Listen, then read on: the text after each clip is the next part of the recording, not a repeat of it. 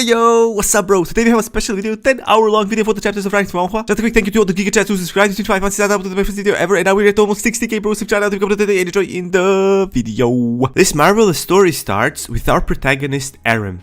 Aram is a guy that used to be a brilliant cook, a cook that won many awards and whose name was known all over the world. But all that came to an end after he got into a car accident where he lost his sense of taste and smell, which destroyed his culinary abilities and brought him to the brink of desperation. The doctor told him that his smell might come back quickly, but it's already been a year and his taste still feels as bland as ever.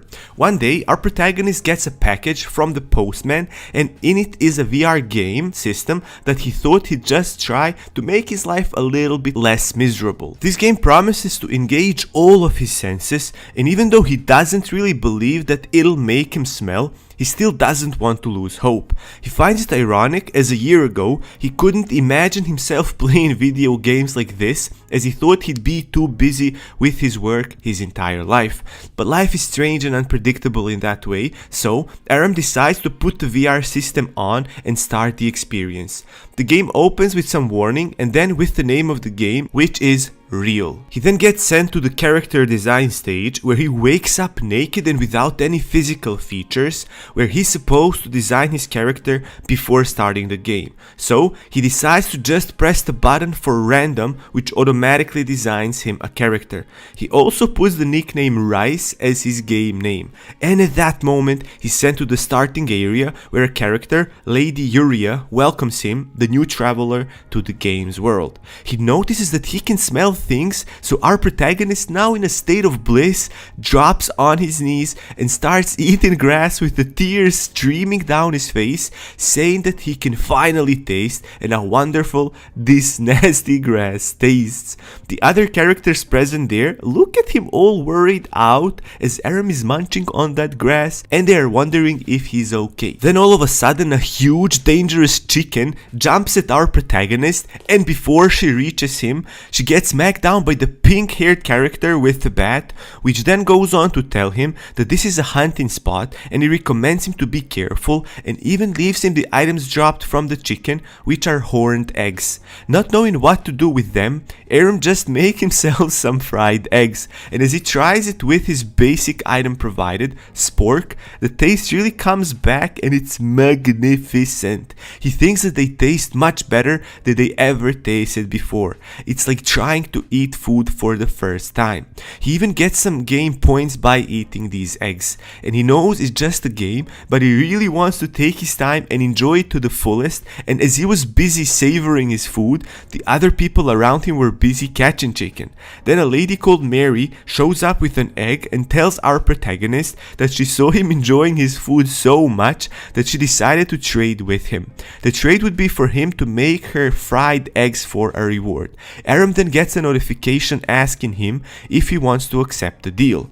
After settling on the price, we see our protagonist cooking the eggs and then giving it to Mary. He's looking at her with anticipation, as even though this is just a game, she is still his first customer. He notices that he feels exactly as he would in real life. He really cares about what his customers will say about the food. Mary tastes the eggs and makes a facial expression that means either terrible or absolutely great, which makes our protagonist really anxious. But then she finally says that it's tastier than the food in real life, and this makes Aram relieved and really hopeful, as he thinks that there's a possibility for him realizing his dreams. And as he could not achieve his dreams in real life, maybe the next best thing is if he could make his dreams come true in the game world. And now our protagonist logs off the game only to open his eyes to the depressing reality of his life. Bros, who here knows about this feeling of playing the awesome games entire day, and then you finish, you log out, and before going to sleep, you are hit hard with the depression of life? Been there, done that. Anyways, back to the story. After all, that was just a game and he has to make a living in the real world somehow. So he then gets ready and goes for a part-time job interview. Our protagonist looks all different now, all clean shaven and tidy, with a spark of life and excitement about him. I guess even though he's depressed and doesn't take care of himself, he's gotta show up as a presentable individual at an interview. Anyways, the owner, without even checking Aram's resume, asks him a few questions and then agrees to hire him for the job. The reason why our protagonist is more optimistic about life and is starting to become more hopeful is because of that game. And we already see him back in the game cooking the leftover chicken meat, which he deems similar to the real life chicken. He thinks that the game wasn't advertised honestly, as it's actually even more real than the real world and yet feels like an illusion. Aram is fascinated with this world so much that he keeps trying out everything he comes across, usually herbs that he picks off from the ground. Like this one is really bitter, maybe he shouldn't have tried it in the first place. Anyways, this time he decides to make something a bit more complex, like chicken skewers, and as he makes them, the smell attracts other players around that find his behavior odd, so they start thinking that he's an NPC chef.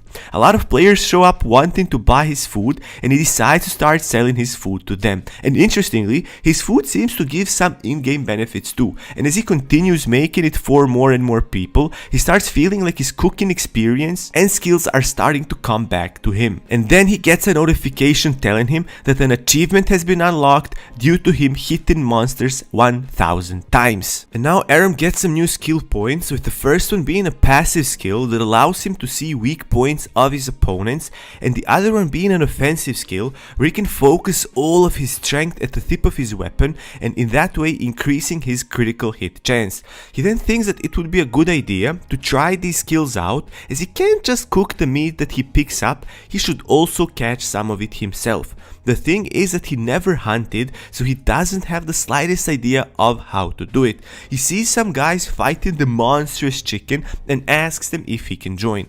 They misunderstand him, thinking that he wants to join their clan, and tell him that if he can hunt one of these chickens successfully by himself, they let him join then.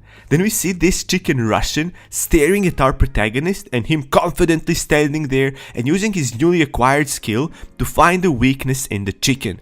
But instead, Aram just gets sent flying by the chicken, making him realize that this is more difficult than he actually thought it would be. This makes other guys burst into laughter, telling him that he's just a newbie. Another thing he realized is the fact that he feels pain almost the same way he feels in real life. But then he remembers all the painful experiences and hard work he put into becoming a chef, and so he gets a burst of motivation. So he picks up one of those chicken horns and goes for another try. But right at that time, the monster boss, the great one-horned chicken, shows up, and the two other guys he talked to start fighting with it with very little success, as the chicken is persistent and too strong for their level. Being all inspired by his own cooking journey memories, our protagonist doesn't give up on his charge and finds a weak spot on this ginormous chicken, stabbing it with that horn in the butt. This just provokes the giant chicken more, and she becomes even more ferocious with the attacks. As the fight went on for some time, one of the guys loses his focus for a second and gets eliminated from the game. And as the monster chicken then started attacking the other guys, whose HP was also very low, our protagonist picks up Chicken's horn again and goes for another attempt at the boss chicken, but this time using his focus tip skill, and then he slams the chicken from behind, literally going through it. And this time it worked. He actually manages to defeat the massive chicken with just that one strike. After defeating it, he gets another achievement unlocked and a reward that grants him a damage increase for a certain time. People around seeing this cheer for him, and at that moment a lady with pink braided hair, calling herself Melina, approaches Aram full of excitement and grabs him by his hands. She says that she's a huge fan as she saw reviews for his food, and she wants him to become her business partner in a catering business. We now see our protagonist together with Melina and one of the guys who survived the battle against the boss chicken named Seeking.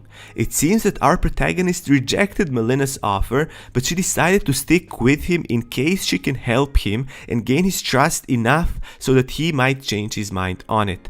Melina sees that our protagonist is really mindful about the food he's making, as he gobbles down some random plants that he picked up along the way and is now making facial expressions similar to those being exorcised from the devil. She really admires the sacrifices our protagonist takes to ensure that only the best ingredients get a chance to become part of his cooking. She also asks him about his nickname being Rice, and he tells her that it's basically because he likes cooking. And this is also when they learn that this is our protagonist's first name. Rice then takes some time experimenting with the ingredients he's got, and he finally makes a delicious looking dish that also smells irresistibly. He made giant chicken steak with mushroom sauce, and upon first taste, Melina and Seekin have this dreamlike experience of being chased by cooked pieces of flying chicken meat and mushrooms on top of them. At one point it gets really intense as this otherworldly experience that our protagonist's food made available makes them realize that they've never eaten better chicken in their entire lives. And after making their lives that much better with just one dish, as a reward, Rice gets a new passive related to cooking, and this officially makes him a chef in this game world. Now, as the night approaches, Melina and Seekin thank our protagonist and say their byes, also telling him that he can head towards the town as he'll be able to trade there. They also ask to get their friend requests approved so that they can stay in touch. After they left, Rice has a moment to himself, looking in the sky and thinking how ironic it is to start his cooking life all over again. Our protagonist then disconnects from the game and sees that it's already close to 4 AM. He didn't even realize how time flew in that game, and later today he's got his first day at work. So he thinks that he should get at least 5 hours of sleep and naturally decides to sleep right after he checks more info on this game on the net. So yeah, he can go to bed at exactly 4 AM, it'll be fine, right? As he was researching, he finds out that it's forbidden to put the videos of this game online, and the users who do it get permabanned. So he then instead goes to his saved videos and finds one when he fought that massive chicken, but he gets a bit disappointed as he wanted to see a video of himself cooking, but the system only leaves highlights. Meanwhile in the game, we see a guy trying out Aram's technique or poking the chicken in the butt, but it doesn't work, so he's sent flying with others laughing at him. We also see Melina passionately selling the chicken skewers and other foods. But from the customers' reactions, we see that she's not the best cook as a lot of her food is undercooked or overcooked.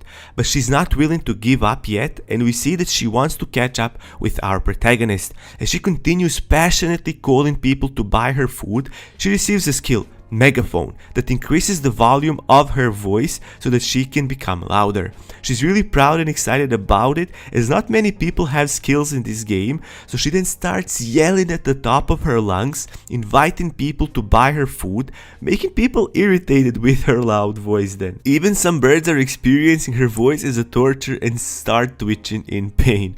And back in the real world, we see our protagonist doing really well with onions, cutting them really skillfully so that it makes the cook annoyed with him. The cook doesn't seem to like our protagonist and then tells Aram to make a dish called bibimbap, which our protagonist makes. And this is, I don't know if this dish exists in real life, I don't even want to Google it. So back to the story, as the food gets served to the customers start expressing their satisfaction with it, asking if the chef may have changed or something. Some of them say that that's the best bibimbap they've ever tried.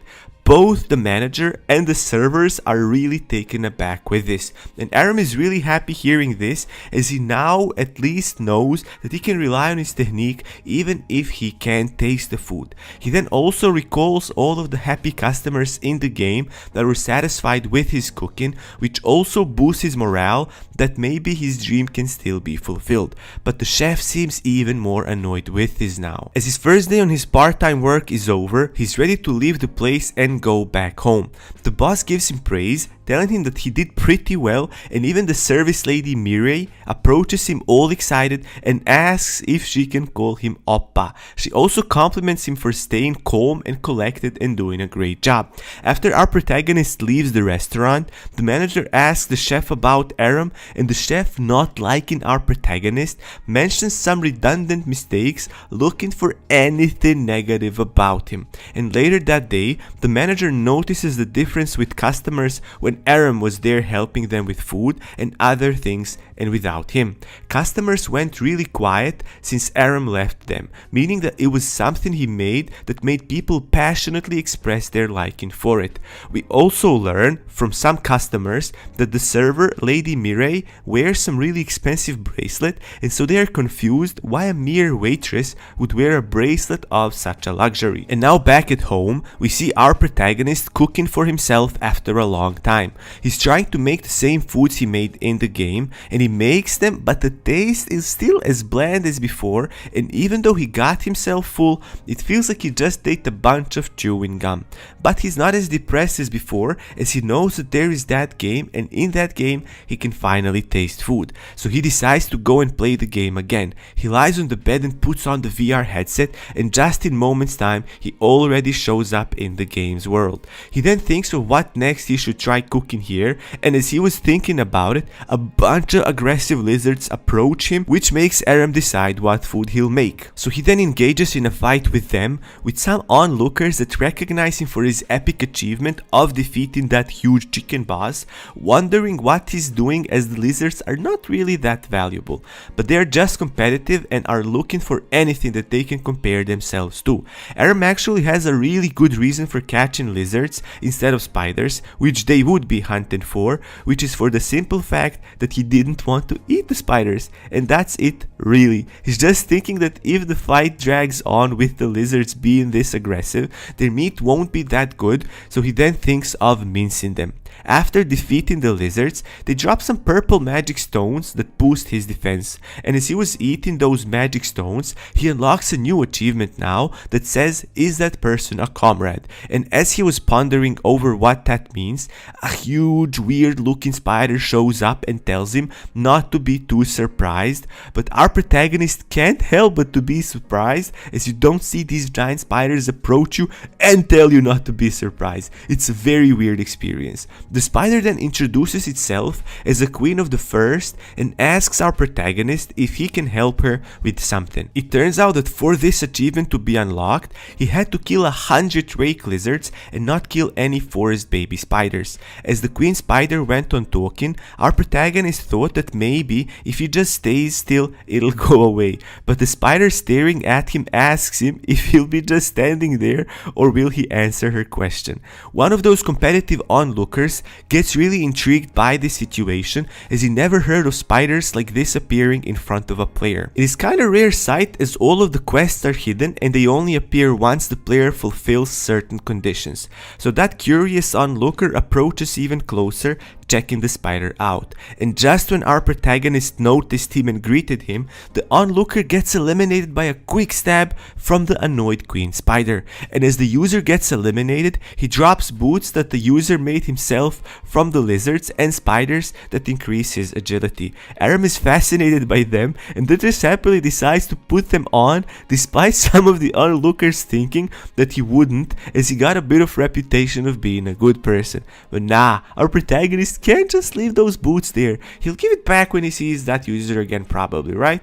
But all this gets interrupted with Spider Queen again asking him if he's an ally to what Aram finally answers with yes. The Queen Spider then tells our protagonist about the history of the spider's beef with the lizards, telling him that he'll have to kill the lizard princess if he's truly an ally to the spiders. And then he gets a notification telling him that the hidden quest, the Red Spider Queen, is now active. Aram then says bye-bye to the Queen Spider and goes on to make himself something to eat as he becomes pretty hungry. He'll use the lizard code to make something he remembers from Vietnam, and as he was cooking, he gets another achievement telling him that as long as he cooks food beyond delicious rating, his passive ability of cooking better will increase, and for each food he makes, it gives him an increase in different abilities and skills. And as he gives it a try, he's even shocked by how good it tastes. He successfully managed to replicate the food he once tried in Vietnam. It's beyond words, and we can see how it makes him feel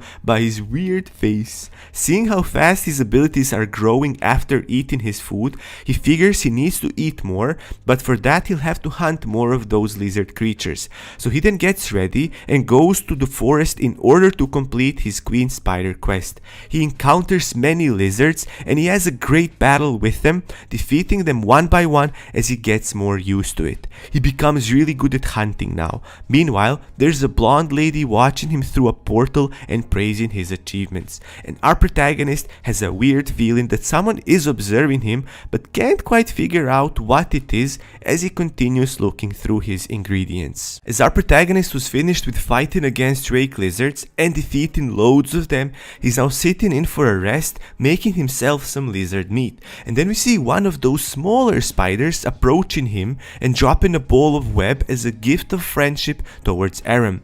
Aram just takes it and continues eating, and a bunch of notifications start popping up with a bunch of different achievements and boosts that our protagonist unlocked. And as Aram was busy with his own thing, the guy from earlier that died to that spider queen walks in upon our protagonist.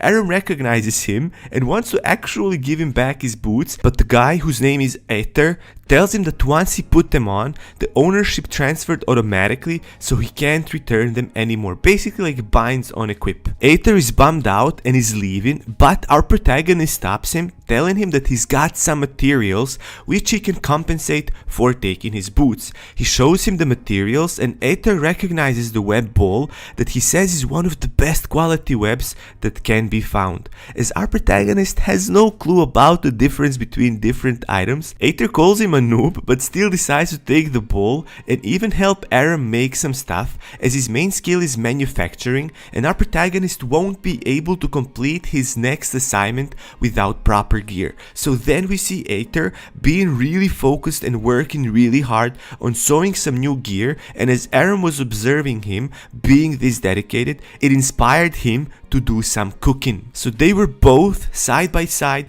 doing their own stuff with the zeal of madmen, Aether making gear and our protagonist making food. After some time working on it, they both finish and Aether shows off new items that he made. He made boots for both himself and our protagonist, which are better than the previous one due to better materials that Aram gave him. The new boots increase a lot of the character's abilities, and he also made a present for Aram. He gave Aram a net that can stun an enemy for 10 seconds, which Aram thinks will be great for his princess lizard hunt. And after he gave him all the things he made, Aether leaves the game saying that he needs to go to bed now and that he already added Aram to his friend list so that they can meet sometime again. Our protagonist feels a bit bad because he doesn't feel he did anything for him, but hopes he can do it the next time. Now we see Aram heading towards the lizard princess lair, where he'll have to fight it and her underlings in order to complete the quest. And his current ability is pretty good for lizards as he eliminated a lot of them. Our protagonist seems to have some issues with the two other lizards that guard the lizard princess that is just lying there and doing nothing. Our protagonist thinks the two of these lizard guards are worse than the great big chicken that he faced before. It seems that they can predict his attacks and they do send our protagonist flying several times, causing him some damage to his HP. He starts losing motivation as even with the great big chicken he had some help, but then all of a sudden he just starts thinking of them like ingredients and gets a boost of motivation. He then takes those magic stones that some of the lizards he defeated dropped and eats them. Those stones boost some of his stats and he feels a bit stronger now, so he charges for another attack where his weak point ability seems stronger than before and he manages to hit both of them, and then the princess lizard reacts to this with an ugly screech. Aram is not as hopeful in dealing with the princess when he had so much trouble with her soldiers. So the princess then gets up, finally engaging in a battle, and it's much bigger than the other lizards with fiery lines decorating her hard skin. She then lets a powerful screech out, which has an effect on the defeated lizards that they harden and revive, leaping at our protagonist for for an attack. Apparently this is the second level lizards, and they can reach this with the princess around. And after a bit of fighting and our protagonist barely surviving her powerful attacks, the princess moltens herself and goes into the second level, while our protagonist's HP is at the very end. He's a few strikes away from being defeated, and as the princess charges at him, Aram remembers that he's got that net that can immobilize an opponent for 10 seconds and throws that at her in the last moment, catching the princess in it, but she still manages to slip through a blow of her own and sends our protagonist flying back, decreasing Aram's HP to just one strike away from being eliminated. And with the HP that low, he loses his hopes for a bit, but then decides to send one last Hail Mary attempt and attacks the lizard head on before the net's effect expires, and he loses his last chance at defeating the lizard princess. And it paid off, as the final attempt succeeded and he defeated the lizard princess. And then he started getting all kinds of achievements unlocked. He even got the lizard's ability to be able to climb up any wall up to 20 meters, which seems awesome, bros. I love these abilities in video games. He basically becomes Spider-Man. Now we also find out that he had an audience of some passerbys that saw him achieve this immensely difficult feat. And as he was thinking what to do with the lizard princess's corpse, the Spider Queen shows up, telling our protagonist that he did really well and that helped spiders live peacefully. The people hiding behind trees watching Aram got really shocked when they saw the Spider Queen, thinking that he'll have to fight her next. Our protagonist, however, had a different worry. He realized that now there won't be that many lizards for people to catch, and that is unfortunate. Queen Spider told him not to worry, as they will come back, as this is a never-ending battle. Then the Queen grants him the reward for clearing this quest, and all his stats go up by 10, and he almost gets a skill called Poisoned Pockets, which enables him to shoot poison from his hands that can paralyze his opponents for several seconds and make them feel sick. I have this ability as well. When people look at my face, they feel sick. So I'm familiar with these types of abilities. Now, he also gets another achievement unlocked, occupation called Pioneer. And as he was thinking what that might be, he was already surrounded with other players congratulating him for completing this big quest. Aram then decides to have a bit of a barbecue party and sell them his food half a price as to commemorate his success. And a bit later, we see Aram cooking hard for people and people really enjoying his food. He kinda became famous with his food. Melina then shows up telling him that she found him using the game's Find a Friend function. He's a bit surprised with how many useful functions this game has, and Melina tells him that he'll be able to use them once he gets used to the system. She then tells him that she's still interested in doing business with him, as now she's got a new skill that can be of use for our protagonist. She demonstrates her loud voice skill by shouting instructions to some people fighting for who's first in the line. The voice is so loud that they can't help but to obey her and properly stand in line.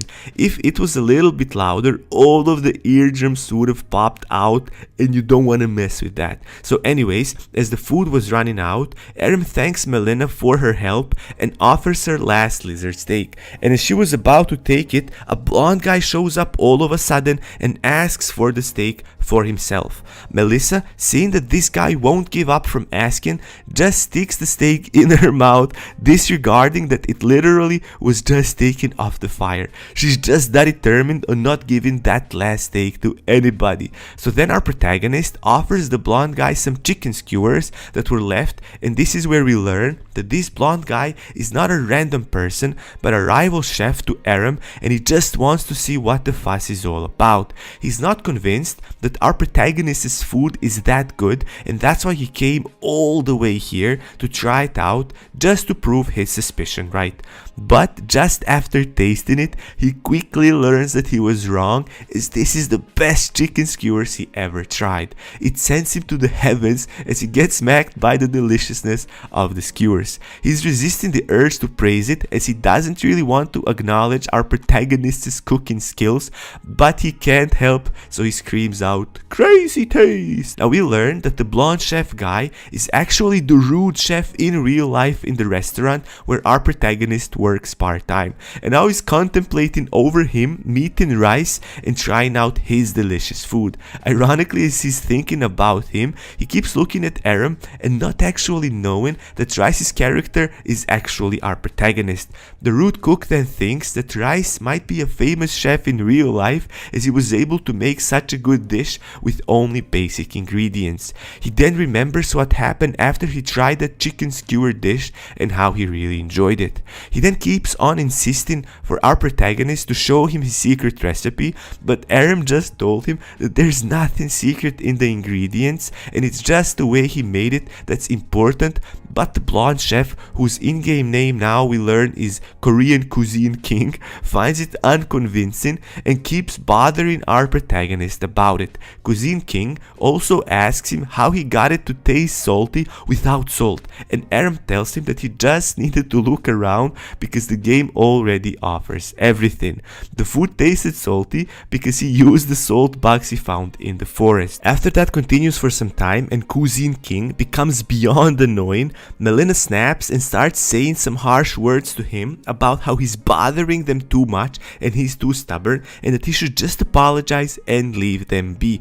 But Cuisine King just found this cute, so he then asks her about adding her as a friend so that they can meet again. Is my bro a simp?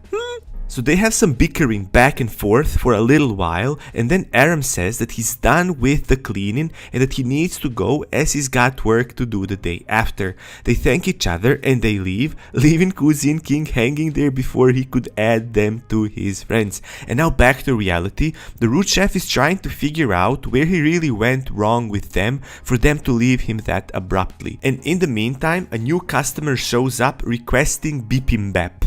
And as the rude chef was a bit distraught, he orders our protagonist to make it himself. Lady Server was just annoyed by the rude chef, thinking to herself what gives him a right to be this rude. We learned that this customer is not here accidentally, but is some big shot to whom this restaurant was recommended as a must-eat place for bibimbap, as he's on a tour trying to find the best bibimbap he can. The food is served and he tries it, not expecting much, but with the first taste of it, he realizes that this is the best bibimbap by far.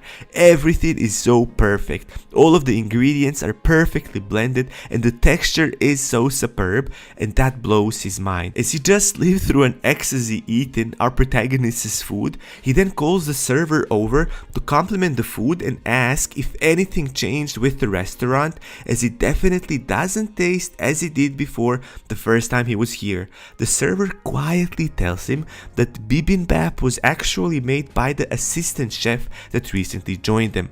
The customer is not sure why would a person be able to make food this good work as a mere assistant chef.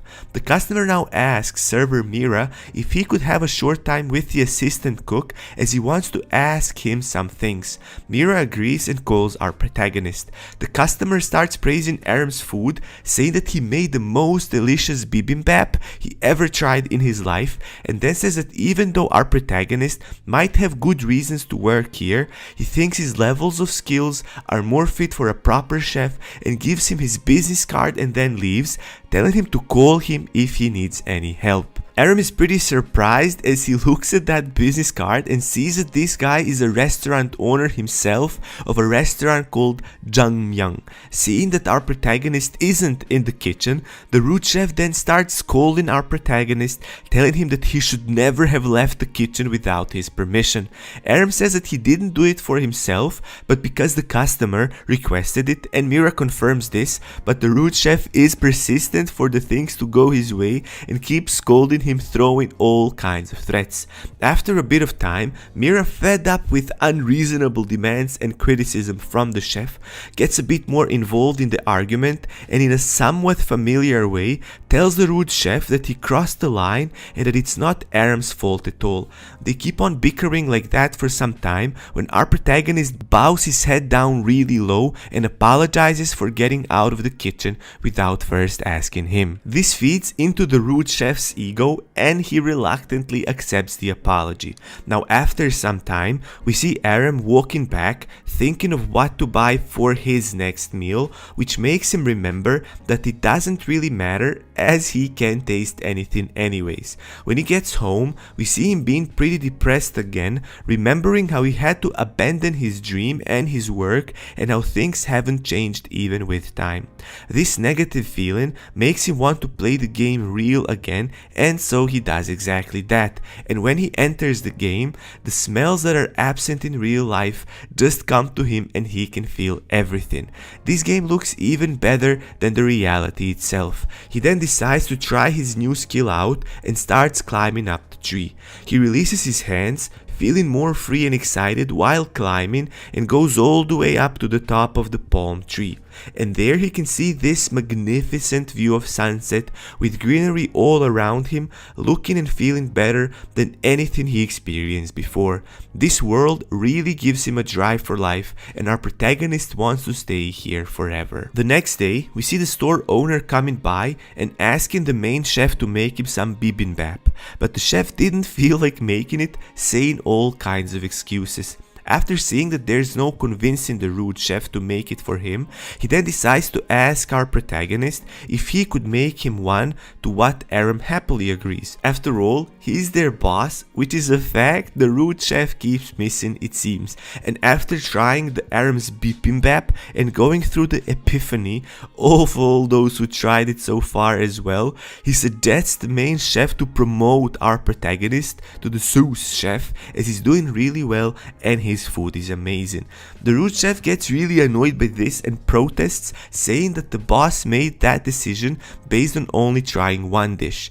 Then he goes to our protagonist to spill out his dissatisfaction with their boss's decision at him and starts reprimanding him for every little thing he could find odd about him. But it's not until the rude chef tells our protagonist that skills are not important for a chef to be a good chef that Aram calmly talks back to him and tells him that he's wrong, which really makes the rude chef infuriated, and so he then just levels up his insults and voice volume. Mira is doing her best to stop them from arguing, but the rude chef just lost his mind and he's just keeping at it. After saying what he wanted to say, Aram decides to quit the job, so then he takes off his apron and walks out of the shop, with Mira telling him to come back and the rude chef telling him that they don't need him.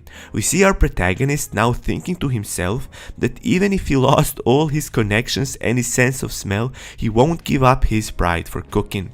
And as he was now getting depressed over his decision, the guy that gave him the business card, Mr. Lim Young, shows up asking Aram if he's okay. And as our protagonist recognized him, Mr. Lim Young offers him to work at his restaurant as a real chef. We see the old Lim sitting next to our protagonist, and they're talking about the beef Aram had with the rude chef, and in this case it's not literal beef like food beef, but the fight they had. He feels he had to defend his pride as the chef was just too much for him, but then that he's sorry for losing his job like that. The old man Lim recommends him to join his newly opened restaurant. He tells him that he was chasing after his dream, but only recently in his old age was he able to open a restaurant. He adds that the restaurant is pretty empty, which is why he went on to recruit more younger people with ideas and skills to make his restaurant more vibrant and an attractive place where people will have a good time. And seeing the genuine intentions behind Mr. Lim, our protagonist decides to reveal his disability and tells him that he doesn't have a sense of smell and that because of that it would be impossible for him to be working for Lim. Aram is already back to his depressed self as he thinks that nobody would give him a chance as a chef knowing this disability. But to his surprise, Mr. Lim just smiles considerately and says that that doesn't bother him and that he wants to conduct a proper official interview back at his restaurant. Our protagonist is moved by this and is really grateful that the excitement quickly overtakes his depression and he starts feeling like there is a chance for him to have a new beginning in life. A bit later, they arrive at the Lim's restaurant and Aram thinks it's amazing, looking old school, but at the same time luxurious. And he also lives really close to it, which is very convenient. When they get in, the old man Lim wants them to do an interview, so he starts right away asking questions, but our protagonist says that it's better if he just makes something based on what he can get evaluated. Mr. Lim agrees to it and tells him to make something of his choice. Once in the kitchen, Aaron spends a bit of time thinking on how he'll go about making this food that his shot at this job depends on, because he's limited with ingredients, and also, most importantly, his lack of smell doesn't make it any easier. After some time, Aaron finally made a dish, and the dish he made is called reddish bibim noodles, a traditional old school dish.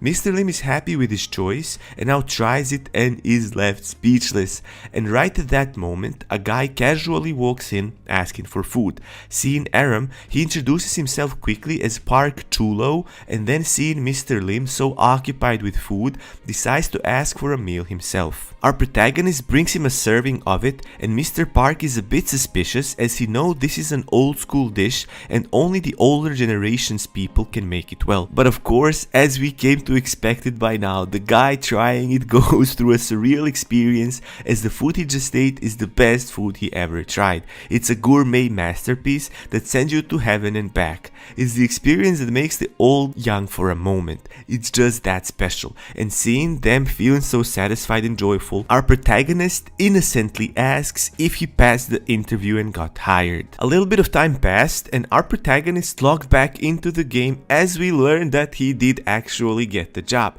But now it's time to enjoy the game again as we see Seekin approaching him and praising him for killing the Lizard Queen. Seekin then comments how it's funny how our protagonist started playing the game just to cook but actually became one of the stronger players, as Seekin asks Aram if he can be in his raid group. And as they are walking to the integrated server, Aram accepts Seekin's offer. We then get to see the map of the current area they're in, and we see the location of the integrated server. After reaching the outskirts of the integrated server and seeing beautiful green meadows and players grinding mobs in the distance, we learn that the integrated server is the area where the real game actually begins. So basically they were in the newbie zones up until now, and Seekin gets so excited for not being a newbie anymore since he managed to reach the integrated server. We learn more things about this place, the most important one being that mobs here aren't passive as they are in the newbie zones and will attack first as well.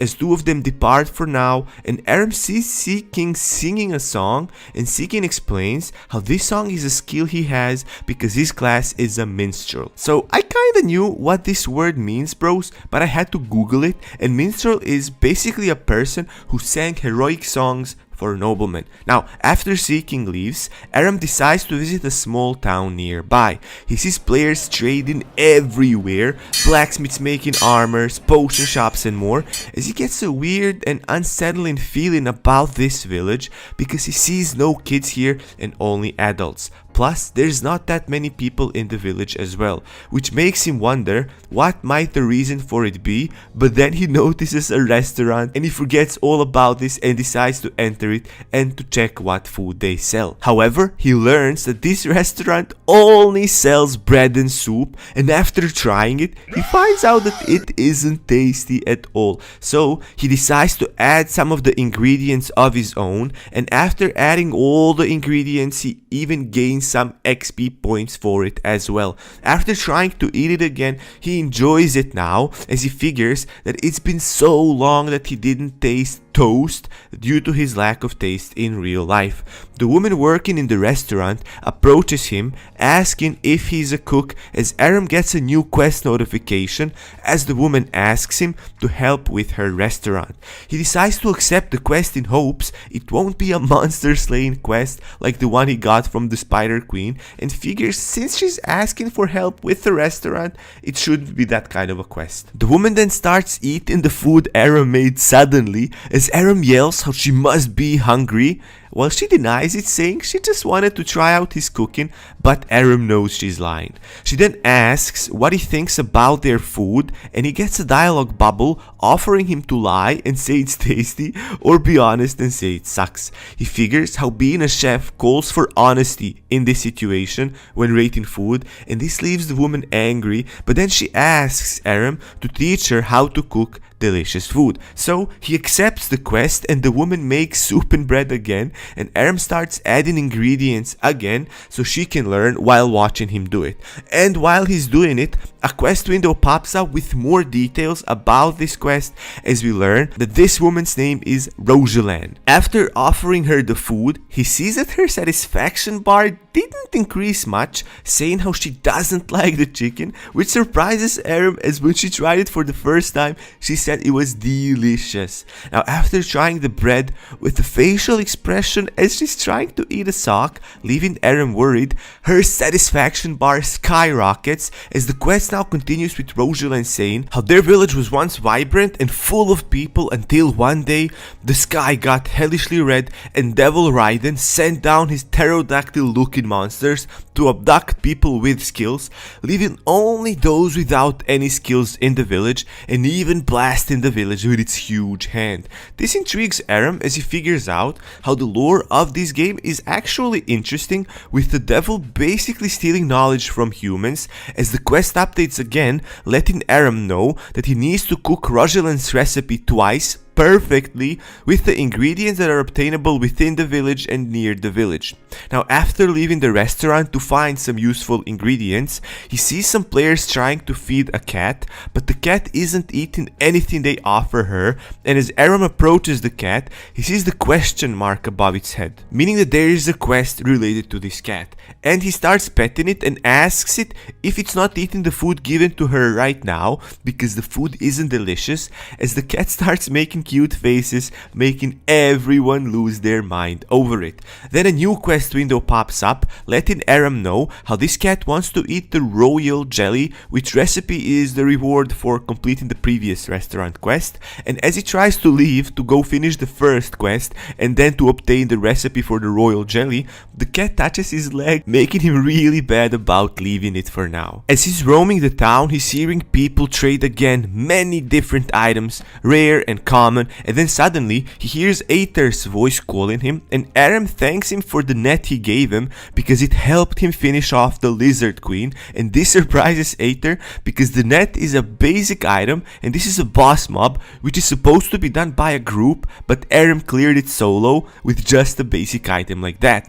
Aram comments how he just got lucky as he offers Aether lizard leather he got from the Lizard Queen, as Aether is left shocked after seeing such a rare item. He then decides to craft Aram something out of it, as we see him getting completely consumed in this job with razor sharp focus as he's crafting this item. Aram admires his skills, thinking he resembles a machine now, as we see Aether completing the crafting process and making a leather jacket and some pants for Aram. Aram is so happy after seeing this and asking how much does he need to pay Aether, but Aether says how it's fine, since if it wasn't for Aram in the first place, he would never got the opportunity to craft something from a rare material as the Lizard Queen's hide and improve his crafting skill with it. Now we see some random players trying to catch a spotted pig, but it's the biggest one in the field and it just overpowers them, as a bit later Aram approaches it, uses his weak point skill and turns this pig into mincemeat with a single blow. He then notices players that were fighting the pig earlier, one surviving but the other one actually dying to the pig, as the surviving player lets Aram know how he'll skin the pig and Aram can keep the meat, as if Aram isn't the one who just finished the pig off, but being a good and naive guy as he usually is, he agrees to it and decides to make samgyeopsal from this pig, as we learn that this was his favorite food before losing his sense of taste. And we also learned that all these Korean food names sound like jokes to me and not actual food name bros. But anyways, Aram decides to prepare the meal right here in the open, leaving these other players surprised after hearing this.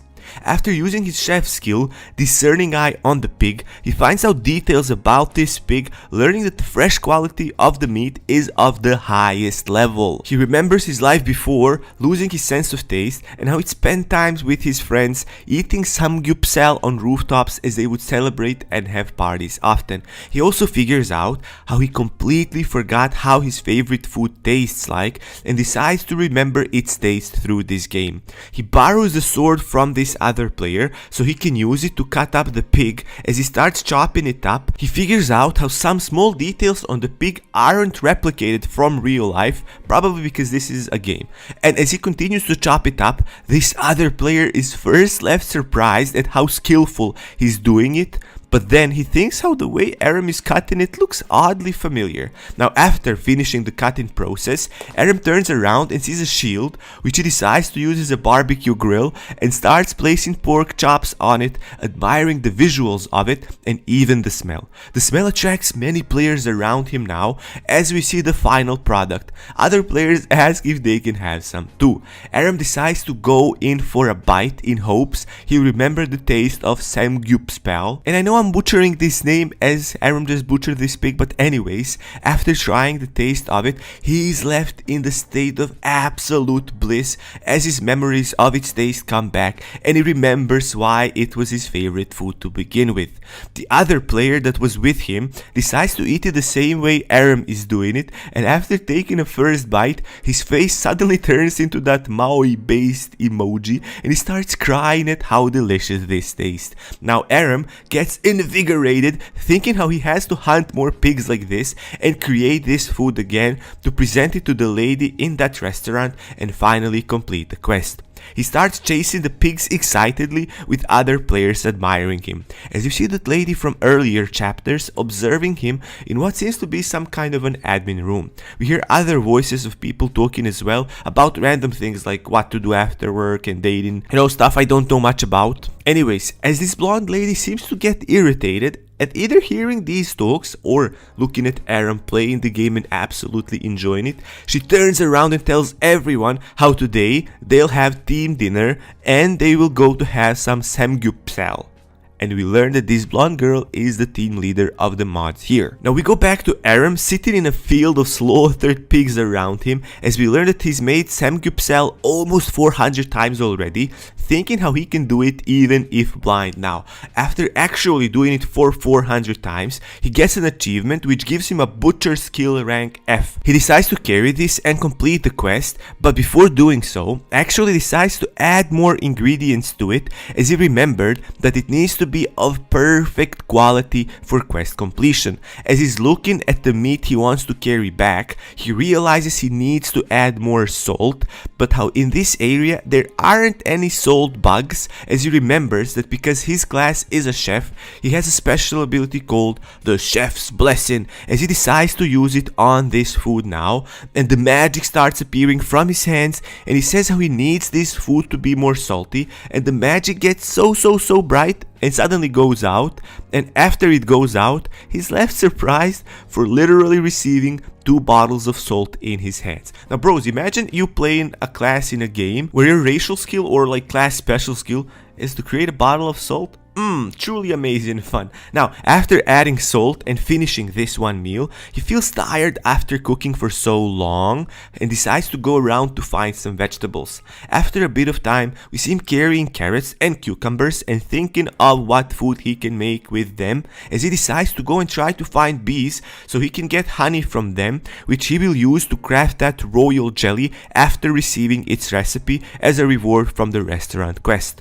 After a bit of searching, he finds the killer bee as it suddenly attacks him, making him figure out how it's definitely more aggressive than the monsters he encountered in the newbie zone.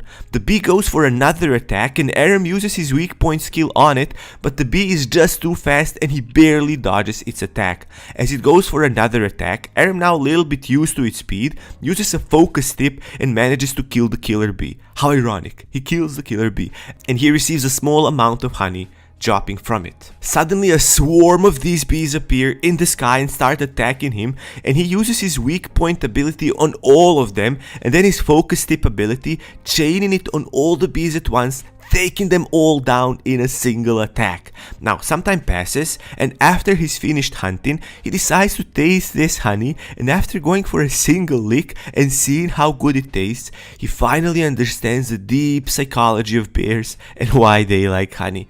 He figures out how even though he spends some time hunting, he needs to find a beehive to obtain more honey, or else he'd have to hunt these bees forever because of how small of the amount of honey they drop. We then get a shot of some random players being paralyzed as they are staring at a giant monster killer bee boss, as Eren gets close to them as well and is left surprised after seeing it too. Now we go back to the paralyzed players as they are left completely scared after remembering that 30% of the damage you take in this game is replicated in real life as well. We see the bee attacking them and some of them manage to escape while the bee catches the last guy, piercing him with its giant sting. As the guy is falling almost dead to the floor, his last words were, "Don't pick up the items that I've dropped." Truly poetic. As the killer bee keeps attacking these players, we see Eren running in the distance towards them and attacking the bee himself. He figures if he defeats this monster, the rest of the hive will come as well, and he'll be able to loot royal jelly easily then.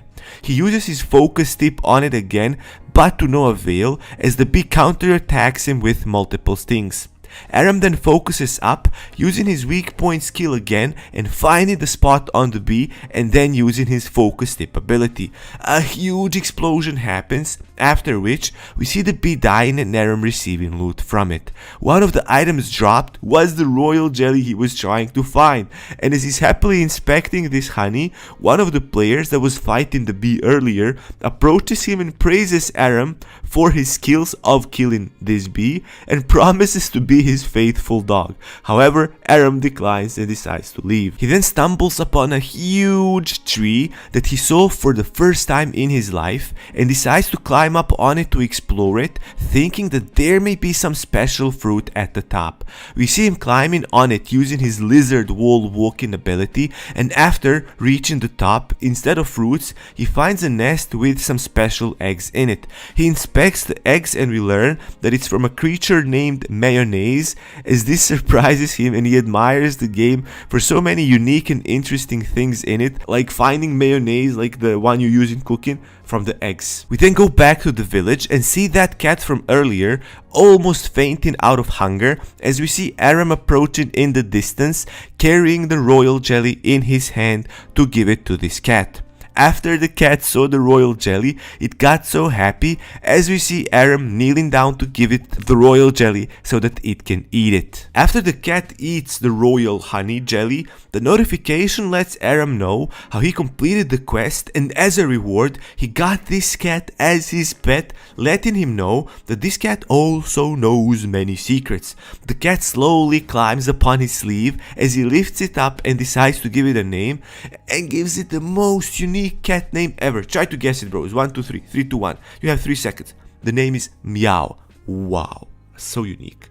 Now anyway, cat stat window pops up as we see its health bar, affection and some other details.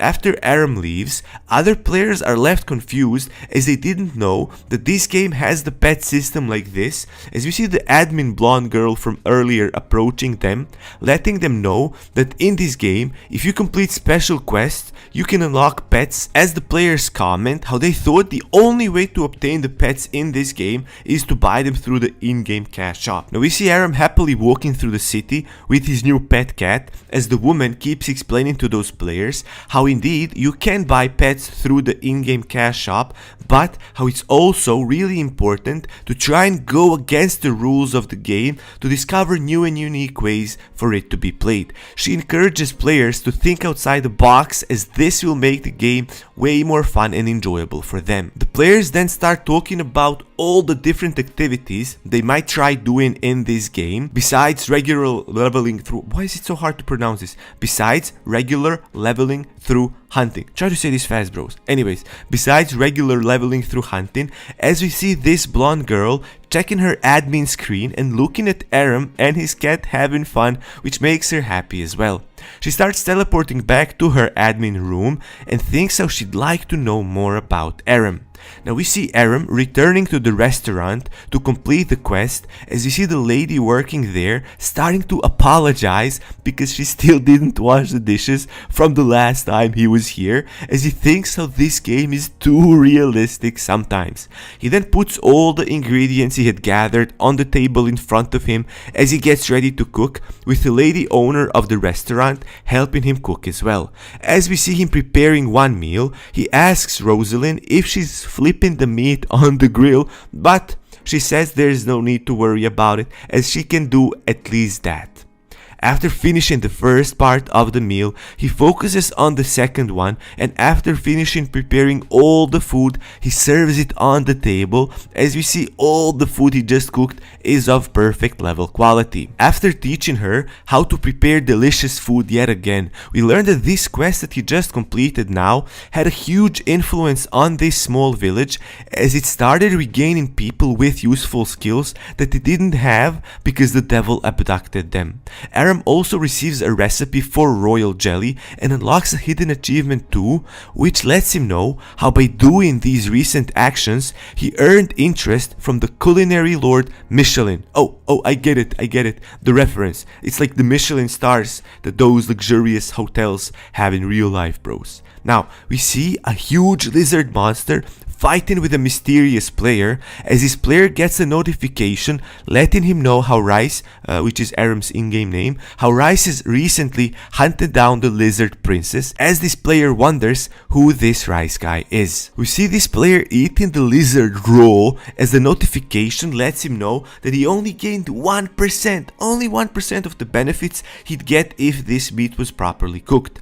And as the scene zooms out, we see this man covered in lizard's blood after eating the lizard raw, commenting how he needs to find a cook in this game because cooking for him personally is bothersome, as the notification lets us know that the name and the level of this player are a mystery, but that his profession is a gourmet, which is kinda funny because he's just eating lizards raw without any cooking at all. Now we go back to Aram, who's wondering who this culinary lord might be, since he didn't expect this game to have any kinds of lords to begin with. He also gets another reward for completing Rosalind's quest, and the reward being a bunch of low-grade cooking appliances, but not low grade enough that our protagonist wouldn't be satisfied with them. Before he leaves the restaurant, Rosalind asks him if he's going to catch Devil Raiden, as his confused facial expression makes her explain that all the outsiders always go for the devil, and outsiders are how NPCs call players, bros. Anyways, as Aram is leaving and waving goodbye to Rosalind, he says how he has different goals in this game, and that is to cook and taste many things. We see that cute cat with the most original name ever, Meow, waving as well. We also learn that this restaurant became the most visited restaurant in this town, as all the players went there to eat. Plus, they also hired a handsome bodyguard as well, if I might say. The business in this town started booming as well, as players would hunt the spotted pigs, sell their meat in the restaurant, and other hungry players would buy the delicious food, and it was all thanks to Aram and completing that quest for Rosalind. Plus, there's no getting fat in the video game as well, like you can get fat in San Andreas, for example, so players would just eat as much as possible because food was just too delicious. Now, as Aram is walking around the town, seeing so many people go to eat the food that he made the recipe for, he also realizes how Meow fell asleep on his head, and this makes him really happy. And we gotta whisper, bro, so we don't wake up the cat. We're not gonna do that, and he decides to go and rest in an inn, and he hears a voice calling for him, and after turning around, he notices an NPC man chasing after him and asking Aram for a favor. The NPC says his name is Ferguson, and Aram sees a quest marker above his head, as the NPC asks Aram to make a delicious meal for his father, who's a war veteran who got depressed recently because he lost his sense of taste. A quest window pops up, giving Aram more details about the quest, but also letting him know that failing this quest carries a penalty of losing reputation with their family as well. So Aram decides to decline the quest, as this NPC starts walking away mega depressed depressed, saying how if Aram ever changes his mind, his help will be more than welcome. Aram then visits an item shop where he can buy gear pieces, and as he's inspecting the items, he notices that one of the most valuable items here are made by Aether, his friend from earlier, and he picks up some gloves to admire their quality, which doesn't make the NPC shopkeep happy if he's not gonna buy them, as Aram turns around and lets this NPC know that he will actually buy them, and the cloak as well. By the way, bros, this scene was so nostalgic for me because Aram called this NPC boss, and this is how me and my gaming buddies used to call each other. Like, boss is your spell off cooldown or something like that. Anyways, back to the story. After Aram buys these items and leaves the shop, all flashy and flamboyant, he gets a new achievement letting him know that he gained attribute stat, and as the long message keeps explaining how this works, it leaves Aram kinda bored as he thinks he won't remember it at all anyways,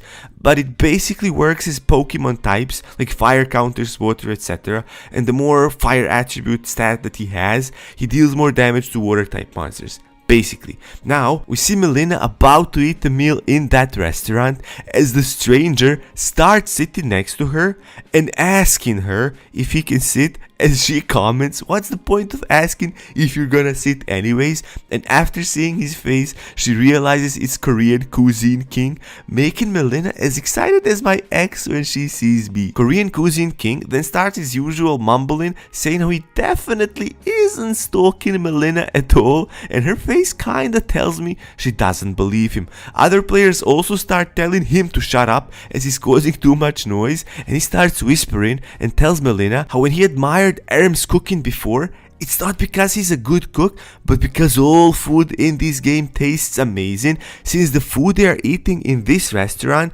tastes the same as Aram's food, but he doesn't know this food is made after Aram's recipe. However, Melina points out that this food is actually made after Aram's recipe, and he starts inspecting all the food he ordered and finds out that all of it is made after Aram's recipe, leaving him disappointed at first and then crying like a baby later, making the entire shop shake from his screams. Now we go back to real life as Aram just logged off of the game and realizes he spent the entire night gaming, as he figures he should eat something because even though he ate a lot in the video game, that's not a reality. So he should eat some bland real life food now, as he thinks how he's been playing this game so much and it was so realistic that it's getting a bit hard for him to differentiate it from reality. Now as we see the sun coming out, he convinces himself that everything from sense of smell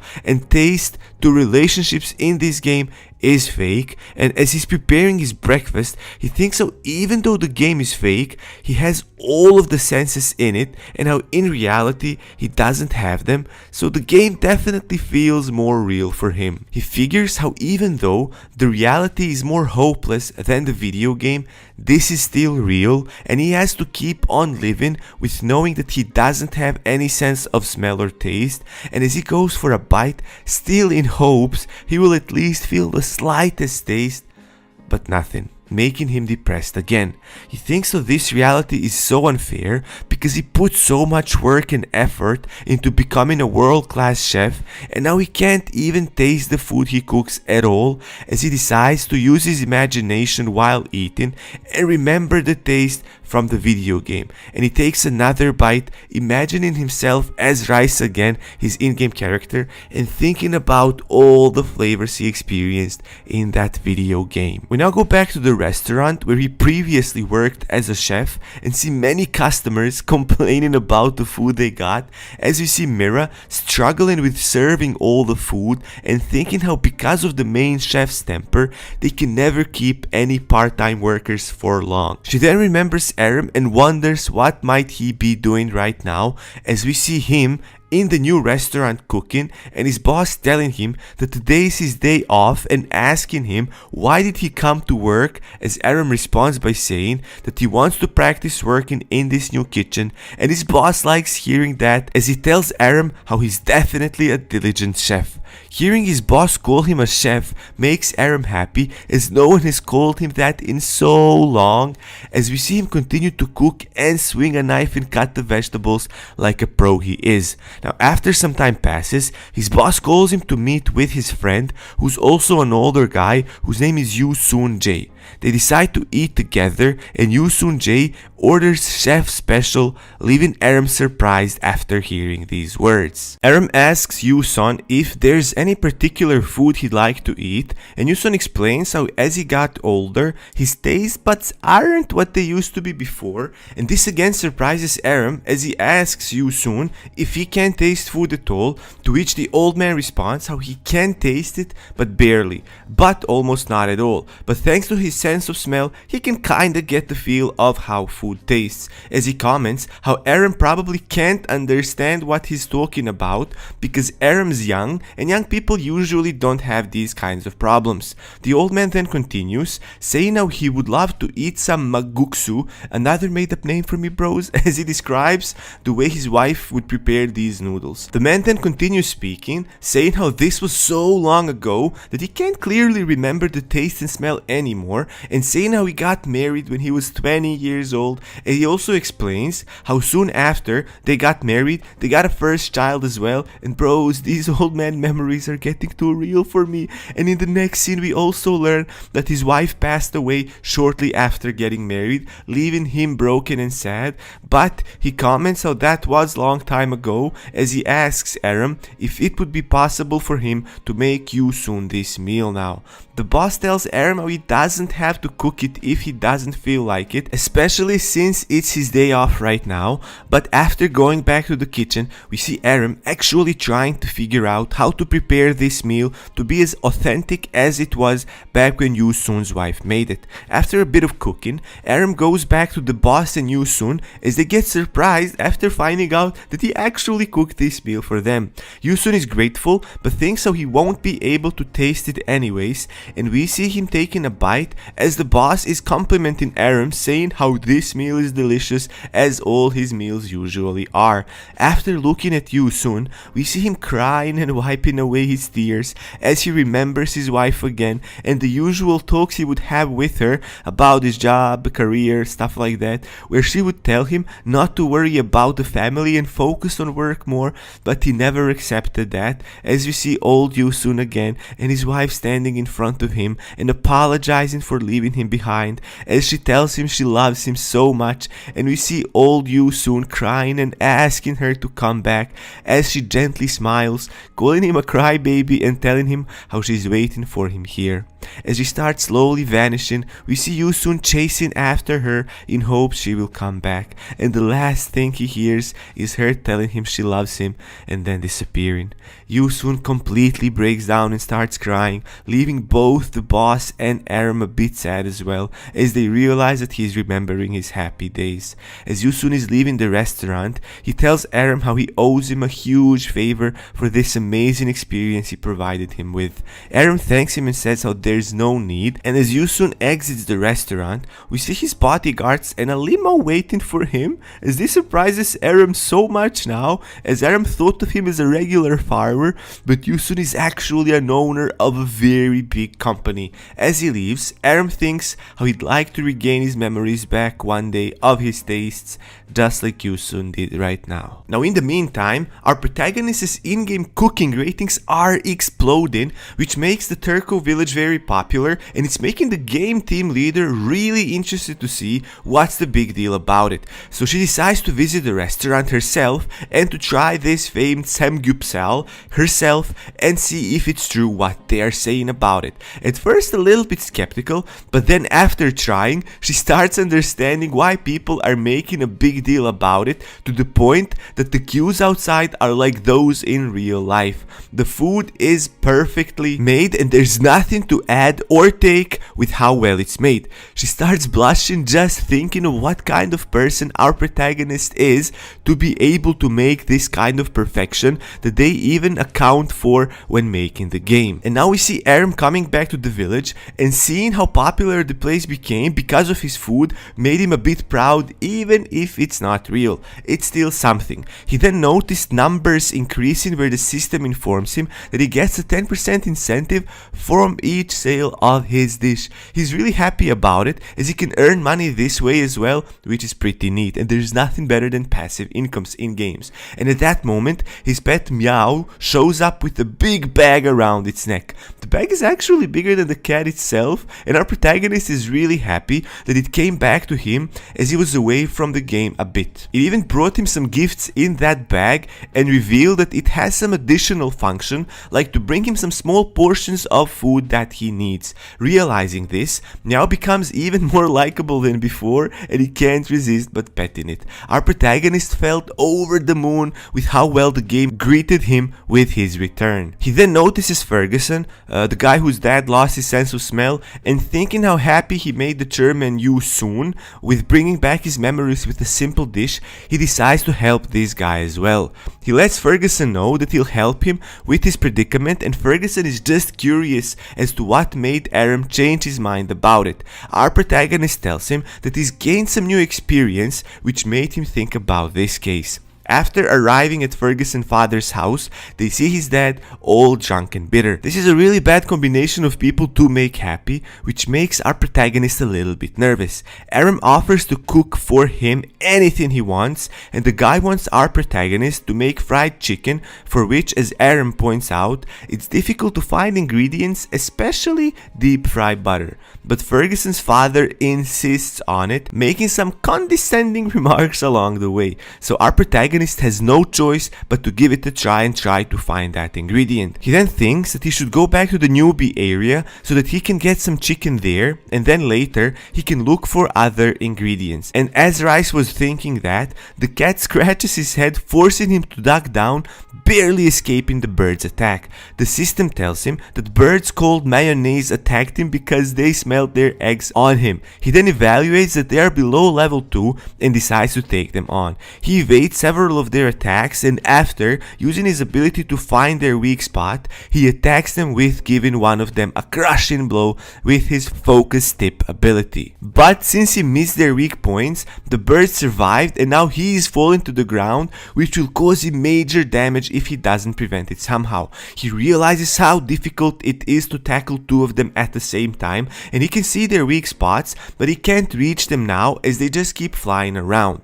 But now he knows what he needs to do before it's too late. Our protagonist just waits for them to fly close to him in their attempt to attack him, and then he just uses his focus tip ability to take both of them down at the same time. But this time it's the double tap where he just finds the weak point on both of them and the pattern that aligns perfectly between them so that he can get them in one swift attack. And now after getting them, the notification window pops up telling him that these mayonnaise birds taste like chicken, and it also adds that people who try them actually prefer it over chicken.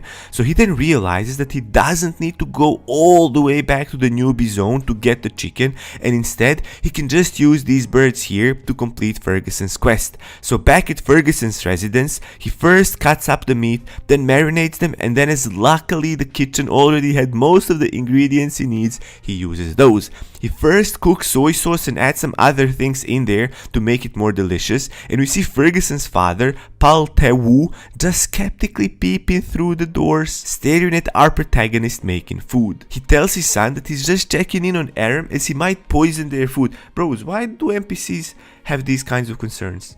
Anyways, our protagonist, already knowing that he's being watched by them, tells them in a spaced out sort of fashion that he'll be leaving them for a couple of hours and that they shouldn't be touching the food as it'll take exactly that amount of time for it to be properly marinated.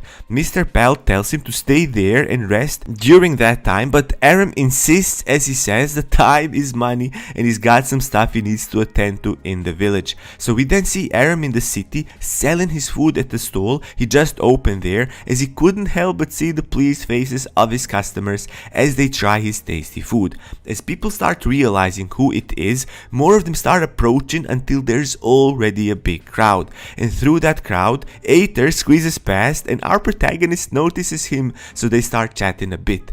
They get interrupted by the crowd shouting different things, and Aether tells them off and continues talking to Aram. He tells them that he saw that he already completed his professional quest and that he also noticed that he's one of the people that bought his item from that item store. Our protagonist asks him then if he could use the 2 killer bee queen wings that he has, and as impressive as it is to have 2 of these, Aether tells him that he'll need 2 more of these and 400 grams of tasty bee honey, and he'll be able to make him something really special. Aram is really excited about it and tells him that he'll let him know once he gets the necessary items. At the end of the day, we now see Aram calculating how much money he earned and how many skewers he sold. And he had 1 skewer left, and as he was thinking about eating it himself, the hooded, menacing raw food eating guy from before shows up and asks to buy it. Our protagonist then sells it to him and then just happily walks away, thinking to himself how much money he earned as he was selling it a bit more expensive than before. The guy takes a bite at the skewer, thinking just how food is food and there's no difference between raw and cooked meat, but then a well-known experience hits, just like it did every other person before that was blessed with trying our protagonist's heavenly food. The guy goes from the lowest earth to the 7th heaven in about 0.1 seconds, and he can't believe what he just ate, as it literally massages his taste palate. And as he's a crude guy, he also notices the 2% increase in his ability.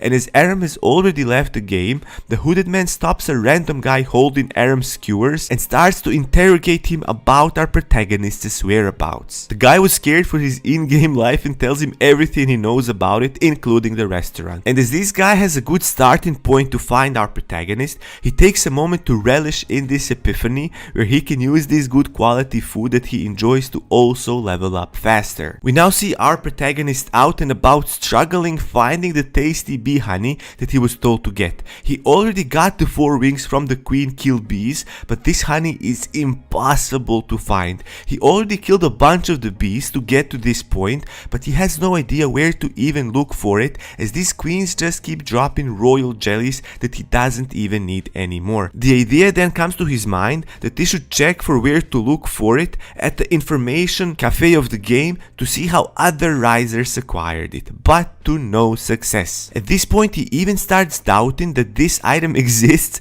but then why would Aether make this all up? It makes no sense however you look at it. Seeing how much our protagonist is struggling with this, now we get some background information on the lady developer, whose name we get to learn is Oh Ha-young, or in-game nickname Letitia. Apparently, she's some genius that was recognized at an early age for her ability to plan and build systems, which is why she was put in charge of production and planning. And even though she was scouted by many different companies, offering her all kinds of opportunities, she still decided to work for the company called Illusion that made the game real, as she just wanted a chance to escape her reality and immerse herself into work after her parents died. Illusion offered her the role to completely reconstruct everything in the game real. However, she was never able to resolve her psychological issues no matter how much time she spent dedicating to her work. And we see Miss Oh Ha-young logging off of the game, opening eyes to her miserable reality. Her face showing signs of malnourishment and depression as she gets up from her bed and thinking that she'll continue working on the game improvements as they now have much more users than before. But first, she'll have to eat something as she didn't eat anything the whole day. She makes herself some rice tofu and then starts remembering her parents telling her how she should take care of herself and eat. But the irony isn't lost on her as the realization dawns on her that her parents are unable to eat anything now as they are gone. Then sadness overwhelms her as she's looking at the tofu, reflecting her sad expression back at her, reminding her of what her reality is really like. Bros, what's up with all these depressed characters in this manhwa? I mean, it really gives it depth because a lot of people in real life also go through many problems, but I don't want to cry while doing these recaps. What's up with this, man? Anyways, back to the story. She remembers that she's underfed and parentless. She drops her spoon as she starts shaking from all the depressing feelings overflowing her whole body. She's torn between feeling so depressed that she doesn't want to do anything to help herself and remembers of her parents' wish to take care of herself, which she would betray. So she just throw up and get it on with. Then she remembers our protagonist just enjoying the moment and eating that food like that's the best thing he could ever get. The gratitude she saw in him motivates her to at least give it another try at eating food and giving herself another chance, but then she starts to think, just why did Aram come to her mind? Bros, a quick side note, I know this is not directly manhwa related, but since we're talking about depression, anybody who's depressed should seek help because we all really matter and we should take care of each other, and these are not just words, I truly mean it, bros. So if you're depressed, please seek out someone to talk with. Now we go back to our protagonist running all happy towards Aether and telling him that he finally got all of the ingredients he asked him to get.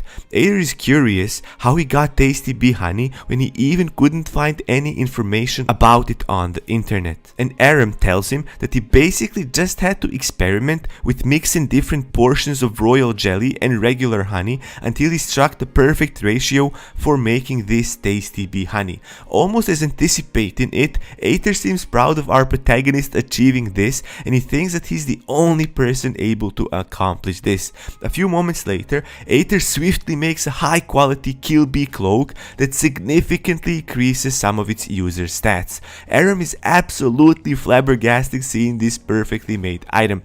Aram puts it on and it really suits him well, almost as if it's made for him. And as he was admiring his design, a huge herd of the spotted pigs start rushing at them as Aether completely forgot he was in the middle of the hunt for the pigs, as we now learn. They blow our protagonist back as he didn't notice them, so he couldn't defend himself. And then he falls off of a cliff, and as he was falling down, Aether shouts to him to spread his cloak, which should allow him to glide, which is exactly what Aram does, as he has nothing to lose at this point. And bros, this is one of the most fun in-game mechanics you can have in games, gliding. Oh my god, I love this. And to his pleasant surprise, after spreading his cloak, he starts elegantly gliding, moving further and further away from Aether, as Aether was just thinking that he didn't tell him how to land, which might end up being a problem. But see him disappear in the sky, Aether's admiration for our protagonist grows even more. Now people start taking notice of our protagonist gliding through the air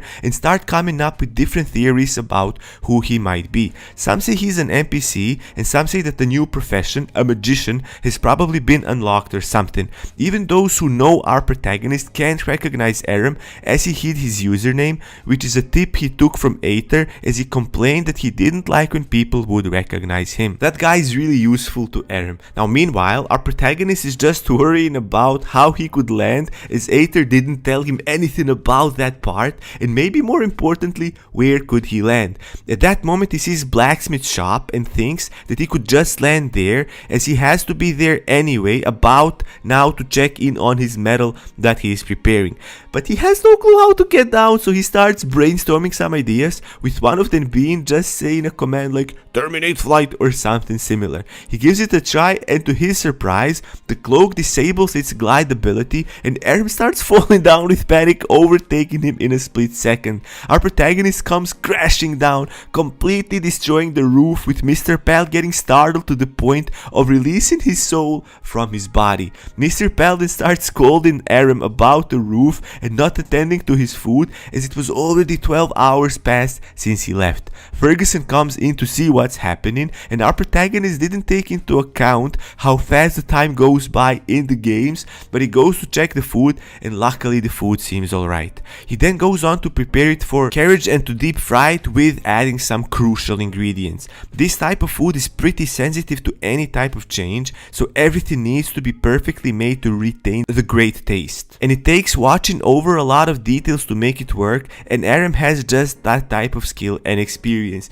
He's a goat at cooking stuff. And as the smell of the food attracts both Ferguson and his dad, they come over thinking it's ready, but Aram tells them to go back for a moment as it was soon to be ready. And after a bit of time, the fork chicken is ready with some drinks on the side. Aram was the first one to try, and of course he loved it, and it was a long time since he last tried it. And the turn came to Ferguson and his dad, Mr. Pell, to try it, and yup, same old, same old. After just taking a bite of it, all of the long forgotten memories of Mr. Pell came rushing right back to him, of his days as a mercenary, of his late wife, the birth of his son that he used to love so much, and all of his precious memories came back to him. But his facial expression didn't reveal any of that turmoil that was happening inside him as he sat there emotionless with food already eaten. And this starts to worry our protagonist a bit as he thought that he failed to satisfy his standards. Mr. Pal then looks at our protagonist stoically and thanks him for the food as it brought some of his memories back.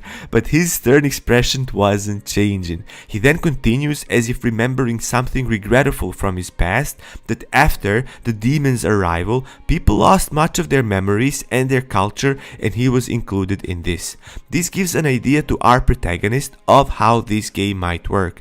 It seems that this devil creature took their memories and their culture, and that his food was the key to unlocking it, and this might be the same for other professions as well. Mr. Pell praises Aram's cooking some more and tells him that his wife, who passed away a year ago, used to make the exact same dish which he couldn't replicate after her death. He says that he never gave up from making it as it served as a memory of her until the devil took away their precious memories. Even Ferguson started getting overwhelmed with his forgotten memories. Mr. Pell then gets up and slams his hands on the table, saying that he won't let this get him down, and then he commandingly tells his son to bring the family treasure out. The son protestingly tells his father that it's his treasure, a memento witnessing his glorious past, but Mr. Pell insists, inspiringly saying that it's just a material thing, and if the path he took with it taught him anything, it's that he didn't walk that path to get attached to material things.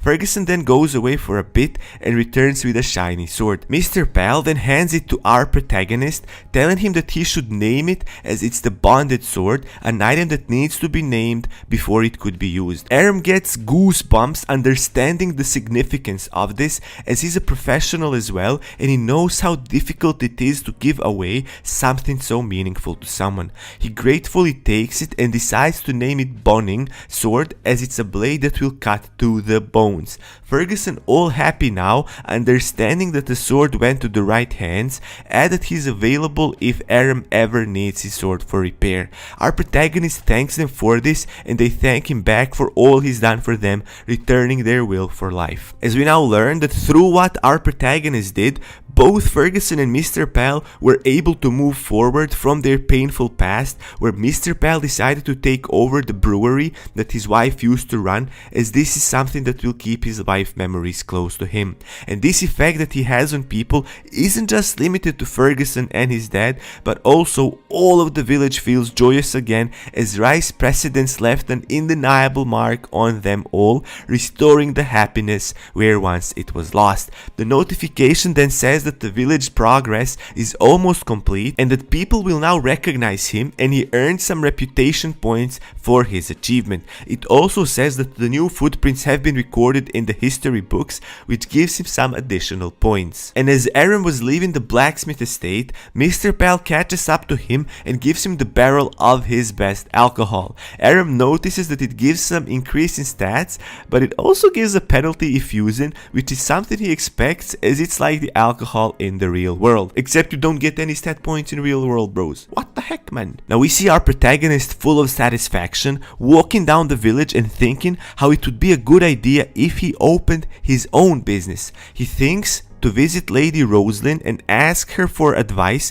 but he's shocked seeing how many people are standing in queue waiting their turn to eat in that restaurant. The business is really blooming, and the NPC guard at the doors that regulates who can enter recognizes our protagonist and lets him in, and inside he sees Melina in an apron working there. She tells him that she started working there part-time, and Aram is just confused. Why would anyone want to work a part-time serving job in the game? But she tells him that there are some benefits to it. And then as they were talking, a huge guy leaps towards our protagonist and bear hugs him, telling Aram that he loves him. Aram shakes him off, utterly startled by this unknown guy expressing his life in that sassy way.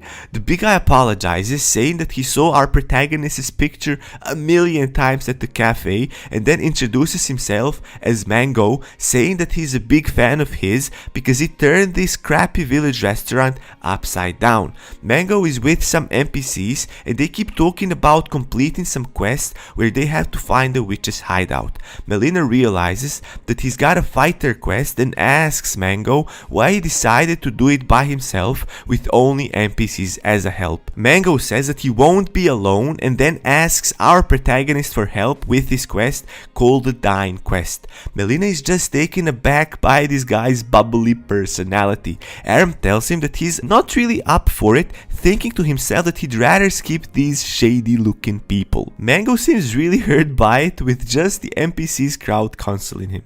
One of the NPCs says that it's his 4th time getting rejected and they ask why he keeps trying. They also keep saying some other scripted things in the real NPC style, and even some people at the restaurant start giving their 2 cents about it, saying that the quest is not worth as it doesn't even reward them well and they don't gain anything from it. Now a bit later, as Aram was fed up with his atmosphere and just wants to take some time off quests and stuff, he goes out into the beautiful nature of this game with his pet Meow, now grown so much that it's able to walk on its 4 feet. He uses this time to think about the conversation he had with Lady Rosalind that makes him realize that even though this game presents itself as a game that offers freedom, it still is quite restrictive and limits the players. It turns out he's the only player that behaves well towards NPCs like that, and he's not surprised. And as he was spaced out in his thought, big grasshoppers start hopping around, with the guy swinging his bat at them but missing with how quickly they move. And at that moment, one of those mayonnaise birds comes flying, staring at our protagonist, with Aram not noticing the oncoming attack. And right when the bird was about to strike our protagonist, the pet Meow skillfully jumps in the air and takes it down with a single powerful scratch. And then it lands next to it, looking at it angrily but giving off just cute vibes. Seeing this, Aram is really surprised as he didn't know that his pet could fight at all, and guess what? Even the writers of the game are surprised themselves because they didn't know it until they wrote it in. It was introduced as a pet of surprises. So after dealing with those birds, we see our protagonist making samgyeopsal and just admiring how well he made it, showing it off to Meow. Even Meow can't resist having its mouth watery seeing this delicious juicy looking meat. So it leaps over Rice's head and grabs one piece from his hand, immediately having at it. Even though he's happy with giving some to his pets, our protagonist wonders if it's good for a cat to eat this kind of food, but then figures that it's a game and it should be fine. So he then relaxes and decides to enjoy the food some more before he logs off the game. And as he was eating the food, Mango appears with his silly crew of NPCs that are always pretty harsh towards Mango with their truthful but mean comments. This time he looks a bit different as he upgraded his dye and his armor. Mango just came by to make sure Rice won't go without him, and our protagonist, without any hesitation, tells him that he's not going, and then starts thinking that with the mentality that Mango displays now, he won't be able to defeat Marina the Witch as she's got that armor made of blue crab. And right then he then starts thinking about blue crab and how he hadn't tasted it in long time, that he completely forgot how it tastes. And as Mango was on his way away from Rice, our protagonist calls him to tell him that he changed his mind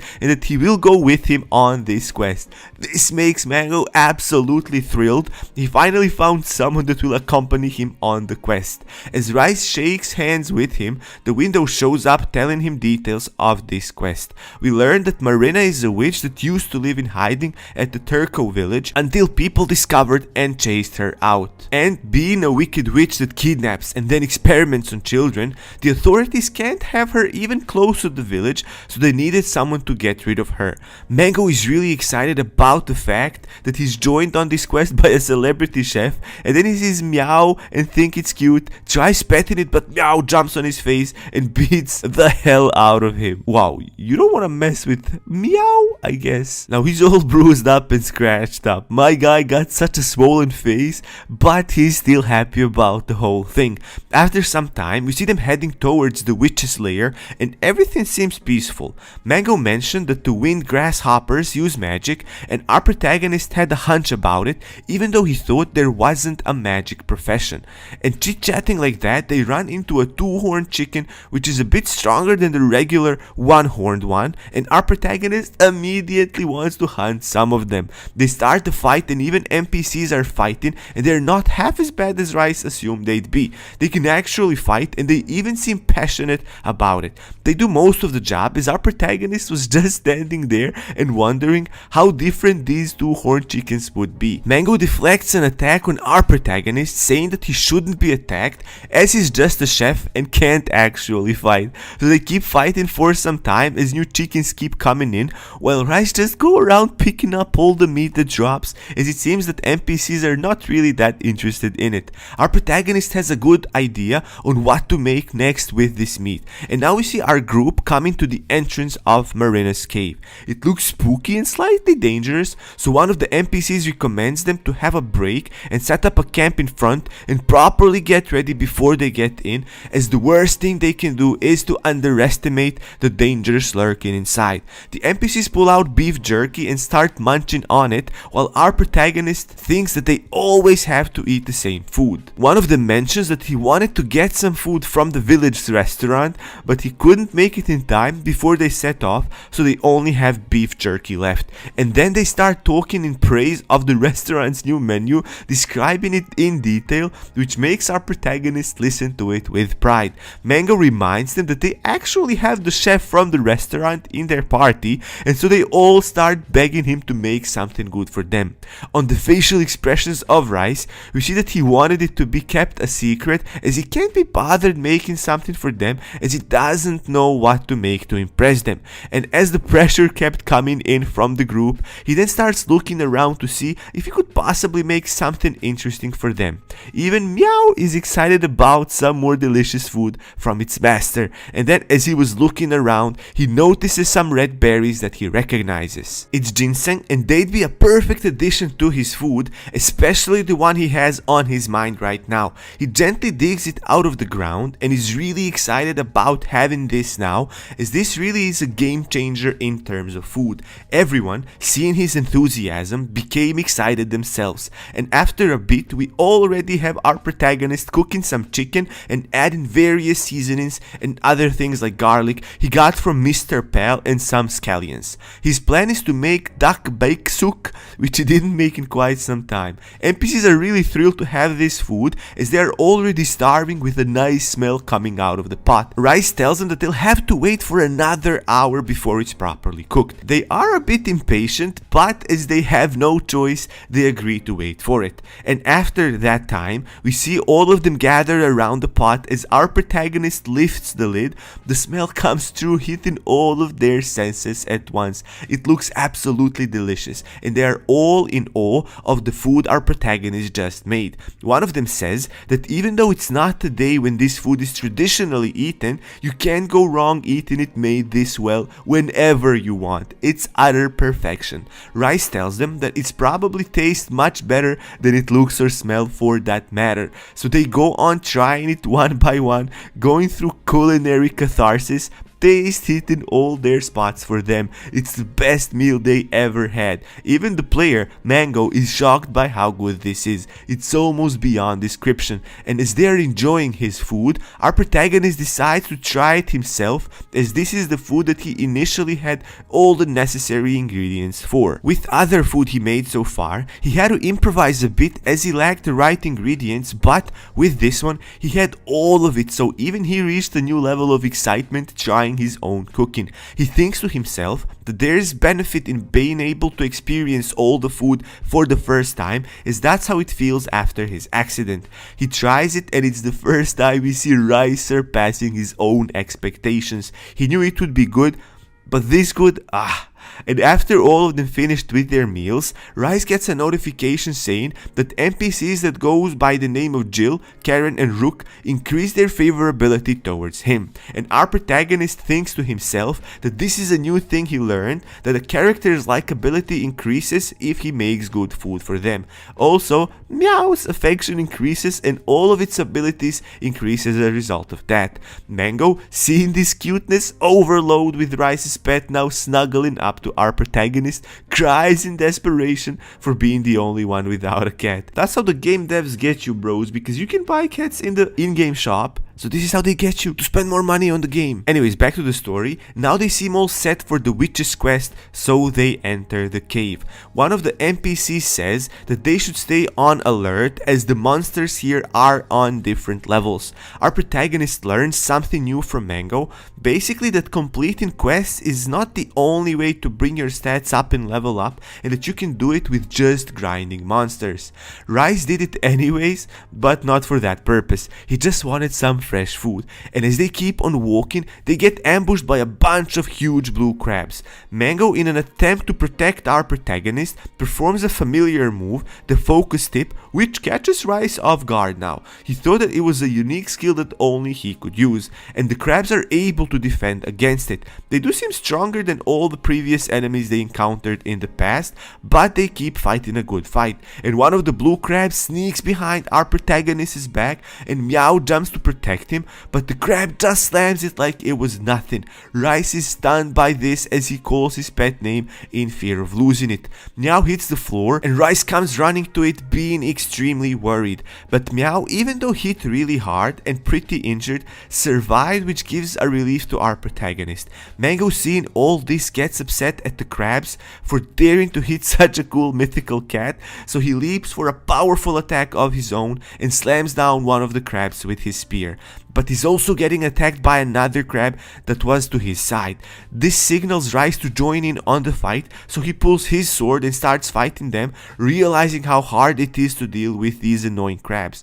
Their shell is too hard for a sword to go through, and he needs to keep hitting it until it breaks, but it's really difficult as his arms are going numb from all the hitting on the hard surface of the shell. He remembers what Mango told him about leveling his skills up, so he decides not to use his special skill and just level up his offensive and defensive abilities by just engaging in regular back and forth combat. Meow gets some of its strength back, and seeing her master fighting hard, it just wakes up a warrior in it so that it leaps using its scare ability, where it can scare something for 2 seconds. Wow, this pet is OP, it even has CC spells. The giant crab Rice is fighting gets really frightened as he sees Meow flying at him with a huge tiger-like appearance, and it backs up slowly as our protagonist uses this opportunity to slash it. So he commands Meow to move out, and in his ambition to eat the blue crab, he just goes for it, dealing it a deadly strike. And just as they were calming down, as they defeated all of the blue crabs in there,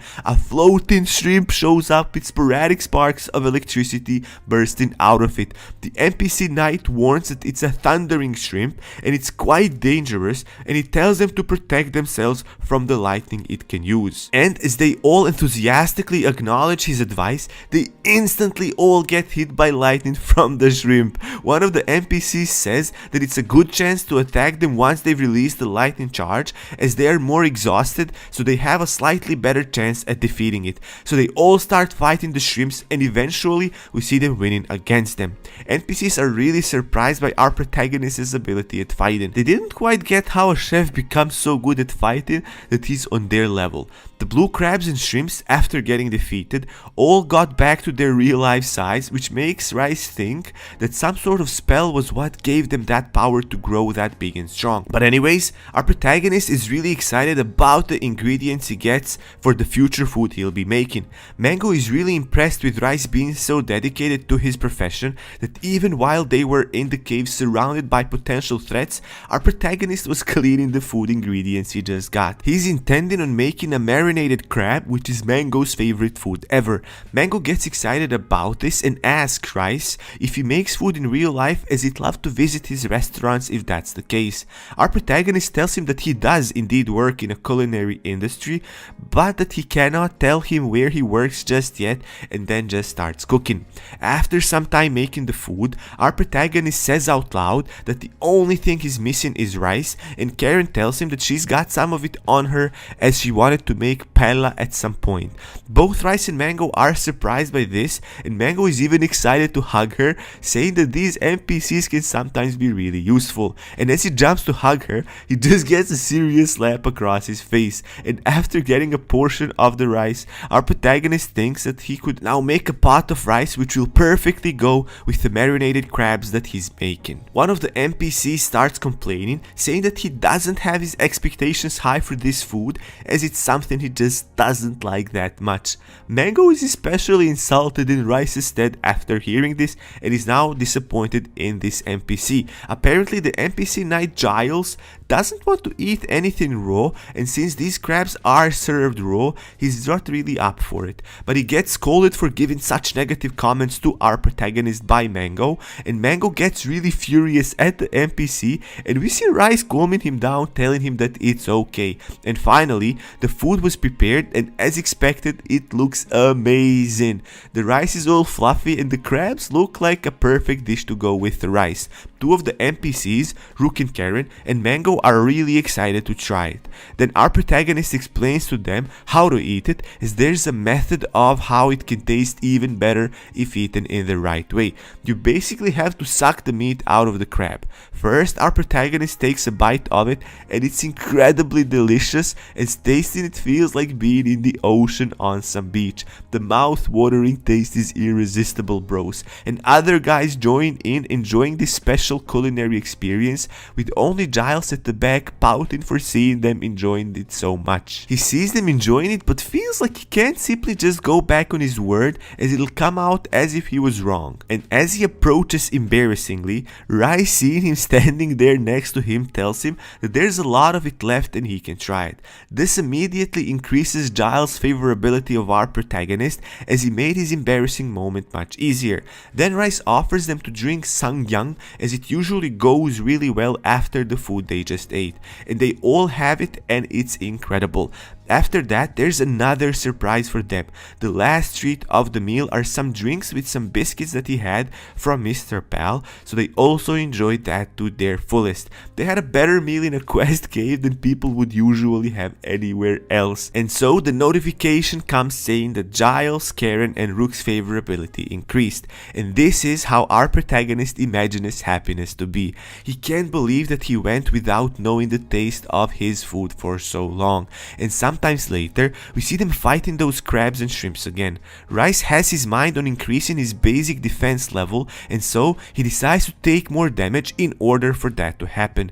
His party members look at him, thinking he's going crazy, letting himself get beat up that much. He gets hit extra hard and is sent flying back. Meow notices this and approaches him, doing her kneading thing, and in that way building up our protagonist's health. The thundering shrimp intensifies their pressure, and the party finds itself in a pinch, needing Rice's help. As our protagonist misinterprets Meow's kneading skill, he leaps with it for another Hail Mary attack, putting his trust in what he wrongly thinks his pet's skill would do. And he just gets electrocuted by the shrimp's lightning strike, falling down to the ground.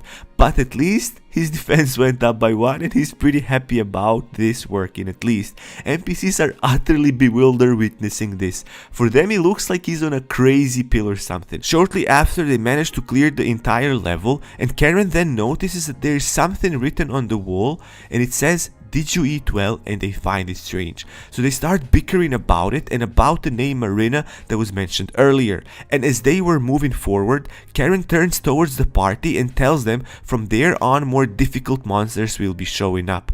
And right as she said that, she gets smacked by a stuffed bear looking thing.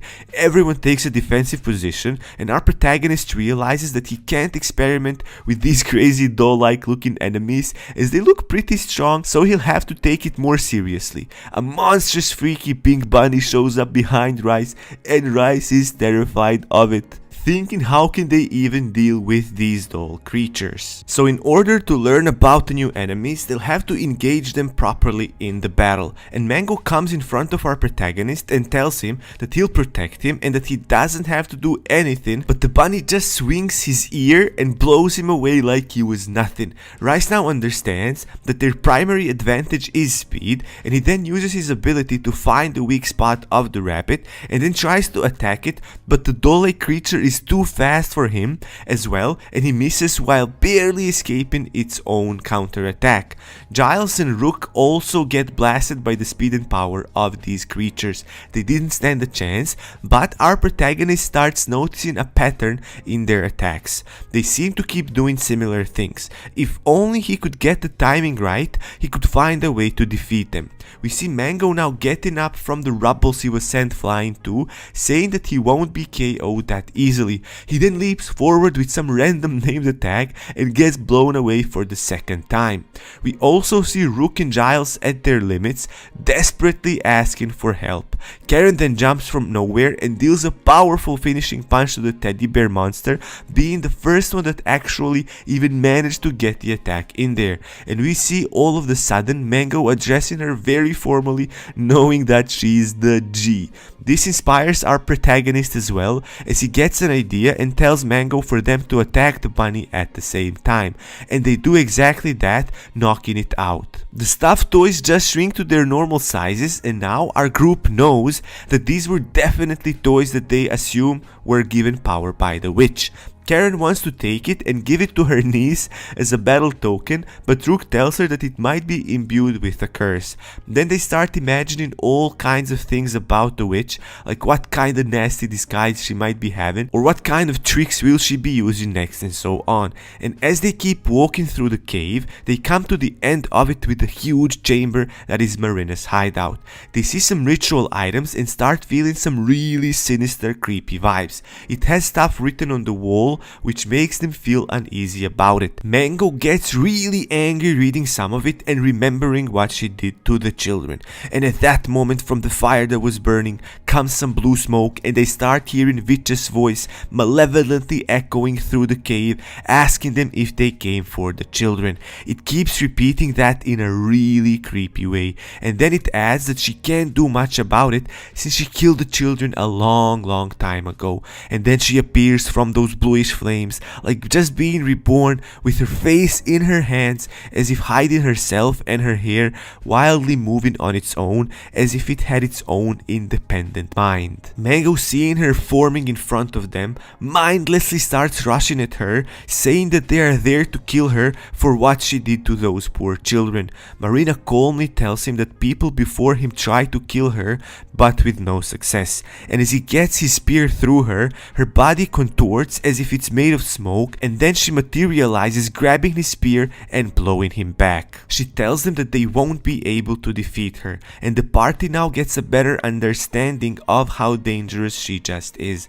Her magic is undeniable, and if they take it lightly, they might never leave the cave. They attack her, but all fail to deal any damage, and our protagonist then uses his weak point finding skill, and looking at her he couldn't find any, so he gets worried that she might be a level 3 type of monster that he can't use that skill on. But he doesn't give up looking for the weak point until he finally finds it, as it's in the object of the cross somewhere behind her. This gives our protagonist confidence, as now they at least have a fighting chance and a clear way to their victory and the completion of this quest. So, since he found a weak point, now he only needs to attack it. He also wonders why is it there, but to find out, he'll have to destroy it. Seeing Mango down on the floor, not able to move, he orders his pet, Meow, to go and help heal him using her kneading skills, and then he just starts charging towards that cross on the wall, hoping that Marina is too busy fighting other guys that he can just slip through and attack it.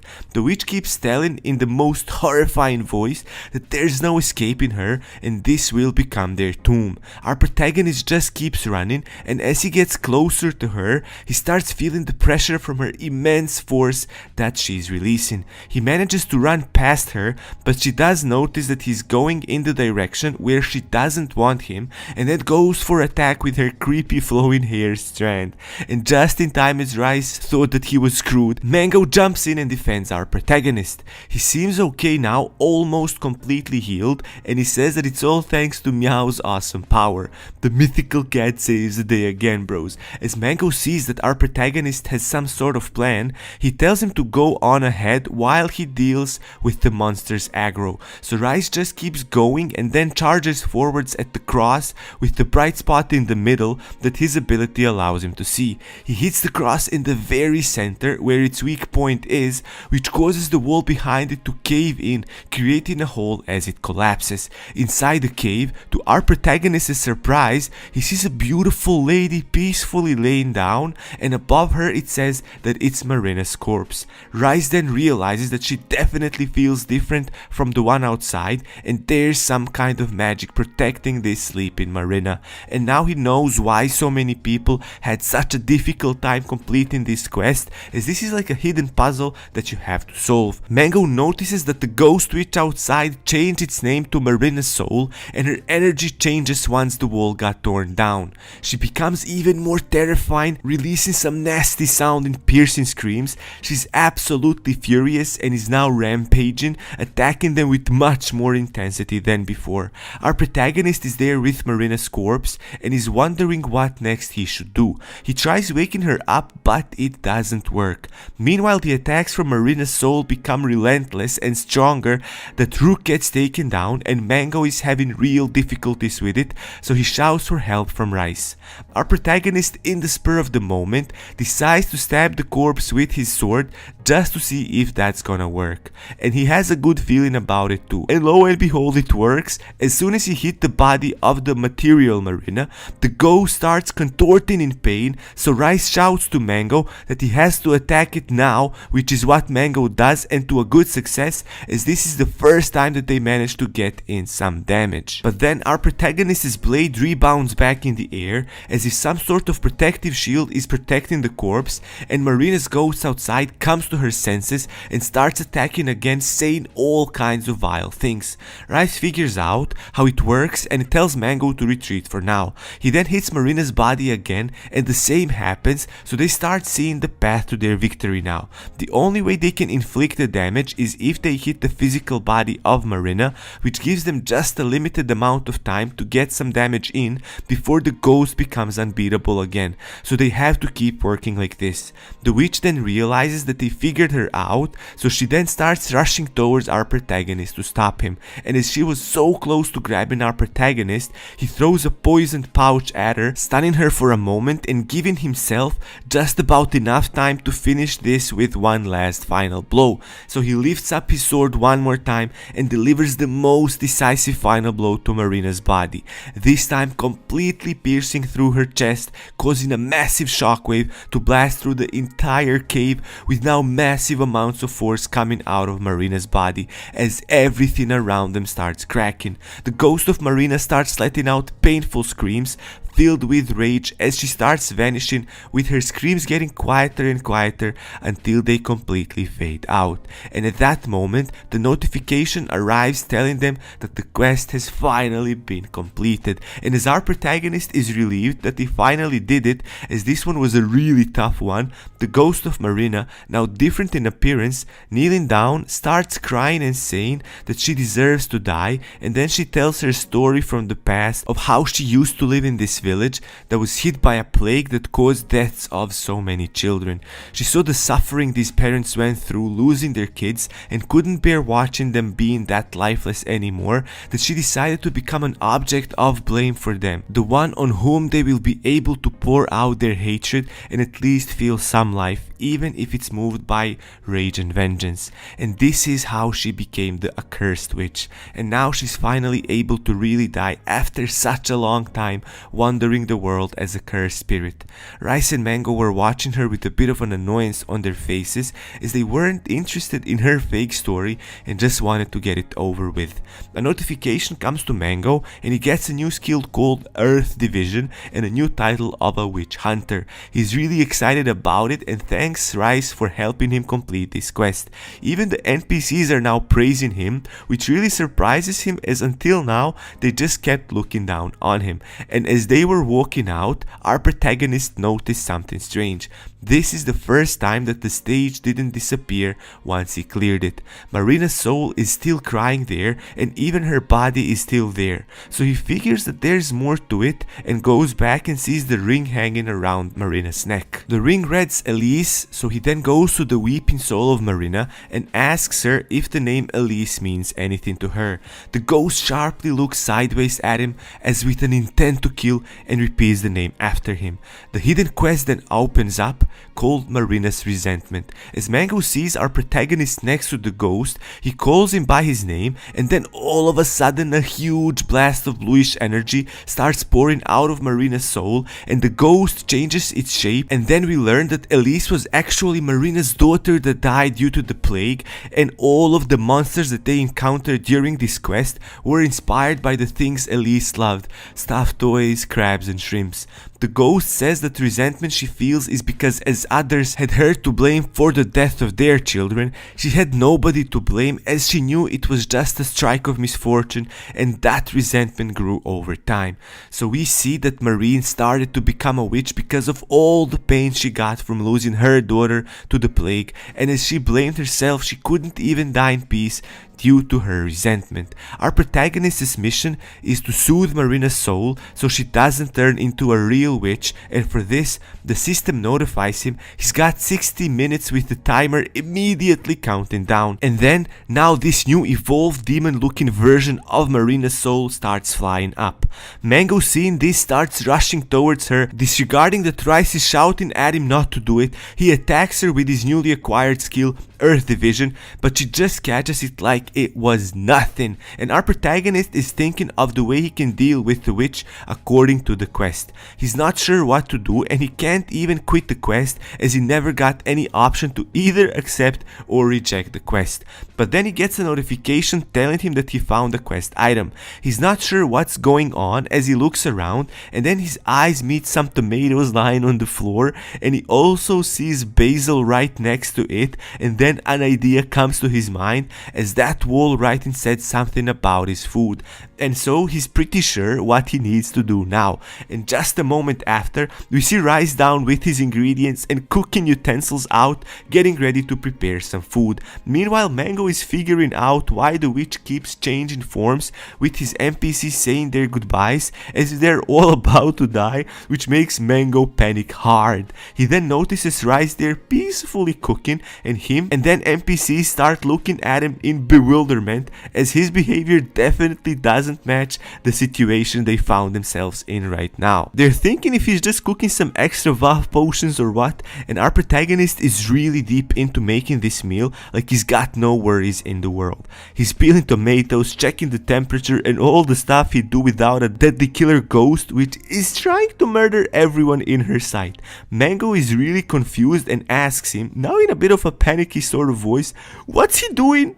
And Rice looks at him with intensity and asks him if he actually didn't notice what he's doing. Mango thinks that he's onto some other great plan, thinking just how awesome Rice is, but then our protagonist changes his expression and, to Mango's shocking disappointment, says that he's just making seafood tomato soup. So our protagonist is really working hard to make it in time, and just as he thought, this hidden quest and the reason why he kept seeing all of the ingredients around is because he was the only one that could notice Elise's presence. And as the timer was counting down, with mere seconds left, and as the now even more terrifying witch was approaching our protagonist, Rice adds finishing touches to his masterpiece food and extends the food to the witch, calmly telling her that he made something that Elise would enjoy. The demonic witch, close to completely losing her mind, stops right there before she reached Rice and inquisitively repeats Elise's name with a faint memory of her daughter in her mind. She withdraws herself from striking our protagonist and reaches for the soup, trying it just before the time runs out. The rage now turns to grief as she keeps eating the delicious food with tears streaming down her face. Then all of the memories with her daughter Elise start flooding in. She remembers how she used to cook with her and how much Elise loved this tomato soup. These memories coming back start changing Marina's soul, that she goes through another transformation, now looking like an angelic lady. She keeps apologizing to Elise for not being there with her and for taking so long for getting back to her. She gratefully thanks Rice and starts floating further into the air, telling him that she's now free to get back to her daughter in heaven and she's not a witch anymore. And then the light gathers up around her as if it's charging up, and she just beams into the night sky, making a hole in the cave. The notification pops up saying that the quest has been completed, and our protagonist gets a title of Marina's Savior, and he gets a bunch of rewards for it. Mango is really enthusiastic about finally getting this quest completed, and it turns out that our protagonist got a special magic ability as a reward from this quest. He's able to produce flames from his hand now, and playing with how he can use it, he manages to shoot a fireball from his hand, doing a pretty solid damage. Another magic ability that he got is a frost shield, which enables him to freeze the ground where he points the shield, and both of these powers have potential to grow much stronger with leveling them up. Mango is really ecstatic about it, saying that he didn't know that these hidden quests give such great rewards. The Rook then drops into the conversation and thanks them for saving them, and adds that they are actually not some random knights but Count Beadley's knights, and if they ever come to Luvatran, they will be welcomed like heroes. And we also see that NPC's favorability of them grew again. The game says that thanks to Rice's actions, Marina let go of her grievance and went to the afterlife, where she might live long and happily with her beloved daughter. And this is all recorded in the game's book of history.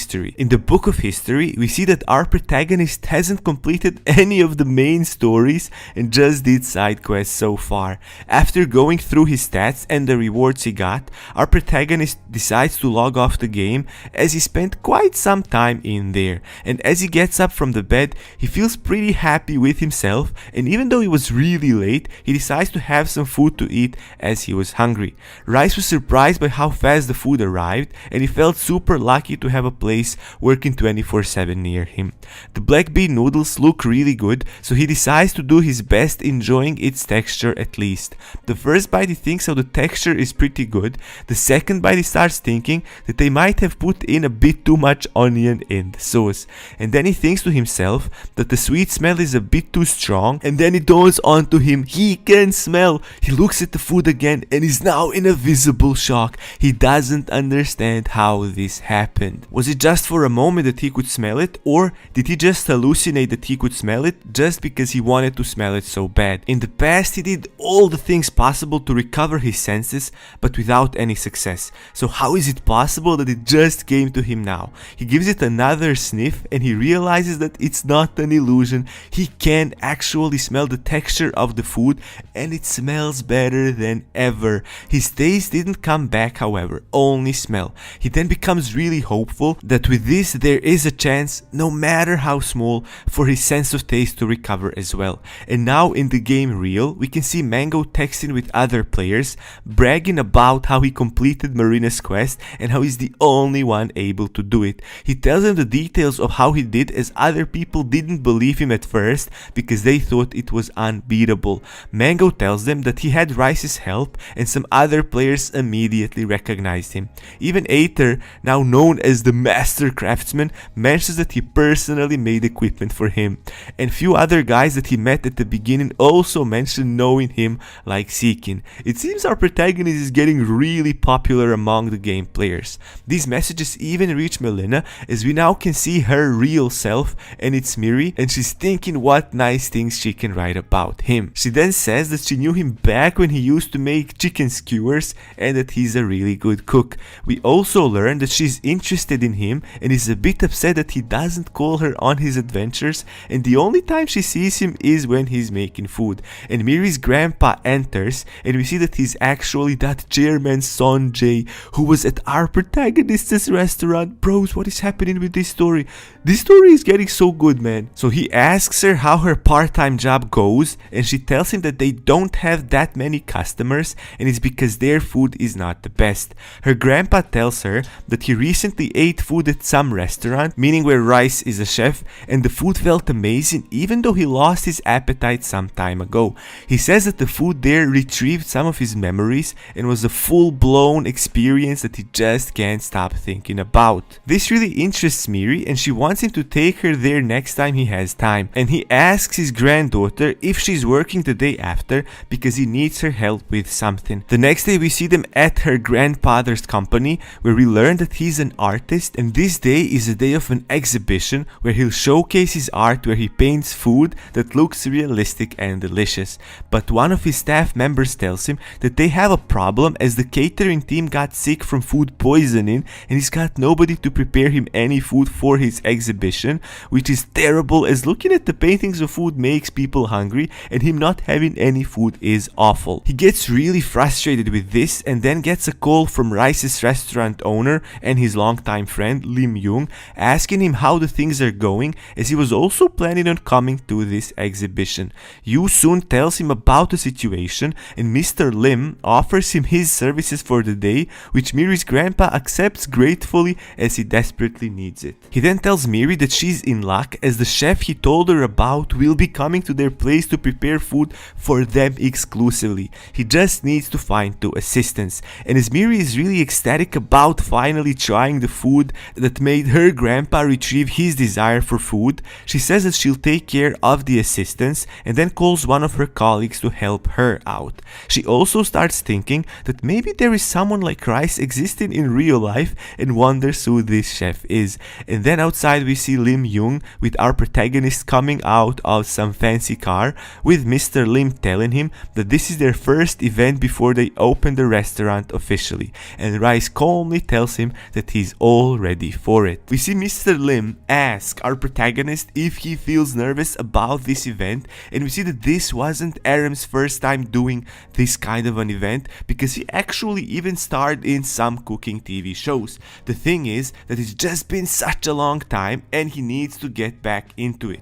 So he says that he's fine and he'll just think of it as a pre-opening test and he'll do his best. Meanwhile, inside the company, we see that Miri's colleague from the snack shop arrived, and Miri is really happy with her coming over to help her out. And at that moment, Mr. Lim walks in with Aram just behind him.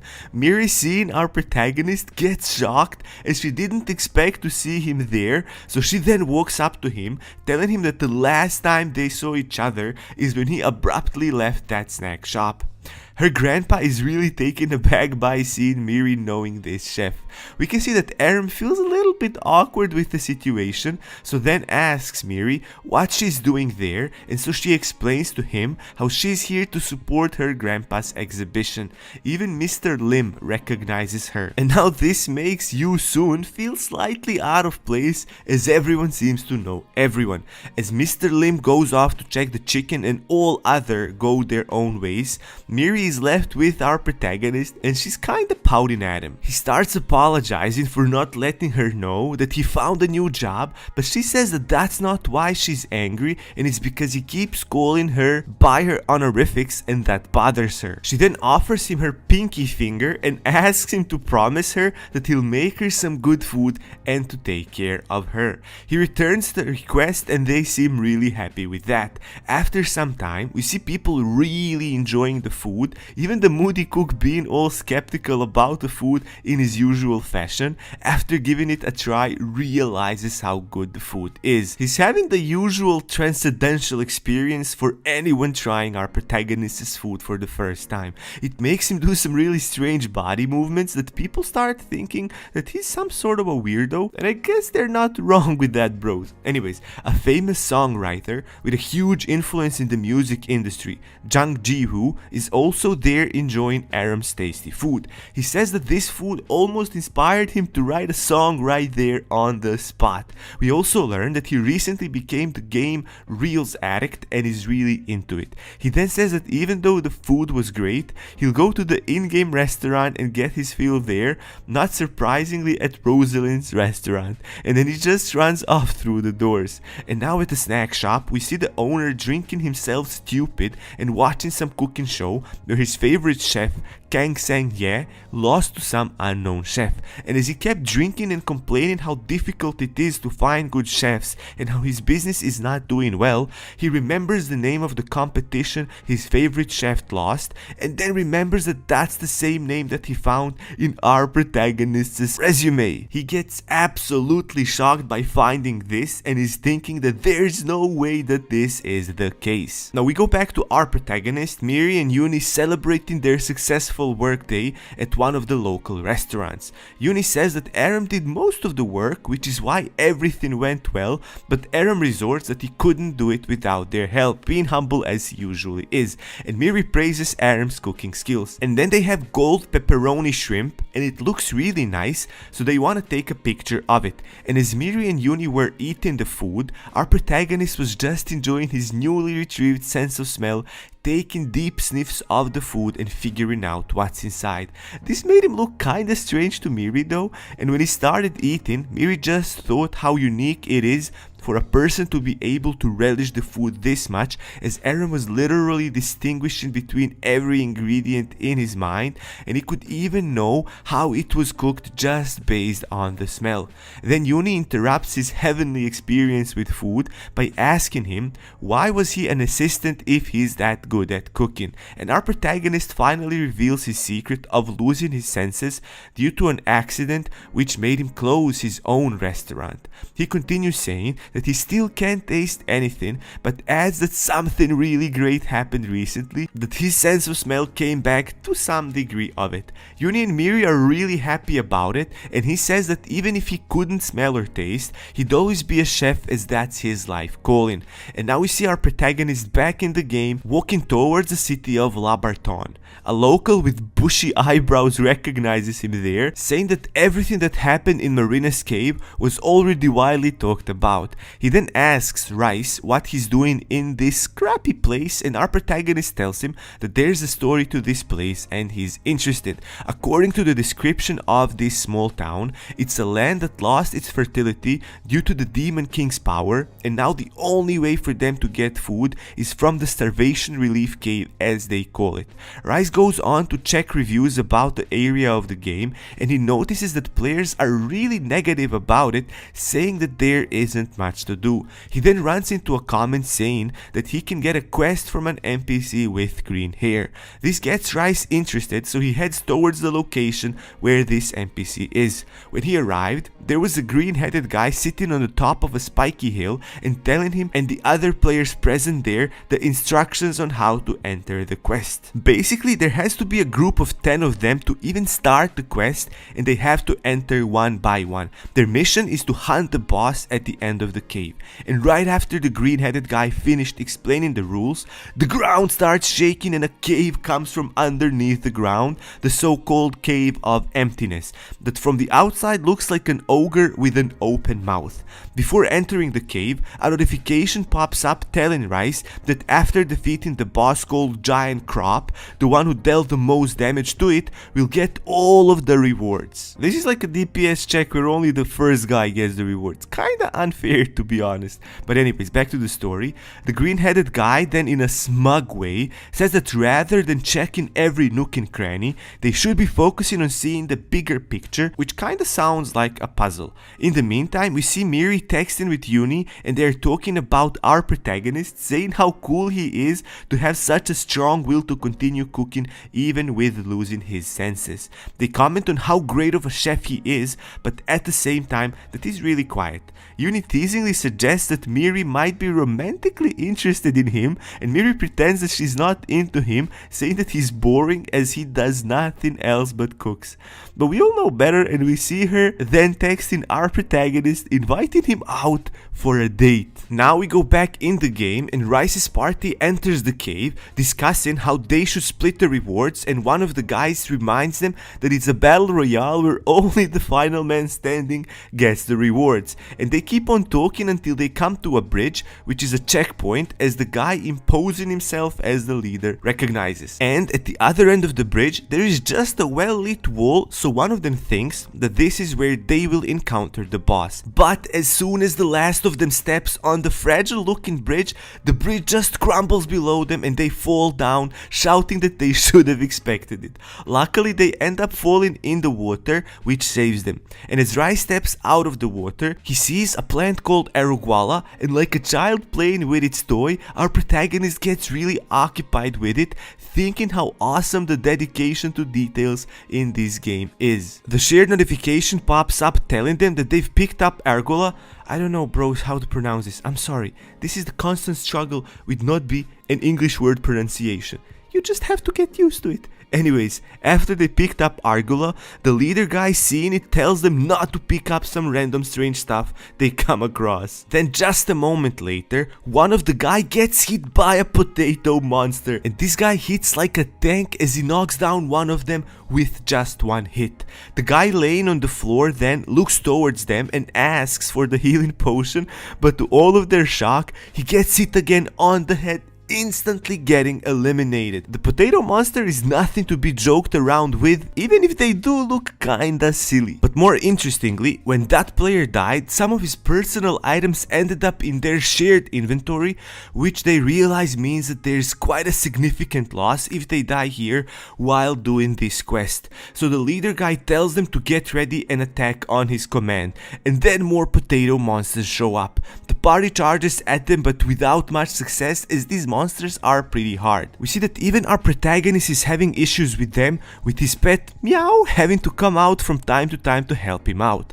The whitehead leader guy then tells them to slowly move in one direction as they fight, as he found a way to go back up. And while they were backing up, two new enemies show up, Carrot Wizard and Corn Swordsman. The leader guy thinks that the names in the game are silly and wonders what game developers were thinking when they named them. Then the leader engages them in the battle, and they are significantly more threatening than the potato monster. The Wizard Carrot fires a red beam, distracting the leader guy, while the Corn Swordsman charges at him with full speed. But the white-haired guy is pretty strong, and he defends it without too much effort, and then chops down the corn monster. He seems to be getting really serious as he powers himself up, and our protagonist, with pure sincerity, enthusiastically tells them that he'll pick up all the corn that they drop. Classic. So after a little bit of time passes, we now see the party taking a break, successfully surviving that attack from the vegetable gang, and the food they are eating is actually Rice's food that they got from the restaurant. They eat his food while discussing him, saying that he did really well in the game and he even owns his own restaurant. They say that it's all thanks to him that the food improved by a lot in the entire game, and they can actually look forward towards food. Before him, they had to deal with the food like the bland soup and other untasty things.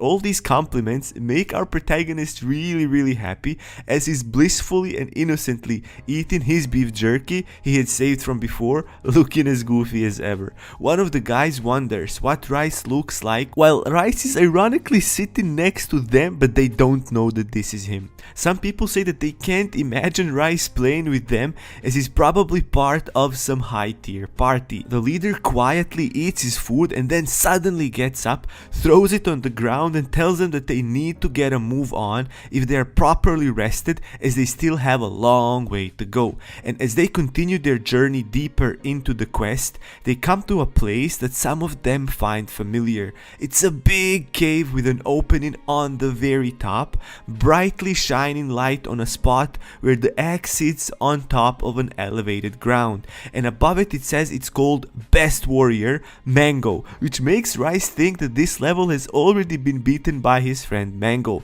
And right as they were figuring out what's happening there, the ground starts shaking and the elevated land started to go up and up until we could see a massive stone looking monster that turns out to be the boss, Giant Crop. The leader, seeing this, tells him to get ready for the battle, and as he comes up with a plan, he tells the ranged warriors to aim for the monster's arms and legs, while the melee warriors and tanks should attack the body and head. And our protagonist is just casually eating his chicken skewers, looking as if he's not really worried about any of this. And the food he eats top up his skills and he gets some new upgrades. The food really does wonders in this game, bros. The huge rock monster swings with such force and they are barely able to evade its attack, and then the leader, whose name we now learn to be Aegis, seemingly very annoyed, leaps up with an incredible speed and power and slams Giant Crop exactly in the head, making it look like he did huge damage and might have even taken the monster down.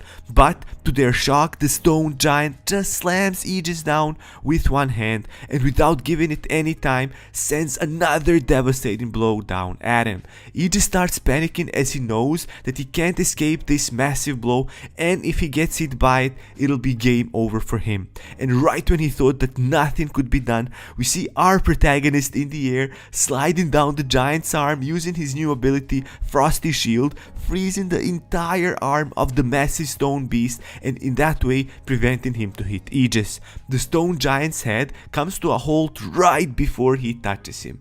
The Rice uses his ability Focus Tip to try sending one final blow to the now unmoving monster. Everyone is left in utter shock seeing our protagonist perform this well. It's also their first time seeing someone actually using magic in the game. One of them says that he ignored Rice as he was just quietly picking herbs and following them around without contributing anything, but now he seems to be a high tier fighter. And as the stone giant was standing still, our protagonist assessed that the monster did receive damage, but that it wasn't a critical hit. Injured Aegis then shouts to the other party members to shoot at the monster as it's almost finished. And as he sees them not actually moving, he calls them cowards, and right in that moment, he gets picked up by that monster and is now in the stone giant's fist. The monster then uses Aegis as a shield and throws a punch at our protagonist. Rice just points his blade at the monster in a very confident way and produces flames from the blade and then shoots out a fireball from it. Aegis is in disbelief about what's happening to him, panicking and thinking that he'll die. He does end up getting shot by the flame along with the monster, which our protagonist uses as a distraction to find the stone giant's weak point and charges for a finishing blow, concentrating his whole power at the tip of his blade.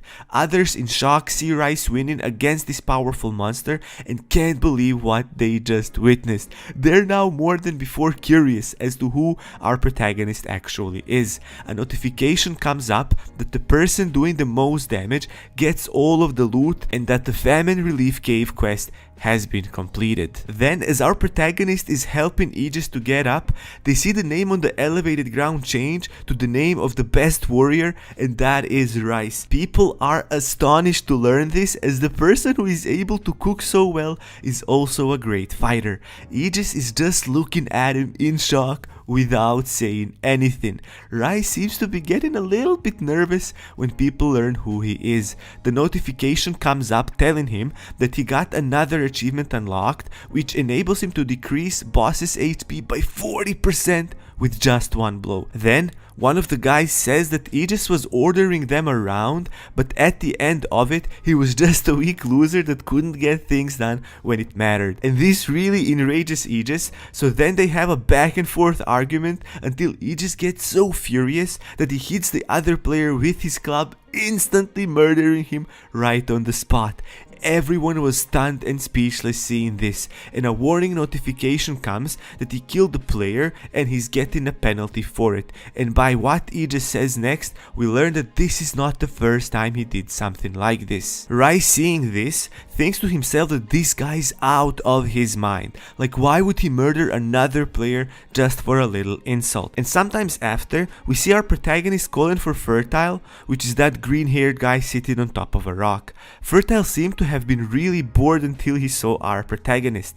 Rice tells him that he cleared his quest and that he also has found a pickaxe inside, and he thought that it might be Fertile's pickaxe. So he came to return it back to him. Fertile tells him that he was looking for the pickaxe for a really long time but couldn't find it anywhere. Rice tells him that it was just stuck on the golem's head and that he's happy to give it back to him. Fertile mentions that the boss they fought wasn't a golem, but then changes the topic as if it's a long and complex story for him to explain right there and then. He then tells Rice that he'll be cheering for him from now on for the rest of his journey, and slips in an enigmatic advice that in whatever dungeon he finds himself in, he should always take care of bigger mobs over the small fries. They thank each other, and then all of a sudden, Fertile jumps off of that rock hill, swinging his pickaxe really hard, and as soon as he's on the ground, he hits the ground with it, piercing the surface a little and immediately causing the lush greenery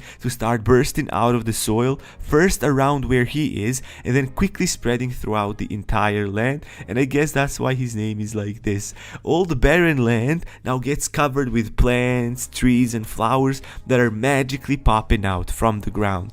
Then the notification comes up saying that the once abundant plains were reduced to a wasteland due to the devil's powers, and thanks to the guardian angel Fertile finding his pickaxe, the earth once again regains its green glow. Rice also gets some more achievements unlocked that have to do with the history book. He also gets a new title as well as one who walks the first. Then we now see the history book being updated again with another successfully cleared mission by our protagonist, and he's wondering why is it being updated when he's not doing any main quests at all. He doesn't quite understand how this history book works yet, and as he's shaving a bit of time with his pet Meow, he gets called from the foot of the hill, and it's the Macho King guy. Macho King is getting a bit too personal for our protagonist's taste, especially since he doesn't actually know him that well. He's calling Rice to calm down and to join his party, but we can see that Rice, even though being polite, doesn't really feel that great joining him or even having this conversation at all. Rice jumps from that tall hill and Macho King is really impressed, telling him that he's got ankles made of steel. And Rice asks him if he's also going to Bedran, and Macho King confirms, saying that he saw him here on his way to Bedran.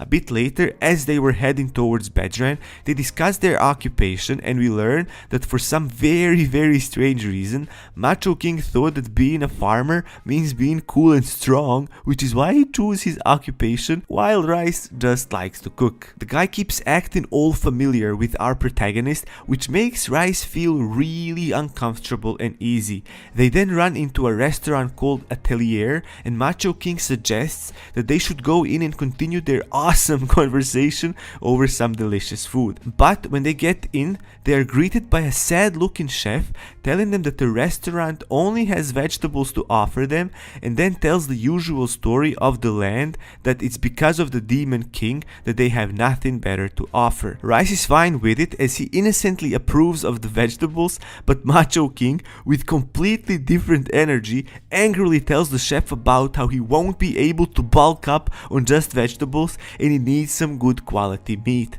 And after they settled and sat down, they get a notification where Rice got a friend's request for a co-op occupation quest.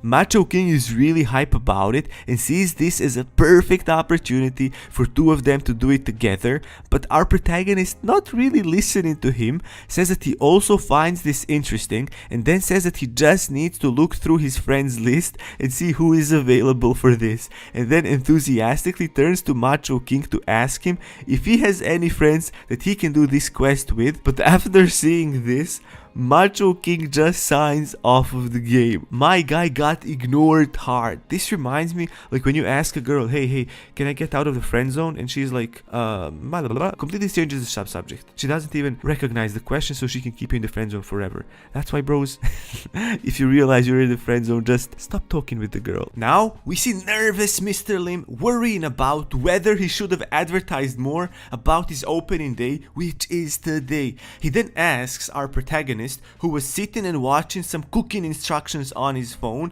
if they have enough watermelons to make watermelon punch. And as they were discussing watermelons, Aram receives a phone call from Miri, and then she tells him that they want to have a company dinner at their restaurant for the opening day. He lets the boss know that Miri and her colleagues are coming as the first guests of the restaurant, and the boss seems pretty happy with it. However, Aram is not too excited about it, as that means that moody chef Kim Dae-won will also come over as well. And later that day, we see Miri and the rest of the snack shop guys show up for the business dinner.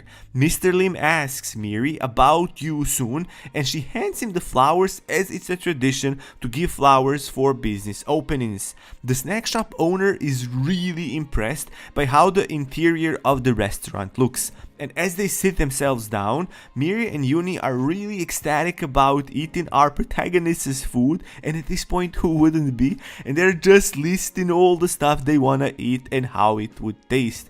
And we see Aram lost in his thoughts as he's making food, feeling a bit uneasy about him having to encounter that egoistic chef.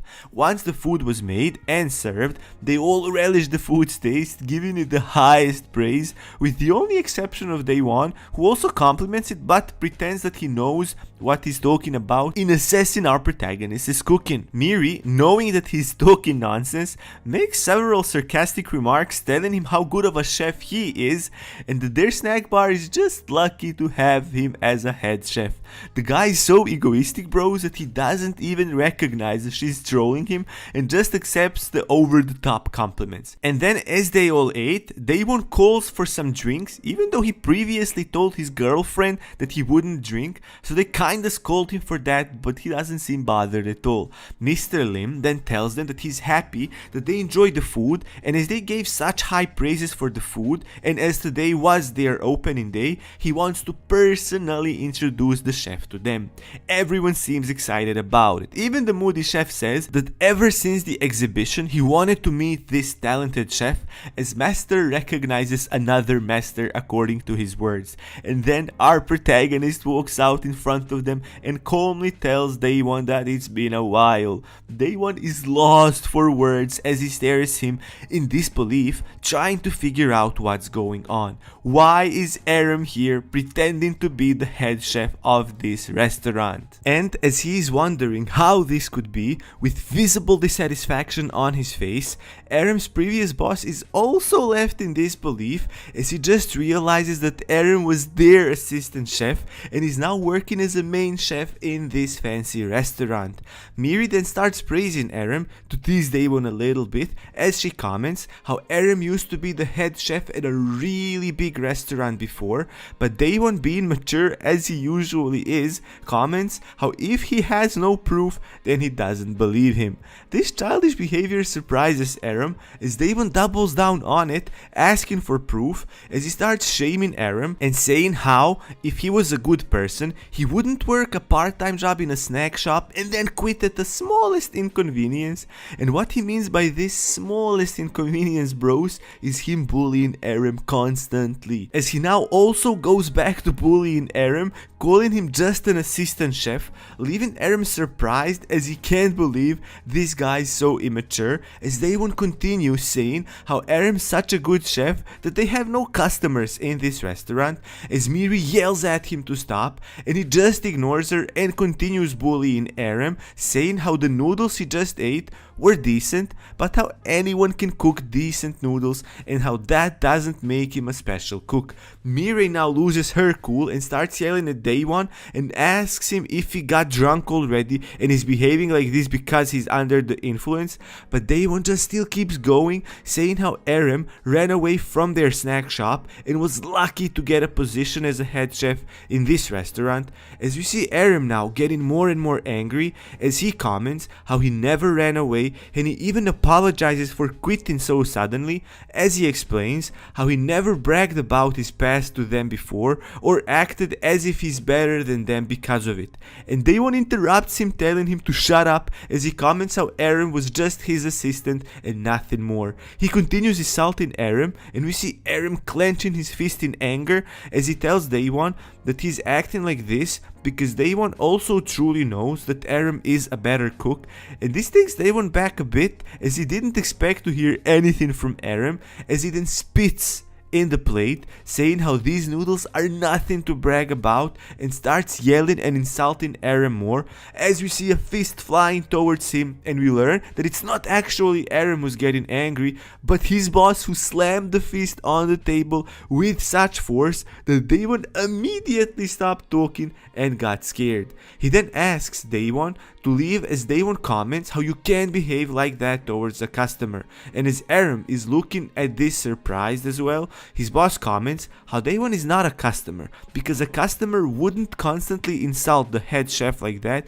and even spit in the food, as he comments how Daewon has no manners and orders him to immediately go out. We see Erem now apologizing to his boss for this situation, as his boss responds by saying that this is not his fault, and as Miri and her friends are leaving, they apologize for Daewon's behavior as they say goodbye, letting them know that despite this situation that just happened between them, they really had a good time and enjoyed their meals. We see Erem and his boss happily waving to them as well, and as soon as they leave, they exhale in relief as the boss comments how he couldn't ask them to pay after kicking them out basically, and Erem asks his boss if his hand is okay after that punch.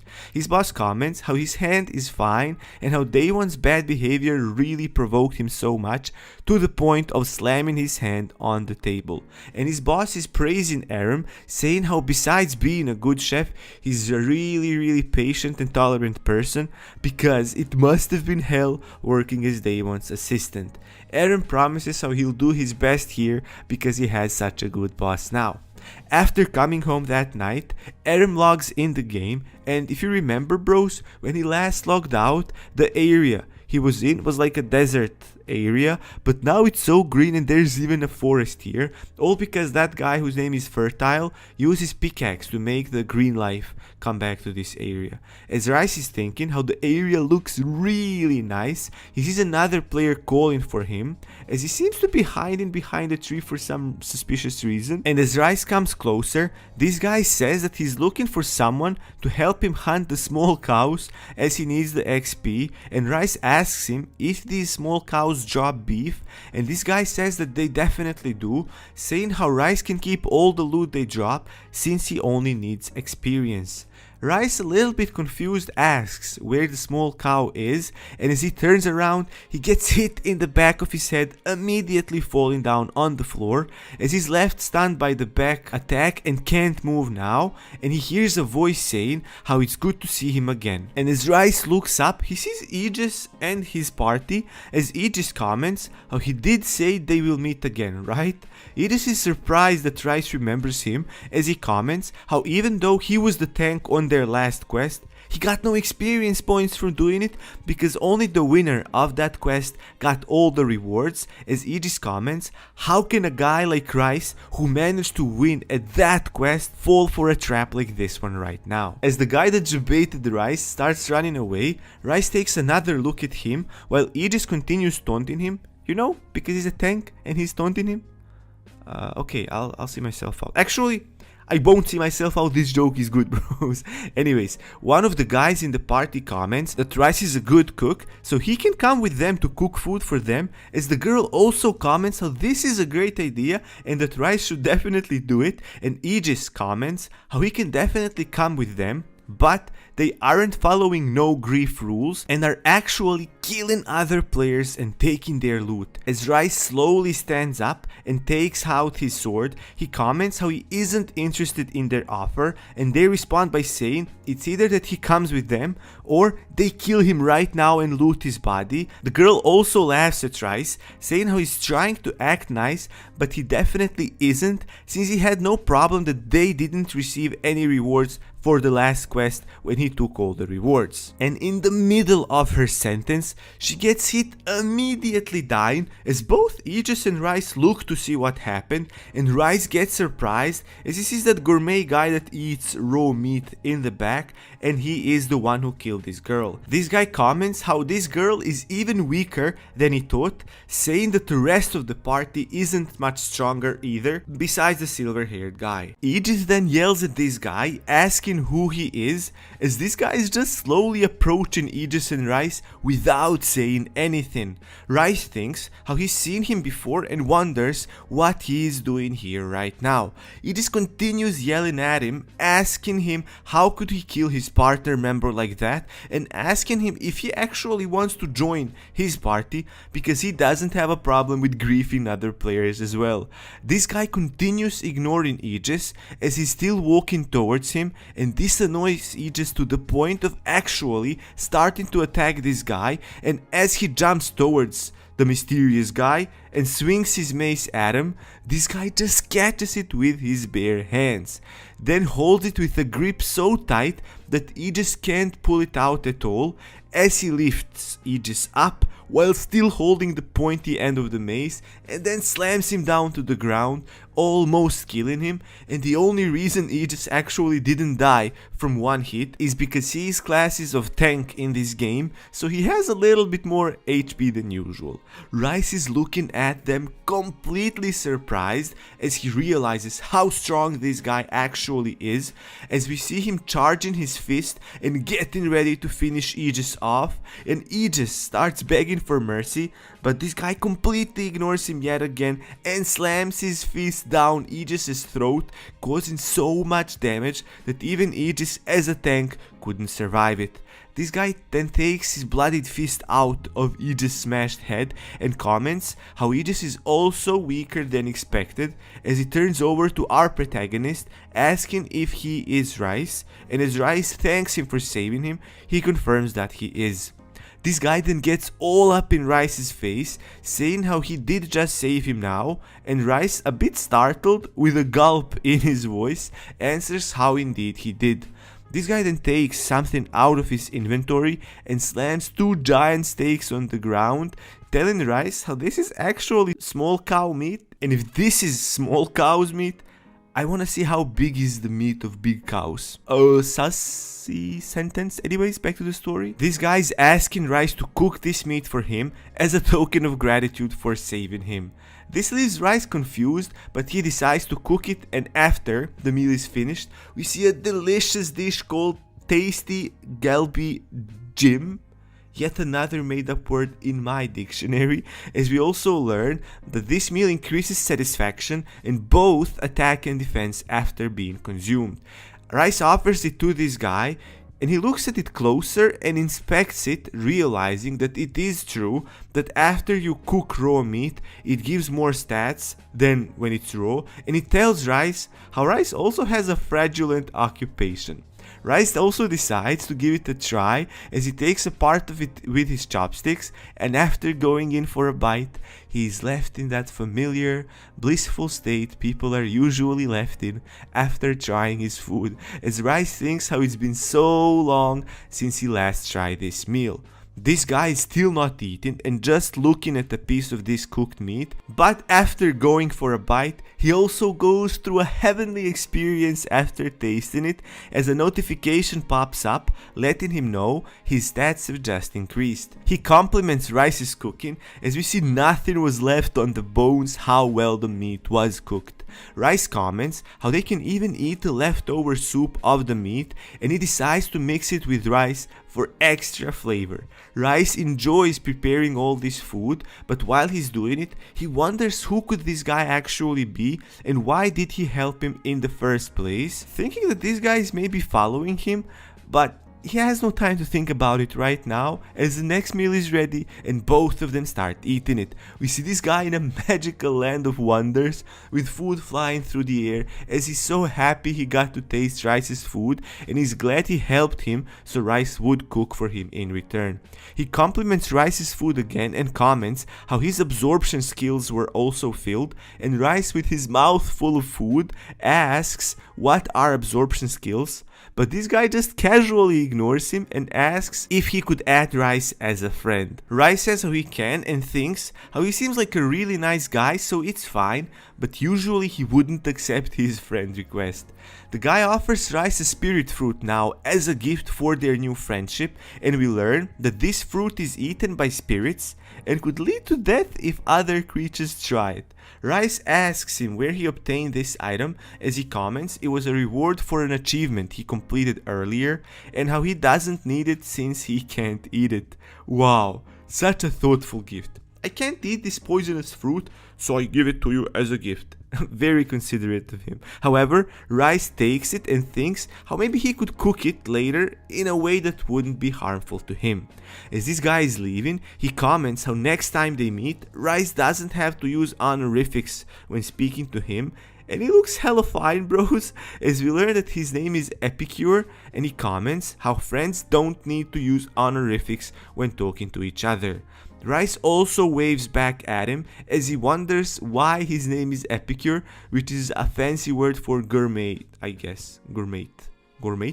I don't know how to pronounce words in English, bros. Sorry. Now, a little bit of time passes and we see Aether selling his items in a town as he gets a party invite from Rice, and we also see Macho King getting the same invite while he was plowing some earth, but comments how he'll definitely join Rice's party. Three of them meet in front of a market in a town as Rice greets them and thanks them for coming, as Macho King says he'll do anything for his bro Rice, like I'll do anything for my bros. Like, bros, if you ever need help killing some dragons, hit a bro up. Aether also greets Rice and asks who Macho King is, as he looks like a regular farmer, and Macho King laughs and answers how he's Rice's best young bro, and then two of them introduce each other, each bragging by being Rice's friend. And three of them now decide to do a co-op quest together where they need to collect 100 peaceful trees and then use those to create a peaceful fence, and then catch and bring 50 livestock behind this fence, basically making a small farm. Rice then shares this quest with them, as Aether comments how this quest isn't available for all classes but certain few, and Macho Man also comments saying how he wanted to do this quest before, but something suddenly came up in real life, so he had to log out and couldn't do it, but he's ready to complete it now. Rice comments how three of them have the required occupations for completing the quest, as Macho Man, in his usual fanaticism over Rice, comments how he can't wait to get started, and Aether comments that this quest should be fairly easy since it's basically just making a wooden fence, as he also comments saying how three of them can split up and each of them can complete a different part of the quest, thus saving time and finishing it faster. Macho Man hugs Rice and says how there's no way he's splitting up from Rice because he likes hanging out with his bro, but Rice tells him how Aether's idea is actually really good since they can do it much faster this way if they split up. Now Macho King is in charge of finding the peaceful trees and chopping them up and then provide them to Aether so he can start making the fence while Macho King is gathering more wood. And Aether asks Rice how is he planning on bringing back the livestock. Rice responds how he has a very special idea planned, as we see him a bit later starting a fight with the cows as he uses his ability Focus Tip to charge at them. Now we see Rice in action, attacking the cows head on as they are rushing towards him, and he's doing pretty well, defeating several with one swing of his sword. It's a bit intense as our protagonist just wants to get this over with as quickly as he can, so he uses all of the tricks up his sleeve. After some time hunting the little cows, a notification pops up telling him that an achievement called The Massacre has been unlocked, where he had to hunt over 1,000 monsters to be able to obtain this achievement. And so, the two new skills activate, Slasher and Slayer. and Rice is pretty happy with it as he's already finished the cows. And then all of a sudden he saw a sheep just casually passing by, so Rice then figures that this has to be one of the livestock he's supposed to bring back with him to the farm. So without much thinking, he leaps to catch it, but the sheep just slips away as if it just teleported, leaving our protagonist wondering as to what's going on. How did it do that? And as he looks further, he sees many sheep at one place, and not just sheep but other farm animals as well. There are chicken and pigs too. And there are so many of them, and Rice's mission is to get at least 50 of them, and he recognizes that he has to find a method of doing it because just force here isn't gonna help him. So he uses Chef's Eye to see some more information about some of these animals so that he can address their needs in a better way, and maybe in that way figure out how to bring them back home. Pigs seem to be really hungry and he can lure them with food. This gives our protagonist an idea, so he immediately gets the cooking work started, first looking through the food items he could use. But he needs to think of a recipe that farm animals would like. And if my guy played Minecraft, he would know how to lure these animals, but I guess he didn't, so he has to figure it out on his own now, bros. He comes across the arugula that he picked up when he was on that quest with the stone giant golem, and he needs to find some other ingredients that would go well with arugula. Arugula has got all the nutrients and health benefits that one would want, but if it is to come out tasty, then it needs to be mixed with something else. So he then prepares a topping with garlic, onions and tomatoes, and then he mixes all of it together in a saucepan. Rice seems really deep into cooking and is really focused and dedicated. After he finished the first part, he then goes on to making dough. The game makes things a bit easier when cooking as he doesn't have to follow all the little rules regarding cooking it. He then starts spinning the dough on his hand, making it stretch out really long until it was so big that it attracted the attention of the animals nearby, now just staring at him and his spinning dough. And as it expanded, a fresh idea comes to his mind that he should use this opportunity and make a pizza instead, as if my bro is trying to lure me and not these farm animals with this food. So after he finished with the dough, he decides to put the seasoning he prepared earlier on the top of the dough and then uses his fire skill to bake it as there was no oven around. And after some time baking it, the pizza is finally done and it looks amazing and absolutely huge. Farm animals seeing it start gathering and are more than pleased as they make sounds in approval of it, and his plan is to use this delicious looking pizza to lure all the farm animals, or at least 50 of them, back to the farm and hand it over there, as that's his new co-op quest. He gets a warning notification telling him that he shouldn't be feeding these animals with pizza, but as he's too excited about managing to make this enormous pizza, he completely disregards the warning. Now a bit later, we see two soldiers, with one of them waking up the other and telling him if he can also see something in the distance approaching them.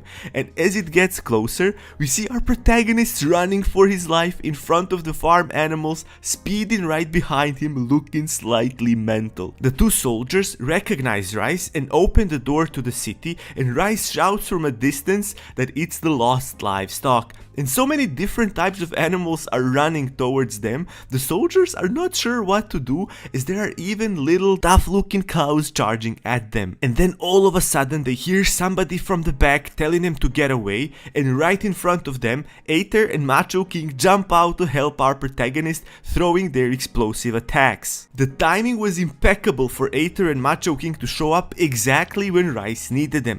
It's perfect, and our protagonist tells them that they just need to get the animals into the cage and they'll complete the quest.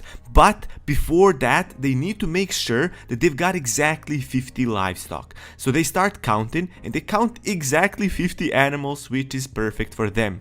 A bit later, we see the restaurant owner bawling his eyes out from happiness of having his livestock returned to him. So now with these animals, he can finally expand on his menu and offer better food and make his restaurant attractive again. And the status window shows that they've completed their quest, and at that moment, point, we see some locals coming along congratulating the restaurant owner for having his livestock returned to him. And one of them asks Macho King about his wood chopping skills, as he's the one that cut down the wood of peace. Another guy asks Aether about his architecture methods, as he was the one that built the fence. So both of them go on their own quests, thanking our protagonist as they were leaving. Finishing this quest opened doors for the other quest for them, and so it's all thanks to Rice. And as our protagonist was entertaining Meow for a bit, the restaurant owner asks Rice if he could help him expand his menu offer, as he only knows how to make one type of meat meal. And this opens a new cooking quest for our protagonist. Meanwhile, we see a guy making chicken skewers over a fire, and the couple says that it's taking too long for it to be done, and the guy making the food reassures them that it'll be finished very soon if they can just wait a little bit longer. Then the couple starts talking about Rice, praising him, where they say that his food is so much better than any other food available out there. Hearing this conversation makes this cook here pretty annoyed, as it seems that our protagonist is overtaking all of the cook's jobs in this game and there's not much space for them. And as soon as the cook prepared the chicken skewers, the couple, leaving, say that they'll take their refund as they won't eat there anymore. The cook tries to convince them that his skewers are pretty delicious, but the couple is determined to give up from it no matter what he says. And as the customers rush away from him, the cook becomes even more furious at Rice, thinking to himself that he doesn't understand why these people keep talking about our protagonist in both reality and in the game. He's so fed up with it, and I mean, who wouldn't be? Because if it continues with this pace, soon he won't have any customers approaching him, as they'll all go to Rice. And back with our protagonist, Rice made some juicy looking soybean paste stew and stir-fried chicken as a display of what the chef Moit can make for his new restaurant and menu. The food looks absolutely amazing as usual, and the chef Moit can't take his eyes off of it. Rice tells him that he believes that this menu will be very popular and it'll attract attention from many. As the chef wasn't familiar with the food, our protagonist tells him a pro tip of how he can get most out of the food in front of him. He can basically eat the stew with rice, which will make it even more delicious than if he eats separately. And the chef Moit, now trying this new way, just can't believe how good it is, and then he says that if he spent his life without knowing about this dish, it would be as if he ate grass his entire life. The restaurant owner is so grateful about this that he gives Rice his family heirloom, which is a recipe for spirit food, thus making his new quest already completed. And immediately a thought comes to his mind, as he got that spirit fruit from Epicure, maybe he can use this recipe to make something with that fruit. Bros, one of the most interesting things about this manhwa, for me, what I'm expecting is for Rice to cook some legendary in-game food, maybe like this spirit fruit he recently got that basically said he'd die if he tried it, so it's pretty useless to him, and now when he gets the recipe for exactly that spirit fruit he has, maybe he can cook some legendary food. Anyways, Rice feels really lucky right now, and the window notification says that thanks to our protagonist, the locals from Badran can enjoy cooking meat again, and it says that all of its citizens will sing songs about the one who helped improve their lives, and he gets a bunch of new achievements, including the one where he affects the history book again. And as he's leaving Badran now, the chef Moit tells him to come back again. He gets a new notification, but this one looks slightly more fancy, saying that his interest in Michelin has increased by 30 points. Sometimes later, we see Rice being swarmed by a bunch of people asking him to sell them some food. People now recognize him on the streets immediately when they see him, as he's got quite a bit of popularity now. He tells them that he won't do any cooking now, and the people insist, with some of them saying that they've been looking for him for so long, and some interrupting their raids just to see him. And then the annoying cook comes as well from our protagonist's back and tells him to cook something simple for him. He continues telling him that Rice shouldn't act like some top-notch chef, as anyone can cook and the people that give him attention are just naive and they don't know any better. One of the guys protests and says that he's just a hater, and the Korean Cuisine King tells him that he's just telling the truth. Rice, now hearing enough of his nonsense, turns around to face him and challenges him for a cooking competition to end this once and for all. So it's a cook-off. The Korean Cuisine King accepts the challenge, telling him that he was ready and wanted this all along. So they both start making food, passionately working on it. We see that Korean Cuisine King is putting his all into it and is making chicken skewers with all he has. He's confident in his skills because he has over 10 years of cooking experience, and he firmly believes it won't betray him, especially now that he's practiced making food since he last saw our protagonist with the focus on exactly this food, chicken skewers. He just wants to prove Rice wrong and make him pay for ignoring him before. And after a bit of time, they are already finished, with the Korean Cuisine King forcing attention to himself and proudly saying that he wants people to try his food first.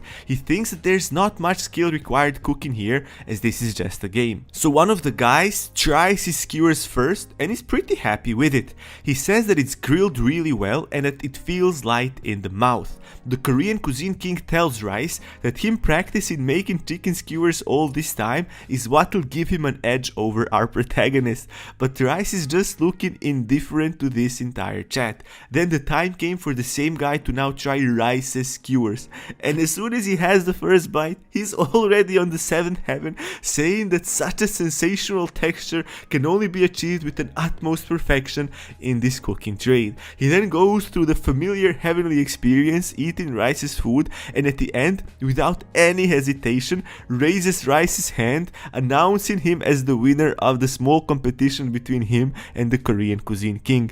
Our protagonist is just standing there, being kinda spaced out, not even really present. He's probably thinking about something else and could care less about this competition. The people then start commenting on the Rice's food being the best, and also making some comments saying that the blonde cook overestimates himself too much.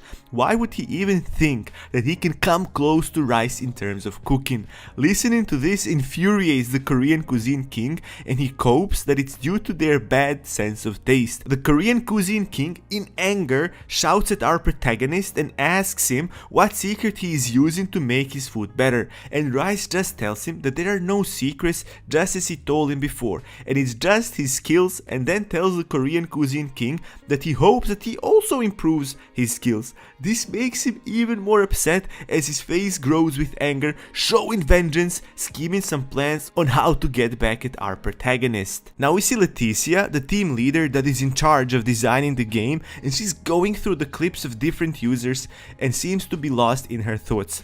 The blue-haired guy comes along and says hi to her and then asks her why she's not going home. He says that since the day after the weekend, he's just there to see if she still has some work left. Leticia tells him that she's just watching the clips of users. The blue-haired guy notices our protagonist's clip and mentions him. We now learn that Rice is Leticia's favorite user, and the blue-haired guy is aware of it. She says that today she's not watching his clips, but the clips of the users with the highest completion chance for the main quest and are close to winning $1 million. We see them now looking at some huge devil looking like monster. Leticia continues saying that just as she expected, only 1 month since the opening of the game, and the gap between users is already pretty evident now. The blue-haired guy says that especially in the past few days, there have been users who stood out and show that they are different.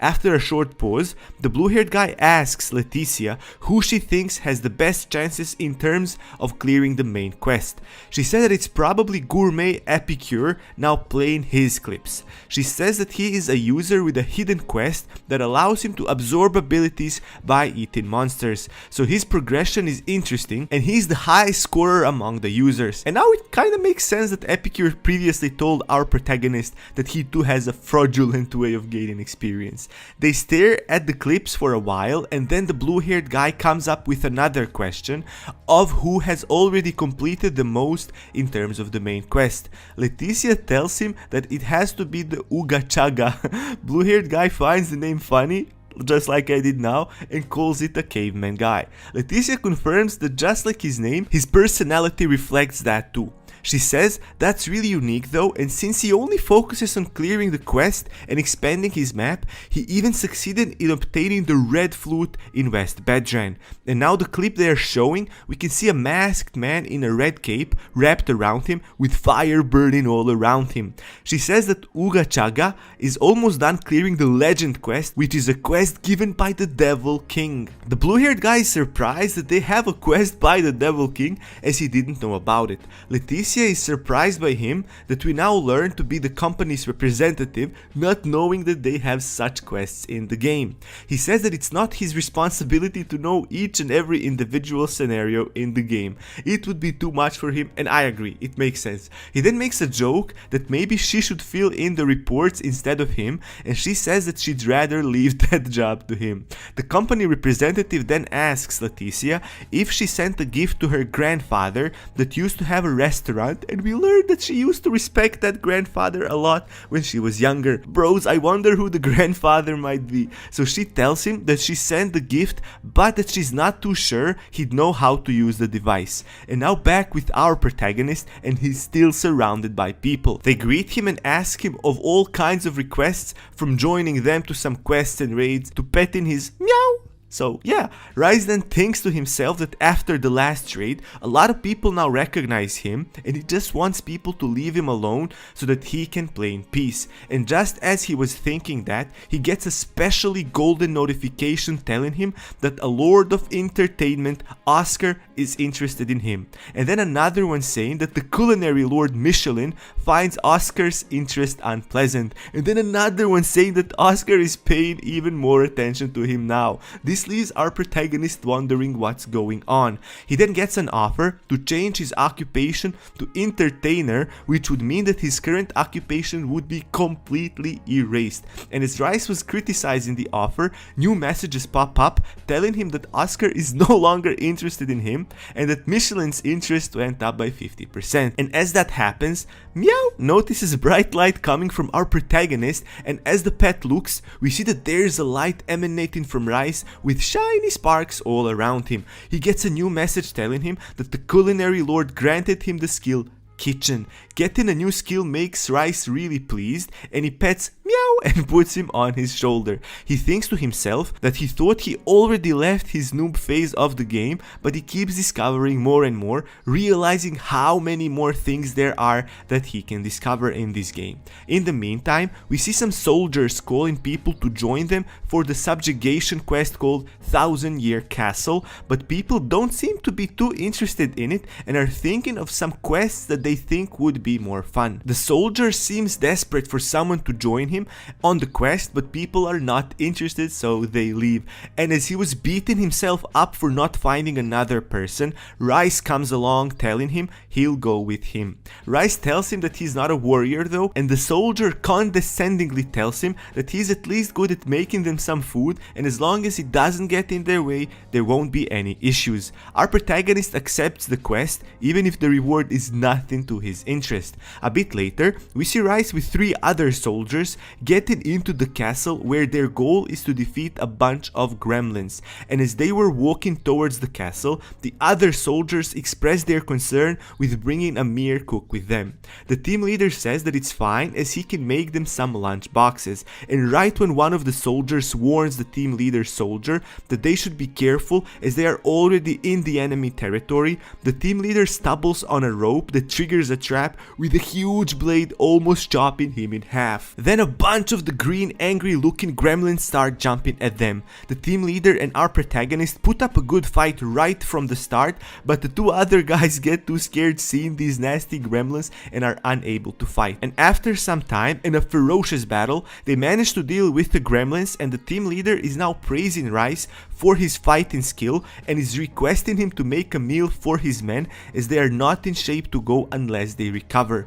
He says that since they are rookies, they must have been overwhelmed with the monster's energy, and his meal could definitely help them out. Our protagonist gladly accepts it, as he wanted to try something out anyways, so he then activates his new ability, Kitchen, and all of a sudden, a kitchen magically starts coming out of the ground, with all the kitchen utensils and pots coming with it. It's a sight to behold, as the soldiers are just looking in wonder while all this magic is happening right in front of them, and our protagonist is just thinking to himself how this will change everything for him, as it's the power of a lord when he can literally summon a kitchen out of nowhere. And right there in front of him there is an entire kitchen already magically assembled with all the things a chef would want to have in his own kitchen. A short time after the kitchen assembled, our protagonist is already at it, and every time he cooks he pours his soul into it.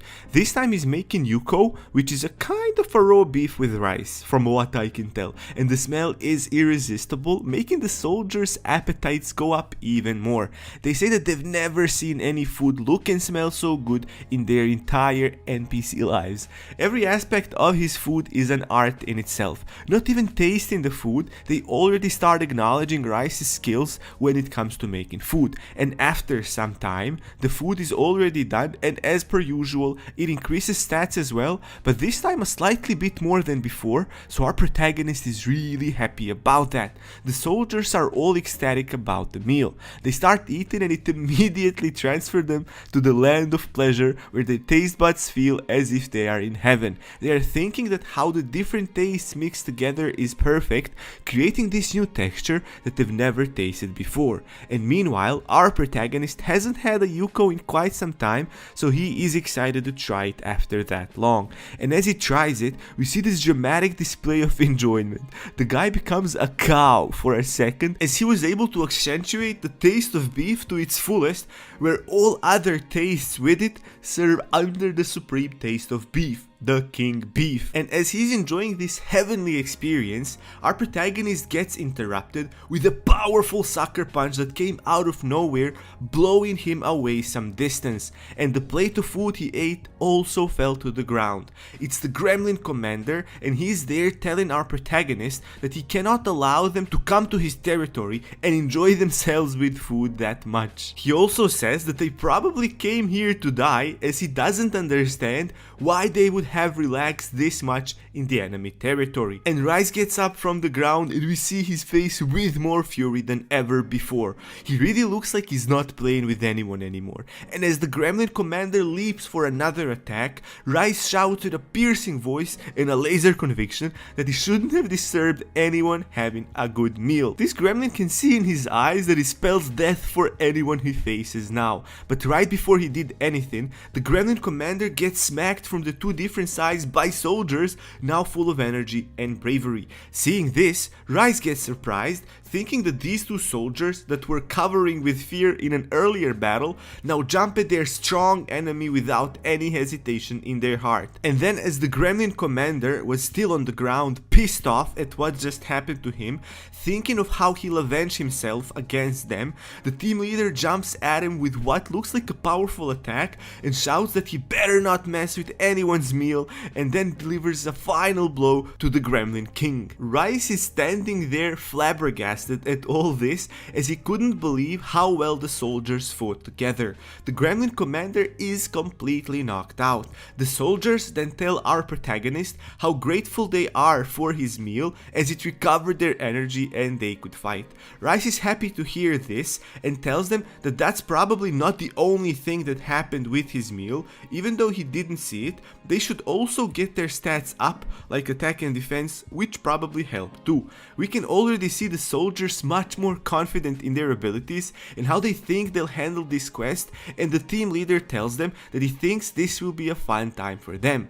And sometimes after, we can already see our protagonist at it, effectively using his trademark abilities, weak point detection and focus tip, defeating gremlins wherever he points his sword. The gremlins don't stand a chance. Even the soldiers are doing so well and are holding their own, with their leader doing the best, blasting the gremlins with his powerful ultimate champion attack. And after a while of grinding these gremlins, they finally come to the gremlin leader that threatens them not to underestimate Gremlin's power, but without even waiting for him to finish his speech, the soldiers are already dropping at him with their swords, cutting him down without any problems. Even the gremlin leader was shocked but didn't have much time to react before he was taken out. And now with a full aura of confidence, they tell him that it was his mistake to underestimate humans. And it wasn't too long before the gremlin commander was already out with his last words in his mouth saying that humans are wicked. And we can already see the notification window telling them that the gremlin leader has been defeated, and our protagonist praises everyone for doing well in this quest. Team leader says that Rice really surprised them with both his fighting and cooking abilities, and our protagonist comments that he just doesn't want to be a burden to anyone, so he had to take care of it. The team leader agrees with it and says that opposite to slowing them down, that he was of great help to them. Now Rice is wondering why he didn't get a notification that the quest has been completed as he usually gets it. And as he turns around, he notices that it'll be a sunrise soon, so he suggests they go back together. The team leader's eyes spark with malice and BAM! Suddenly, he drives his sword straight through our protagonist's chest from the back, saying that they will go back, but without him. Rice is standing there looking at the blade that is coming out of his chest with blood spurting out. And then the treacherous team leader comes closer to his ear from behind and tells him that getting rid of these low-level monsters was never an issue for them.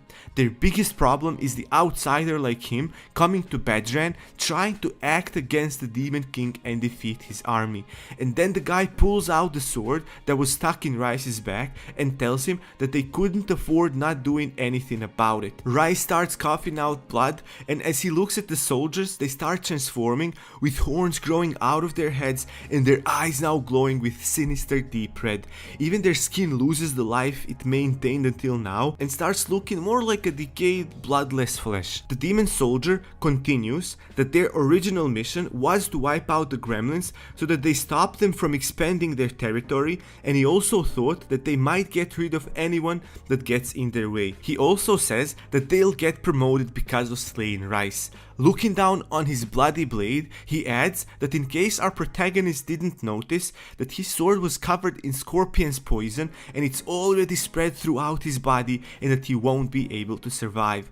And with their changed looks now, we learn that their name is Dark Followers, which are the Demon King's forces. The Dark Follower leader, ignoring our suffering protagonist, tells his two other subordinates that they should go to the top to find where the rest of the gremlins are hiding. And as they continue their discussion, something draws the leader's attention and he looks towards where Rice is, and to his utter shock, he sees our protagonist getting up from the ground, saying that he should have checked it earlier. He did notice that their stats didn't go up when he gave them the meal, and he found it peculiar, and the reason that it didn't go up is because they are meant to be his enemies. And now Rice, even though mortally wounded, seems to have gathered his energy and is looking at them with focus. The Dark Followers can't believe that he's still alive and are now drawing their swords out and getting ready for our protagonist. And then Rice pulls out his special sword on the side and summons his freezing shield on the other side,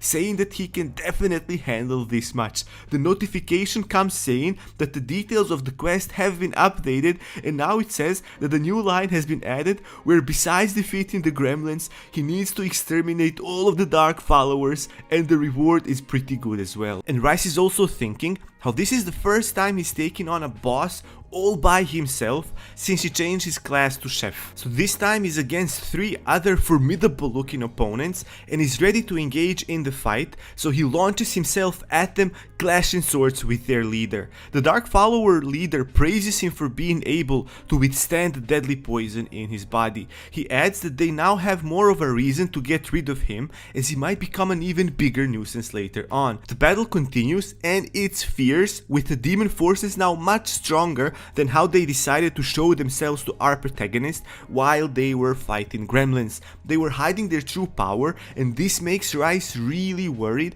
and he cannot underestimate them now. This is the first time he's encountering the demon soldiers that he heard so much about. The Dark Follower leader tells Rice that after they kill him, they'll be able to kill the others as well, and in that way nip them in the bud before any of them become more of a trouble. They say that in this way, Sir Raiden, who is one of the devils, will become even more powerful. As Rice was focusing on the two of them, one of them sneaked up on him from the back and went for a full attack, but luckily our protagonist skillfully repelled his attack by placing his sword on his back, because if this attack went through, that would be the end for our protagonist. But he's still holding on, and his battle presence in this fight is stronger than ever, as he knows he's fighting for his life. The swords swing keep coming at him, with him successfully matching them defensively, but then as he was getting overwhelmed with the non-stop attacks from the devil soldiers, the leader tells him that he's doing well and then shouts "Ultimate Champion," coming through between his subordinates and getting a straight powerful punch on our protagonist.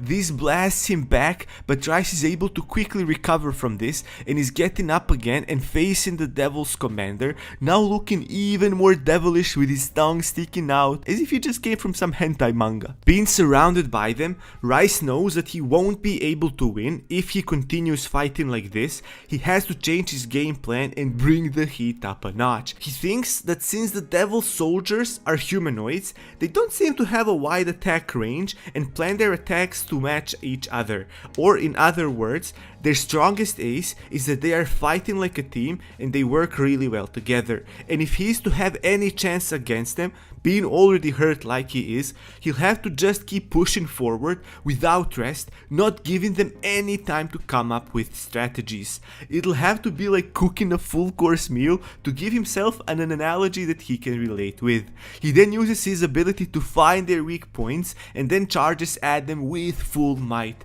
Seeing him not losing the battle spark in him, the devil soldiers say that it's better for them if he keeps struggling, as the Sir Raiden will grow in power that way.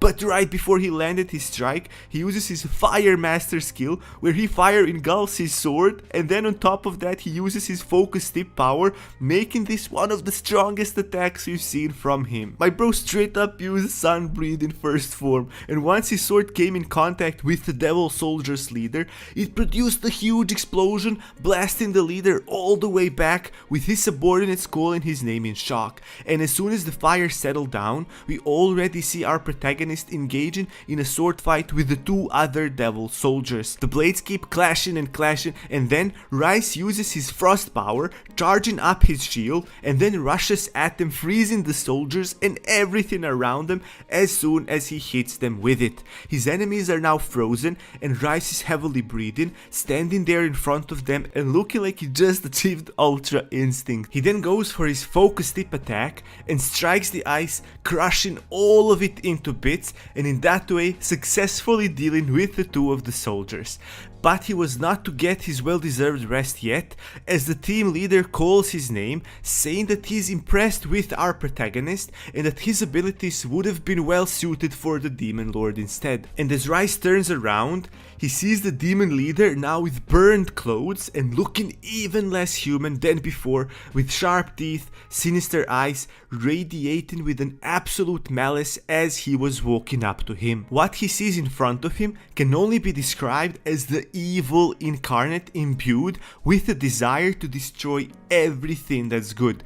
But Rice is still not fazed by this sight and tells him that the world without the proper cuisine is the worst, and he doesn't want to live in such a world. These words trigger a reaction in the demon soldier and patronizingly tell him that people only live to eat. He then suddenly leaps at our protagonist, but this time with his mouth open wide, wanting to sink his teeth into Rice. And as our protagonist was calmly observing him going towards him, he says that animals eat to live, and so do humans, which is why chefs exist, and that's a sufficient of motivation for Rice to fight for it. He then charges at him and performs a really elegant but a powerful sword technique, evading the demon leader's attack and subtly slicing him up all around his body, taking him down in one attack.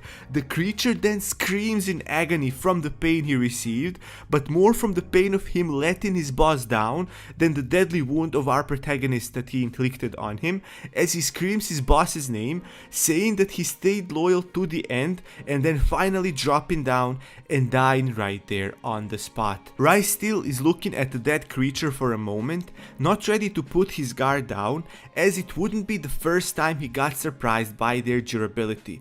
But the creature is really dead, so Rice relaxes, saying that that last attack took a big toll on him in terms of his stamina, as he placed everything he had on that final move. And right then, the notification comes popping up saying that the Dark Follower's extermination quest is complete.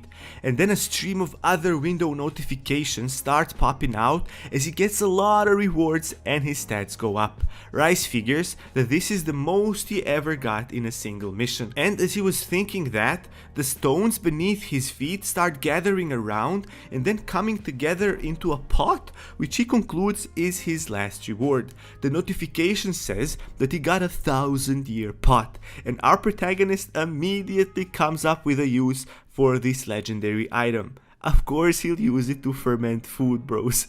This guy only thinks in terms of cooking, but we got used to it anyway, so it's not a problem. So he gets another notification that makes him kinda uncomfortable, saying that the Devil Raiden is now aware of his existence, and then something starts happening as Rice, slightly panicked, tries to figure out what's going on. Now we go back to the real world and see a kid in dirty clothes walking down the street, crying his eyes out, saying that he needs help and that he is really hungry.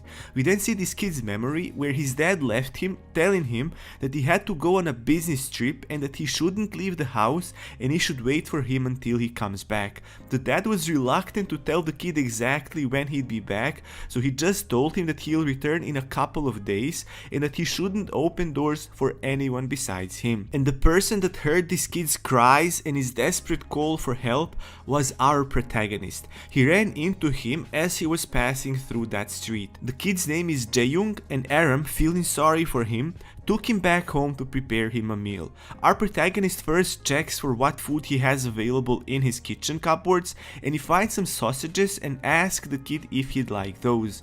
The kid gladly accepts it, and then they have a conversation with the kid telling him that it's been 5 days since his dad went away and he's still not back home. The kid also says that his mom doesn't live with them anymore. Aaron was curious as to what the kid ate during those 5 days, and we learned that he only had the rice from the rice cooker and chili paste, and he would mix those two together and eat that. Jaeyoung also says that he had that food for a few days, but then he even ran out of it and didn't have any food for several days after. Listening to this, our protagonist is thinking, what kind of parents would leave their kid to starve? It's awful, and these are some terrible parents, he thinks. This reminded him of his own memories, where it also seems that he got neglected as a child. Hearing this kid's story infuriates him. How could these people even call themselves parents when they left their kid to die like that? What could a poor child do to deserve that? He then ponders over the situation and offers the kid to make him some tteokbokki. And I now googled this. This is like a popular Korean street food, usually made with rice cakes, fish cakes, and chili paste. So bros, my Korean culinary knowledge is increasing, I would say. Anyways, Aram then turns on the stove and starts boiling some water. He first thinks if he should make it with wheat or rice flour. He chose to make this food as kids love it, as they sell them on the snack stalls and they taste great. He is a bit worried about not being able to make it as he still can't taste it, but he'll do his best relying on his skills alone. He then adds each ingredient carefully with precise measurement, keeping in mind that he's making this meal for a kid, and so he has to take it easy with some seasonings. So he puts a tablespoon of chili powder and 2 of sugar and 2 of soy sauce and so on until he gets this beautiful color. Now he needs to let it simmer. Then he lets it boil and then adds a cup of onions, and once the sauce thickens, he just needs to give it a nice mix. The process of making the food is always a special experience with Aram, and just like that, it's already done. The snack stall tteokbokki is ready to serve, looking more delicious the longer you look at it. Aram then serves a plate of a delicious looking tteokbokki in front of the kid and tells him to enjoy his meal. The kid is amazed at the food he's seen and instantly recognizes that Aram might be a cook. Jae-young tells him that he didn't have this food in a long time and then takes a bite. But as soon as he puts it in his mouth, he starts coughing, which startles our protagonist, thinking that he made a mistake. The kid tells him through his teeth that it's spicy, and this makes Aram really disappointed, thinking that he couldn't control the spice of the food as he can't taste, and he knew it'd be a risk making this food for a kid. He then pours some milk for Jae-young to ease down the spice sensations in his mouth, but then all of a sudden, the kid lifts his head up with nothing but joy on his face and tells our protagonist that even though it's spicy, it's really delicious. And now he's breathing fast, trying to cool down his tongue. He then keeps eating and looking like he enjoys every new bite he takes. After seeing that the kid is really enjoying his meal, our protagonist concludes that it's a success as he made the food the kid is pleased with. Jae-young even adds that this is the best tteokbokki he ever tried. Everything fits well with everything else. The kid doesn't have words for it, but every single ingredient is made with such love and passion that it's as if it's meant for him. The kid tries different combinations of ingredients, putting them in different order, and no matter what he does, it always comes out the best way possible. Seeing how much the kid was enjoying it, Aram also joins in on it, not even asking the kid if he can eat from the same plate. The kid realizes that our protagonist was also hungry and then suggests he make some more so that they can eat together. The atmosphere is amazing as Aram finally managed to relieve this kid's pain and make him forget about his situation, even if it's just for a short time. Now we see a drunk, moody chef Daewon throwing a tantrum on how he hates Mr. Lim's restaurant and how he was disrespected there. He also wonders how did Aram get employed there, because according to him, he had to pull off some dirty tricks to start working there. The snack shop owner tells him that he should stop talking about him as Aram is not their employer anymore and they have nothing to do with him. This makes Daewon even more annoyed, so that he slams his fist on the table, saying that there's no way that he lets this go as he was cursed at in front of everyone there. And he adds that what also annoys him is that he noticed that Miri took a liking to Aram. Miri, passing by, sees this pathetic display and gets irritated, and the moody chef asks her if she's still in contact with our protagonist, to which she reluctantly responds that she is. Daewon then, with a smug expression on his face, says that that confirms his suspicions that she likes him more than a friend. This seems to have pressed some sensitive spots in Miri, because she has an outburst of anger shouting that she doesn't like Aram like that and that she actually just likes his cooking, and that's all. Boss tells her that she should hold it in for a bit as Daewon is just drunk. The moody chef then says that he at least needs to sue the owner of the Lim's restaurant so that he can feel at peace. After an opposition from his colleagues, he says that he was threatened and they should stand as his witnesses. Yuni says that it's completely unreasonable as he was the one that started the whole mess by getting angry and throwing a fit. The snack shop owner also adds, now in an angry voice, that he shouldn't go making trouble and he should just calm down. Miri says that he was the one that wanted Perilla oil mac noodles, which is why they took him there, since Aram is really good at making those, and that even he has to admit that they were tasty. And as Miri wasn't able to hold in anymore, she tells him that he should keep his inferiority complex down and spare them of it. This makes Daewon really angry now, to the point that he was about to explode, and the boss, noticing this, starts panicking, not knowing what to do, as he knows how crazy Daewon can be once he gets furious. So he tries to calm down the situation, but Daewon keeps repeating her words back to himself. Miri, knowing that there's no backing out of what she just said, doubles down on it, saying that he knows that she's right, and that ever since the day Aram arrived, his inferiority complex grew, and how he only knows how to look down on people without acknowledging them and their efforts. Daewon then bursts out with all the anger, shouting that she should shut up and that she should know her place as she's only the front staff. Boss is holding him so that he doesn't go at her. And then right when Daewon threatens her with violence, we see Miri's grandfather, Chairman Yu-soon, telling him in disbelief how can he be saying those things to someone else's precious child. Daewon turns around to see who it is and sees the artist Yu-soon and gets really surprised, asking him what he is doing there. Yu-soon, not responding to this question, orders his security guard to deal with it, and just moments after, we see the security guard grabbing Daewon and throwing him on the ground, telling him that he should stay still. And as the guard is keeping Moody Cook on the ground, Mr. Yu-soon tells them that he just came here to see where his granddaughter works, and then he ended up seeing all of this mess.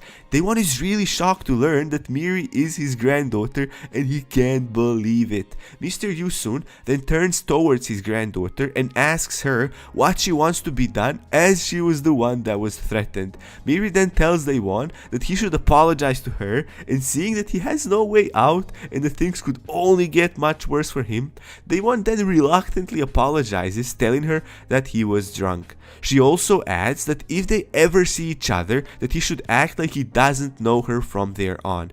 She then thanks her boss for everything and says that today will be her last day, and then walks out of the snack shop. Bros, in before she starts working at the restaurant where Aram is working right now. That would be kinda crazy. And we see Daemon is still in disbelief of Miri actually being Yu-soon's granddaughter. Now we go back to our protagonist, who brought Jae-young to Mr. Lim, explaining his situation to him. Mr. Lim, being nice as he is, says that the kid can stay at their restaurant and eat as much as he can. Mr. Lin then tells the kid that if he knows the way to their restaurant, he can have all of his meals at it. Aram offers to pay for all of the kid's expenses, but Mr. Lim says that it won't be necessary and that he should just find out more about the kid's father's situation. And a bit later, we see our protagonist as he's heading back home, and he's thinking of how fortunate he is to have such a great and caring boss, and then he starts thinking of what kind of father can actually abandon his kid just like that. And as he was thinking about it, he runs into Miri, and after getting to sit on a nearby bench, Miri explains everything that happened to her and how she left her work for good. Aram starts blaming himself for what happened, but Miri reassures him that he had no part in this and it's all that idiot Daewon's fault. Our protagonist then asks her if she now needs work, and she tells him that as an adult she can't stay unemployed, so she needs to immediately look for work. And as this reminded her of her misfortune, she starts getting worried, but then Aram draws her attention by asking her if she'd like to work at the place where he is working. He adds that he'll have to ask the owner as it's not his place, and without letting him explain it any further, Miri, all excited, agrees to it, saying that she wants to work at a place where he is working. Aram is taken aback a bit, telling her that he expected her to think over his offer, but she's really excited about it and keeps repeating that she wants to work at his restaurant. My girl is thirsty. She even asks him to set up a time when she can start working.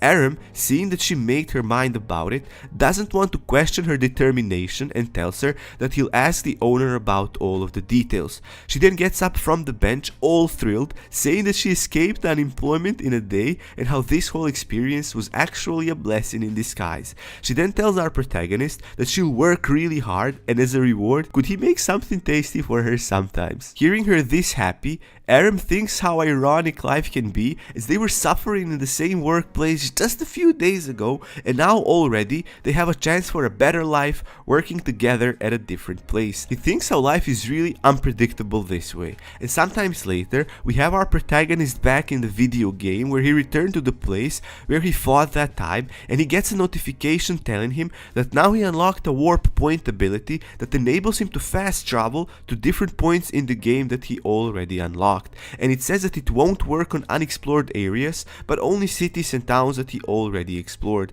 He then starts thinking how this game is becoming more comfortable the more he plays it, which means that he got stronger in the game. But now he's ready to take a break and try cooking that spirit fruit that he got from Epicure. So he starts by summoning a kitchen with his new ability, where all of a sudden an entire kitchen shows up. He then takes the spirit fruit, thinking to himself how the next step is for him to boil the fruit fruit until the spirit fruit turns blue color, as that signifies it's done boiling. He's got that recipe, and as long as he follows it properly, he'll be able to make the spirit fruit without any difficulties. So then takes a pot with water and places the fruit inside and puts it over the fire.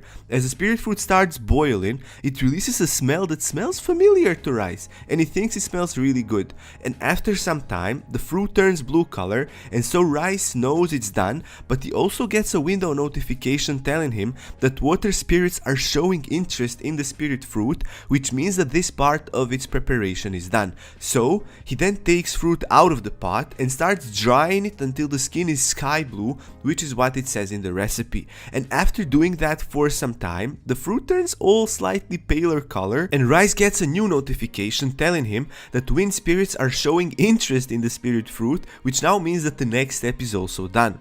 As that is done, our protagonist pulls his 1000-year pot out of his inventory because he needs to ferment the fruit using this. And as he pulls the pot out, he gets an inventory box of the pot where he can place different items in. The 1000-year pot allows 4 items at one time, so he then just figures how it works and just drags the spirit fruit inside the pot's inventory. And as soon as he places it inside, the notification comes telling him that the spirit fruit is being fermented now. And as he was setting up the timer on the pot, a notification window shows up again saying that the earth spirits are showing interest in the spirit fruit. And as soon as this happens, our protagonist starts smelling another familiar scent from it, which makes him feel great. And after some time, the timer goes off, showing that the fermentation process is already done. So he pulls it out, and we see the spirit fruit is now looking orange. And now Rice just needs to grill it as the last step according to the recipe. And after the fruit starts getting grilled, the notification comes up saying that the fire spirits are now showing interest in the spirit fruit. And this shows that the spirit fruit is prepared, so he takes it out of the fire and gets a notification that fruit is done, and now he's got a cooked spirit fruit, which is a fruit that spirits enjoy eating. Rice is really pleased with it and is ready to have a bite at it, but first he decides to peel the skin, and as he peels it, he notices the scent coming from the fruit. It's very unique as it reminds him of both apple and pineapple at the same time. And the strange thing about it is that it keeps changing the smell into other fruits. He then cuts it into small bits, and a seed comes out of it with notification telling him that he can grow it into a spirit tree. He decides to store the seed for later when he finds a place where he can grow it into a proper tree. And the time finally came for him to taste the fruit, and he can't wait to try it out. And as soon as he has a bite of it, the freshness of the taste hits him immediately, where he's only able to describe it as a dreamy taste that reminds him of sweetness combined with refreshing taste from a fantasy forest. And the taste is definitely different from anything he's ever tried before. The notification then pops up saying that as he consumes the spirit fruit, he'll be able to see spirits for 10 hours. And then all of a sudden, his eyes get a bright shine, and as if being transferred to a new dimension, our protagonist is left flabbergasted, and he looks up and he sees all kinds of little creatures flying. Some of them are yellow, some blue, some green, and some red, and he is amazed at seeing this as everything looks so colorful and uplifting. Rice then thinks that these flying creatures must be the spirits, and also that the 10 hours that he'll be able to see them for means in-game hours and not the real time. He also has a hunch that there might be a hidden quest for him if he could only find it.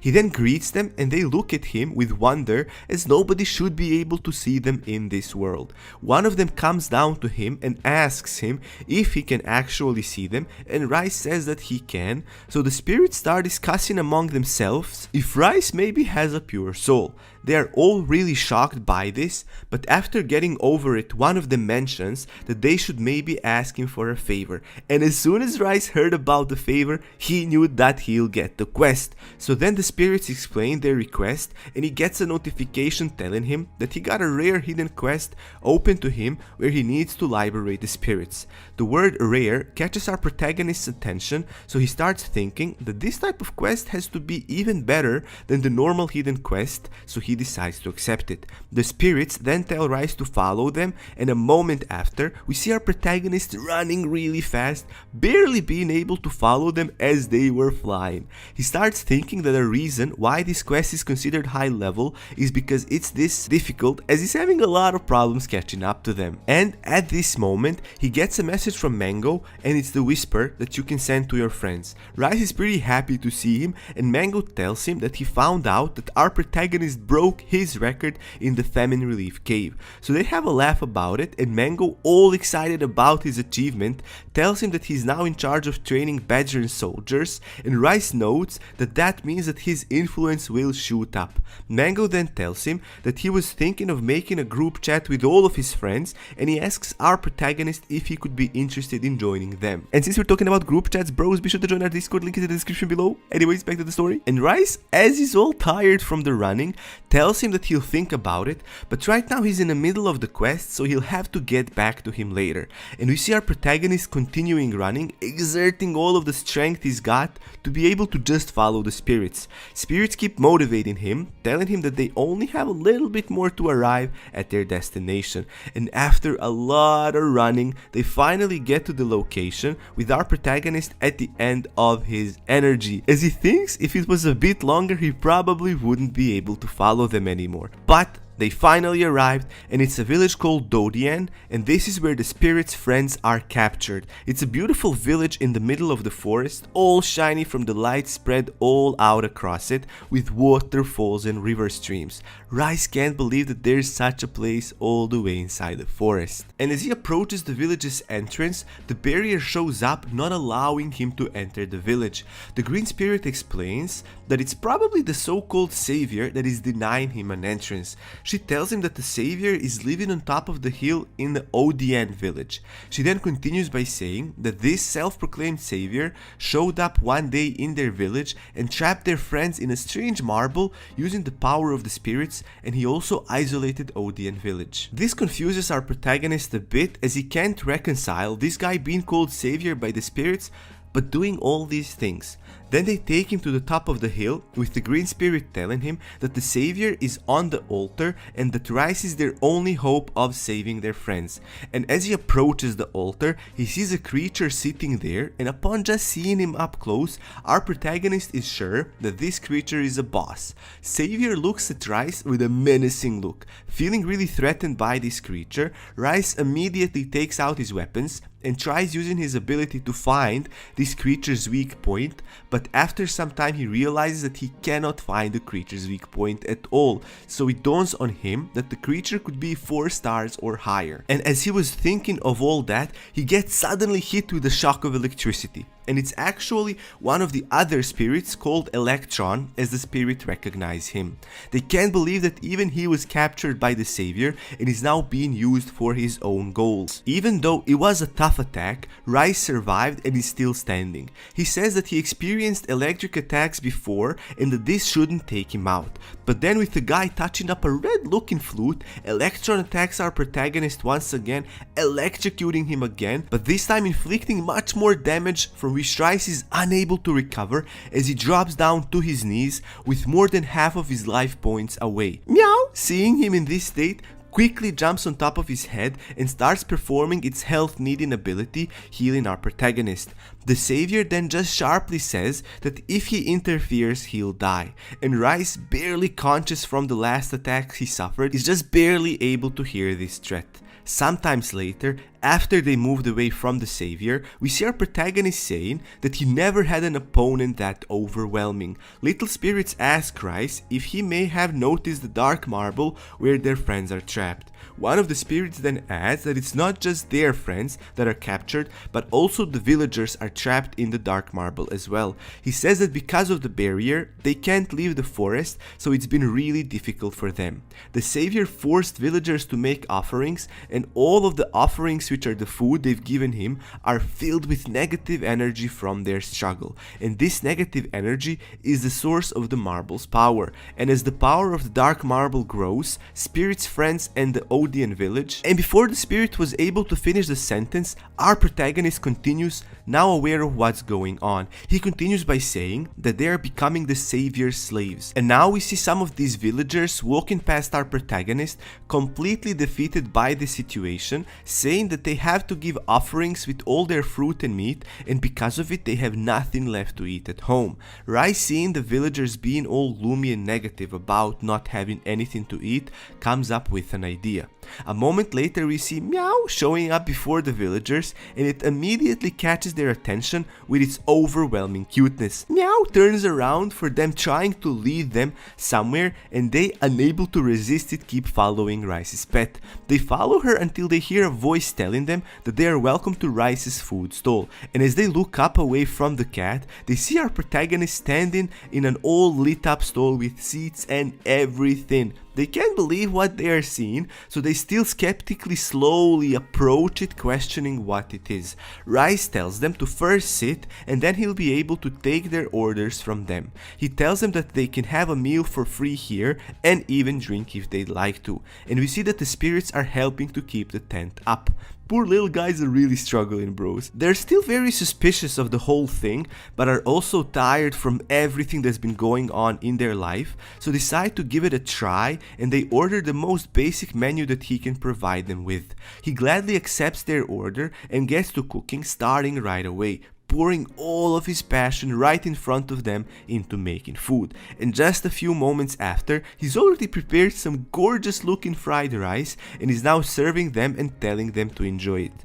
The villagers look at the food and then look back at our protagonist and, still in disbelief, ask him if it's really free, but we can see on their faces that they are desperate for food. But Rice confirms that it is free with a pleasant smile on his face. Fried rice looked absolutely delicious, and the villagers just couldn't resist trying it. And as soon as they try it, their happiness immediately shoots up, as they've never tried a better fried rice in their life.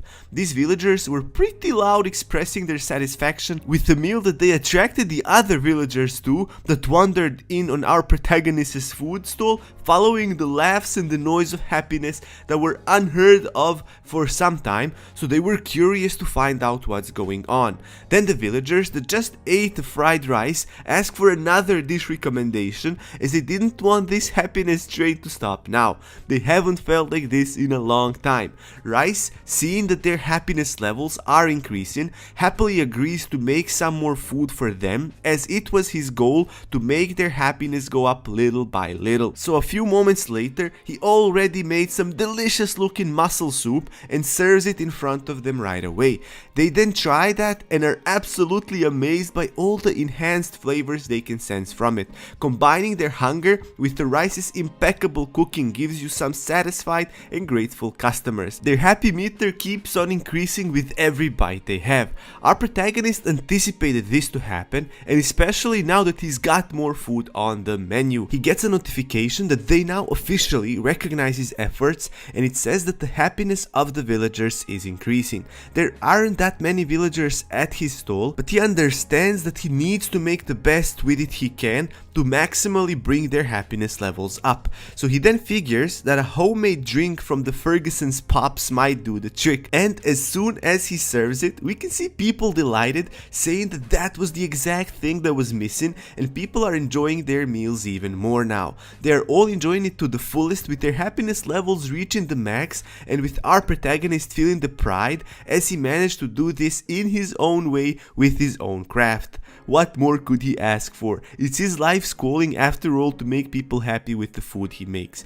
And in the meantime, we can see the savior guy now looking slightly pissed as he's observing his purple orb floating in front of him and going through some changes. It seems that our protagonist's strategy is working pretty well, as some of the offerings he gets lose some of their negative energy that grant him the strength. And back to the Rice's food stall, we see villagers enjoying our protagonist's food and praising his skills skills, also saying some dramatic things. They live to see this day come and that this saved them from their utter misery. But the thing is that they don't just get the food, they also get the whole experience, including the show of Rice preparing the food in front of them, being full of passion while he does it. He also uses Meow to help him out with slicing some stuff, and Meow is really entertaining to watch as it's so cute but then so vicious when working around the food. Then a few moments after, we see that our protagonist made another food and it's the cream soup of broccoli.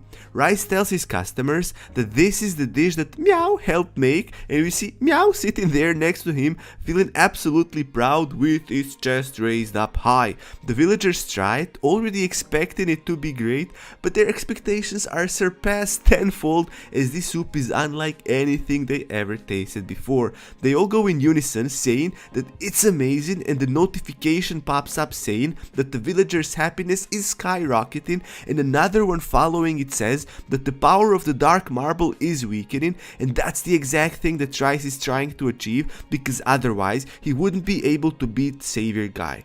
And strangely, he gets a new notification telling him that he's gotten a new customer, and as he looks to the side, he sees a lady looking empty of life and drained of every possibility to be happy. He welcomes her, and she disappointingly tells him that she didn't plan on coming through this stall as her tastes have changed and she doubts she can even enjoy food anymore. As Rice was curious to find more about her situation, the lady continues saying that a while back she visited a different village and ate a cuisine from an outsider called Mountain Sun, and she says that since that time her tastes have changed and that no matter what she eats, she's never fully satisfied. Rice, listening to this, just thinks to himself how awesome this cook has to be to make a food that's able to change somebody's tastes. But he has his mind on helping this lady out, so he first serves her with bulgogi, which is his special menu item. She tries, not expecting much, but to her surprise it starts tasting amazing, and she says that it tastes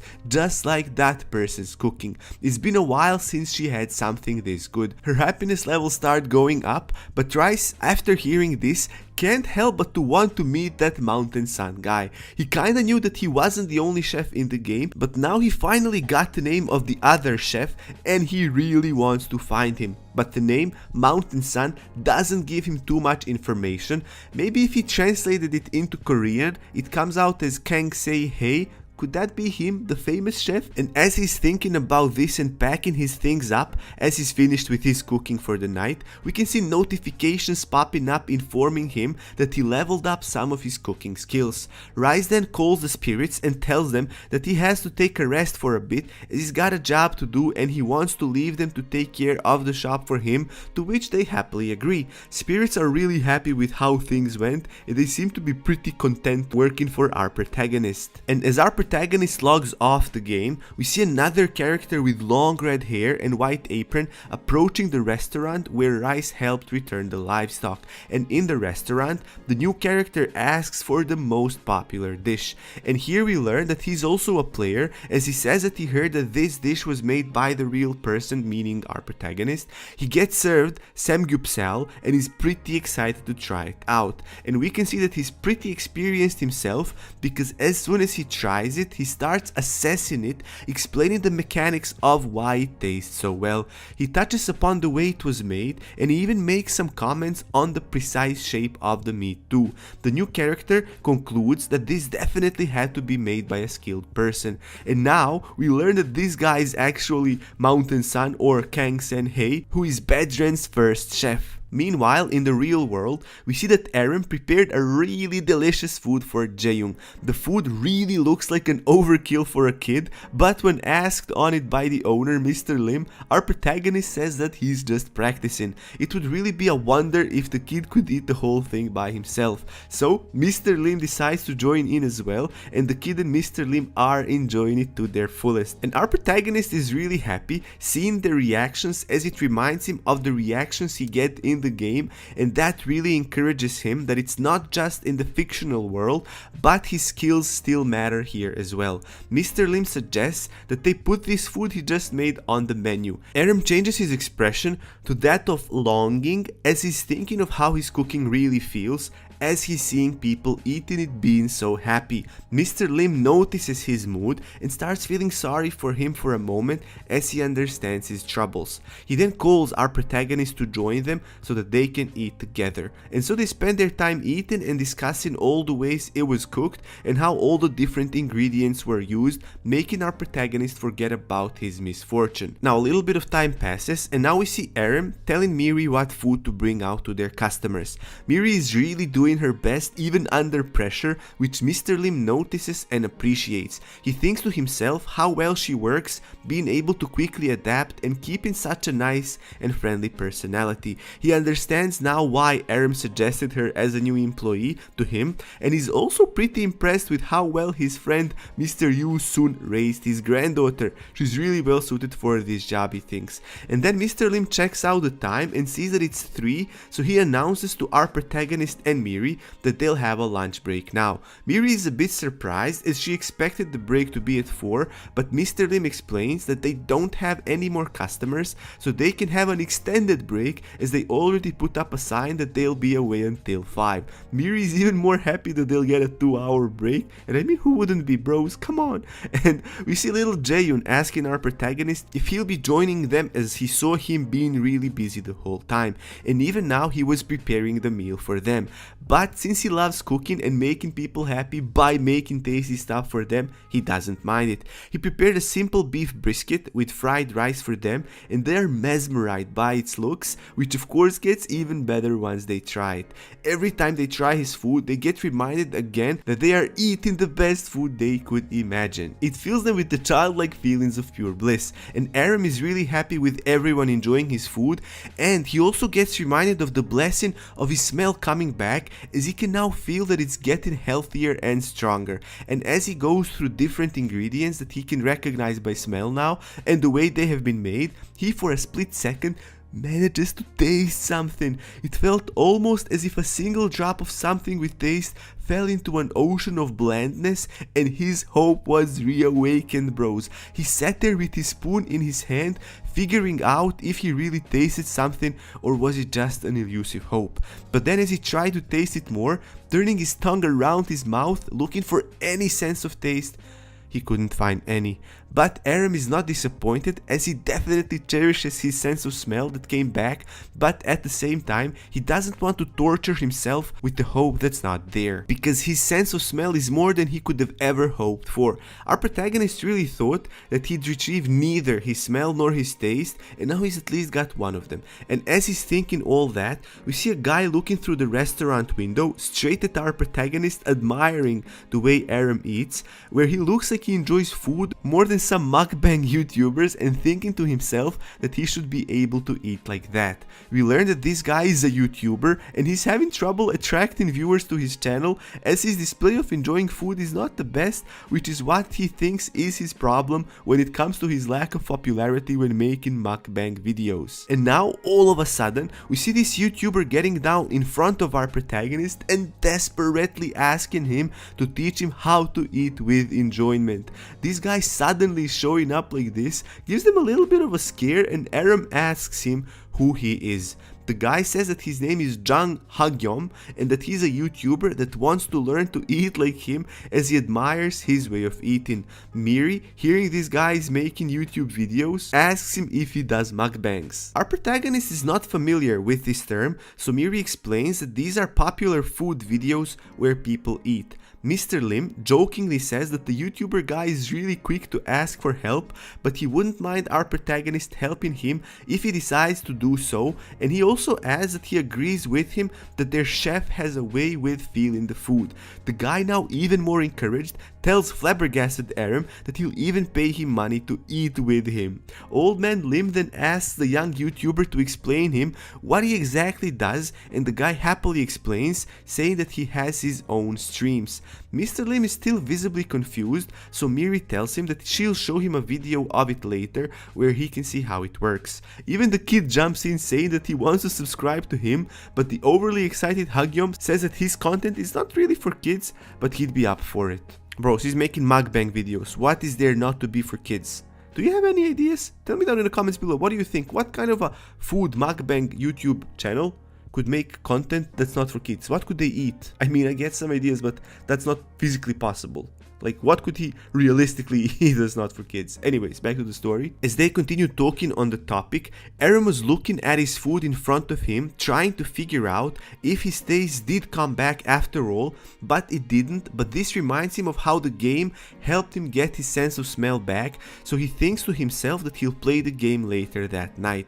This is how every game addiction starts. And so later that day, we see our protagonist logging in the game already with a notification telling him that the resident's happiness was completely restored and that the power of the dark marble has completely disappeared and that the spirits have been freed as a result of that. So with him working hard to make a lot of food for the villagers actually paid off, as he increased their happiness so that he could finally help spirit friends escape. Spirits are really happy with Rice and express how at first they were skeptical of this working, but now they are convinced that he's the real deal. They suggest that they go and take on the savior character before their friends can be captured again. Meanwhile, we see how the dark marble loses its power right in front of the savior and completely disappears, with him recognizing that it might be due to our protagonist. And now we see Rice rushing towards him with spirits, telling him that the savior should be weaker now, as he shouldn't have any control over any of the spirits anymore. But right then a lightning whizzes past Rice, barely missing him but making him fall off of his course. He gets up figuring out what just happened when he sees Electron mindlessly looking towards his direction. Rice is in shock as he thought that all spirits would be freed, and then he sees Savior right behind Electron standing there with a red flute in his hand. And then he tells our protagonist that he was serious when he said that he'd kill him the next time he interfered. Electron now attacks with an even stronger and more vicious electric attack, and Rice in the last moment conjures up Fire Master ability and puts up a barrier, barely fighting off the powerful attack. And this is the moment when our protagonist realizes that Savior is still pretty strong and he shouldn't take him lightly. He can't allow himself to let his guard down, because as soon as he does that, he'll end up like the last time he faced him. Now the musical notes with sinister vibes come from the direction of the savior, and he orders Electron to attack Rice once again. The spirits show up now around our protagonist to reassure him that Savior is much weaker than before and that he shouldn't be afraid of fighting him, as the savior lost his source of power, which was the dark marble. This gives him a boost of courage that he needed, so he immediately comes up with a plan right on the spot, thinking of attacking him the next time Electron charges up his own attack, as he noticed that Electron needs to recharge himself every time he wants to attack. But for now, he needs to withstand this next attack. And as he was thinking that, a huge blast of electricity hit him, moving him back a bit, with Rice holding his shield with all of his might. And as soon as the attack was over, Rice quickly leaps in the air, maneuvering over the next attack that was coming from the Electron, but this time much lighter, as he didn't have enough time to fully recharge for his full electric beam. And then he charges up his own Fire Master to the tip of his blade, and then sends the Fire Slash blasting down upon the savior with full force, burning everything in its wake. However, the savior is able to put up a shield barrier and manages to protect himself fine. He also notices that this time our protagonist became more tactical about his approach to this battle, but right as he thought that this cheap strategy won't be enough, as his next move will be a fatal one, out of the fiery smoke comes Meow, flying straight at the confused savior. And at that moment we see that the kitten was a decoy, as you see Rice coming from behind the savior, hurling his own punch at him. Savior doesn't have enough time to react and gets smashed from both sides at once and is sent flying to the ground. And now we see that the animal face that he just had was just a mask, as its spell disappears due to Rice and Meow's attacks. Oh, I'm sorry, meows attacks. The savior guy is now on the floor with our protagonist standing over him, being vigilant of his every move. The savior, utterly annoyed, asks Rice who he is, understanding that he's not to be taken lightly, and our protagonist returns him with the same question, but realizing that savior guy is actually just another user and not an NPC as he initially thought. And as the red flute drops to the floor, the window notification pops up saying that he completed the hidden quest, Savior of the Forest, and as a reward he gets 4 elemental attributes at the contract with the Electron. The spirits then surround Rice, thanking him for helping them retrieve their friends and bring peace to the spirits. They also want to give him their strength as a reward, and then our protagonist gets another notification saying that fire, water, earth and wind elements have increased. The spirits then introduce their friend to Rice, which turns out to be Electron, who is now really miserable for attacking our protagonist and is profusely apologizing to him. Notification then asks if Rice would like to accept the contract with the low-level electric spirit, to what he agrees, and then Electron turns to an even smaller and cuter bulb of electric energy, telling him that it wants Rice to be its master from now on. And our protagonist is really excited to get a new pet besides meow. And in the meantime, we see Leticia observing this incredible feat achieved by our protagonist, where we learn that he actually beat Uga Chaga, who was taking the lead in terms of how fast he was progressing throughout the game. And Leticia is really impressed with Rice overtaking the first Dark Follower, as he was the first tier user of the Devil King's powers. She thinks it's really unexpected for a chef to win this battle this way. She's even more interested to see how well he does with the future game scenarios he comes across, and wants to see if he can continue beating her expectations. Leticia wants to see his other unorthodox approaches to the game, and how he just finds ways to break the game's scenarios that are intended to be beaten differently. And Rice now gets a stream of notifications telling him that he freed the village Odian from the rule of a false savior, and that he is now the true savior of the remote forest. It also says the news of him has now begun to spread among the Dark Followers, and that the Devil Raiden is not pleased with his existence.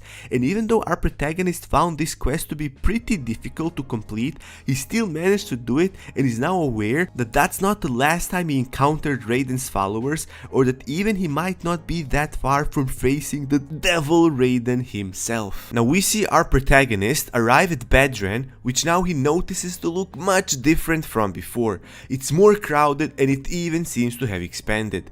Now there's a new beautiful sculpture of a white horse, and there's a gambler's casino where users can gamble. There's also buskers on the street performing for people. Rice also sees Mango's instructed guards as well, and our protagonist is impressed with all of it, as he realizes that he's not the only one who was moving forward, but also others were changing and progressing themselves. This motivates him into turn to keep going. The notification then comes up saying that the Tirico village restaurant shares increased, which means that Rice shares have also increased by a lot since then. As he then goes through his saved money, our protagonist sees that he actually has a lot of money saved up, so he then starts thinking how might he spend those. So he checks his friends list and sees that Seekin is in Bedran. He then calls him up by pressing on his name, and the Seekin shows up right in front of him. He tells Seekin that since they are both in Bedran,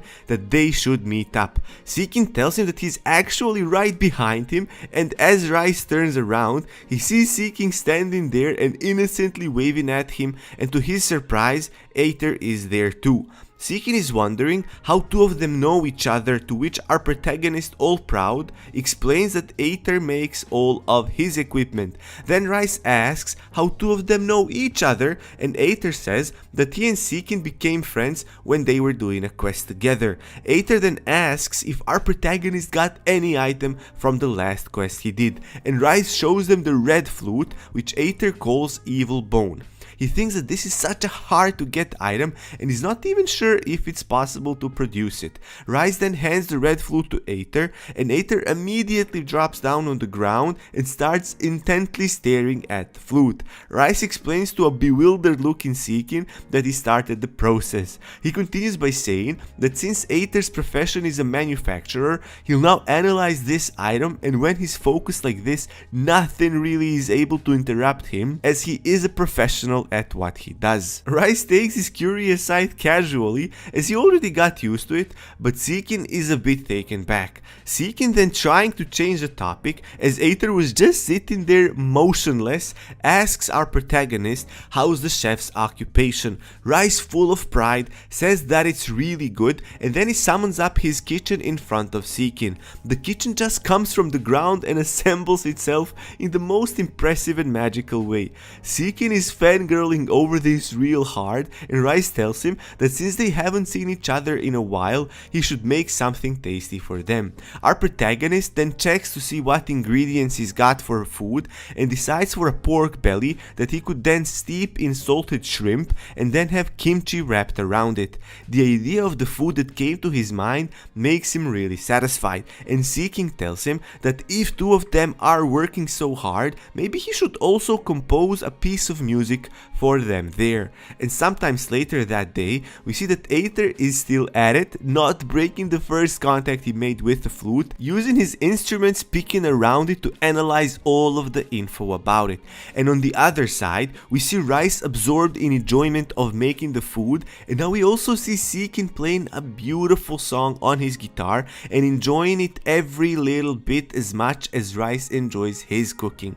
This draws the attention from the public as they start recognizing them individually. They wonder what these three popular guys are doing here together. One of them says that there seems to be a gathering of creation users here. Then a kid called Terry runs to Seekin, asking him to make a great song for him, and Seekin, already familiar with this kid, apologizes to him and tells him that his skills are lacking for his needs. So Terry Kid runs off to Aether and asks him if he could make him some cool item, and Aether, entirely absorbed with his analysis, harshly tells him to get lost. And then he goes to our protagonist and asks if he could make something delicious for him.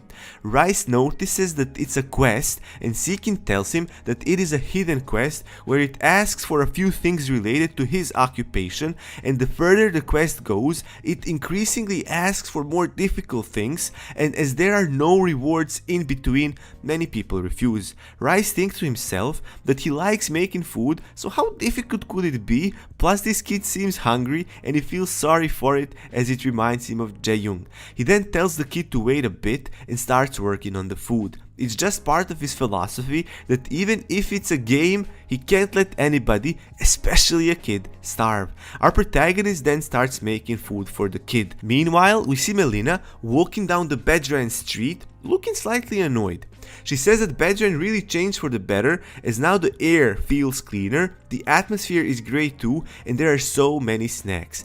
But there is one big problem, which is that this bothersome Korean cuisine king is tagging along with her. The cuisine king, trying to calm down the situation, says that he really didn't know that she was also logged in and that it's all an accident that they bumped into each other. But from her expression, bros, we know better. Melina then sees a crowd gathering at one spot and gets curious as she notices that there are some great users there.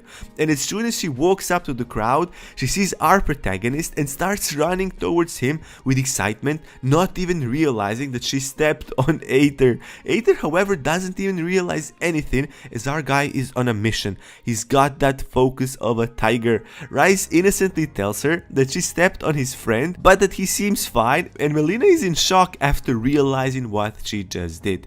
Rice then asks her what she's doing in Bedran, and she tells him that she's there just for sightseeing, as Bedran changed and she was interested to see what's new.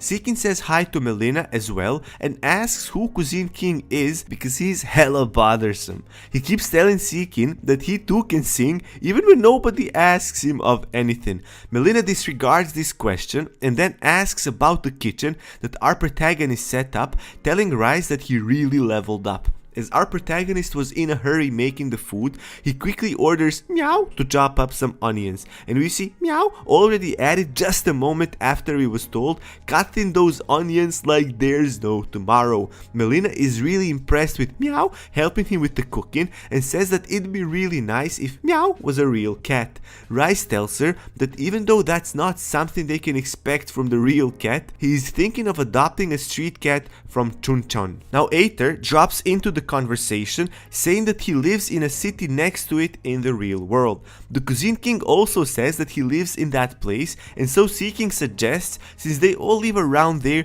to meet up offline. Melina too chips in saying that she also lives there and wants to go.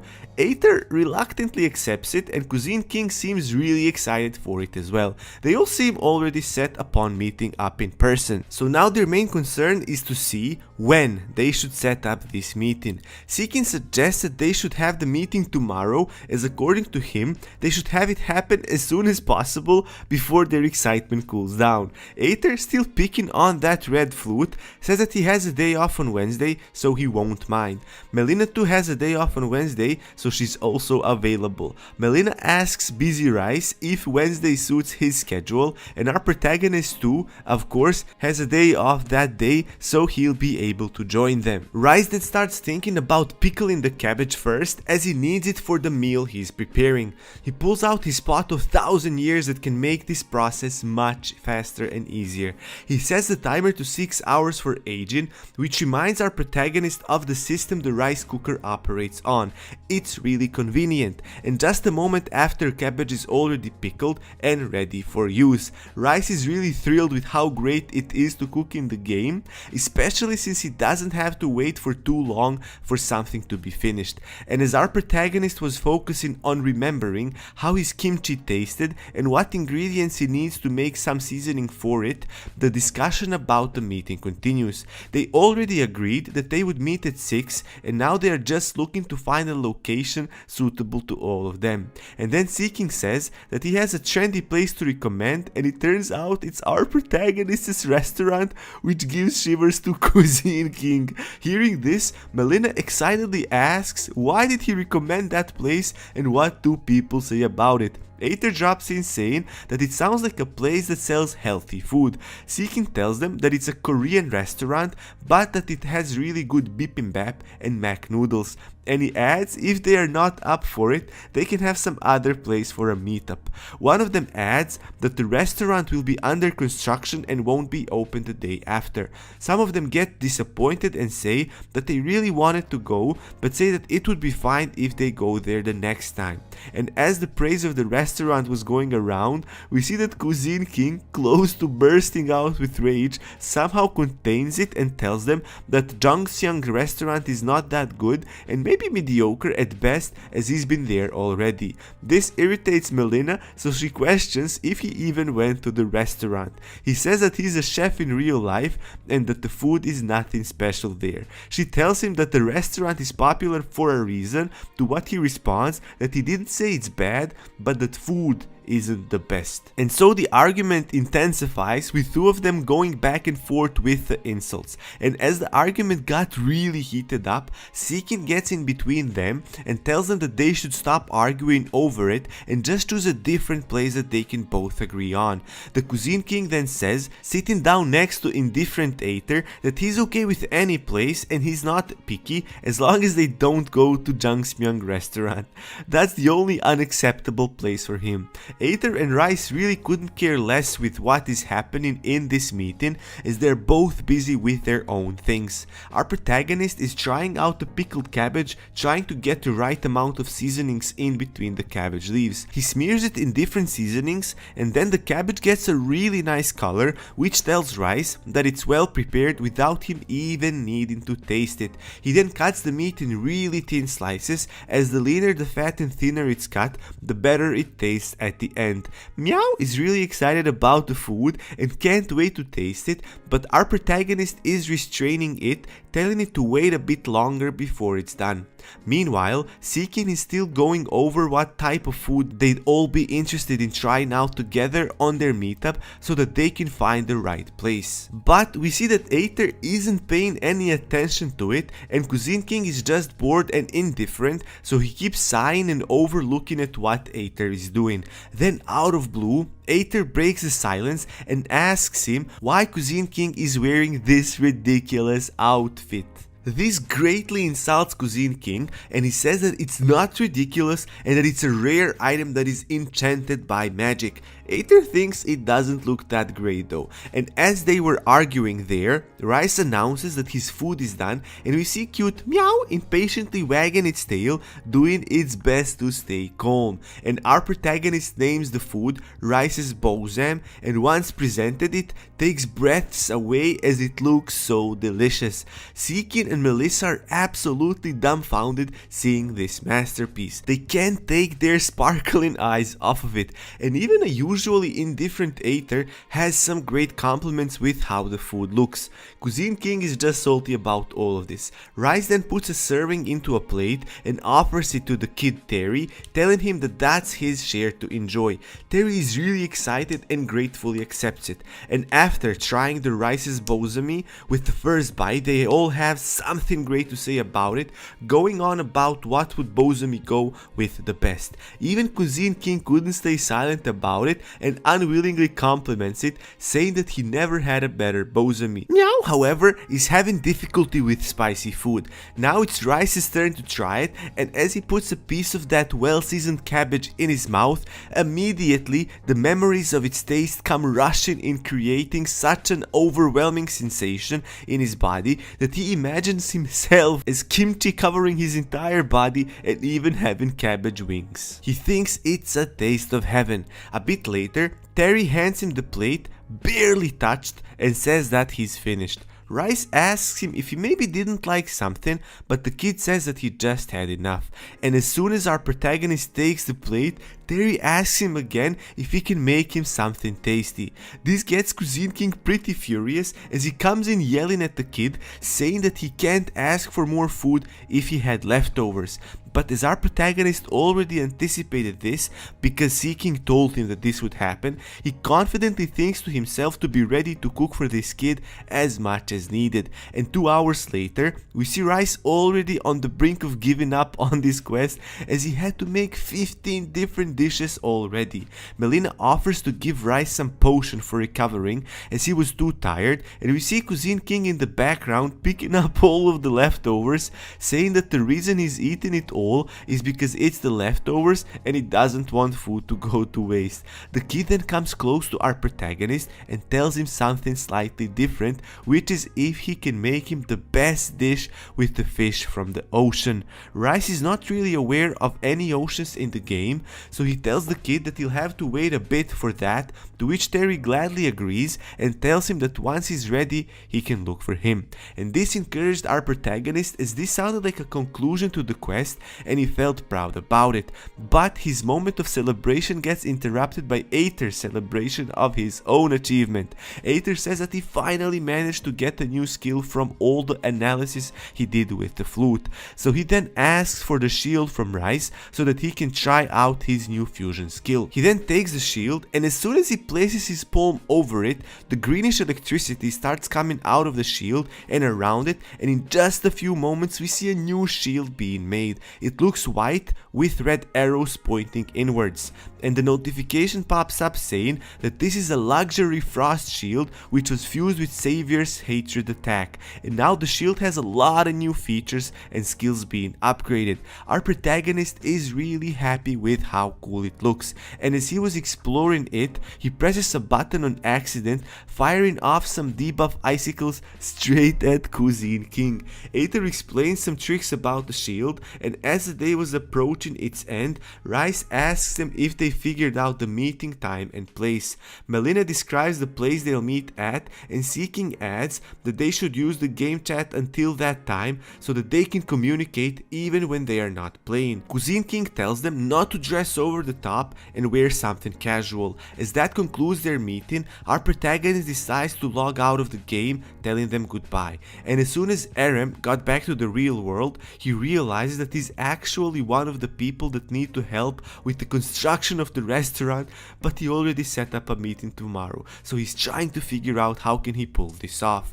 And the next day, we see Aram working with Mr. Lim, telling him that he didn't have to come. Aram tells him that it's a given that he needs to help around the restaurant. The owner gets slightly annoyed by our protagonist's persistence and tells him that he did enough and that now he should go out and use the time to recharge by meeting other people. And as Aram couldn't reject the boss insisting this, he agrees to it. Now a little bit time later, we see that Miri already arrived at the meeting location and she's a bit nervous about it because it's her first time meeting someone from the game. I can't wait to see bros when she and Aram meet each other. She wonders how different will they be from their game characters, but she thinks that as long as they aren't super weird, she'll be okay with it. She then sees a guy standing next to the restaurant and starts thinking that that's Rice. She approaches him and asks him if he's there for the meetup, to what the tall guy says that he is and introduces himself as Aether from the game.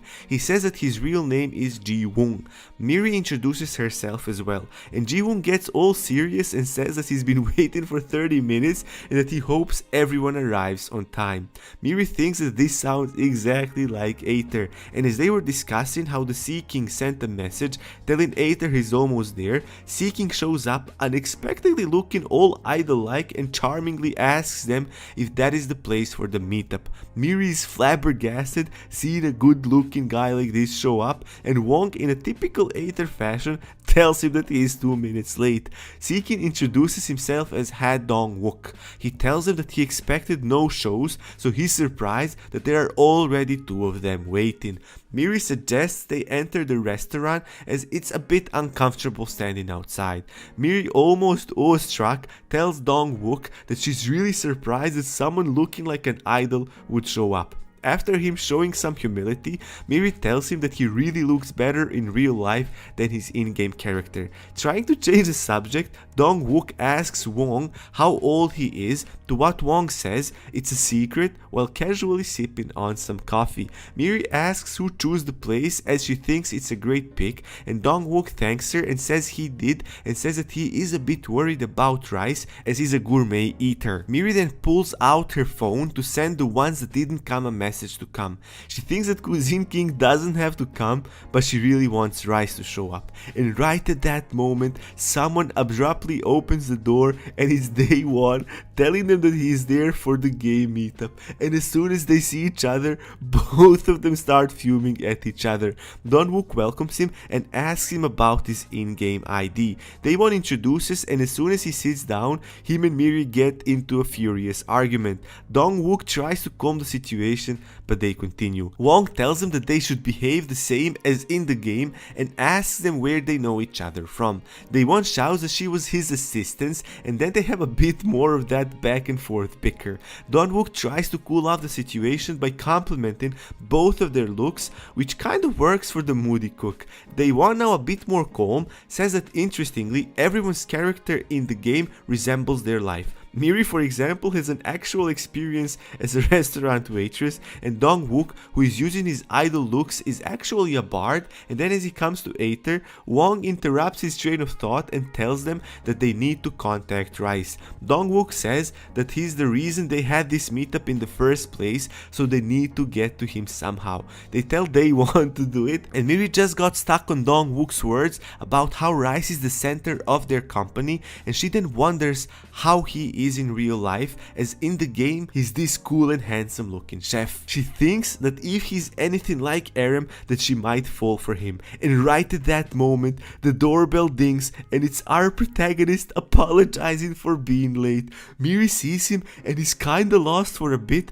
but still not fully realizing that he came there for the meeting, so she asks him, slightly nervous, what brings him to the restaurant on their day off. Bros, it's finally happening. Aram tells her that he was helping the boss with the construction, which is why he was late for the meetup. Day One then starts shouting, saying that he isn't even noticed, and if our protagonist discounted him, just because they had a fight once. And then Wong, with his superb observation abilities now turned on, after just a bit of time analyzing Aram, he realizes that it's Rice and then gets up, extends his hands towards our protagonist and tells him that it's nice to finally meet Rice and politely introduces himself to him. We get 3 completely different reactions, with Dong Wook really pleased as he's finally meeting the man he admires in the game, and Daewon, well, as expected, is just bursting out of the anger, and Miri is left speechless with the realization hitting her that Aram is actually Rice. Now, Miri can't believe that that awesome Rice, who is good at both fighting and cooking in game, is Aram, and that kind, sweet chef Aram is actually Rice. Miri is absolutely astonished at finding this out. She could barely handle them separately, and now how is she supposed to deal with them being the same person? She's overwhelmed. So Aram continues his introduction with Woon and the rest, with Miri fangirling in the background. Woon offers him to sit next to him, and our protagonist learns that Miri is Melina from the game. Miri really can't get off this case, as the 2 people she liked are the same person, and that's just like a dreamlike coincidence.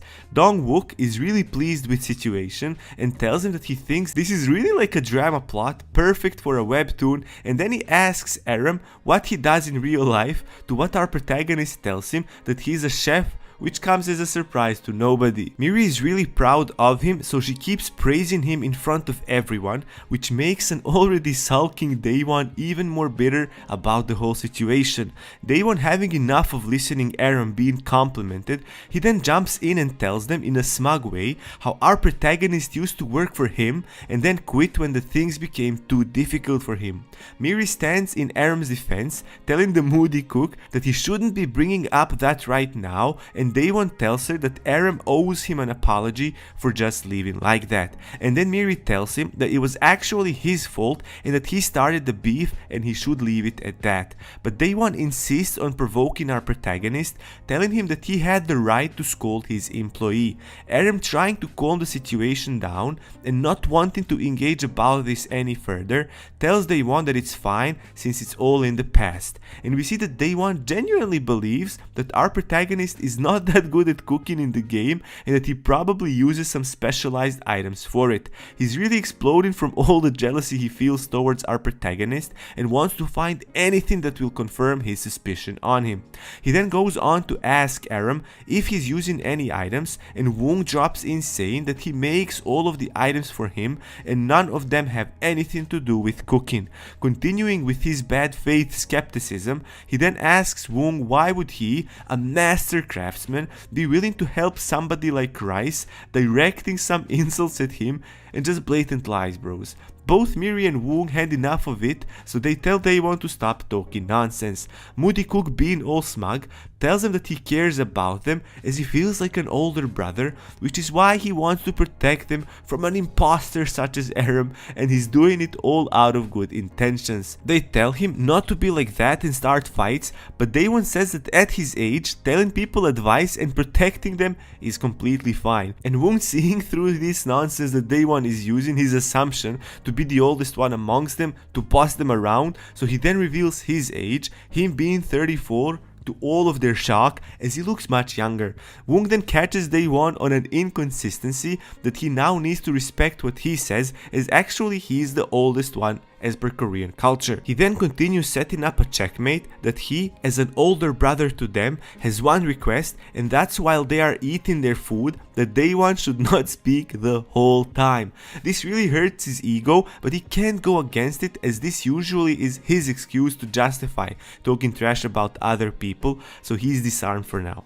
Miri is really pleased that somebody actually spoke like that to Daewon and put a stop to his nonsense.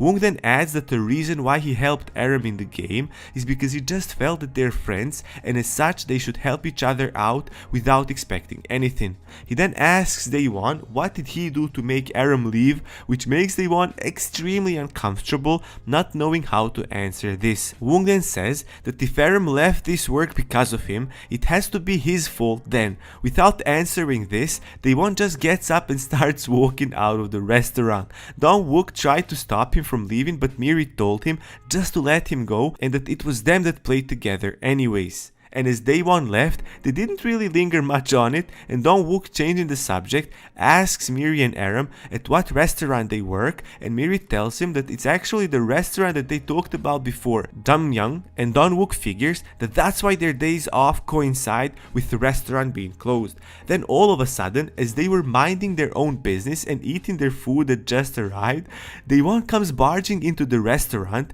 telling our protagonist from the entrance door that they should have a match in cooking. Rest of the guys think that it's a bit too much and unnecessary, but knowing that this is the best way they can settle their long-standing beef, our protagonist gets up to face Daewon and passionately accepts the challenge. The chef of the restaurant they were at accepts to hold a competition between them at the restaurant right there, and then explains them the rules of the competition, which are that there are no restrictions regarding the ingredients and techniques they want to use, and as he wants to keep it simple, the dish with the most likes will win, and the chef adds that the loser will have to pay for today's meals, ingredients and rental fee, since it's because of two of them that they won't have any afternoon sales. They both agree to the rules and are ready for the competition to start. Miri seems a bit worried with what might happen if by some crazy chance Daewon wins, to what Dong-wook tells her that he should definitely be alright as he's the Jamyang's chef.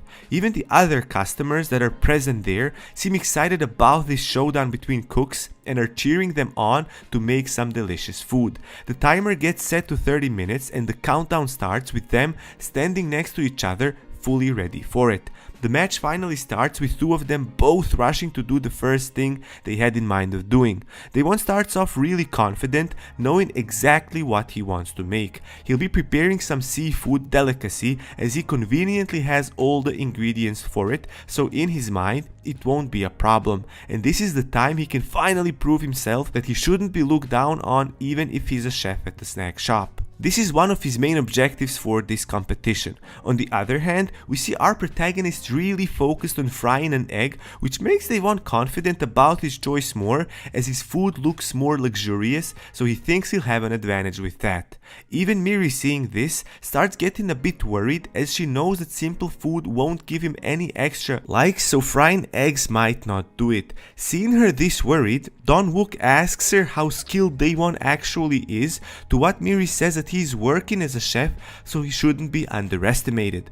Wong tries to calm her down by saying that it'll be okay as everyone can see how much effort Aram puts in, and that even though they are both chefs, it doesn't mean that they are on the same level. The effort they put in is the difference between them. He continues, saying that no matter the situation, Aram outs cooking first and doesn't hesitate so long as he makes tasty food. Even in the game, he only thinks about cooking. So how does such a person lose in a cooking competition? And then he adds that even though Daewon might be talented, he looks down on Aram a bit too much, that he's bound to underestimate him and not see him for what he really is, and that is a great chef. And after some time, with two of them cooking, we see that they are bringing it to a close as the 30-minute mark approaches. And just then, as we see Daewon's seafood stew already finished, the timer goes off announcing that 30 minutes passed and that the competition is over. Both of the meals look superbly delicious, with Daewon's dish being the spicy seafood stew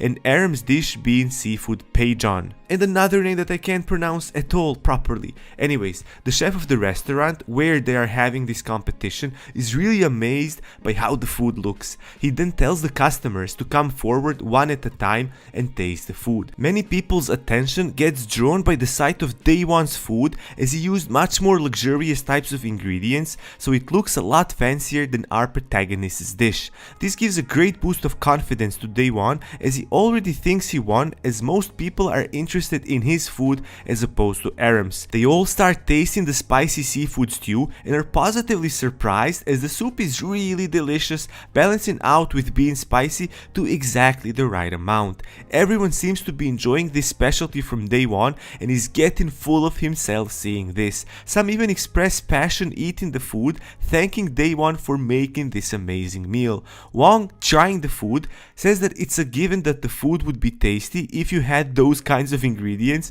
and he even makes a remark saying that even he could make it with the luxurious ingredients ingredients Daewon had.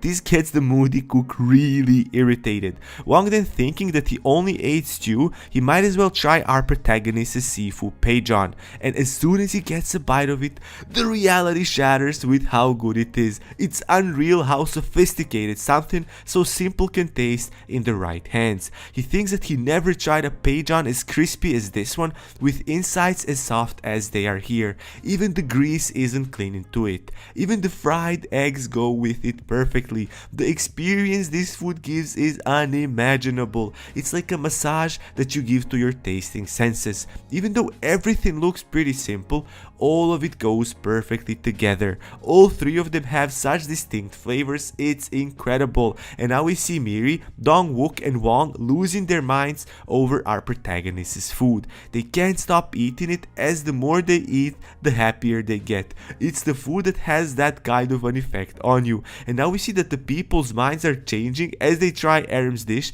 and it's becoming obvious that our protagonist easily wins this competition. And Daewon is also starting to become aware of this, and his prideful expression turns into a sulking one not long after he sees that everyone is talking about Aram's food, and at some tables his dish isn't even finished and some are asking for more of Aram's food. The restaurant owner tells him that he lost, and Daewon can't make his peace with this verdict, as he says that just from the ingredients alone he should be the winner. The restaurant chef tells Daewon that that's exactly why Aram won, as he understood what food is usually eaten at his restaurant, and he made something that would complement that and the food for which his customers are coming for. Chef thinks that our protagonist is a professional for being able to use the kitchen he never used so proficiently and to read his customers so well. He continues telling Daewon to just admit the defeat, and now we see Daewon looking at Aram with a new expression we haven't seen before.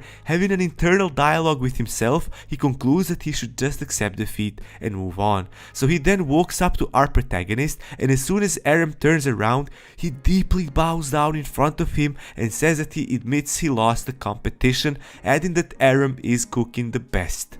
Our protagonist looks at him with suspicion, and rightfully so, but Daewon continues saying that he's sorry for all the trouble he caused him before. Hearing this, everyone, including our protagonist, is pleasantly surprised and is now in an even better mood. It's true that at first he was skeptical, but then he realized that if it wasn't genuine, a type of person such as Daewon would have never done that in public. Aram is now glistening with bliss, as this time everything worked out just fine. Later that night, we see Daewon drop in the snack shop, and in there finding his boss drinking himself stupid. Daewon asks him what is he doing there, and the boss, almost as if without care for anything, asks him the same question, adding that their business isn't doing great, so there's no reason for him to come so early. Daewon asks him if he's looking for new workers, to what the boss responds that he isn't, but rather that he'll continue the way they are until he closes the shop later this year. He continues saying that Aram left, and now Miri too left,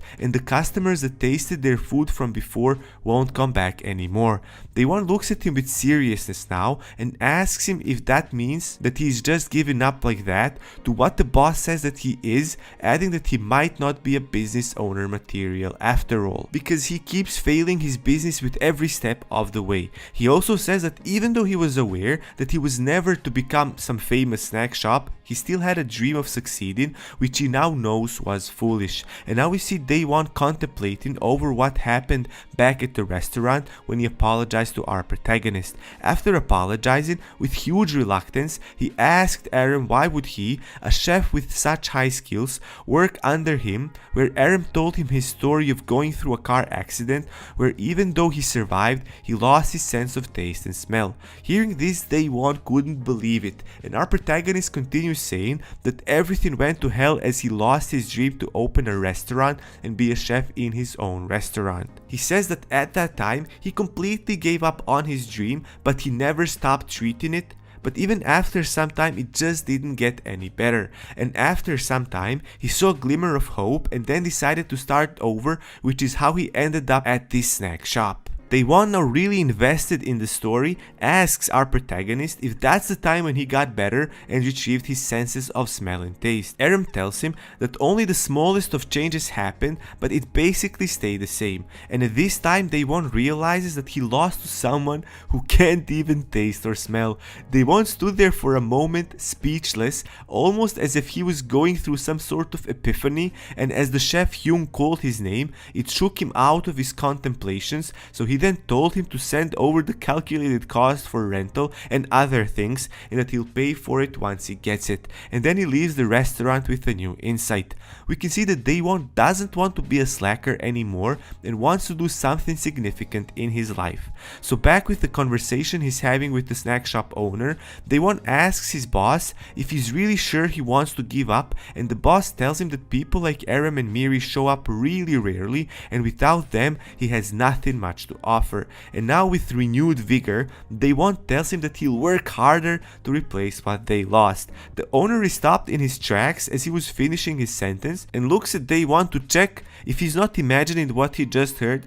But no, Daewon repeats it again with even more determination in his voice, adding that he won't be presumptuous anymore and that because of that, his boss shouldn't be given up. The owner can't believe what he's hearing and asks Daewon if he maybe ate something wrong that made him say those words, to what Daewon responds that he gained some competitive spirit which doesn't allow him to give up. Boss is absolutely flabbergasted, but a feeling of excitement is overtaking his drunken, gloomy face. Daewon adds that he'll make him some snack to go with the drink he's having, and the boss, now really thrilled, tells him that with a motivated chef like him, it's not time for him to be having drinks in the first place, and he puts down the glass he had in his hand.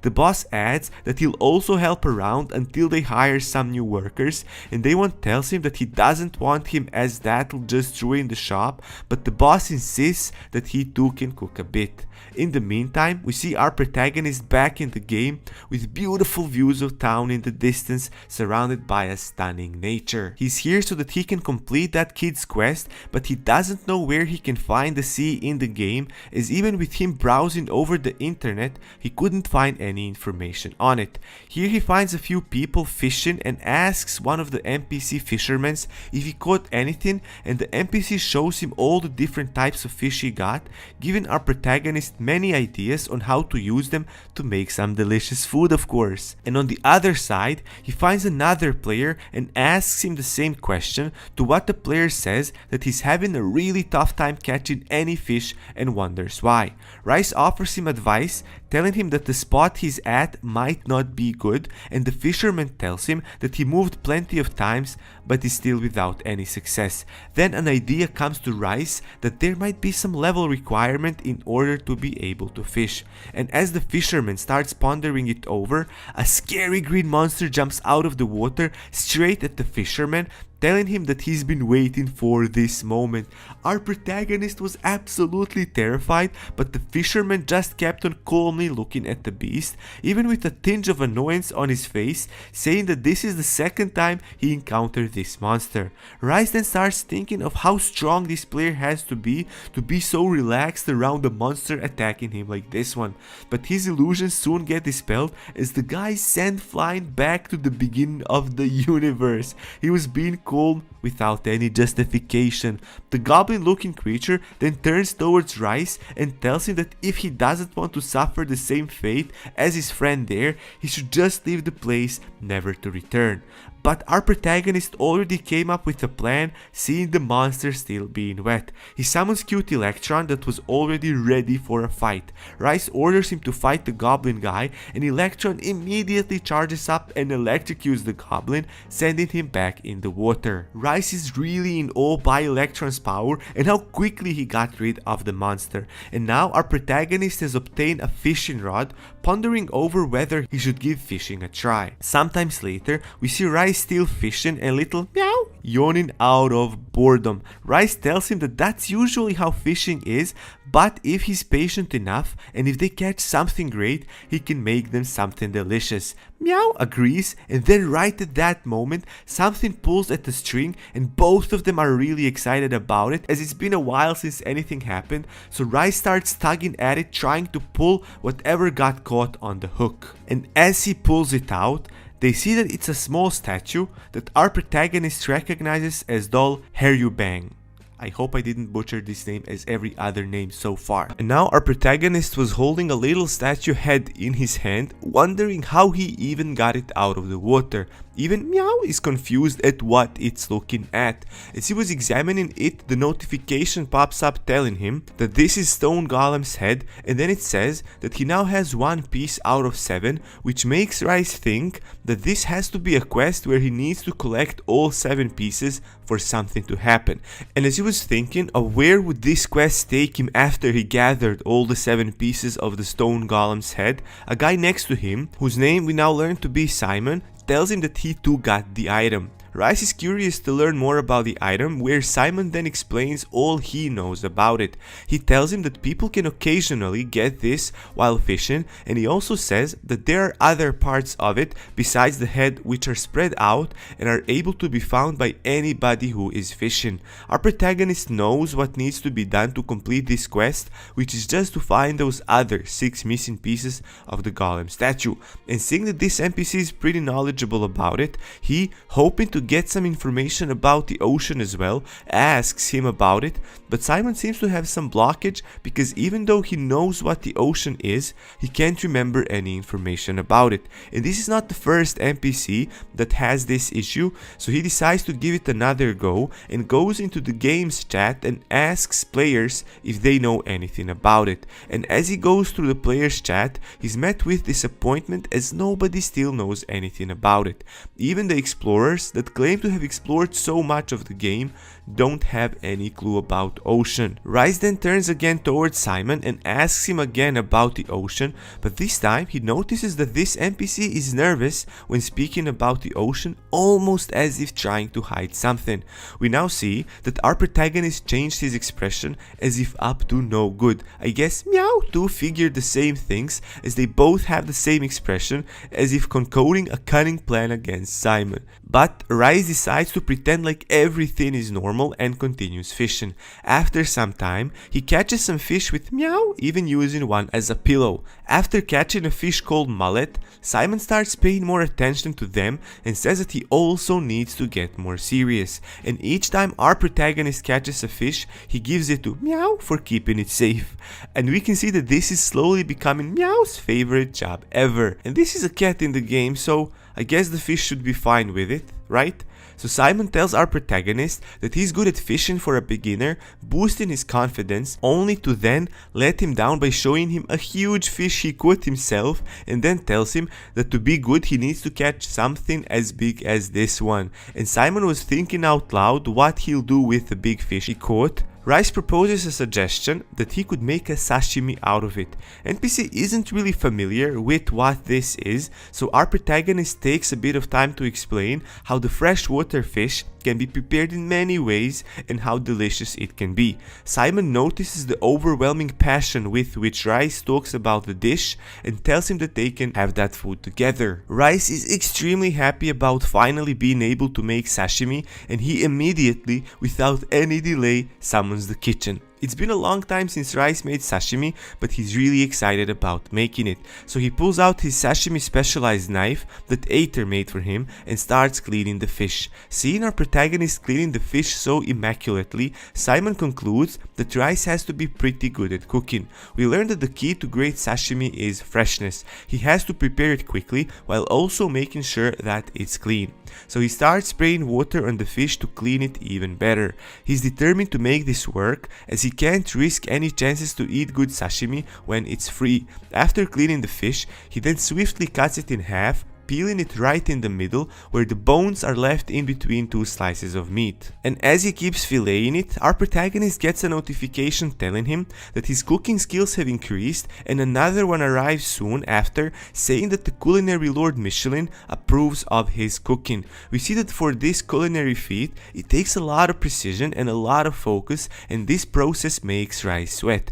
But no worries, as Meow delightfully helps him wipe his sweat off of his forehead. How cute! So he goes slice after slice until he's finally finished and has all the fish fillet cut perfectly and arranged in a circle so that it even looks great. He reveals it to the NPC, and Simon is really amazed by just seeing it and starts complimenting Rice.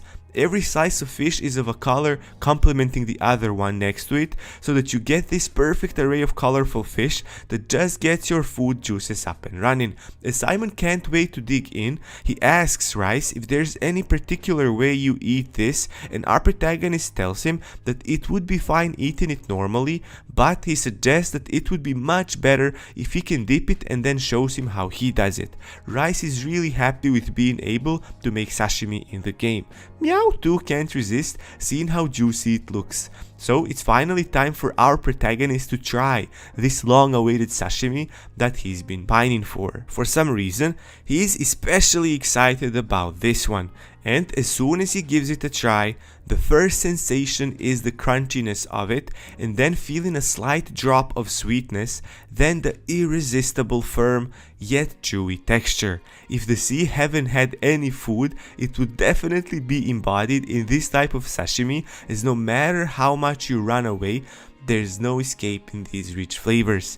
And as our protagonist was about to dig in some other part of the fish, the guy from before that Rice recognizes as a one-hit KO guy approaches Rice and asks him if he can get some. And as we've learned so far, our protagonist doesn't mind sharing his food with anyone, so he tells the guy that it's fate for them to eat together. Simon asks Rice if he's maybe a chef, as the food he's eating is absolutely delicious. Rice says that he is, and adds that this sashimi is even better if eaten in winter.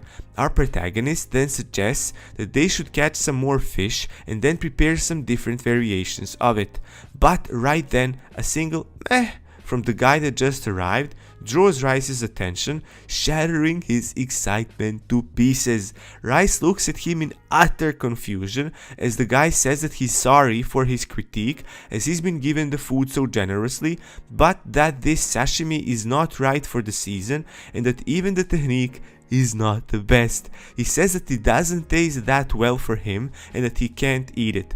Rice is just standing there, speechless, unable to comprehend this guy's words. And the guy, whose name we learned to be Lichul, then just says that he'll be taking a leave, but finally being able to come out of his shock, our protagonist asks him if there was anything wrong with the ingredients, and the guy tells him that there was, and not just ingredients, but also the skills too were a bit disappointing. Seeing Rice still looking at him with shock, Lichul tells him that he's just a bit picky and that he shouldn't mind him.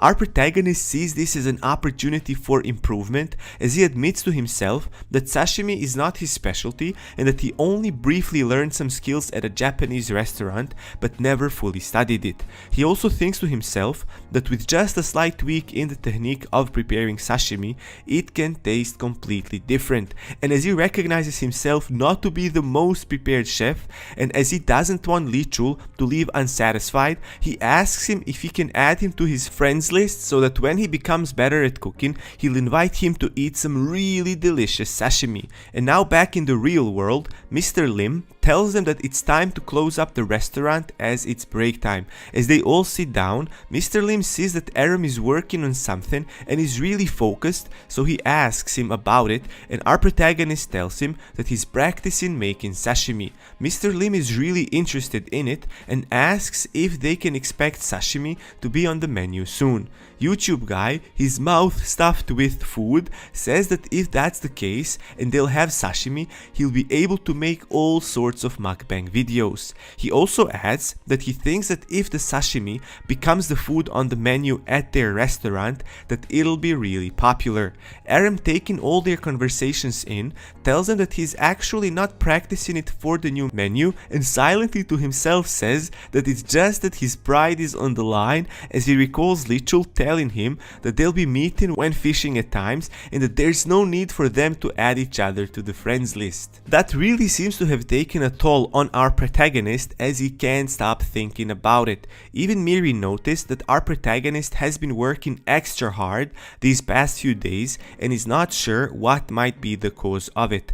But being optimistic as she is, she assumes surprisingly correctly that it's because it's Aram's mission as a chef to make delicious food, and so he feels really responsible for that task. Miri really admires this attitude and wants herself to follow his lead and do her best with her tasks. She then walks up to Aram and tells him that from there on she'll be his kitchen assistant. He asks her if it'll be too difficult for her, and she tells him that it won't be a problem, as she'll learn little by little from him and in that way be able to help him with some stuff, and also that she doesn't want to be on the front desk the whole time.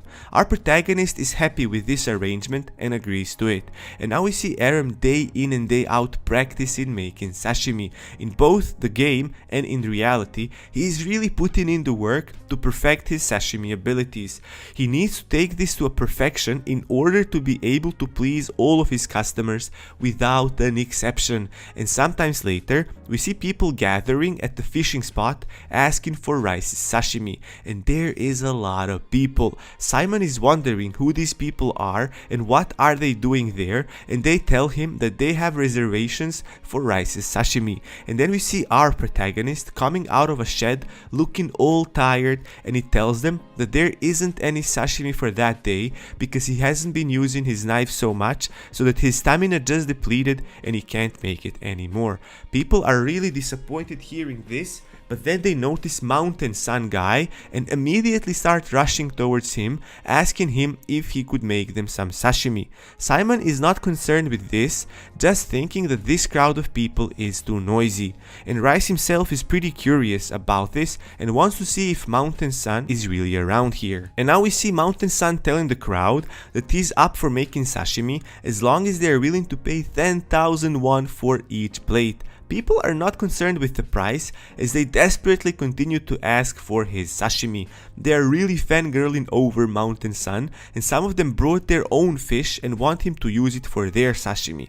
After some time getting cheered on and complimented, Mountain Sun finally says that he'll do it. He asks them to time him to see how long it'll take him to do it, and starts slicing up the fish straight away. And we can see that this guy is no joke in terms of preparing sashimi, as he skillfully goes through filleting the fish with ease, slicing them one by one without making any mistakes. And he does it all with graceful confidence. It's a sight to be seen as he artistically works with the fish, showing that this is his second nature. And it takes him 7 minutes exactly to prepare this breathtakingly delicious looking sashimi. The notification says that it's the great assorted sashimi that gives top satiety stats for the ones that consume it. People are amazed at how something so tasty looking can be prepared in mere 7 minutes. Rice too is amazed seeing this display of greatness, as he recognizes that even for a pro chef to make food that gives that much satiety prepared so quickly is a big deal and shouldn't be taken for granted. And this makes our protagonist ambitiously daydreaming of how he'd be happy to achieve even a small part of what this chef just did. And he also has a wish of meeting him in person, as he wants to know what his real skills would be like there. Then Rice realizes that he didn't eat anything for some time and asks Simon if he's up for having some food with him. Simon agrees, and Rice is already on it soon after making a food that's called Great Grilled Fish. Simon, seeing the food looking extremely tasty, asks if he's even allowed to eat food this awesome. Rice tells him that since he rented the house for him to cook in, that it goes without saying that he gets to eat this delicious meal. Our protagonist is really loving how he made this grilled fish and thinks it couldn't have been prepared any better. It's soft, savory and light, just the way it's supposed to be. Then, drawing his attention away from his enjoyment, Simon, now all serious, says that eating this food made him remember about the ocean. It's like some of the memories start coming right back. Our protagonist suddenly got interested in what Simon has to say about this.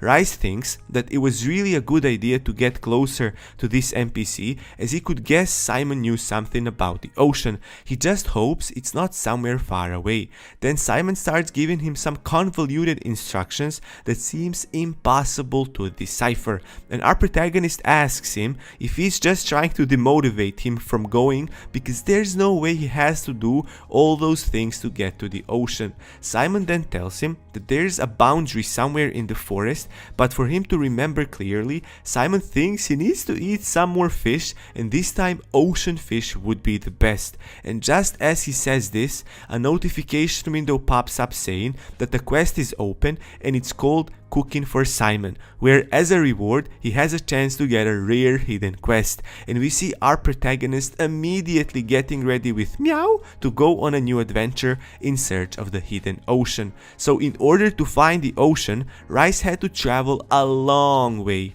He started with Moito restaurant in Bedram, where he met with the chef there and ate his food, recollecting the times when he helped him.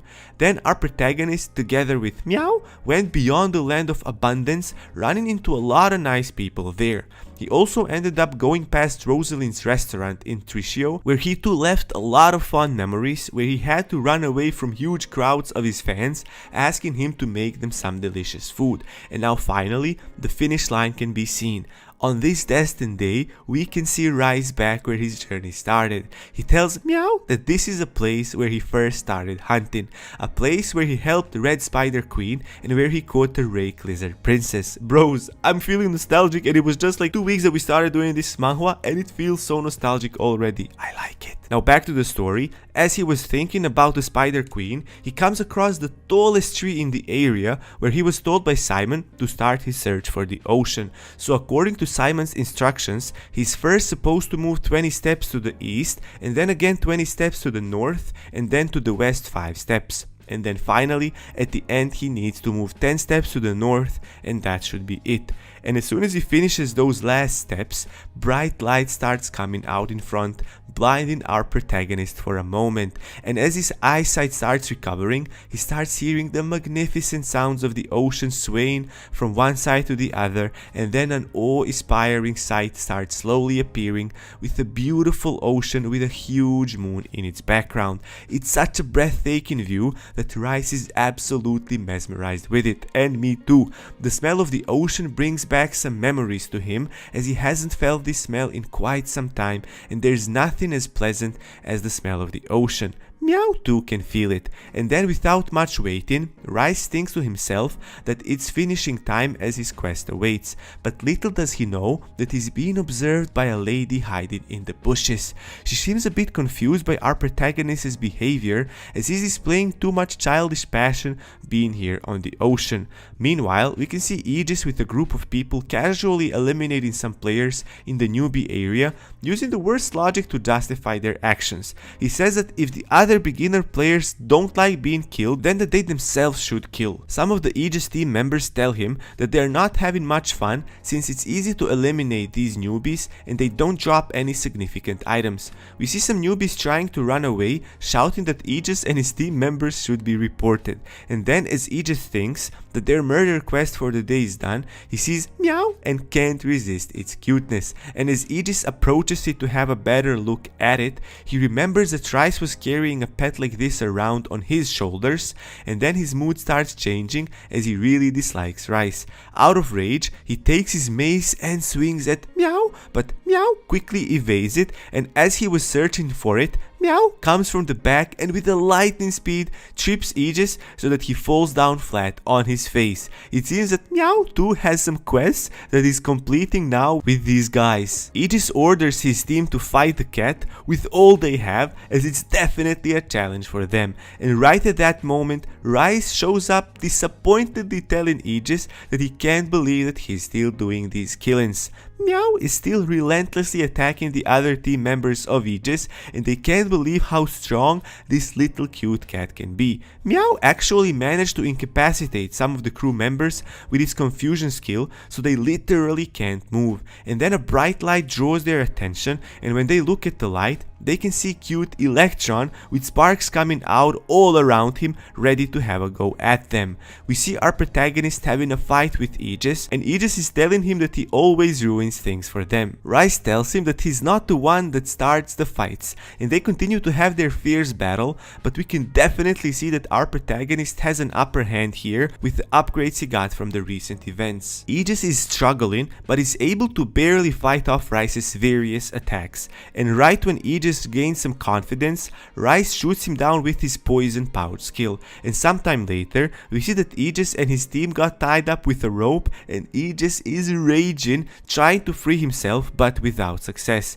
Aegis tells him that he's in some guild and that our protagonist is on their list, but Rice, dismissing all of it, says that this was just unnecessary, and then tells his pets that they should go back to Simon. And he also gets a notification telling him that his reputation increased because he caught some murderers. And then later that day, we see Rice coming back to where Simon is fishing. Simon asks him if he found the ocean, to what Rice, all excited, tells him that he managed to find it and that he already caught some sea saltwater fish and cooked it as soon as he caught it so that it can keep the freshness. Rice then shows Simon the prepared fish, and Simon's jaw drops as if he saw the most beautiful thing in his life. Basically, the photo of me. The notification comes out describing the dish Rice just pulled out for Simon to see and admire, and it's called the best sea bream sashimi, which increases all kinds of stats. Simon can't believe that our protagonist managed to catch a fish as big as that,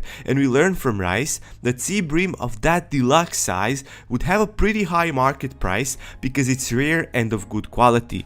It's of good quality because you can cut it into large pieces and it still will keep its texture. It's really the perfect size. Our protagonist thinks that he did a good job as he practiced a lot for this, and as Simon was still eyeing it out, Rice decides to have a try at it himself. So he'll first dip the sashimi piece into wada sauce, which is sea cucumber sauce, and as he places sashimi in his mouth, tingles immediately start rushing through his entire body. It's such a special taste that when he closes his eyes, it transports him somewhere in space. This doesn't just have a good taste, the texture of it feels alive, and the taste is so vivid you can almost see the taste, no matter how strange that sounds. Sea bream is best to be eaten with sea urchin and abalone, and this sashimi is made from a fish that is strong and hard to catch, not to mention expensive. So tasting good is definitely not how you go about describing the taste of this delicacy. And this fish is in season, so the fat plump flesh and the fullness of the sesame oil makes it taste like beef tartare. This savory taste even exceeds the limits of the meat to weight ratio, with having just the perfect amount of meat on it. On top of that, the sauce adds flavor to it, and it feels like the ocean is spreading through Rice's whole body. And our protagonist can't believe that what he just prepared comes from the fish that he himself caught, and he was absolutely enjoying his meal, not thinking of anything else. And then a new notification window comes up saying that Michelin's interest went up, and this might be the proudest moment for Rice as he lifts his sashimi in the air, feeling like he's on top of the world. If taste could be seen, his sashimi would have the most vivid and beautiful views out there. Simon too, eating with self-satisfaction, enjoying every turn of the food in his mouth, says that this is really a once-in-a-lifetime seafood dish. And then a notification pops up saying that Simon's quest is complete as he fed him with what he wanted, and his reward is a rare hidden quest. And as our protagonist was thinking of what kind of this new quest might be, Simon starts thanking Rice for making this delicious seafood meal for him, and says that because of the food, his memories that he previously forgot are now coming back to him. Rice is really happy that people enjoy his meal. Even little Meow had the best time and is now snuggling up to our protagonist out of sheer happiness. Then Lichel calmly adds that he too enjoyed it and that this was the best sashimi he ever tried, and then thanks Rice for making it. Our protagonist at first starts thinking to himself that Lichul is now being polite, which probably means that the food really suited his taste, and then he realizes that Lichul wasn't here before. So where did he come from and started eating his sashimi? Bro just showed up out of nowhere. Lichul cheerfully laughs and tells Rice that he already told him that he's always nearby, and the reason why he didn't notice him was because Rice was enjoying his food too much. Getting over it, our protagonist nervously asks Lichul if this time it was a success, to what Lichul confirms, adding that indeed is a huge and phenomenal success. Lichul continues saying that it's weird for him that they can eat food in the game like this, especially this good of a food. He says that in real life he's actually 90 years old and our protagonist was able to fulfill his wish before he passed away. Bros,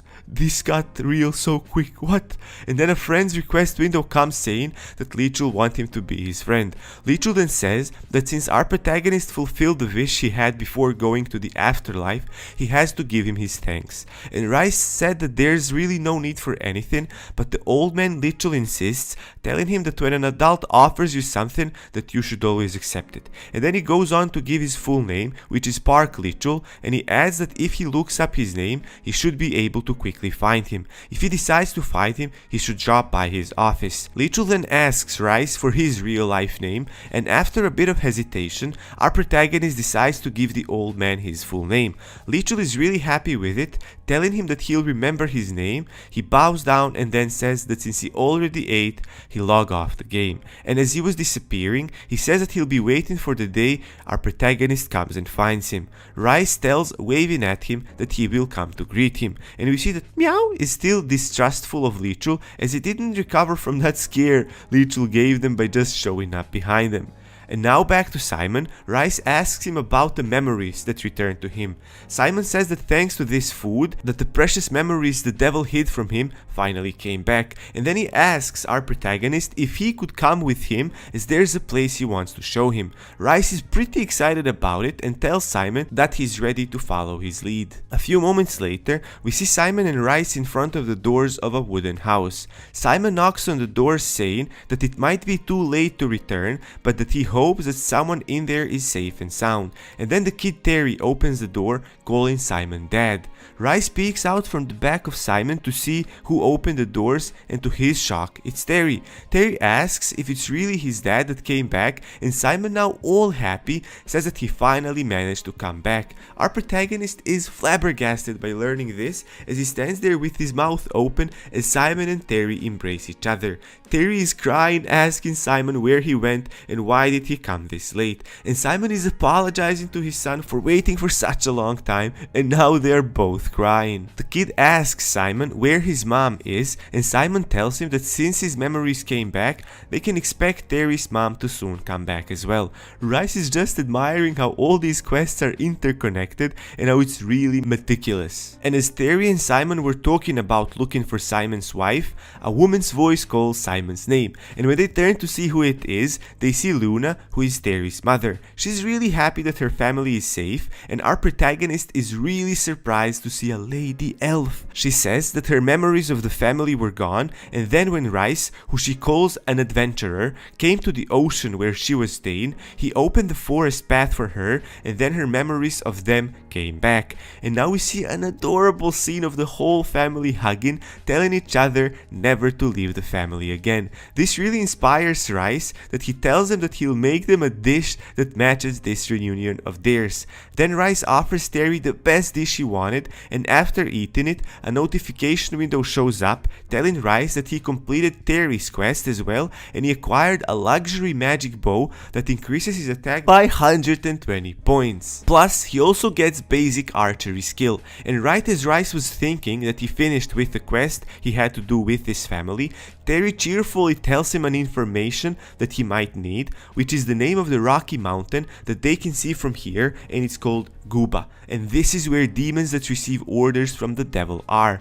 He continues saying that that guy is the one that is watching Laberton and bothering them. Terry says that since it's dangerous, Rice should be careful. This triggers our protagonist's memory of that time when the goblin creature popped out of the water, which means that no matter how peaceful and safe this area might look, it really isn't a safe zone. And then a new notification appears, opening a new quest for our protagonist. It says that Rice needs to eliminate the dark followers on Gaba Mountain and in that way save the Gale. And the reward for this one is a rideable Gale and the Dark Sword, both of which sound awesome, bros. Rice is really happy with this quest and decides to go to Gaba Mountain straight away. And in the meantime, we see a guy barely surviving, coughing out some blood. He then gets up from the ground and now kneeling, tells the other guy, giving him a menacing look, that he thought he could finish it this time and how cowardly it is to fight while on a horseback. This triggers the masked guy and his horse starts rearing, feeling his rider's anger.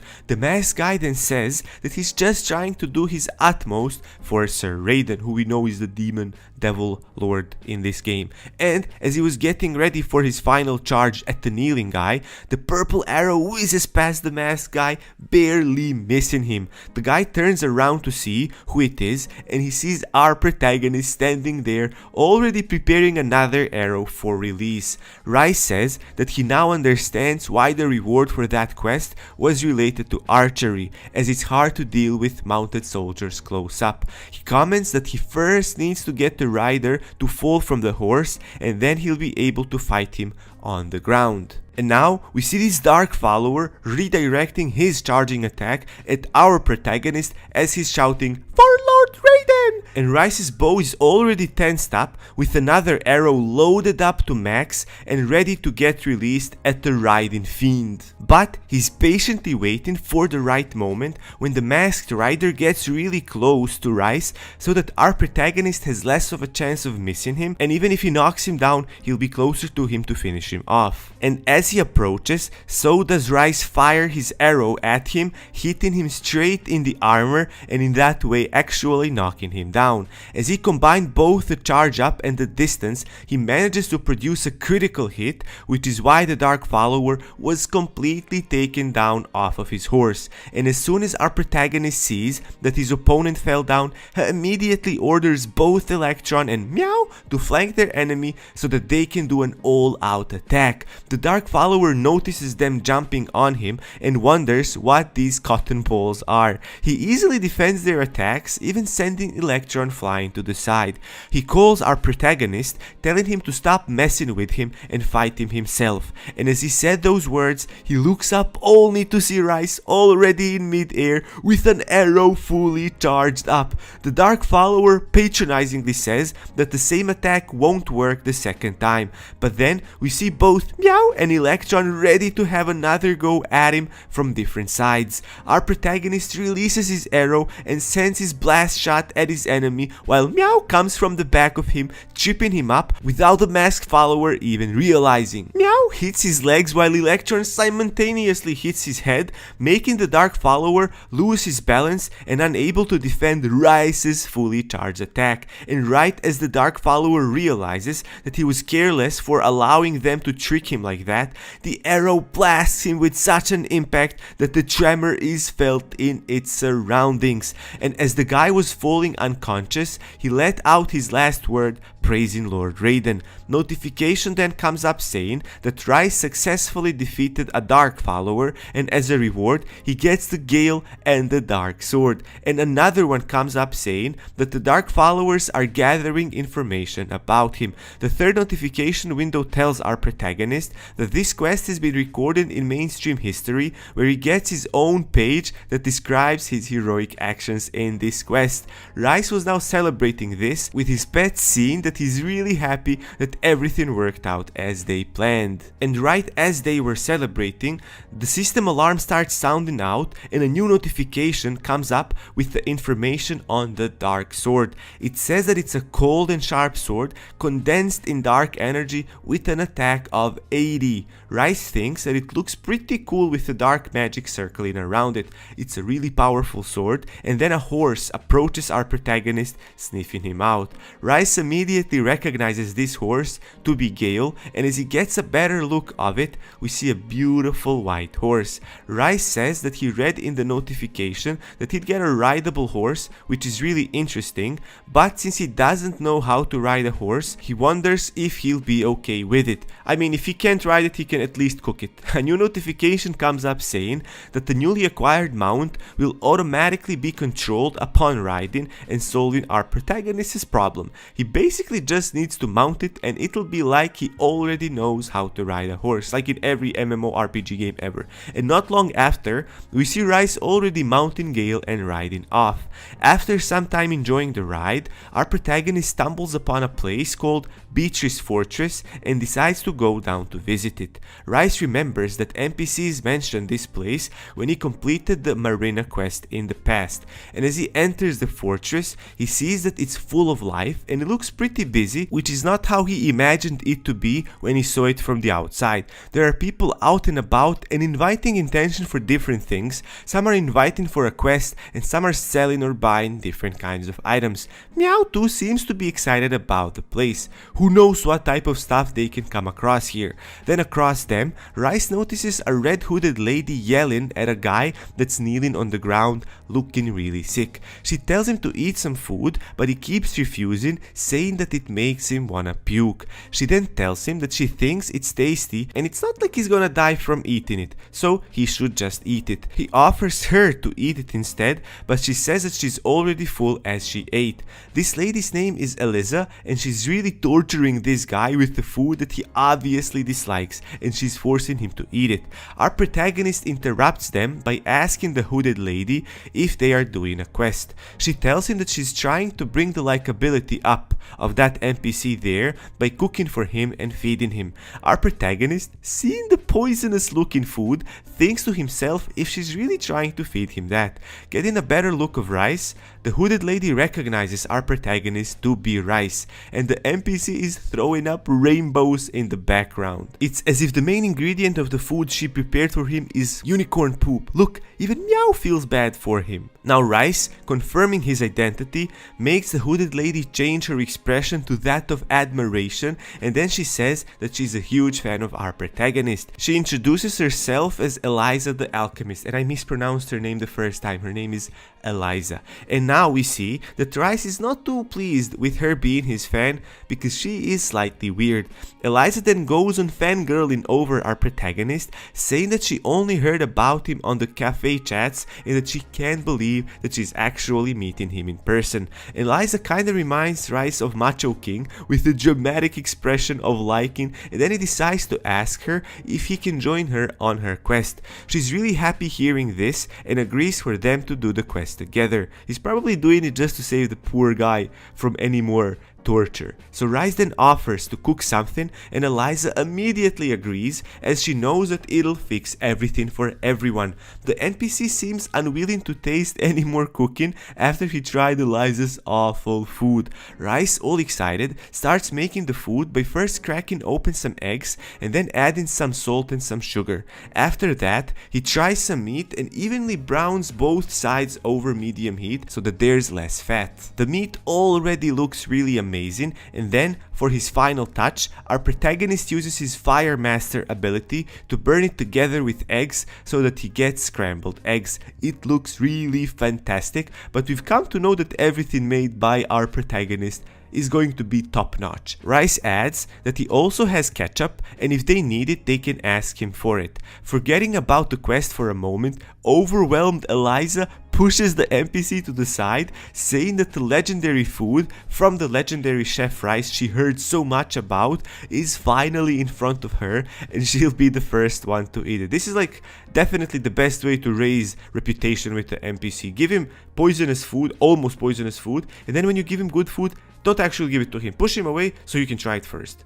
Good job, Eliza. Our protagonist thinks that she's just too over the top and reprimandingly tells her that she should let the NPC eat as well. Realizing that she did overreact, she shyly agrees with it. The NPC starts eating it and he exclaims with deep passion that it's so good that his sense of taste immediately returns. And then the notification window shows up saying that hidden quest Starling's Comeback is open, where he needs to teach the NPC Starling one recipe, but it's only for rice. As he's thinking of it, he notices that Eliza grew really quiet and then decides to ask her if she also likes cooking. She passionately says that she does, as it was our protagonist that inspired her with his cooking to give cooking a go, and since then she's been trying out various recipes. She continues saying that somehow one day her job changed into alchemist, and with meow now approaching her food and getting all hostile towards it, we can safely assume that we know why she changed her profession.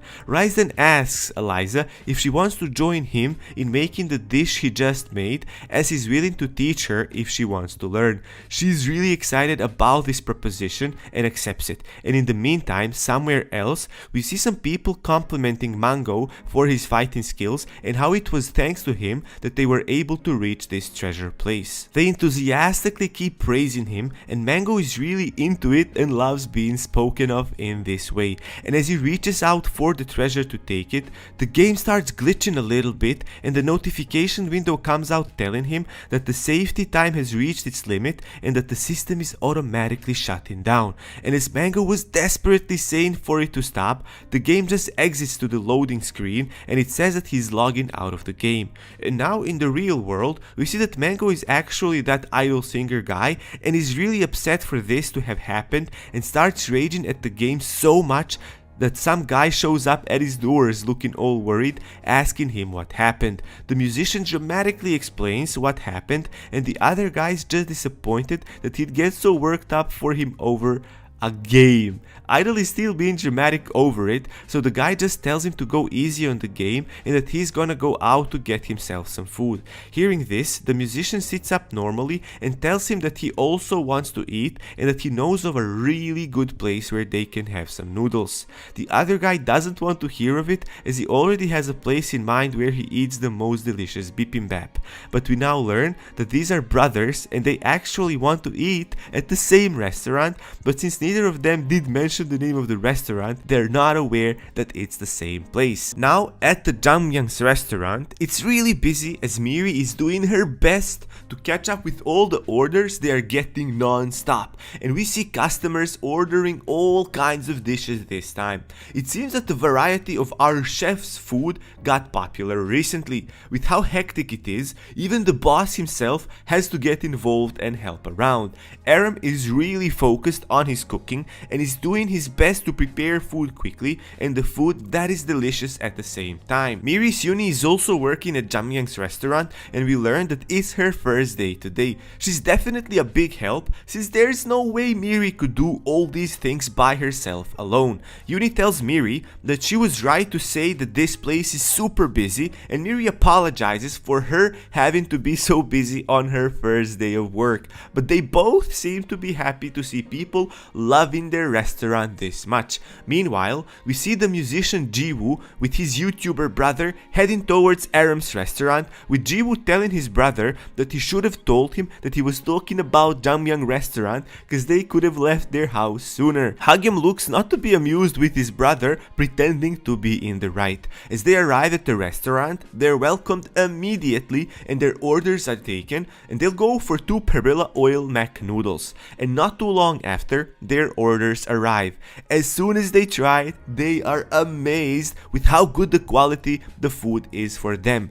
Jiwoo thinks that he definitely didn't miss the restaurant, as the taste is the same as the one from the exhibition where he first tried it. Miri, seeing how much they enjoyed the food, starts talking to them about it, saying that she's really glad that she got a break this time, as there didn't seem to be any available seats. Hagyam adds that he too noticed that the place is is packed with customers and seems really popular. Miri proudly says that it's all thanks to their amazing chef, and Jiwoo is thinking to himself that he actually wants to meet our protagonist today. Hagyam then introduces his brother to Miri, condescendingly saying that he plays games all day, which is why he wanted to take him out for a bit. But Miri recognizes Jiwoo as the famous musician, and then all the attention goes to Jiwoo, making him uncomfortable as he doesn't seem to like being in the spotlight. I mean, for a musician that's definitely weird, but who am I to judge? And as they're having a conversation, Aram comes up to them and seeing Jiwoo, he asks if he's friends with Hagyam. Hagyam says that it's his brother, and then the musician introduces himself, genuinely pleased to have met our protagonist. He then randomly says that nobody should play any games as there is a time limit in Real. This catches Aram's attention, so he asks Jiwoo if he too plays the game called Real.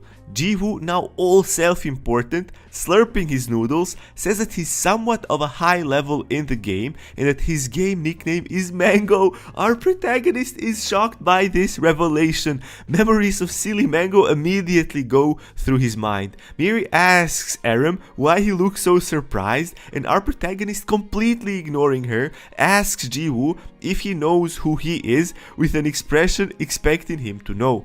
Jiwoo squints his eyes as he's thinking of who he might be and starts realizing from the available information. First, his voice does sound quite familiar, and he's a chef in the game who knows him.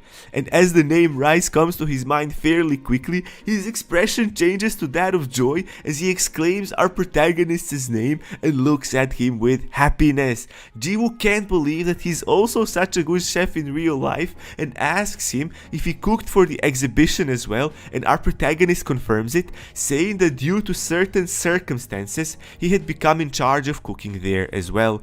Jiwoo is thinking that this is a fated connection, and Mr. Lim and the kid Jaeyoung are watching this astonishing display of enthusiasm and excitement of people meeting each other. Sometimes later, we see our protagonist back in the game. He decides to check on the guy that he recently met, Lichul, and see some information about him. He tells Meow that after that he can play with it, and Meow seems pleased with this arrangement. And as he checks, we see that Lichul is actually some big shot guy. He's the president of Artlanders Entertainment, which our protagonist recognizes to be one of the top 3 Korean manga companies. He gets slightly overwhelmed not knowing who he really is and starts thinking that it might be fate. And then we see somebody in the background flying and calling our protagonist's name. As Rice turns around and as the guy gets closer, we see that it's Aether on some weird looking flying wooden bicycle, and as he lands next to Rice, he asks Rice what he thinks of his bamboo bicopter.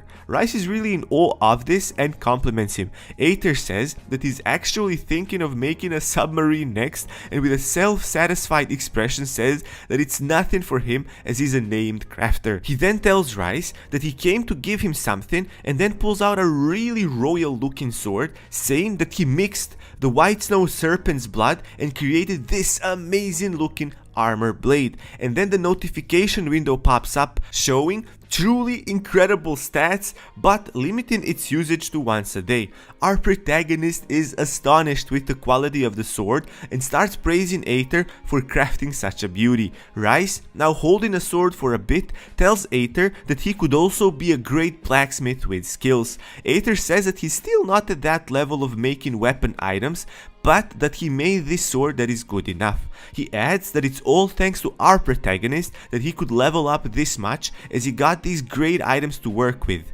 So he tells Rice that he can consider this sword as a repayment. Rice feels really humbled with Aether that just keeps giving him these cool items. As he heard Aether explain a bit about this sword, he asks him what he meant when he told him that he can use the sword as an armor. Aether tells him that he should just think in his head of the word equip and that should do it. Confused with what he just says, Rice decides to start thinking of this sword in his mind, and all of a sudden, the system registers the word, and then the Snow White awesome looking shiny armor starts engulfing our protagonist's body. Similar to the Snow White sword, this armor is pretty OP, but has a limit of 30 minutes per usage. Aether, using his special ability, says that the compatibility of armor is perfect for Rice. Our protagonist is really surprised by this and is trying to move around admiring its build. Aether continues saying that Rice already figured out how to use it and adds that the durability and performance should be great as well. He also says that the Snow White sword is actually a single-handed sword, which means that using it, he'll be able to use another sword beside it and then fight with two swords. Dual wield, bros. Aether is really proud of this and he thinks the dual sword fighting style will fit Rice. He then leaps up in the air, shouting back that they should continue winning and enjoying the game. Rice, still not completely over how cool his new equipment is, says bye to Aether. As he is watching Aether flying away from him, Rice thinks to himself, how come he didn't figure out dual wielding swords before? Because its efficiency is really obvious. And a bit later, we see our protagonist really hyped up, telling people that it's difficult completing quests on their own, taking this conversation to a proposition. People get really excited, thinking that he'll help them with their quests. So our protagonist then says that he'll definitely help, and as they all assume their quest to already be completed with Rice's help on their side, our protagonist adds that he'll help them with cooking, which is definitely not what they expected him to say. And now, we see what Rice meant when he was thinking about dual wielding swords efficiency as he's in his new shiny armor. Wielding two swords, but not for fighting, but for chopping different vegetables. People are in shock and think that's not the kind of help they expected, but seeing all the delicious food being prepared, they can't help but to accept this help as well. Rice, absolutely exhilarated, tells them in a very dramatic fashion that with the food he's now making, they can enjoy some extra stamina and strength. People start eating, and now the infectious excitement is felt by everyone as they exclaim that even though they feel their strength and stamina increase, they just don't care as the food is really tasty, and that's all that matters at the moment. In this hectic situation with everyone eating and the high spirits everywhere, some guy tries to get their attention, asking them about doing the quest, but then at that moment, Epicure crash lands right in front of our protagonist, causing a bit of damage around. He then looks at Rice and tells him that he's been looking for him for a long time, and our protagonist innocently asks Epicure why did he show up like that. Rice is pretty surprised by him dropping in like this and now asks Epicure what's the reason for him looking for Rice, and as he was saying this, his Snow White armor starts disappearing as he cancelled the equip function on it. Epicure then sternly, with a visible annoyance, asks our protagonist why doesn't he respond to his DMs. Rice is a bit confused by this as he didn't even know that he had those. Seeing that our protagonist has no clue what he's talking about, he then says that it doesn't really matter as he already found him and so he can tell him his request in person. Epicure gets even more serious now. Our protagonist feels a bit uneasy about it and asks Epicure what kind of a request he has for him. Epicure then gets uncomfortably close to him and with an intense air of desperation says that he wants Rice to cook something for him. He's standing there all up Rice's face, staring at him with an increasing intensity. Our protagonist is surprised that he was looking for him for that long for just that reason. Suddenly, Eliza shouts from the rooftop just above them that Epicure shouldn't be bothering Rice and that if he needs food, he can get it from Rice-taught restaurants. Epicure says that he does what he wants. Eliza, then annoyed with Epicure, jumps down at them. Rice seems flabbergasted by her doing this, and as she's falling down, she's yelling all kinds of threats and pulls out a flask with green liquid and comes up with some technique reciting all kinds of chemical formulas. But Epicure, seeing her aiming for him, just moves a bit aside and she crashes down falling flat on her face. Epicure, slightly confused with what she was trying to achieve, asks her if she's dumb, and Rice asks her if she's okay, and Eliza, getting up embarrassed and irritated, shouts that Epicure should consider himself lucky, as alchemists need to memorize all kinds of spells to activate their abilities. Epicure says that his profession is a gourmet, and as such there's nothing wrong for him to look for a skilled chef that can meet his needs. He adds that he also didn't come empty-handed, and then he throws a lot of different types of food in front of them. Among all the foods, Eliza finds a plant called elastic grass, and she tells him that it isn't edible and is curious why would he bring that to them. He tells her that you can never know what's edible until cooked well, which is why he picks everything up. She's really annoyed with him and tells him that the plant is actually used for making plastic, and as soon as our protagonist hears this, an idea comes to his mind that they can use that for making containers, and in that way it would be possible for them to have a delivery service. Knowing that Eliza is an alchemist, he asks her if it would be possible to make disposable items using this plant. Eliza, all excited for her skills finally being needed and recognized, tells him that it definitely is possible if your skills for forming things are at least C rank. And from her facial expression of self-indulgence, it seems that she's exactly that level. He then makes an offer to her, telling her that if she helps him make those items, he'll teach her cooking. This gets her really thrilled, and she of course accepts the deal as she just runs off shouting that she'll make it right there. Rice tries to tell her something else, but she's already gone. Our protagonist then looks at all the food on the ground and is thinking of how he'll sort all these things out. Epicure is volunteering to help him, but as soon as he looks down, he sees a small kid picking up his food and then quickly grabs him by a scruff, moving him away from the food. He sees that the kid is desperately clinging to food, unwilling to let it go, as he sternly tells him to leave. The kid then starts crying, asking Epicure to leave him alone as he's really hungry and hasn't eaten anything the whole day. Rice, hearing this, starts feeling sorry for the kid, and the kid, noticing Rice, asks our protagonist if he might be an outsider, adding that he heard outsiders give money, so he hopes he can get some help from him. Sobering him up for a moment, Epicure asks our protagonist if he's gonna do that quest, and then the kid continues saying that everyone in the slums where he lives doesn't have any money, so they've been starving for days on end. And then the kid gets even more desperate, asking Rice if he could cook for them as they are so hungry. And then a new notification window shows up explaining this quest, where he needs to make food for the kid named Laro and his family, and as a reward he can get an intermediate magic item. Rice thinks for a moment and then tells the kid that he'll cook something for them. The kid stops sobbing right there, being a bit doubtful of Rice's promise. Our protagonist then asks Epicure if he'll help him with this, because when he makes the food, he too can take as much of the food as he wants. Epicure tells him that he already completed this quest, but that he doesn't mind helping him with it. And sometimes later, we see a long table with so much delicious food spread on it, not leaving much free space. It looks really good, and there's a huge variety of food for everyone. We also see cute Electron helping around. Rice tells them that his buffet is ready and then invites everyone to have at it.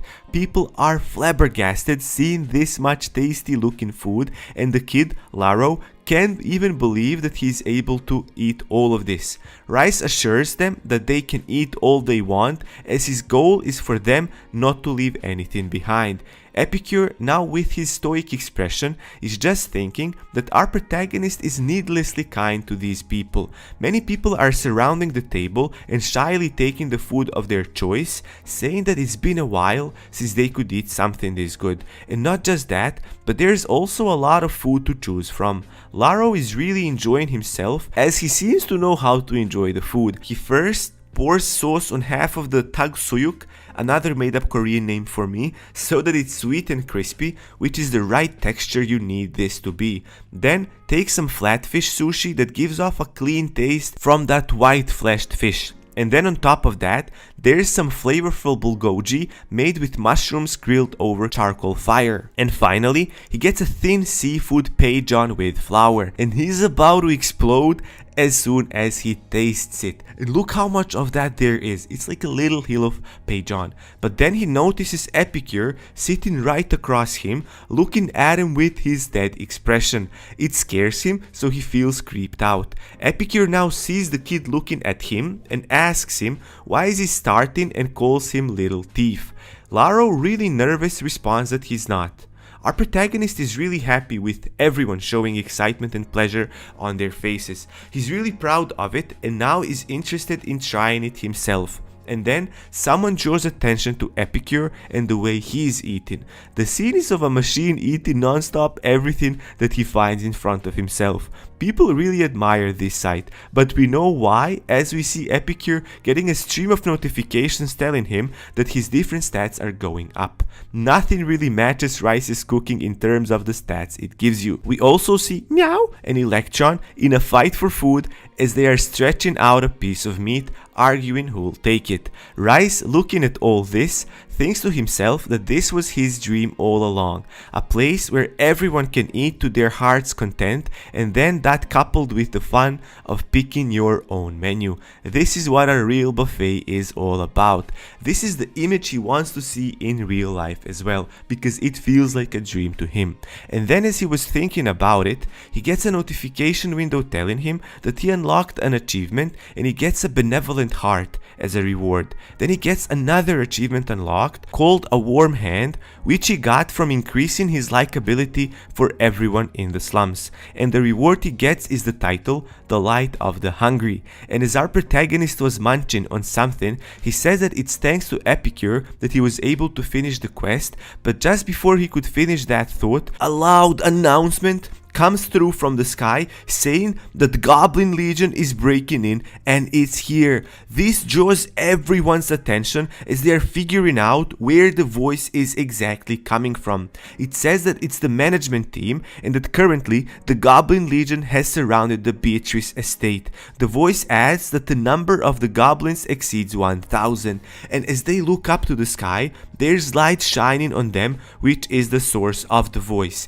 And now we see that the voice is Leticia's, and then she continues saying that in 1 hour they'll be starting their big event named Protecting Labarton. And she says that users that want to help stop the Legion can make a party of 6 players and gather at the gate. Leticia adds that the group that deals the most damage to the enemies will get basic rewards and rare items related to their occupation. We see Epicure having a smug look, saying that it's finally the time for a real fight. Somewhere else we see Melina, and she's also listening to this announcement with wonder. The announcement continues, saying that since there's not a lot of time remaining, they ask all participating users in the event to quickly gather, and the announcement ends with a wish of good luck to all the users. And then as the view of the sky gets even more incredible, with now clouds swirling around the light that is showing a newly set up timer counting down to the beginning of the event,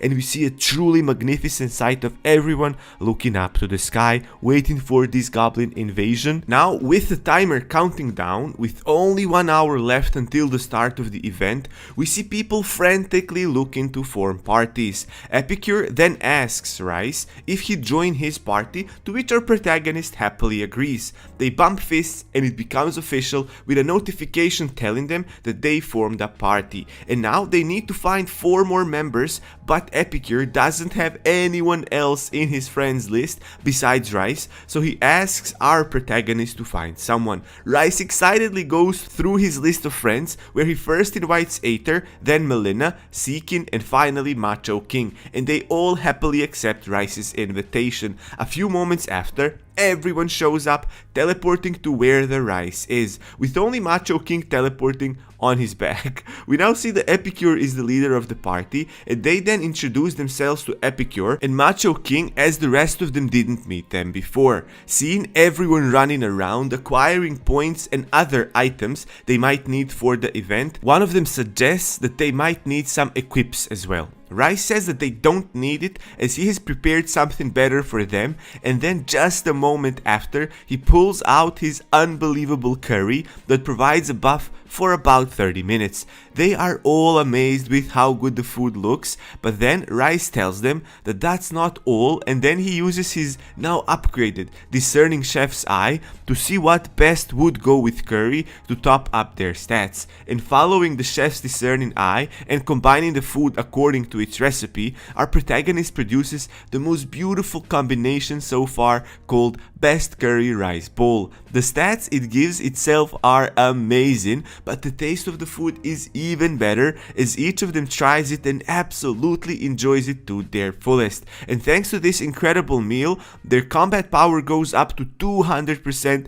and they all look really ready for the event. And a bit later, we see people really excited about this VR battle. Some of them discuss who they think might actually come out as a winner of this, with one of them suggesting Who Noobs, which is a famous magician in the game. And then an announcement from the management interrupts their conversations, saying that the event Protect Labarton will start soon and that all participating parties should finish their preparation. The last seconds start counting down with Rice's party fully ready for it. And then on the other side, we see goblins shouting that they'll burn Beatrice down, and they shout praises for Sir Adrian. Macho King is pretty tensed up, but Aether says that it's just a game. And then as their air clears out, on the other side, they see not just goblins but big wooden golems behind them, and this whole army looks pretty menacing. The countdown is over and we can hear the goblins advancing already and attacking the gate of the Beatrice estate. Aether asks Macho King to make the rock trees grow, and he uses those trees to quickly make some powerful catapults right there. And then they fire off the catapults to see how it works, and to Goblin's shock it deals a lot of damage as the huge boulder falls on them and blasts a bunch of them away, and everyone seems pretty happy with these results. We see Meow taking a charge and knocking a bunch of goblins like bowling pins with its upgraded attack. People are really shocked seeing this cute little cat doing that much damage. Epicure gets attacked by some goblins, but he defends himself with ease. His battle perception is really high, so there's no way anyone can ever sneak up on him, which is what one of the goblins tries to do and gets absolutely destroyed. There are two players getting distracted with how realistic and good the game looks in this event, and as they are about to get attacked by goblins, Melina comes and saves them at the last moment in her server style. Meanwhile, we have Seekin enhancing Macho King's power with his special ability called War Song, and Macho King becomes really strong, overflowing with energy. He starts blasting goblins everywhere, which attracts Melina's attention. She's distracted now, and one of the goblins uses this opportunity to attack her and deal some damage. And as he was about to get another one, she manages to defend herself this time with a skill called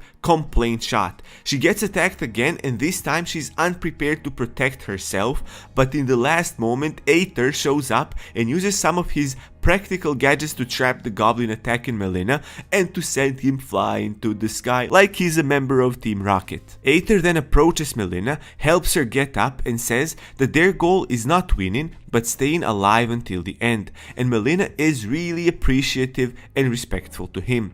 The announcement then says that the number of goblins started reducing and our party is pretty happy about it, but they are still away from their goal. So Epicure asks our protagonist if he's got any team buffs, and Rice remembers one and then activates it. Everyone gets an additional 10% on their base stat with Rice's Cheer of Satiety, and everyone is now even more motivated as they plow through hordes of goblins. We see that Epicure is an absolute unit with how he deals with the enemies. They don't stand a chance against him, and even the cute Electron is doing significant damage, frying goblins with his lightning bolt powers. And then we see the wood golems slowly advancing towards them, with an announcement saying that since half the time passed, they now have to deal with the new enemies. As the second phase approaches, we see people panicking, saying that tanks should go to the front and heavy dealers to the back. Seeing these wooden golems coming forward, Rice starts thinking of his conversation with Simon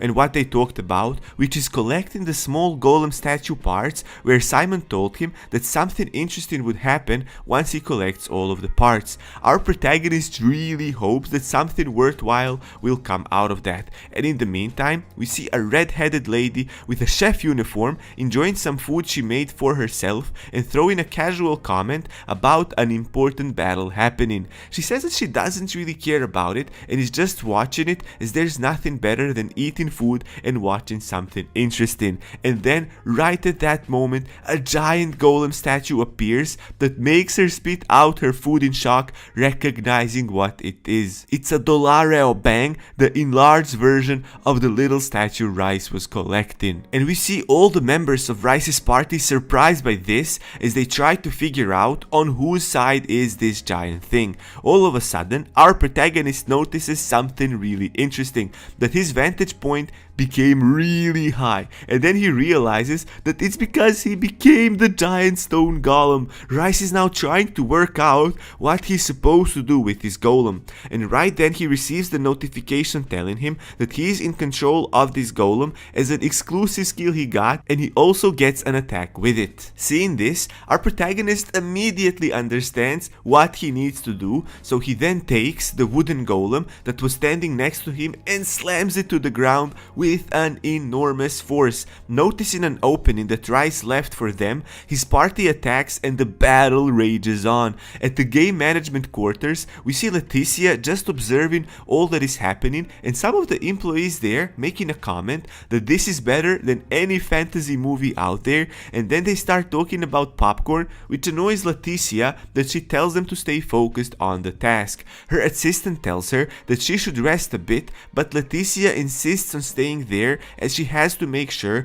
that everything runs smoothly without any bugs. We then learn that the group with the most damage dealt is the Magician's party, with Epicure's party following them pretty closely. Still, Leticia wonders why they don't have more damage dealt, and her assistant says that it's probably because the rest of the members in the party are not fighters. Meanwhile, we see the red-haired magician summoning some pretty powerful spells with fire and burning goblins to a crisp. He then notices Epicure next to him and tells him that he's aware of him being the best in the game, and as long as he doesn't lose against him, he'll be the first place. Rice, thinking that he just has to accept what happened, shouldn't waste any time and use the stone golem to the best of his abilities and knock as many wood golems as he can, which is exactly what he does. But soon after, he gets a notification that his golemization skill has expired, and then the huge golem disappears and our protagonist starts falling from the sky from where the golem's head was. And then as he was dropping from the sky, he thinks of a way he can have a comeback and then uses his Snow White sword, shield and armor combination together with his new horse Gale. Now there's only one golem left, and the red-haired magician says that she can't pass up on that last damage, but our protagonist was already charging at the golem and does his special new move with his dual swords and slashes the last wood golem into pieces. And as the enemy falls down to the ground, the announcement notification appears saying that the last wooden golem got defeated and that the Protect Labertron quest has been completed successfully. It also adds that the remaining goblins are fleeing Laberton. Announcement also says that the management team will share the damage rankings and begin calculating the reward. Everyone is relieved that the event is over, and some of the players were at the end of their HP and couldn't fight for longer if the fight continued. Epicure's team is really happy with how they performed and are even hoping for good rankings, thanks to Rice using his golemization to deal massive amounts of damage just by himself. The announcements of the rankings finally comes, and the team Epicure gets the first place, with the magician being 2 points behind them in second place, which makes the red-haired magician really frustrated. The announcement then says that all of the members from the Epicure team will get a special job item. As Leticia was monitoring the players, she thinks to herself how interesting it is for Rice to leave another significant mark in the game, and that the players with the weakest of occupations took the first place. Her desire to meet him in person grew even more now. My girl is getting thirsty, like every other girl that meets our protagonist so far. As the event ended, we see Leticia logging off from the game. Though she doesn't show it on her face, she's glad that their first event went well without any bugs or lowdowns. And there were 3,000 users that participated in the event, which is a pretty big achievement, she thinks. She still can't stop thinking about our protagonist, and even gets an idea to play with him with her second character, but then wonders if he'd accept her friend's request. But her stomach growling reminds her that she didn't eat anything. She's got some options, but she wants to eat something soft, so she orders tofu with kimchi that arrives soon after, and it looks pretty tasty. Hyung, which is Leticia's real name, then thinks to herself that she has to focus on eating food one bite at a time until she eats a bit. But as she starts chewing and forcing herself to think about the texture, the sad memories of her parents start pouring in, which makes her mood deteriorate very quickly. She's desperate to get better, she doesn't want to feel bad eating food anymore, and just wants to be able to enjoy her meal.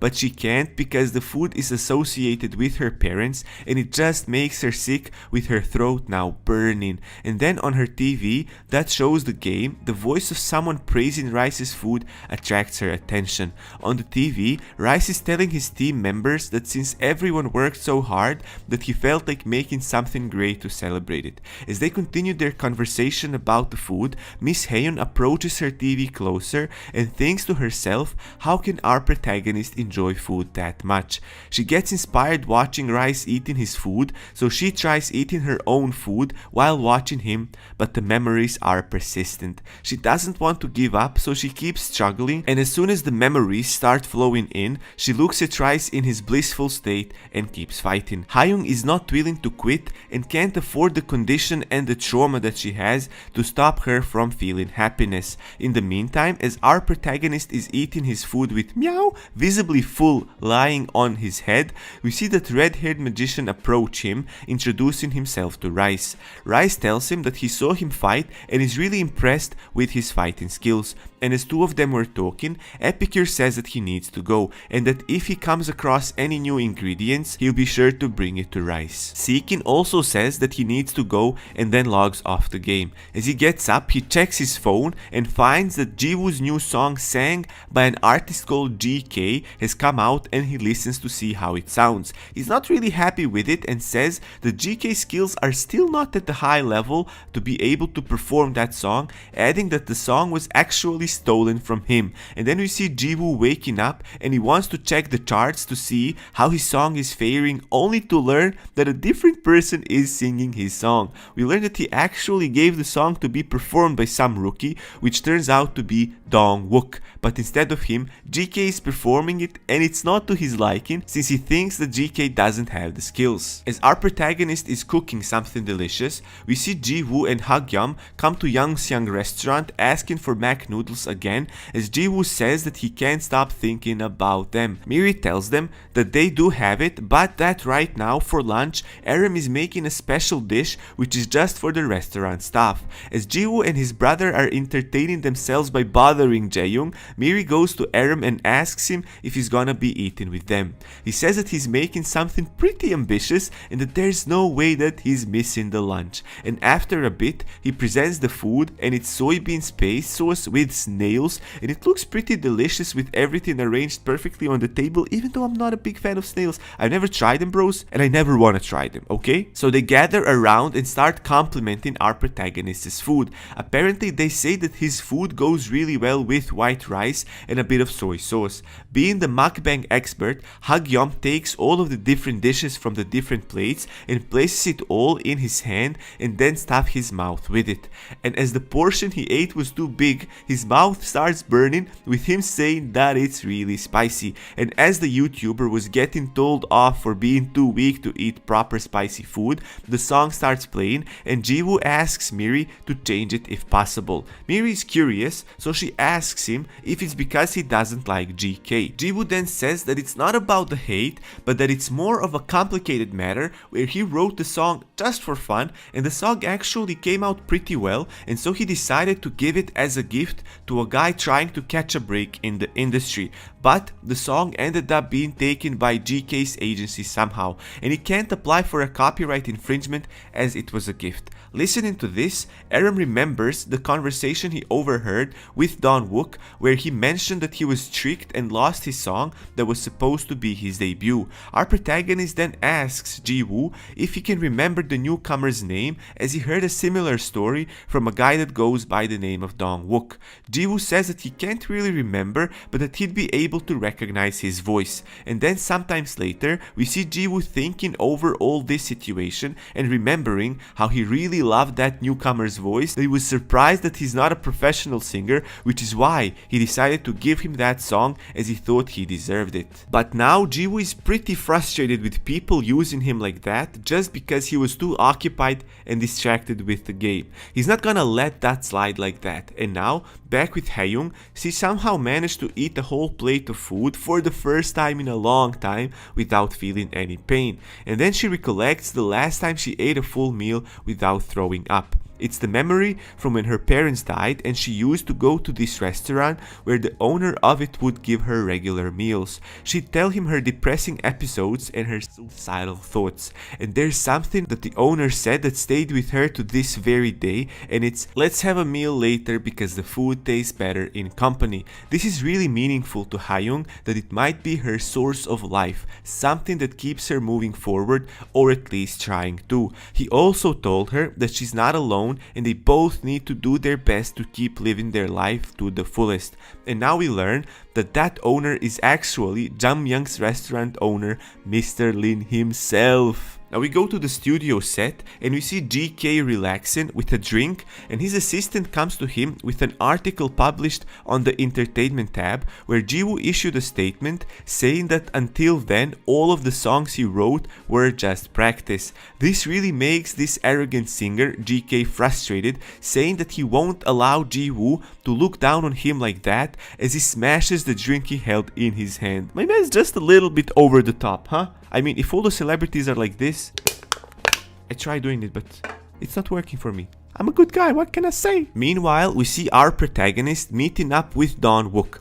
Aram offers to treat him with some food first, over which they can discuss something that came up. We see that Dong Wook was very close to not even coming as he didn't have any money, but he decided to accept Aram's invitation anyway. They order chicken feet, which Dong Wook hasn't had in a long time, and as they are munching on it, our protagonist asks him to tell him more about the story he heard the last time, where his song was stolen from him. And Dong Wook goes into this self-deprecating ramble, saying that he's been working on it for a long time, that he couldn't even do a part-time job, and at the end he couldn't even get it, and it's probably because he's just not worth it and it's not his destiny. And then after a few drinks, Dong Wook explains the situation in detail, saying that he was in the label that then took his song and gave it to GK. And what he's really frustrated about is that the song they stole from him wasn't even performed well, and as he was already too drunk, he then started singing the song, attracting the other customers' attention to him.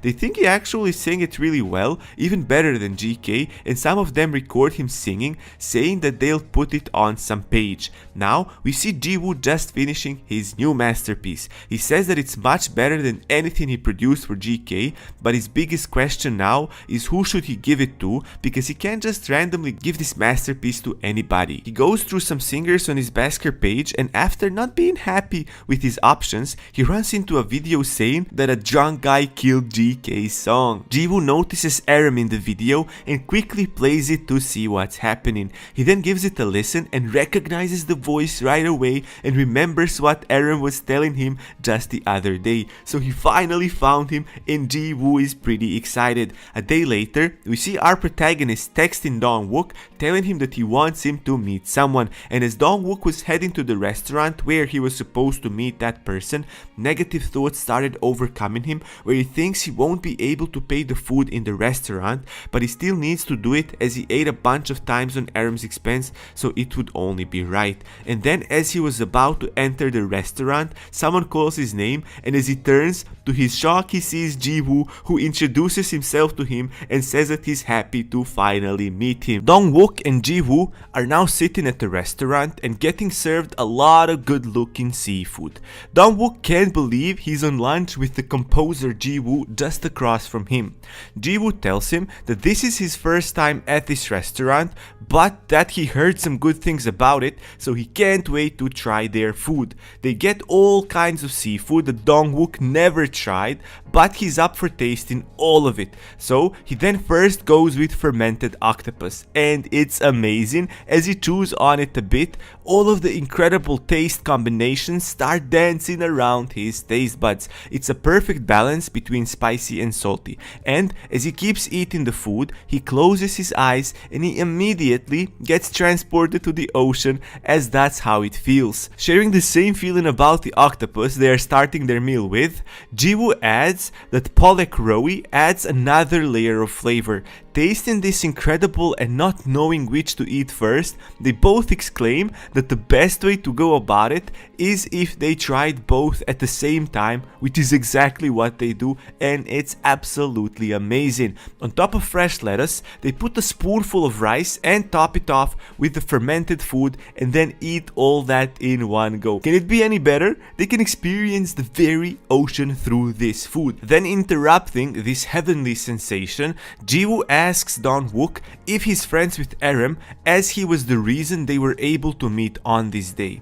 He then continues saying that he is aware of the situation of Dong-wook's song being stolen right about when he was in the middle of recording it. Dong-wook is surprised that Ji-woo knows about this, but Ji-woo tells him that it's only natural for him to know this since he's the one that made the song in the first place. He also says that he already verified his skills, which is why he gave him the song, because if he didn't have the skills, he wouldn't get the song. And as Dong-wook was just looking at him, Ji-woo then says that he wants to make a new song for him and asks if that's okay with him. This makes Dong-wook speechless as he puts down the chopsticks on the table and gets up from the chair. Seeing him like this, Ji-woo says that it's fine if he takes more time to decide, but Dong-wook swiftly bows down and tells Ji-woo that he's grateful for the opportunity and that he'll definitely take this offer. Even before he could finish his sentence properly, Ji-woo stops him and tells him not to thank him just yet, as the journey they have ahead of them will be very tough,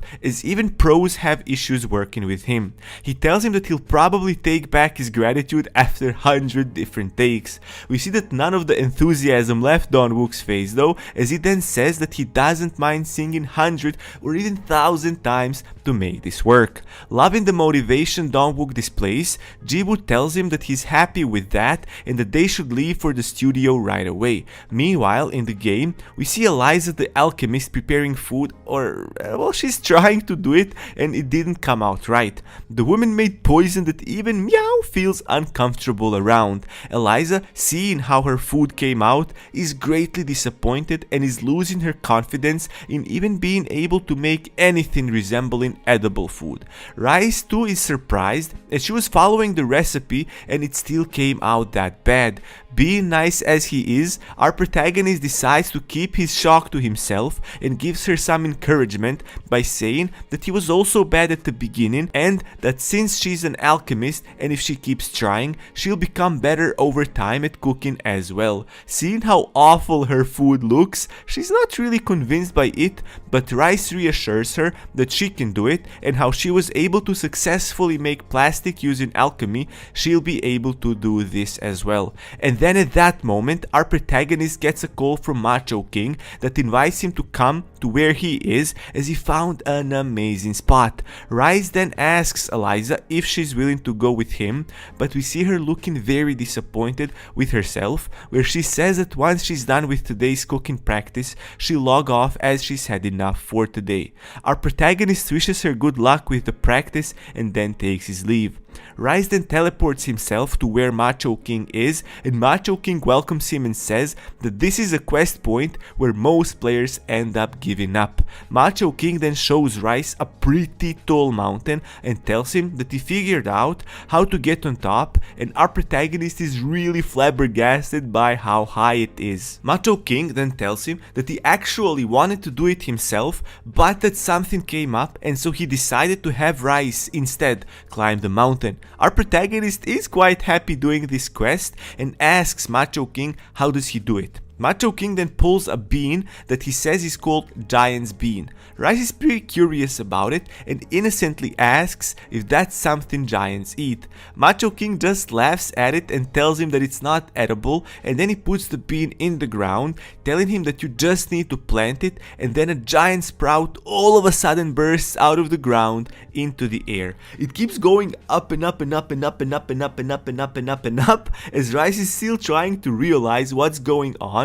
Macho King tells him to quickly grab hold of one of its vines, which he does without even completely understanding what it'll do. The viney grab pulls him up with such a speed that both him and Meow, that was chilling on his shoulders, fight for their lives to stay with the vine. And we see increasingly smaller and smaller Macho King saying his byes from the ground. Rice is just holding on to it as it keeps pulling him really high and high. He panics together with Meow as the speed is unbearable and neither of them knows what's going on. And now we see that the vine is going straight for the top of the mountain, with Macho King at the bottom wishing them a safe trip. As our protagonist gets to the top, he sees that there is a place there, so he concludes that this has to be that sacred dungeon. As soon as he could, he let go of the vine he was holding and starts falling to the ground of this place. Seeing how scared Meow is of the fall, Rice tells Electron to take care of him, where Electron swiftly comes swooping underneath Meow, picking him up. He makes a cheeky comment that Meow is too heavy, which pisses the cat off. They safely land and Rice notices that the place is pretty quiet. He then sees the ancient looking doors with some carvings on them and decides that that's where they are supposed to go. Then a voice from behind tells him that nobody gave him permission to go inside by himself like that. The person continues with a smug smile on his face, saying that this place is the final resting place of their master, and that if our protagonist goes around without a guide, he'll probably get lost and die. Rice, seeing this blue-haired little creature, tells him that he understands, but that he's curious as to who he is. The little troll-looking creature then introduces himself as Tom, the guardian of this grave. As our protagonist finished with what he wanted to do for the day, he says bye to Meow and then logs out of the game. Meow is now left alone in the game as her owner just left, and as soon as he leaves, a blue magical looking butterfly lands on Meow's nose and then flies off. This makes our cat really curious, so Meow starts following it. It chases it through the streets and through the green fields and through the forest, and it finally lands on a rock. Meow, in his cat hunter mode, with its eyes all big, gets ready for the attack and then launches itself forward at the butterfly, sending one of its attacks called Nyang Nyang Punch. The butterfly manages to escape, but the rock on which it landed gets blown to pieces. As Meow was now looking at the butterfly flying beyond his reach,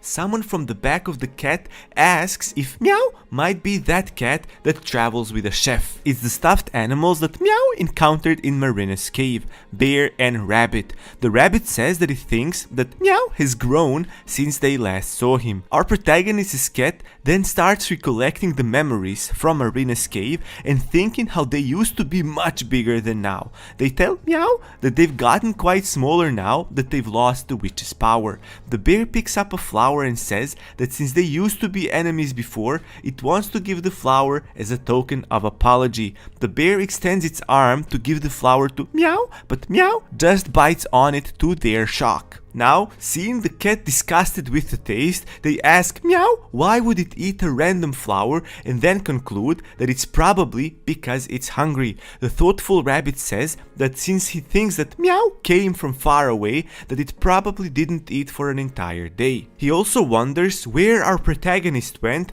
and why didn't he leave any food to Meow. He then says that since they know each other, they'll get some food for the cat, but they first need to figure out what our cat really likes. They come across some apples and the bear wants to try to pick the apple for meow, but it can't reach it, so the rabbit comes in and jumps really high, knocking a bunch of the apples down with one direct hitting our protagonist's pet. As it wasn't intended, both the bear and the rabbit feel sorry seeing this and ask meow if it's alright, as it has an apple-sized bump on its head. And as meow gets up, it sees Korean melons on the ground and then happily starts playing with it. They ask meow if it wants to eat it and then go on to cut them in halves. The rabbit notes that if meow didn't see it, they wouldn't have found it, so they are pretty pleased with how things turned out. The rabbit then was about to say that if he knew that the only way they could find the melons is by hitting the cat, he wouldn't mind it, but then stops himself as meow already noticed what he was saying. Rabbit then says that the melons look really yummy and then goes on to try one of them. The rabbit gets really mesmerized with the taste, as it's unexpectedly juicy and crunchy at the same time. He thinks to himself that he only had one taste and it already tastes so good. Stopping his enjoyment, meow angrily bites on the rabbit's head. The rabbit starts apologizing for eating the melon by himself and says that they can eat them together. Sometimes later, we see that they've become a pretty good team for picking different types of fruit. Meow uses the bear's stomach as a spring to jump even higher to get the grapes from difficult reaching spots. And after some time, we see Meow's crew already packed with bags full of fruits. In their picking adventures, they run into all kinds of troubles, including a buffed up mole that they barely escape. But then they come across a tree hanging off of a cliff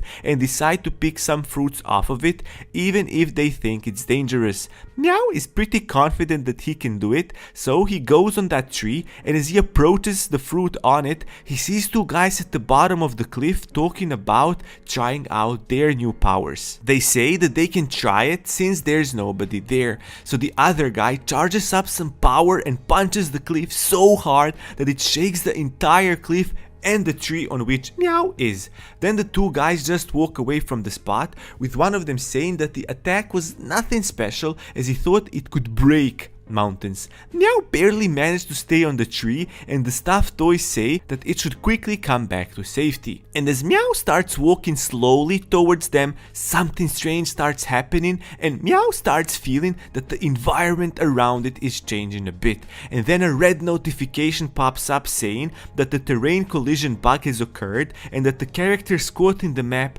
are being adjusted. And Meow is really scared, as the poor fella has no clue what's going on with him, so he screams in desperation, "Oh no, cute little Meow!" And now, somewhere deep in the forest, we see a pink fairy talking to Electron, but the Electron here is not in the same form as he is when he is with our protagonist. The pink fairy is curious as to why Electron comes back to the forest so frequently these days. Laid-back Electron is not sure what's wrong with him coming back to his own home. The pink fairy tells him that she thought he had to be in the moral world since he made a contact with a human. Electron, now yawning, tells her that his master is currently not there, which is why he returned briefly. She then reprimandingly tells him that at least the other fairies that formed a contract like his are at least clean and do other things until their masters come back, unlike him that is just laying around doing nothing. Is she talking to me? And he's now annoyed and tells her that he worked hard when he was with his master and that he should be able to take some rest while he's here. And then all of a sudden someone says electricity. The pink fairy notices someone calling from the bottom of the tree and then tells Electron that they are probably calling for him. And at the bottom of the tree there are stuffed toys, Rabbit and Bear, and they ask if Electron is a guy that goes around with the chef. They both look terribly worried as they continue saying that there's some trouble and that Chef's cat is in grave danger right now. Electron looks down from the tree, now even more irritated, and asks them how did they even manage to find this place. They say that they are made out of magic so that they can naturally come to the spirit world and they need him to help them before it's too late. The pink fairy, making fun of Electron, tells him that there's no time for rest and that he better go help his friend. friends. Electron looks like he doesn't want to be bothered, but then just after a short contemplation, he says that there indeed is no time to rest, and then by lifting his hands up, he turns into that adorable ball of electricity. And being cute like that, he angrily says for the stuffed toys to bring them to the cat. As Electron was following them to their destination, they explain to him that they used to be villains, but that they are not anymore since they are free from the witch's spell. However, Electron is still suspicious of them and tells them that he'll keep an eye on them, so they better not engage in any shady business. And then in the distance, he sees Meow, and to his utter shock, Meow looks so old that he looks like he lived 1,000 years. It turns out that because of severe hardship Meow has faced, he suddenly grew old. Electron tries to approach Meow, but he can't because there's a barrier that doesn't let him. He asks the stuffed toys what this barrier is and why can't he go through, but Bear and Rabbit are also clueless about it. Electron then shares his observation with them, saying that he doesn't feel any presence of magic or that this even is a wall. He gives it a bit of contemplation and then proclaims in joy how there's nothing he can do about it. Meow is angry with this and is ferociously hitting the wall in protestation. The rabbit says that in that case they didn't even have to bring him here as he's useless. But carefree Electron tells them there's a point in bringing him there as he knows someone who can help them with this issue. And then sometimes later we see that Electron went to Fertile that was hanging out with Spider Queen to ask him for help, and Fertile, after hearing Electron's case, is pretty happy with helping them save Rice's pet, as Rice is his savior and the one who found his pickaxe. Spider Queen then adds, but in a very scary tone that terrifies the stuffed toys as they think it's a monster, that Rice is the guardian who protected them from the lizard, which is why they can't refuse helping a friend of their guardian. As they bring him there and explain to him what happened, Fertile quickly picks up on it and then comes up with a possible reason why that happened, as the light going through his hand gives him a clue. He says that it's complicated, so that they should pay close attention to what he's saying. He says that there's a set limit to the objects and living things this world recognizes based on topography, and because the heavy damage was inflicted below, the debris range and cat's range collided. Everyone is confused as they don't understand what this means, and the Spider Queen continues saying that it basically means that the cat became part of the branch. Electron is annoyed with this and asks if that means that Meow has to live as a branch from now on. Fertile says that that's not necessarily the case and that there's a way. If they could damage the surroundings again, causing the branch and rocks to fall, they might solve the issue. But he adds that there's another problem with this, as the cat also might fall. The Queen Spider says that she'll take care of that part.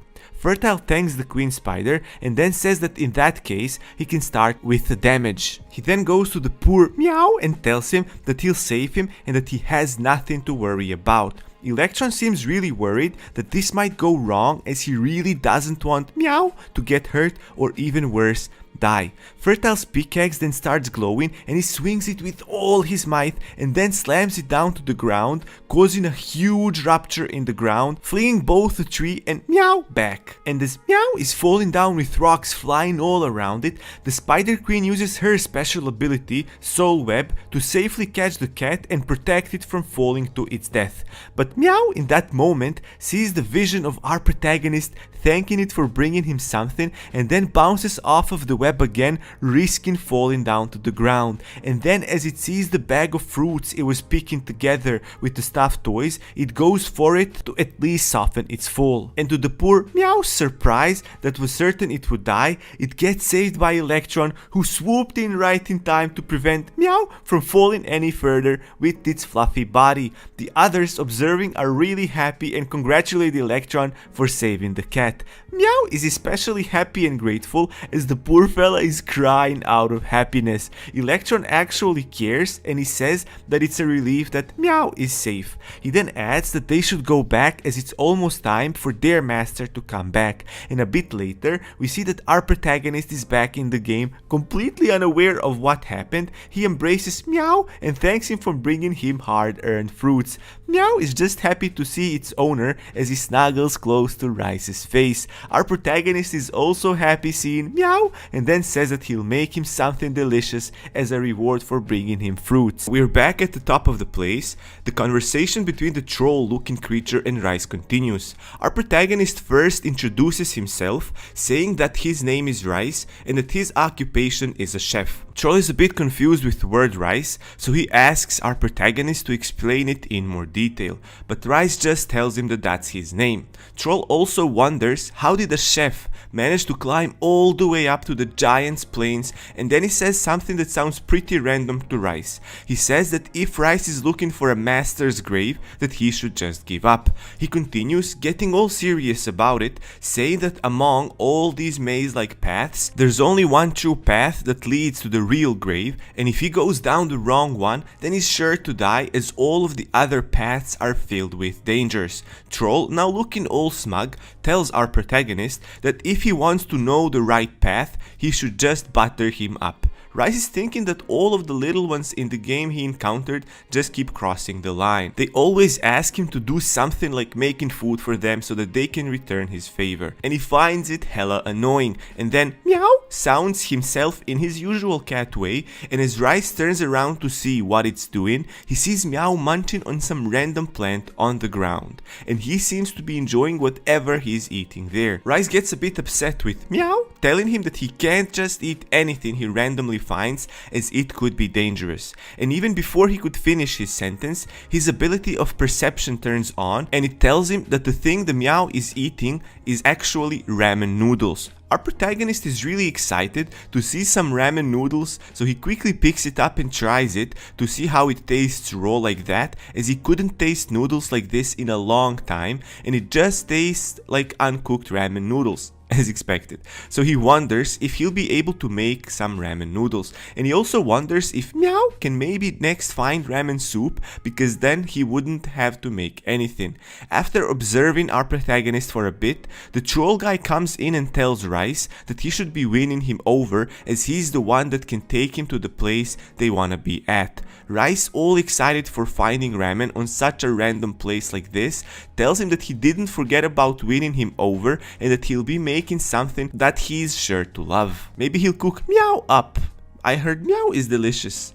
So then Rice starts working on the meal by first putting in the crown daisy leaves and then adding red pepper, and after that diagonally chopped onions. Already looks amazingly refreshing, but then he puts in sausages and then rice cakes, and now the mix already looks like it's getting a consistent shape. So now all he needs to do is, when all this comes to boil, he puts in the ramen noodles, leave it to cook for a bit, and then that's it. We get delicious looking, spicy and warm pudi jjigae. I don't know how to pronounce another name, of course they're coming up with these crazy Korean food dish names. Anyways, the troll is not excited about it. He says that rice is supposed to make him happy, but all he does is make a stew, and he really hates stews. Our protagonist, feeling a bit uncomfortable with the troll telling him this, then tells the troll that even though he dislikes stews, he should try his, as he worked hard making it. Troll responds by saying that he already hates how it looks, so why should he try it at all? And then when he sees ramen noodles inside the stew, he detests it even more. We see that Meow isn't too amused by his comments on his master's food. Our protagonist tells him that the ramen noodles cooked in baji jjigae actually taste a lot better than what he's imagining in his head. Rice then scoops up a bit of the stew noodle to try changing his mind about it by showing how rich it looks. He then offers him and tells him to quickly eat it before it cools, but the troll is still not convinced and doesn't want to try it. We then see that Meow isn't too picky with what he eats, as he already ate it all in a blink of an eye. Rice, seeing how happy Meow is with the noodles, asks it if it wants another bowl of it. Our protagonist then picks a bowl for himself, as he thinks it's time for him to try it himself. And as soon as he brings the bowl close to himself, he gets hit by a wonderful spicy aroma coming from the steam of the soup. He really missed this smell. So he first gets a spoonful of buji jjigae and then takes some rice in the same spoon so that the rice soaks up those juices. So he then takes that spoon and gives it a try. The texture of the meat meat inside is incredible, and the chewy grains of rice soaked in the stew are just amazing. And then he thinks to himself that even with everything tasting so nice in this stew, the one thing that can't be missed are the ramen noodles that are cooked with it. The ramen engulfed in bujijjijiu soup is extremely tasty. Troll, seeing him enjoy the food like that, also decides to give it a try, but as soon as he tries it, he starts wondering why the noodles are so long. Our protagonist, still absent from this world due to the sheer enjoyment of the meal he's eating, tells him in a dreamy way that he should just cut them if they are too long and then eat them. The troll thinks it's bothersome to cut it and then starts complaining about the soup being too hot. Rice, in a disarming way, tells him that he should just blow on it and then it should be fine for eating. And just as Rice was about to finish up his food and have his last few bites of heavenly bliss, he gets interrupted with a troll yelling really hard, saying that he burned his tongue drinking the soup. And then he says really dramatically that he's afraid for his tongue and if he even will be able to talk after. Our protagonist tells him that if he just waits for a bit, it'll get better, and besides he's already talking, so he should be okay. But the guy just continues whining, sounding like my friends when we played Fortnite together. I mean when we used to play Fortnite together. Oh my god, he killed it because he got so lucky. You get the point. Meow is really not amused by this picky crybaby. It's annoying as hell. And then sometimes later, we see an empty bowl and surprisingly, the troll managed to eat all of it and he's really happy with how it came out. He compliments our chef by telling him that he is pretty skilled. Rice is just happy that it went well, as it didn't seem like that with all the whining and complaining. Troll then tells him that as he promised, for making him happy, he will show Rice the way. Do you know the way? Do you remember this meme? Not be here for you to revive all the dead memes, bros. Anyways, he then heads towards the doors and the doors open. The troll then tells him, now again looking all smug, that they should come in and that he'll show them the way to the master. Meanwhile, in the recording studio, we see Dong-wook passionately singing and working on the song together with Ji-woo. He's really giving it his best to make this work. Ji-woo gives him some instructions as to how to make it sound even better, and he tells him to make the end part a bit longer and also to adjust the ad-libbed parts. And as the recording session goes on, we see that it's intense as the instructions Ji-woo gives to Dong-wook become more detailed and delivered in a more strict way. Ji-woo doesn't seem to be very happy with the takes they get, so he keeps asking Dong-wook to do it again and again and again and again and again and again, but Dong-wook, despite it being so difficult, is able to keep up and come closer and closer to Ji-woo's perfectionist's taste. And a bit later, we see that they're having a break over lunch and Ji-woo recognizes the hard work Dong-wook has put in. He asks him how his first recording felt, and Dong-wook, all excited just to have this amazing opportunity, tells him that it was hard but also fun at the same time. This comes as a surprise to Ji-woo, so he then asks if it wasn't too difficult working with him, as that's what people always mention. Dong-wook, munching on his food, joyfully says that it wasn't and that it's a dream for him to be able to work with Ji-woo. Dong-wook, looking at the food he's eating, starts thinking to himself if he was ever this happy. He thinks that Bunjo Pang, the Ji-woo bought, is really yummy, and with this type of food he could record 100 times more without any problems. And Ji-woo is fondly thinking to himself that it's been a while since he came across someone that really enjoys music this much. Back in the studio, we see the two of our musicians working on it again, and what Dong-wook thought was just an exaggeration turned out to be the real deal. He really will have to record 100 takes, as that's the minimum for a perfectionist such as Ji-woo, and he recognizes that it's really exhausting, but as much as he's tired, he's also just happy for this long-awaited opportunity. And sometimes later, after the first day of recording session was finished, we see Dong-wook taking a nap in the waiting room as he was too tired.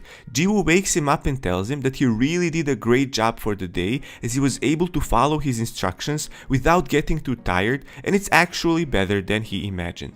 Dong-wook says reassuringly that he can't get tired just yet, as he has to work hard to completely finish finish the recording.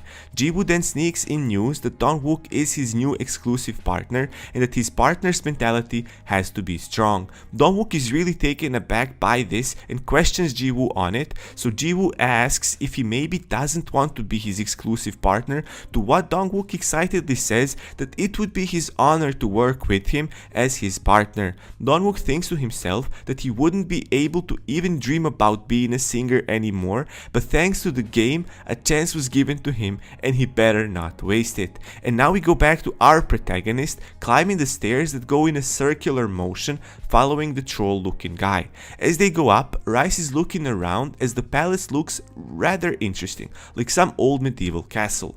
Seeing him this curious, Troll tells him to be careful and not to touch the walls and just to follow right behind him. Our protagonist thinks to himself that this looks like a maze and that if he came there by himself, he'd definitely get lost. But then seeing Meow beside him, he thinks that he actually might have been okay as he's got Meow to show him the way. And after some time walking around, they finally arrive in front of the big doors decorated with red colors and with two stone gargoyles holding up fire that's lighting up the space. It looks pretty menacing. The troll then says that that's the master's resting place, and the big doors start opening slowly with a giant knight showing up in front of the doors, blocking the way. Rice asks the troll if they can enter the place, and the troll in oversized clothes, now pretty solemn with his choice of words, tells him that he can as long as he shows respect to the dead inside. So our protagonist starts walking up to the knight until he arrives right in front of him, and then all of a sudden there's a voice seemingly coming from the unmoving knight, and the voice sounds cold and harsh. It says that finally someone came to his place of rest. The knight's armor shakes up a bit as the voice comes through, and then as bluish light starts flashing from the depths of the knight's helmet, it says that as the one who found him, Rice should face the will of his flesh, and then a blast comes from the knight's direction so that our protagonist had to cover his face to protect himself from the intense blast. The voice then says in the same harsh and cold voice that it's unfortunate that he doesn't even remember who he was when he was alive, and he continues saying that all that he vaguely remembers is the fact that he doesn't belong there. Finally, as the blast settles down and Rice is able to peek through his hands, he sees a well-dressed skeleton guy levitating above the ground with cold air all around him. It's definitely a scene to behold. Our protagonist, now fully absorbing this sight, then asks the fancy skeleton if he does not belong there, what is he doing there in the first place? The levitating skeleton tells him that it's because of those who murdered him, they broke his spirit and sealed him away in several places. Rice then asks him if he knows who actually sealed him, and the skeleton tells him that he doesn't know, which is why he had waited for someone to find him. He continues saying that meeting our protagonist causes some of the chains that bound him to break, which means that pieces of his sealed spirit could then be found. Troll is listening to all of this, and he hangs his head down as if he shares the troubles with the skeleton. And then bringing up his harsh, cold, ghostly voice, the skeleton thanks Rice for finding him, and as soon as he says that, a huge blast of light comes from the direction of the skeleton, with him gradually blurring into the background. And then as the light disappears, the skeleton just falls down to the ground, and the window notification comes up saying that the hidden rare quest, Will of an Unidentified Soul, is complete and he gets a skill as a reward. Our protagonist sees this and says that he hopes the skeleton guy is able to find his other parts. Troll, looking all thoughtful about the situation, tells Rice that a portion of the master's soul has found peace. He then continues, now even more lost in his thoughts, saying that after losing his memories, he came there after wandering all around, and it was his master who told him to wait there for fate, as not just any person will do this quest. It has to be someone with their own will. And then the troll starts glowing as he says that his memories are also returning to him. Both our protagonist and his pet Meow are flabbergasted seeing Troll's transformation. Now looking like a well-dressed boy with different colored eyes, he tells him that his real name is Pepesh, and that if it's okay with our protagonist, he'd like to travel with him. The notification pops out saying that if Rice helps him grow into an adult, he'll get Pepe's loyalty, but if he fails, his penalty will be a decrease of random stats for -100. Rice thinks to himself that the penalty is a bit too high, but that he can't leave a child by itself here in this rather scary cemetery. So our protagonist then agrees for Pepesh to come with him as long as he doesn't complain about the food when he's with him. Pepesh reluctantly agrees with this condition and thanks our protagonist. Now it makes sense why he was such a crybaby eating Rice's cooking. He was just an actual baby. Coming to an agreement, Rice then asks him if he knows the way out of this creepy place, and Pepesh tells him just to follow him. And sometimes later, we see them outside and our protagonist immediately makes a remark about how it's so refreshing outside. Standing on the edge of a cliff, Rice is reminded of where they are and thinks how they need to figure out a way down to the bottom.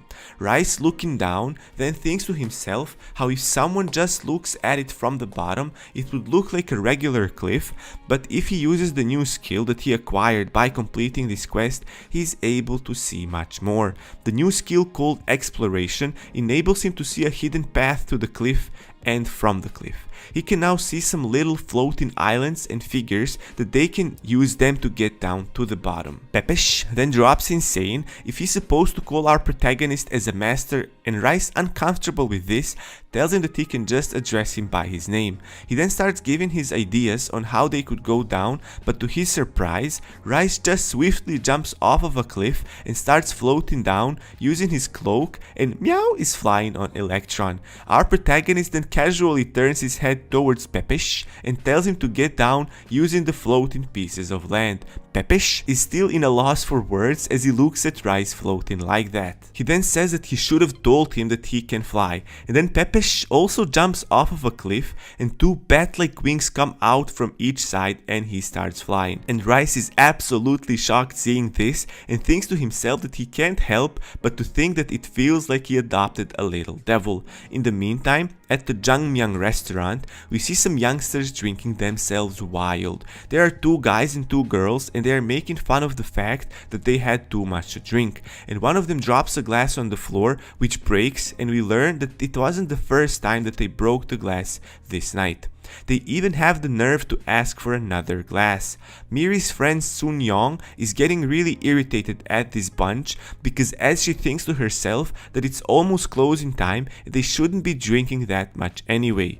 Miri tells her that she should already be off work and that she can do the rest once the last customers leave. Miri adds that it's pretty late and that she doesn't know when they'll be able to close. The drunk lady, overhearing this, takes it as her trying to tell them to go as it's closing time, and she gets angry. Miri tries to calm the situation but without success as the girl gets even more riled up, telling Miri that they're paying for everything and that she shouldn't be trying to chase their customers away like that. The girl then slams the glass on the table and walks up to Miri and Sangyeong. Sangyeong apologizes for making them feel bad, but the lady will have none of the excuses as she's already made her mind up that she'll make a scene. She then tells them that they are making their customers look like bad guys. Sangyeong still tries to calm the upset customers, but the girl then directs her attention to quiet Miri and asks her why she's staring at her like they did something wrong. She points her finger at Miri and even starts poking her.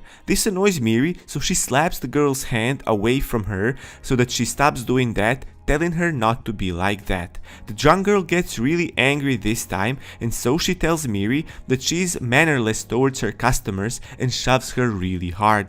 The situation gets a bit more dramatic, but then someone in the back slams their fist down really hard so that it draws everyone's attention, and the person that slammed their fist then says in a really condemning voice that they should stop and that they should be embarrassed. They are making problems instead of enjoying their food. The drunk lady then tells the the guy that the old man should be minding his own business. The guy gets offended by this and tells them that in that case, if they call him an old man, he'll talk to them like an old man.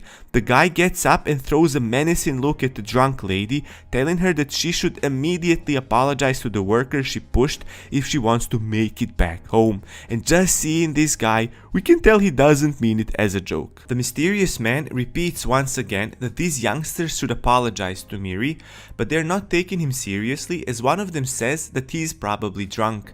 The girl in hat then approaches the man, stoops to him and threateningly tells him to keep eating and not to get involved in other people's business. The man is unfazed by these threats and aggressive approach from the youngsters though.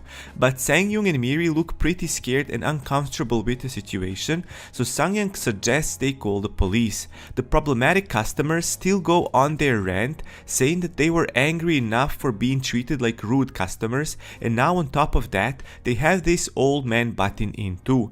The mysterious guy then calmly tells the drunk girl that they are not only bothering the workers at the restaurant, but everyone else too, and that their lack of manners are more than obvious. Hearing this, one of the drunk guys gets up from the table, picks up a bottle and rushes towards the mysterious guy to hit him with it. But the guy swiftly grabs the drunkard's hand with the bottle and then does a karate chop to his neck, immediately knocking him down.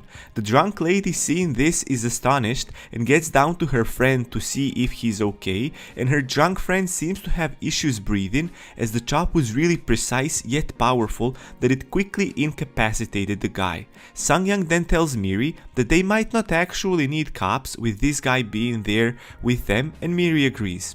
The mysterious guy then starts menacingly walking towards the drunk customers, telling them that they should have just left it at talking, and that once they use the bottle to attack him, it wouldn't end well for them without any consequences. And we can see that these drunk customers are not feeling all that confident anymore. The big mysterious guy then tells them if they have anything left to say it now. But they're not uttering anything for a moment, as they pick up their friend from the floor, and then one of them says that they should just leave the place. And as they are leaving, they say that they won't be coming back to the restaurant ever again. Before they left, Miri tells them that they didn't pay, but she doesn't get any response back from them. The mysterious guy tells Miri that he'll pay for them. Miri is a bit hesitant about it and tells him that he already helped enough. As the drunk customer left, we see Sang-young and Miri thanking the big guy, and he apologizes for getting carried away and disturbing them. The boss, Lim, comes in saying that he just saw some customers leaving the restaurant and how they looked pretty angry, and so he's curious if something happened while he was away. Miri excitedly tells him that those people were completely obnoxious, but that this big gentleman helped them with the rude customers. Mr. Lim is a bit worried that it must have been difficult for them as he wasn't there. Mr. Lim then goes on to thank the big gentleman for helping his staff, and as soon as he sees the mysterious guy's face, some memories start rushing to his head, where he remembers this guy involved in some fights, managing to beat everyone with just one punch. The famous one fist is what they used to call him before. Is this a reference to One Punch Man? But Mr. Lim, still curiously staring at the mysterious guy, thinks to himself that this can't be that guy, and it's probably that they just look alike.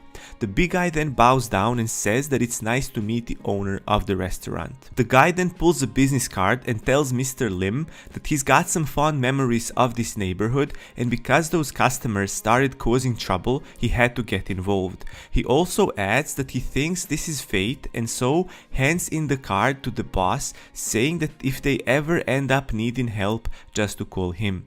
Mr. Lim thinks that they won't need that type of help, but Sang-young tells him that since he already helped them, it would be a good idea to accept his business card.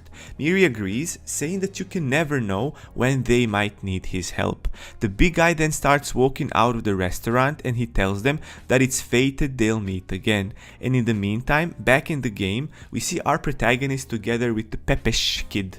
As they are walking together to the village, Pepesh asks if they're going to live there, and Rice tells him that they won't. He also says that if there's nothing there for them in the village, they'll just move on to another place. And then they run into Eliza, who is really excited to see our protagonist. She says that the village is really bustling now. She tells him that it's thanks to him, but Rice is not sure how he helped since he doesn't remember doing any quests here. And then that NPC that Eliza was trying to help comes out thanking Rice. He says that it's all thanks to our protagonist that he was able to become a chef. So then Rice thinks that he must have succeeded with the menu he taught him. And then our protagonist gets a window notification saying that Chef Only Hidden Quest is still open, where he needs to make that NPC, Starlin, #1 in sales in the region. As a reward, he can get an advanced cooking tools package. Our protagonist is really happy with this as the reward is really great. Rice then starts pestering Starling about how he's gonna teach him a new menu, and then sometimes later we see they are already working on that menu, making maggioli with acorn jelly salad and meat pajon.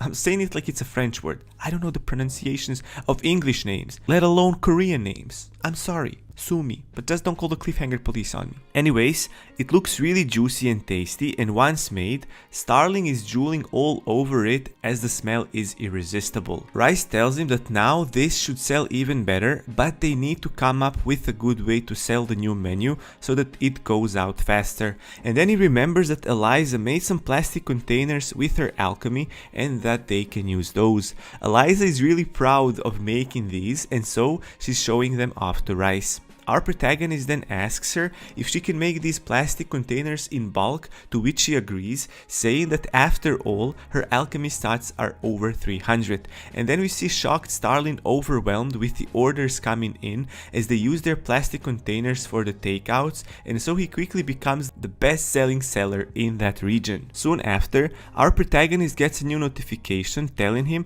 that he completed that quest and now he gets the cooking tool package. Rice is proud of his achievement, thinking how it was smart to come up with the takeouts, as that's the best way in terms of having a short-term sales growth. Eliza notices Pepesh just standing there and observing all of this, so she decides to ask to see who he is. After Pepesh introduces himself, Eliza realizes that it's an NPC. Pepesh gets slightly upset as Eliza didn't introduce herself, so he suggests that she is Rice's attendant. She grabs him by his cheeks as she thinks he's cute and tells him that she's not an attendant but an alchemist. Seeing this interaction, Rice remembers that he's supposed to help Pepesh on his quest to grow, and he better focus on that since the quest's penalty is pretty significant. Our protagonist then tells Eliza and Pepesh to stop bickering and tells them that they need to celebrate their safe return, so they should organize a party. And naturally, he starts cooking as he does. But this time he's using the tools he got as a reward from the quest he just completed. So he first puts some olive oil in the new pan and then spreads it out. He's making some steaks and the steaks look really good quality. Shiny when being cooked with the frying sound that just brings your appetite to the maximum, bros. I'm getting fat just by making these recaps. I have to eat food while making them. Anyways, as this is a bit thicker steak, the sides should also be properly fried as to seal the juices inside. And we see that the steaks are really coming up nicely, and by each passing second it looks more and more delicious. The sound of grilling it is just too mouth-watering. And then seeing that the steaks are grilled well, Rice takes the meat off of the heat with little meow staring at it as if he saw the best thing in his life. Our protagonist then puts some butter and rosemary in with the meat juices and then puts the meat back in the pan for a bit more of grilling. He then takes the sauce made from butter and rosemary and slowly pours it over the meat, as in this way it'll absorb the meat. And for the final touch, he just needs to completely remove the meat off of the heat and let it rest for several minutes while making garnish. Pepesh is really impatient, so he asks if the food is already done, and Rice tells him to wait a little bit longer. And then several moments later, Rice serves them the food, telling them to enjoy their meal. And the steaks look like the best meat delicacy you can possibly eat in this life. The shiny juicy steaks with mushrooms on top. And by the way, bros, when we're talking about steaks, for my American bros, I don't know how you can eat rare, medium rare. I need to eat well done meat. Like, what the hell is up with that? I'm from Europe, so I don't know if like it's a cultural thing or what, but stop eating raw cow, for God's sake. Anyway, with this little rant over, let's go back to the story. Our protagonist even put some effort into grilling the meat differently according to the different tastes his friends have. For Eliza, he made it well done. My girl, for himself, he made it medium well, and for Pepesh, he made it medium rare. You see, Pepesh is eating medium rare and he's a big child, so if you like medium rare meat, you're like Pepesh, and I'm like Eliza, the alchemist who fails at that. Anyways, we see Pepesh ungratefully sulking for not getting it a bit raw, and each one looks delicious in its own way. Eliza is flabbergasted holding this food in her hands, as it feels like she's holding something really special worthy of respect, and Pepesh, in his usual complaining manner, says that it looks edible. Rice tells them to chew it thoroughly, as that will make it much tastier. Eliza asks Rice if she can really eat that, and our protagonist tells her that she helped him with the quest, so of course she can eat the food he prepared. Pulling out a little bowl, Rice tells them that he also prepared some sauce for them as well. Eliza says that she doesn't need any sauce, as she can eat it just like he made it, and then she nudges Pepesh, teasingly saying that Pepesh might need it as he is just a kiddo, referring to him complaining about the food all the time.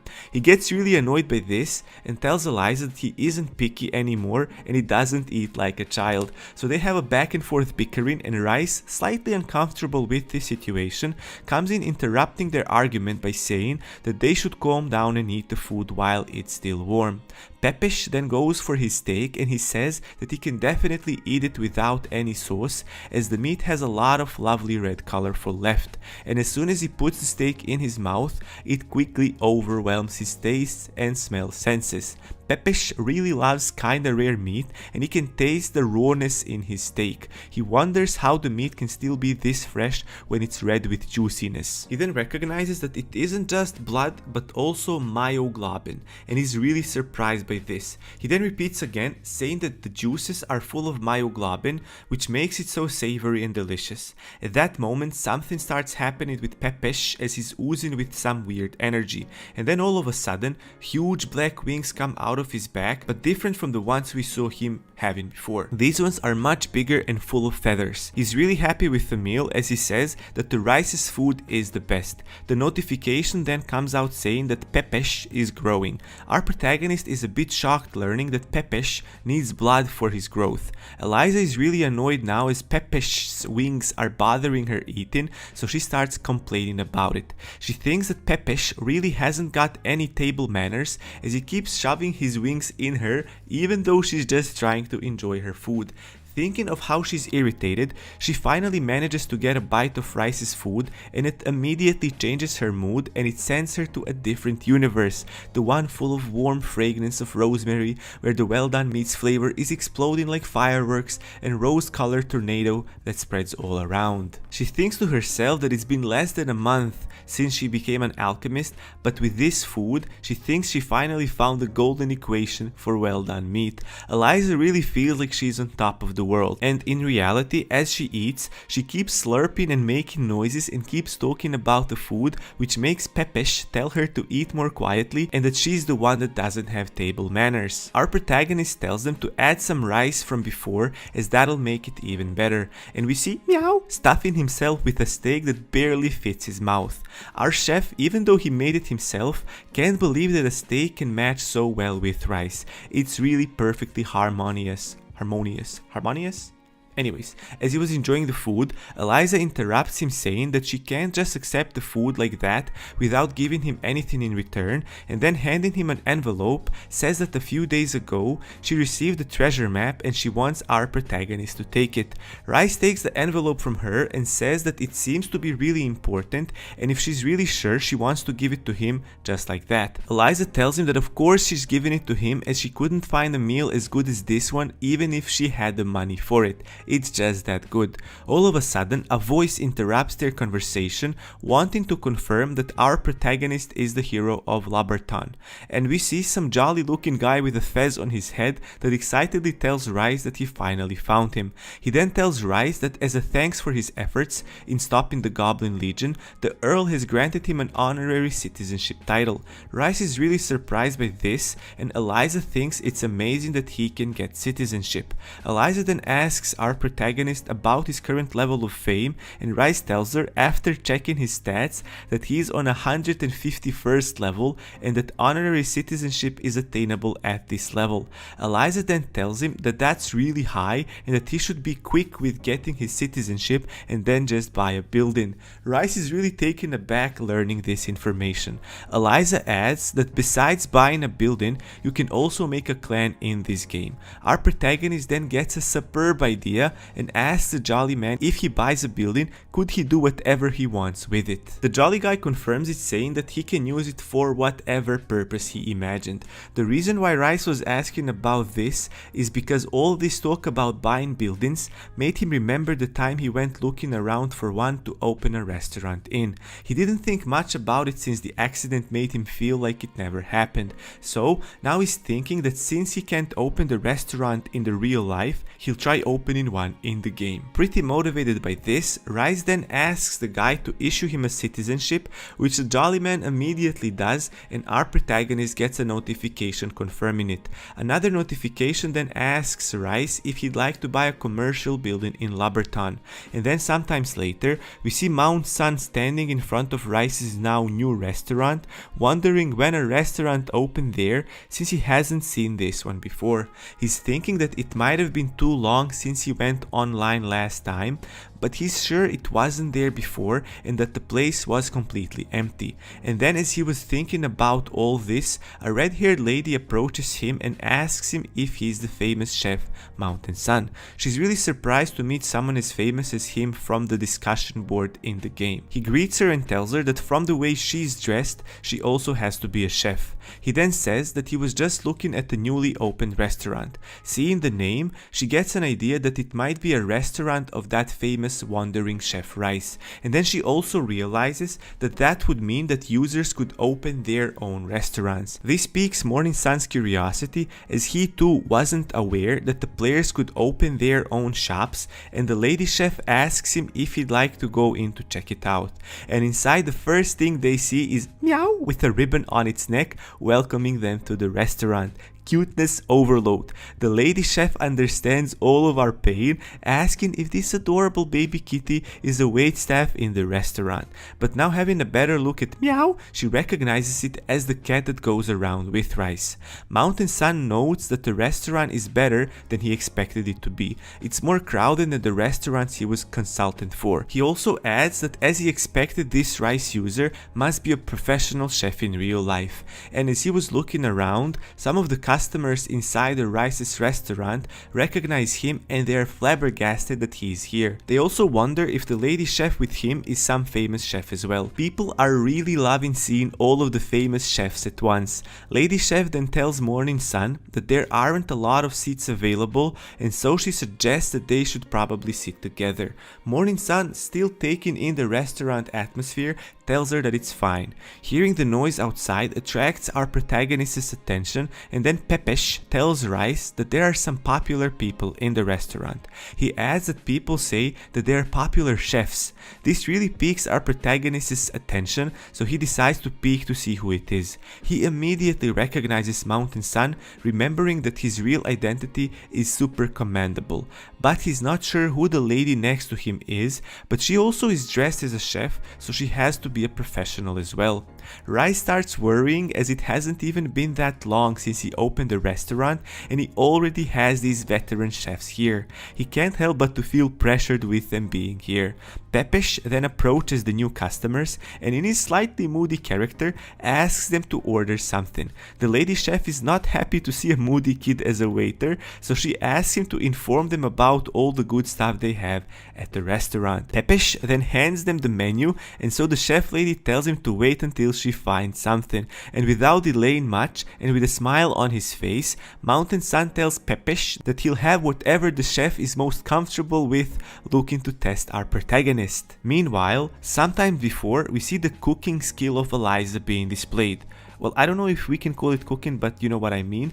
But the woman is really talented using normal ingredients and making poison and monsters out of it. The purple colored stew, and then some cooked eyeballs with octopus tentacles, and then some purple steaks that came alive. And this green slimy thing with human faces staring at you.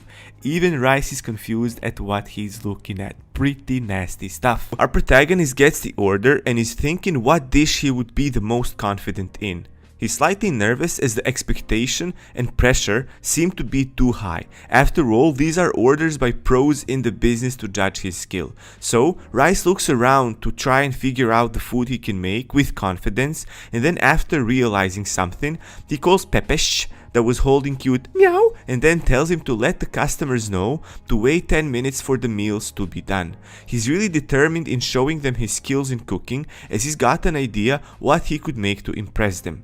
After 10 minutes, we see Electron telling the chef customers that their food is done and is coming. And as Morning Sun and the lady chef turn their heads to see who is saying this, they see a flying yellow cloud rushing towards them with a platter of food on top of it. Electron then tells them that the boss prepared a very special dish for them, and when the lady chef sees the food, she's really positively surprised, as all of them are the staple snack cart foods like ramen tteokbokki and assorted fried tempura. It really looks amazing and there's a lot of it. Morning Sun is also surprised, especially after seeing the ingredients he used for the food, as he never saw them in the game. Like, he's sure he never saw shrimps in the game before.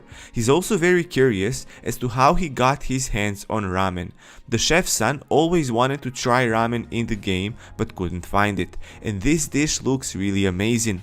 Lady Chef then happily exclaims that they should start eating, as she always wanted to try Rice's famous cooking. Chef's son picks up the noodles and quickly evaluates them just from looking, and he says that they are cooked nice and firm. He also notes that seeing how uniformly the green onion is cut, he can conclude that his basics are pretty solid. Chef's son also notes that the shapes of rice cakes are intentionally made that thin so that it could soak up the sauce as well.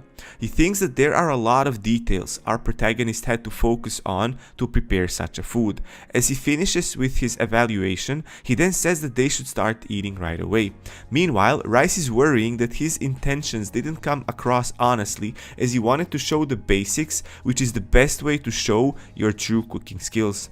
Pepesh then, peeking out to the customers, tells Rice that his chef customers ate his food and are now sitting still with their eyes closed. Pepesh, being inexperienced in social things, as he didn't have much contact with normal people, he concludes that they are probably sleeping and offers to chase them out of the restaurant. Our protagonist is shocked by this suggestion and quickly tells him that they're not sleeping but examining the taste, and so that he cannot chase them out. My boy Pepesh be wildin'. And now we see Chef Sun trying out the food, giving it proper attention. With just tasting alone, he's able to assess the amount of sugar and other ingredients inside. He also thinks that the spiciness and sweetness are perfectly balanced and that there's a perfect amount of water in as well. Overall, he thinks that our protagonist perfectly boiled down the moisture, and he even managed to bring forth the cabbage's sweetness very well. He then sees the egg and decides to go for it, but at the same time, the lady chef went for it as well, as they both put their chopsticks on it. This kinda snaps them out from being lost in trying out Rice's food. The lady is surprised that they both had the same idea of trying out the egg. She then tells him that she'll let him have the egg. Mountain Sun is happy with this offer. She says that she wants to try tempura anyway, so it's fine if she lets him have it. Lady Chef then wonders if she should try the fried seaweed roll. There are so many options, and it's really wonderful having all of this tasty food around her. As she's almost munching on that fried seaweed roll, she thinks how the butter in it is very crispy and how it seems like Rice got the perfect temperature right. She's so happy eating this that she's humming some song. She also notes that on top of what she mentioned, the savory and salty flavors are just delightful. She simply can't believe that simple fried seaweed roll could taste this good and diverse. They both conclude at the end of their degustation experience that there's nothing left for them but to acknowledge Rice for his cooking abilities, because he is able to bake tasting into art out of simply cooking ingredients. Pepesh then calls our protagonist, telling him that the customers would like to meet him because the food was absolutely delicious, adding that they weren't sleeping. No, Pepesh, only you thought they were sleeping. So, Rice, hearing this, comes out to meet his customers, asking them if they enjoyed their meal. Lady Chef is really thrilled to meet Rice and tells him that she really enjoyed his food. Chef's son tells our protagonist that his cooking skills far exceeded the norm, and then asks him if he owns a restaurant in real life. Rice, being a bit embarrassed by all this high praise, tells him that he doesn't own his restaurant, but that he's a head chef at one Korean restaurant. Rice thinks to himself how amazing it is to hear these kinds of compliments from a veteran chef. He feels very honored by it. This reminds him of something that happened in the past. It's the same feeling he got from back then. In the past, there was a time he received a similar compliment. It was in Miru Korean Cuisine Contest. As the contest was being wrapped up, our protagonist was congratulated by one of the staff, saying that unlike what Aaron was saying, it had nothing to do with luck and all to do with his skill. And the proof of that is that he broke through a distinguished lineup of chefs and won the first place. The guy added that he had every right to be proud of himself for that. At that time, Aaron couldn't believe he won the first place, but looking at that golden trophy made him realize the truth of that. This trophy meant that his cooking was getting recognized,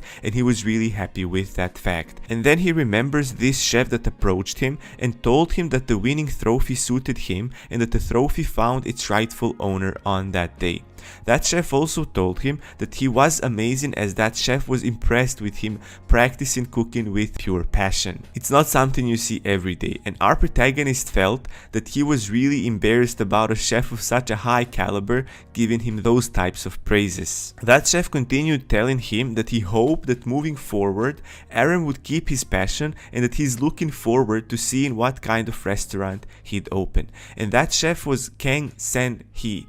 And this suddenly makes our protagonist sad about the situation, as he was never able to live up to that, and he never opened a restaurant of his own due to the accident that killed all of the passion he had for cooking. 10 years have passed since that time, and he still didn't open a restaurant. Chef's son, hearing that Rice is a head chef somewhere, is interested to see what restaurant he works in, but surprisingly, he adds that he won't ask for now and that he'll wait for a bit longer. He wants to eat more of Rice's original cooking, not just in game but also in real life. We see our protagonist beaming with fulfillment as he's hearing these incredible motivating words.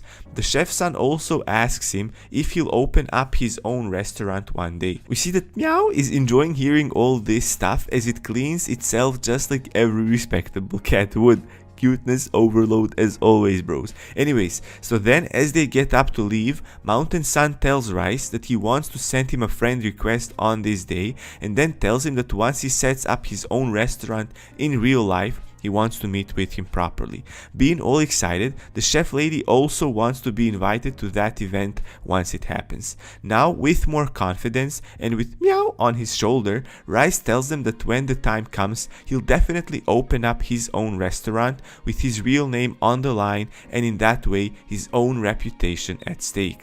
Chef San is really glad to hear this, saying that he'll definitely remember that promise. They then shake their hands as farewell for that time. In the meantime, we see Leticia inside the game's management quarters. She's thinking about our protagonist and of his recent accomplishments in the game, where he not only went to the Giant's Plains, but also opened up a restaurant in Lumberton, which is not something everyone can do. She's really impressed with Rice. After looking through some data, she concludes that he's been spending more time playing and playing harder after meeting Pepesh. She thinks that that might mean that he started enjoying the game more after he started leveling up more. And now, she sees Rice through one of the screens, and as she gets a close-up, she sees that he's on a horse and he is in danger. Okay bros, finally his horse is back, we didn't eat it. Leticia then thinks to herself that fame comes at a price, and this is the fact in real life and in the game too. And now with where Rice is, we see our protagonist being chased after some crazy demon followers, telling him that he's been running away from them for quite some time and that he should stop. My dog is going crazy over here. I don't know what's going on. He's literally walking in the circles. Is he summoning a demon or something? Anyways, let's go back to the story. We'll deal with the demons later. But Rice is not being distracted by the demons that are chasing him, and is just focused on escaping this bunch as the moon shines in the back. The window notification pops up saying that our protagonist now entered a territory called Pyren. So deep in the beautiful night, our protagonist was doing his best to escape the dark followers chasing after him, but no matter how hard he tried, forcing his mount to his utmost limits, he couldn't lose them because they were always right behind him. One of the dark followers, named Cho, was mockingly telling him to stop running and that they won't fight if he stops.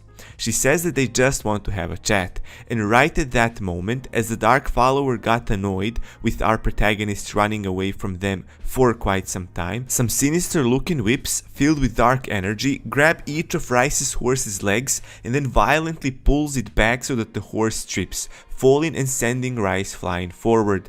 Our protagonist realizes that in a second he lost his mount beneath him and is now in the middle of the air, falling down to the ground at a really high speed.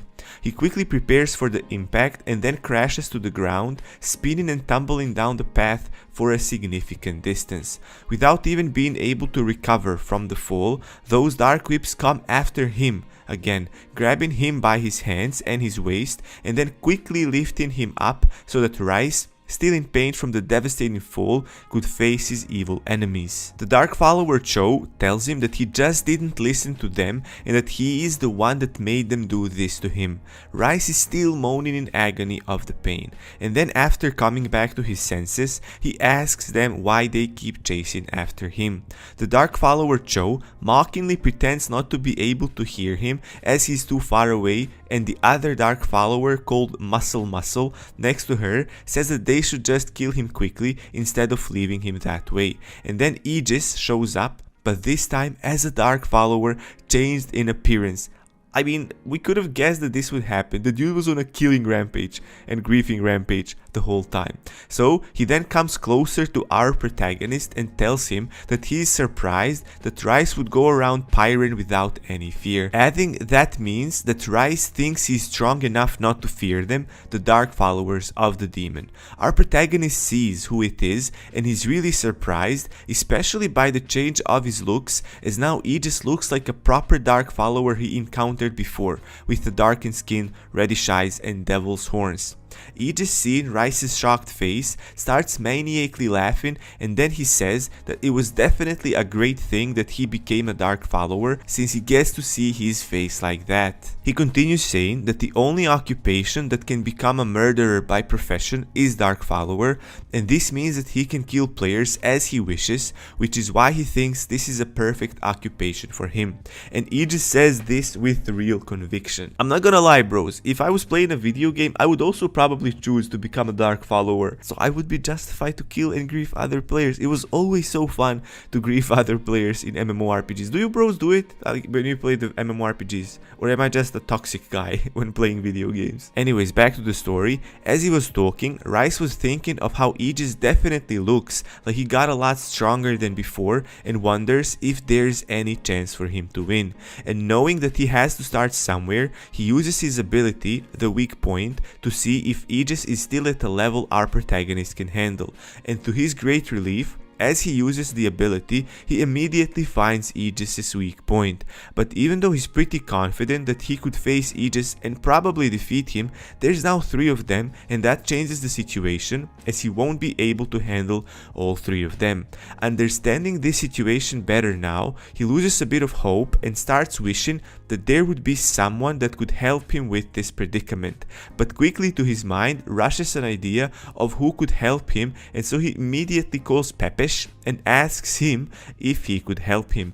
Pepesh, confidently smiling, says that he can. Aegis, seeing Pepesh there, gets a bit worried and starts shouting, asking our protagonist what kind of trick is he trying to pull on him. And then Pepesh starts flying towards our protagonist, summoning up a spell called Blood Sacrifice Rampage, where his hands glow pinkish, and as soon as he touches the back of Rice, our protagonist's main stats go up by 50%, and the notification lets him know that this boost will last for about 10 seconds. Rice can feel the new charge of energy running through his entire body. He then quickly pulls the Dark Whips in the opposite direction, breaking their spell and getting free from it. Cho is astonished by this, and she tells Aegis, now slightly panicking, that our protagonist broke it with sheer strength, which is crazy since Aegis told him that those things were basically indestructible. Aegis now seems to take the situation more seriously, saying that Rice learned how to use his allies' skills.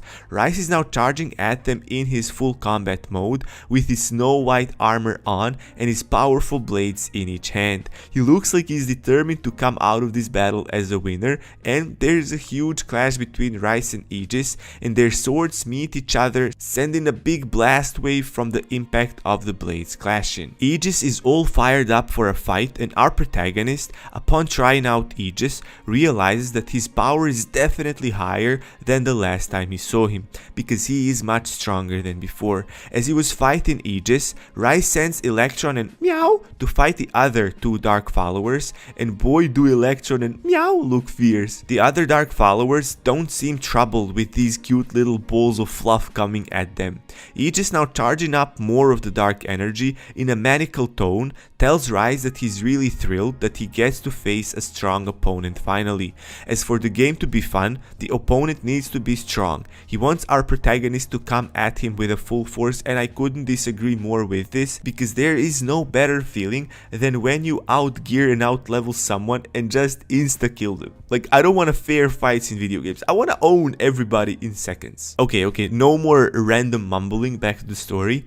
Rice knows that the longer he drags this out, the more bothersome it will be, so he needs to finish this quickly. First, he'll find his weak point, and each time he attacks he gets rebuffed, but Aegis defends it. He realizes that he's getting pushed back. Rice doesn't understand why this is, as he's got his stats increased significantly, so they should at least be on par with each other. Aegis is really confident as he keeps attacking our protagonist, pushing further and further back, saying that this time he'll definitely kill him. Seeing Rice bewildered, Aegis, feeling extremely confident that he'll win this battle, decides to reveal his secret to him, telling him that the reason his attacks are that stronger is because he draws power from the darkness. The attacks are getting overwhelming, and Rice doesn't know how much longer he'll be able to take them. Meow and Electron are not doing much better either, as they are sent flying back by the Dark follower duo, telling them that they expected them to be a bit stronger, as they acted like some big shots only to come out as proper weaklings. And now we see poor Electron and Meow on the ground, utterly exhausted from the battle they were having. Our protagonist is hurt seeing this sight, but he has to continue fighting for their survival.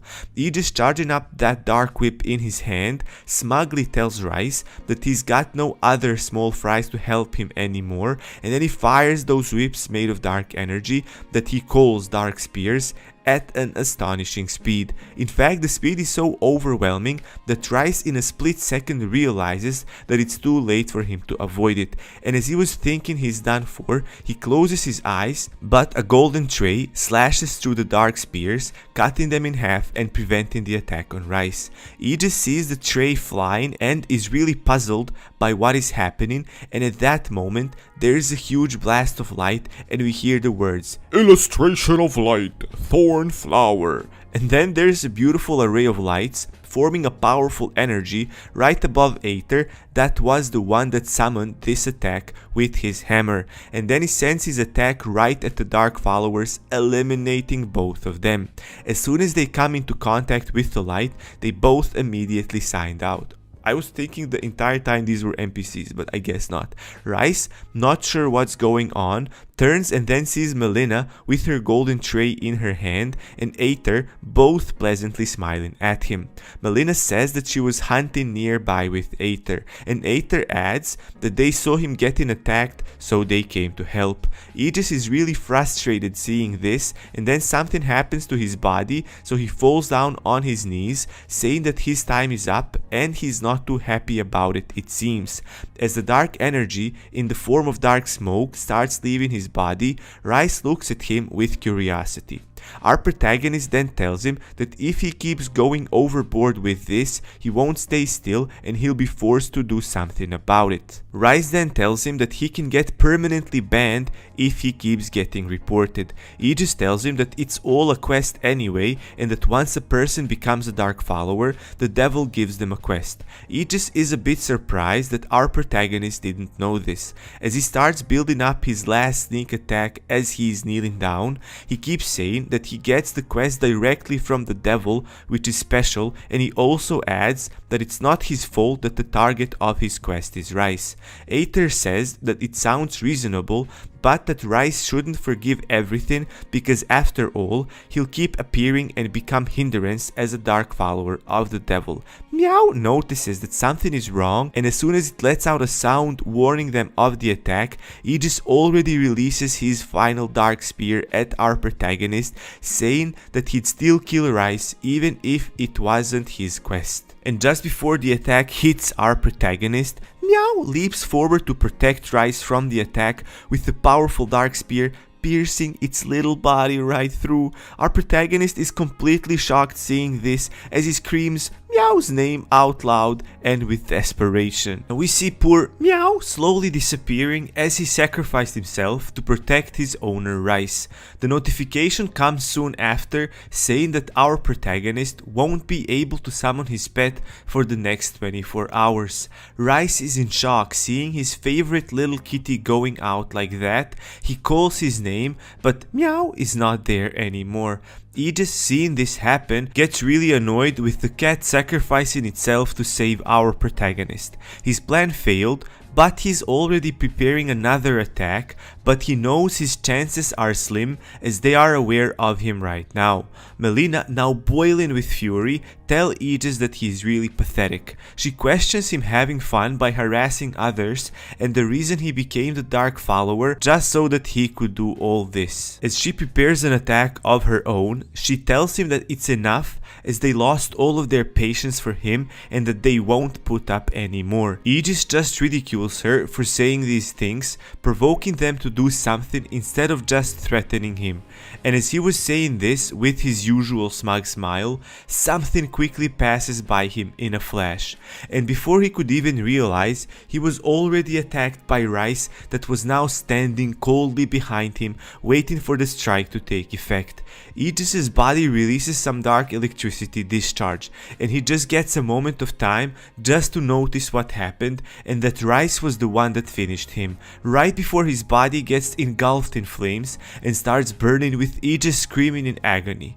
He was quickly disintegrating from the sheer intensity of the blaze that was getting stronger and brighter. Soon after, a notification window shows up saying that our protagonist has eliminated a dark follower. We see Rice super focused with the dark blade in his hand. He really put everything in this attack as he just wanted revenge. Melina, looking all worried seeing him standing there like that without moving, asks him if he's alright, and Aether adds that Rice is probably too tired from the attack he suffered earlier and that he's got some potions for him that Aether got while he was hunting, and these potions will help him recover quickly. But our protagonist is still standing there, silently facing the other direction, so Aether and Melina offer him some other things, like energy potion and mana potion, just looking for any type of response from him. And now we finally see Rice's face, and the guy is mourning his pet as he's crying like a little child calling his pet's name. And then he starts sobbing, crying his eyes out, apologizing to Meow that had to take the attack in his stead and how he could have saved saved him. Melina and Aether, hearing him like this, are slightly taken aback, and then they try consoling him, telling him that everything will be alright, as Meow will come back just after a day. But Rice is just feeling sad and he's not listening to reason, he just wants to mourn little Meow for his brave sacrifice. Sometimes later, as our protagonist finished with his mourning, he together with Melina and Aether now enter deeper into the town of Pyron. Rice wonders if this was originally an empty town, as it has houses on the streets and everything a town where people would normally live. But now this looks completely abandoned and the vibe is just too dreary. It's like a ghost town. They even see a Grim Reaper looking thing walking around. Melina wonders if this really is the place that our protagonist is looking for. He tells them that according to the treasure map he's got, this is the exact place he needs to be at. Melina is curious about what type of treasure he is looking for, but Rice tells them that the map says nothing about the type of treasure or any other information on it. Having a closer look at it, Rice tells them that the map says that they should look for the biggest tree in the Pyron town. Aether and Melina are not really convinced in the authenticity of the map and think it might be a false one. It could be leading them to a trap or something worse. Rice, seeing Aether and Melina getting along really well, asks them if they are now closer than before. This question kind of triggers them, so then as they start leaving our protagonist, they say all kinds of excuses, like that they just met sometimes to hunt together, and then they say their goodbyes to Rice and leave him in a rush. What's going on here, bros? Anyways, after they were gone, Rice says that he can now feel the emptiness of Meow's absence even more. That cute little kitty never left his shoulder and now there's nothing on his shoulders. But as he's here already, he might as well distract himself by looking for this treasure then. And not too long after, he comes to a tree that looks like the one that's described on the map. He wonders if that's the actual tree from the map, because it's really big and it kinda twists around, giving it this creepy air. And so he looks at the map again to confirm it, and it clearly shows this big tree in the middle of the town, and this is the only tree that fits that description. But he wonders about the X mark on the map. Then all of a sudden, Pepesh just shows up on top of one of the branches of the tree, noting that Rice safely arrived at Pyron and asking him about his purpose here. Our protagonist tells him that he's looking for a tree that's on the treasure map that Eliza gave him. Pepesh is not too excited hearing Eliza's name, and Rice continues saying he found a tree, but that he's not sure what to do next, as the map doesn't say anything about what he needs to do with the tree. Pepesh, remembering something, tells him that there used to be a thing there that's been saying something for a while. Rice is confused by this, and right when he asks who he is talking about and what they are saying, a cloaked guy shows up from behind the tree. Our protagonist points to him and asks if he might be that person. Pepesh tells him that he's not that person, but a monster. Rice is really surprised to hear that it's a monster, as it looks like a regular person, and Pepesh confirms that it's a monster and not any type of a monster, but an undead one. The bearded guy then starts speaking in some weird language that our protagonist can't understand. Pepesh translates it for him, telling him that the monster guy says that he can't leave this place as he has to take away the 1000-day fruit tree spirit hidden in the basement. The reason why Pepesh can understand the bearded monster is because he too is a monster.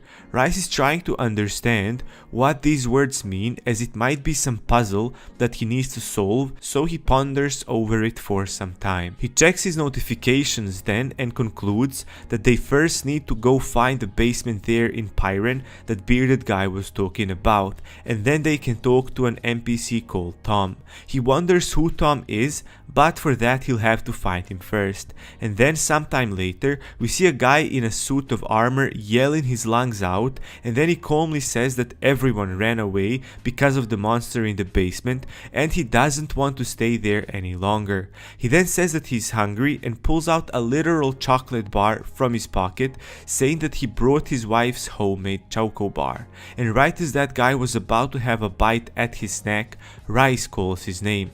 Tom turns around to see who it is, and he sees our protagonist drooling over his chocolate bar, introducing himself absent-mindedly because he was too focused on the snack, which Tom doesn't take lightly as he pulls away from him. He thinks that Rice just wants to get his precious choco bar. He calms down when Rice says that he just wants to ask him a question, apologizing for his initial reaction. But our protagonist is still not taking his eyes off of that chocolate bar, thinking that he never thought about eating desserts in the game. Getting to the point, Rice then asks Tom how to get to the pirate's basement. Tom is a bit suspicious of Rice and wants to confirm that our protagonist is really interested in the basement as he keeps staring at his snack, giving off the vibe that he only cares about the chocolate bar. Wherever he moves his chocolate bar, Rice's eyes follow. Rice can't stop thinking about the snack and thinks to himself how he can smell the rich scent of almond and peanuts. He just wants to have a bite of it. Tom tells him that he can show him the way to the basement and also offers him the chocolate bar, seeing that he won't give up staring at it. Our protagonist is really happy with this offer, but then Tom tells him not to eat it right away and that if he brings this chocolate bar to his wife, she'll give him even more of it. Rice is absolutely shocked hearing this and immediately asks where he can find his wife. And as soon as Tom tells him that she's at Margaret's bakery, we see our protagonist launching off with a lightning speed and thanking him as he's going away to find this lady. Rice is now running and thinking to himself that he only needs to find this lady and be patient enough not to eat the choco bar that he already has in his hands, because then he'd get 10 more. My bro is running for his life to find the snacks. Thoughts of sweets come to his mind, thinking that he'll eat all the desserts he can eat after so long a time. And after some time running, he finally finds the house that says Margaret's Bakery and he quickly runs into it. Without wasting any time, Rice passionately says that he heard about the place from Tom, and then he starts ordering, saying that he wants choco bar, bread, cookies, cake, but the person behind the counter interrupts him, telling him that they are not selling. This strikes Rice straight through the heart as his excitement drops down into oblivion, and we see a huge angry looking woman telling our protagonist that she's not selling anything to outsiders. Rice is curious as to why she won't sell it to him, and she tells him that there aren't many ingredients and that with what they have it's not even enough to feed the village people, and so she doesn't want to sell it to someone who's not from the village. He then pulls out the chocolate bar and tells her that he received it from her husband, who told him to just show it to her once he sees her. The big lady then tells him that she still doesn't want to give food out for free, but she might rethink if he gives her a recipe that suits the store. And right as she says it, the window notification opens up saying that the quest, Margaret's Test, is now open for him. And as he's thinking about a dessert recipe he can use for this quest, he notices a cat approaching him at the corner of his eye, so he thinks it's meow, but he soon realizes that it's just some other random street cat and it's not meow. We see that our protagonist is really missing his pet and thinks to himself how long these 24 hours seem in the game for him as he waits for meow to spawn again. Margaret asks him again if he'll accept the quest, to which he agrees, telling her that he'll come up with a recipe for her. Feeling the sadness, Rice decides that he'll distract himself with cooking until meow comes back so that he can make even more delicious food just for him. Meanwhile, we see Miri remembering the time Aether saved her and being really embarrassed by the romantic thoughts she gets about him. She's thinking if she could call Aether the next day again for them to go hunting. Now we go back to our protagonist, who is now thinking of making a simple but delicious recipe that would also make a popular menu. He then gets an idea of what he could make by seeing the bread. He then asks Margaret if he could use the white bread for his recipe, and she's a bit surprised by him wanting to make something using the bread, but she gives it to him. Rice then asks if she's got some milk for him as well. Margaret gives him milk as well and tells him that if the food he's making is not delicious, she'll make him pay. As he gets the milk, our protagonist is thinking to keep the leftover milk from cooking, as Meow would really like it. And so, Rice starts with cooking yet another delicacy, but this time it's sweet. He first pours the milk in a wide plate and then he cracks open 2 eggs. After that, 1 spoon of sugar and a little bit of salt. The process of cooking itself is a pleasure to look at, and seeing him work, Margaret says that he needs to tell her what he's cooking. Rice happily asks her if she's ever heard of French toast and then continues with the artful cooking. He places the white bread into the mixture that he just made and then leaves it to soak it. While that is going on, he adds a dab of butter and some cooking oil into the pan and let it heat up. It already has that wonderful buttery smell. When our protagonist notices that it's hot enough, he puts the egg-soaked bread into the pan and then simmers it until both sides are golden. Even serious Margaret cracks a smile, saying that it started smelling really nice. Rice says that he used butter and that she should be careful since it could burn easily. He then, getting closer to his final step, says that he just needs to move it to another dish. Margaret is a bit impatient, so she asks if he's already finished. He happily says that he's almost done and adds that she can use any syrup she wants, but that he recommends maple syrup. He then sprinkles on some sugar, and a few moments later, the French toast Rice's style are done and they look absolutely stunning. As she could not wait any longer, Margaret digs right in and gives Rice's toast a bite. And as soon as she tries it, the beautiful taste makes her realize that Rice can't be just any person. She tells him that this indeed is an excellent recipe, showing him her approval with a thumbs up. And right then, our protagonist gets a notification telling him that he completed the quest. And as he is enjoying his own toast, he gets a stream of notifications telling him that he got a bunch of different rewards because of completing the quest successfully, like getting a high quality choco bar, and then a new accomplishment has been recorded in history book, and that Michelin's interest grew by about 5%, and finally he got a pretty special achievement that allows him to now be able to buy items from the bakery. A bit later, we see our protagonist walking towards Tom and telling him that he just came back from his wife's bakery.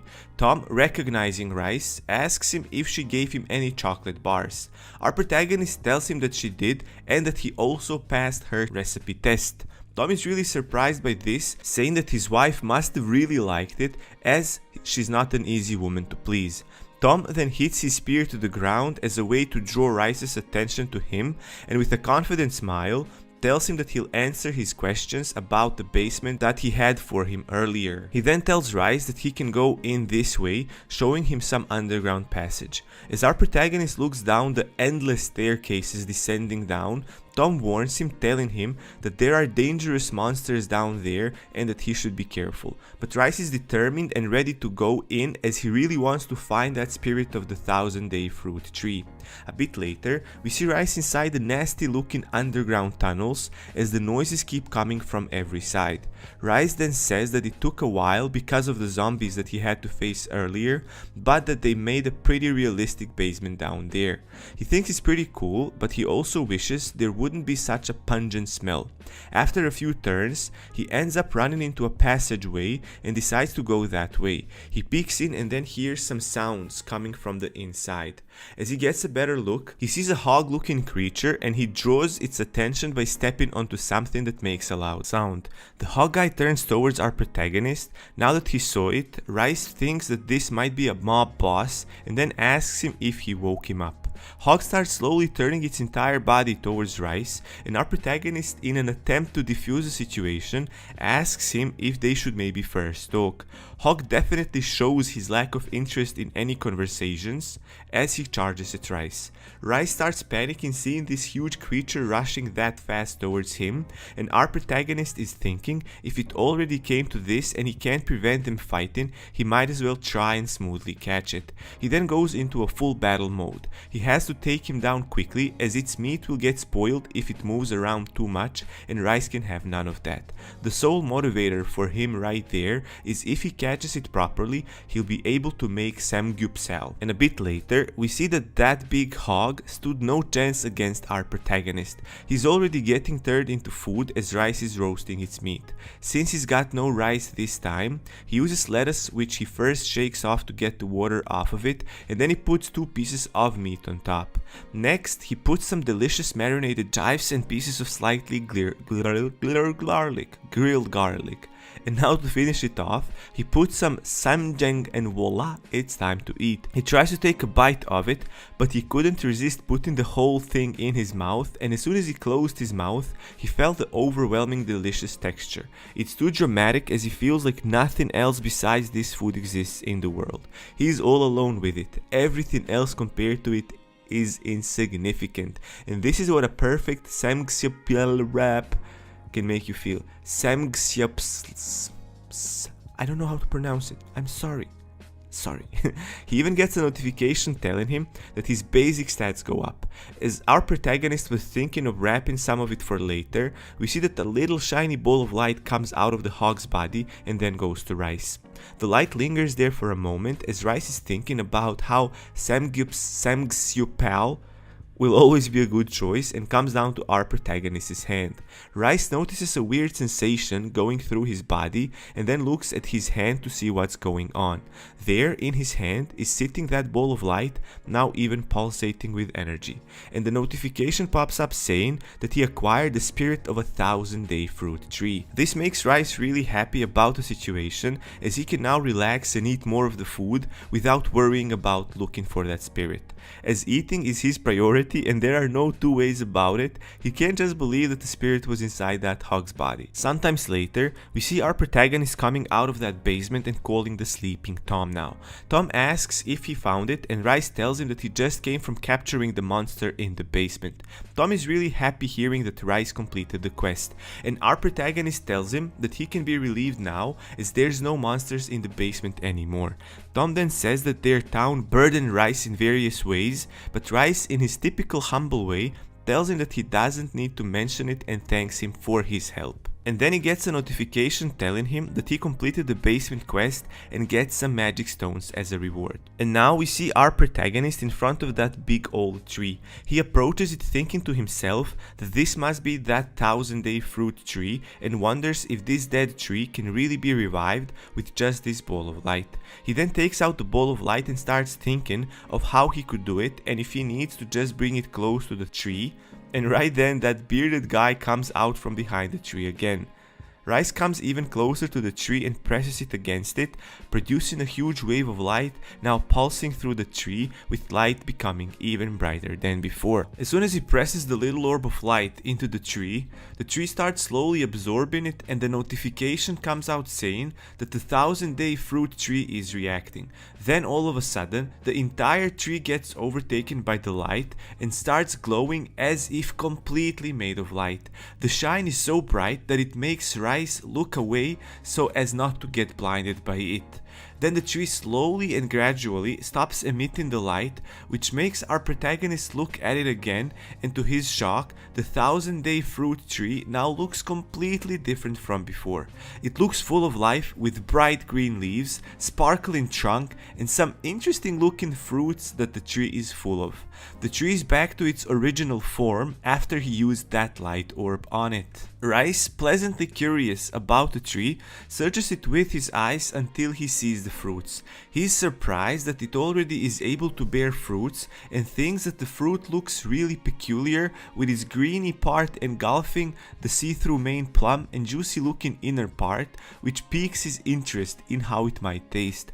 Then all of a sudden, a shocked voice comes from behind Rice saying, "No! What's happening?" When our protagonist turns, he sees Tom staring at the tree in utter astonishment. Tom can't believe that the 1,000-day fruit tree is revived, and he tells Rice that he could see the bright light even from the cemetery, which is why he came in a rush.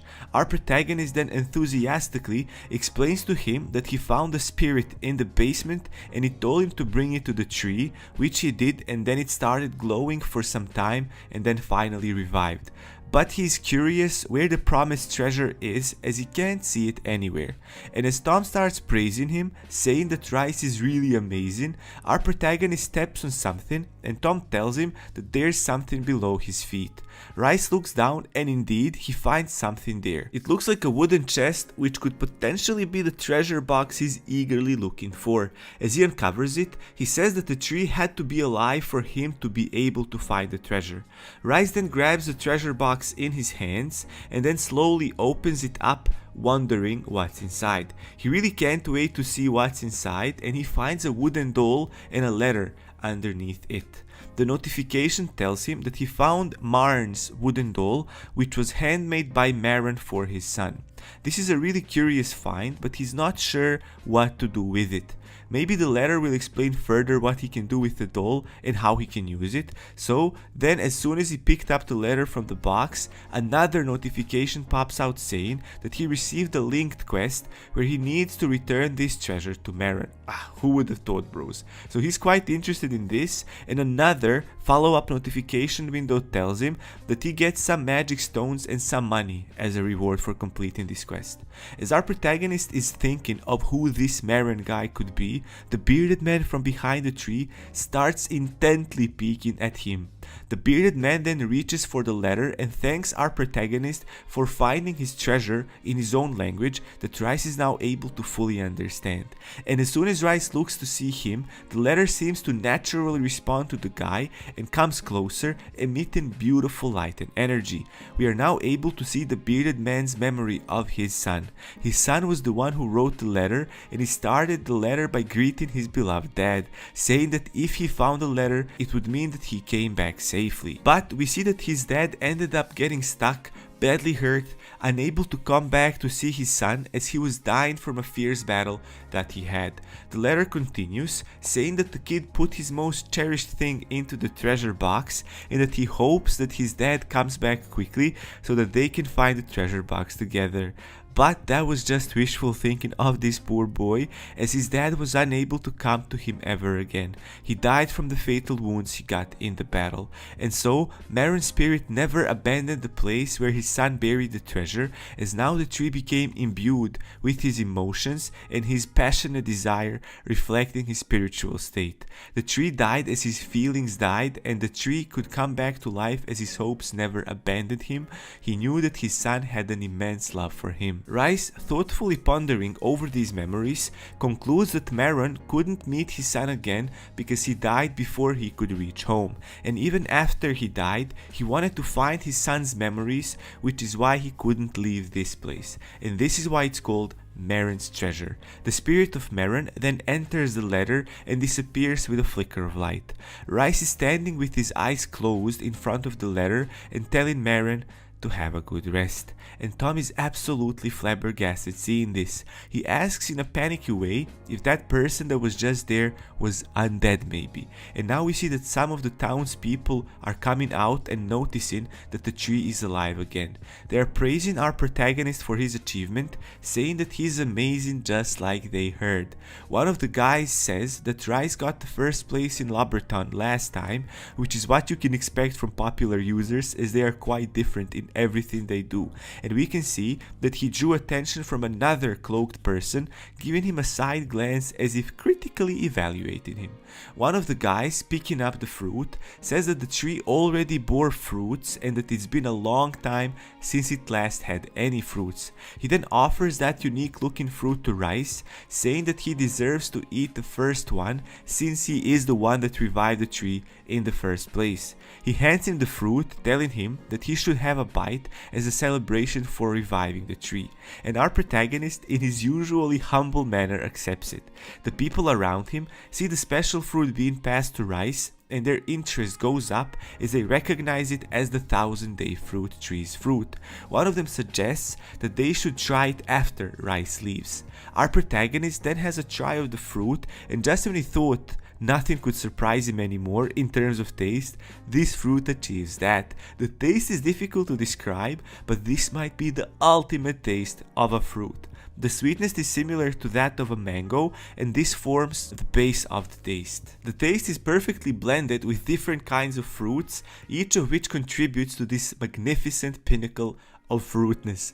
The scents are also present as a mix where he can feel the distinctive fruits put together. Each time he smells a different fruit that immediately blends into another fruit.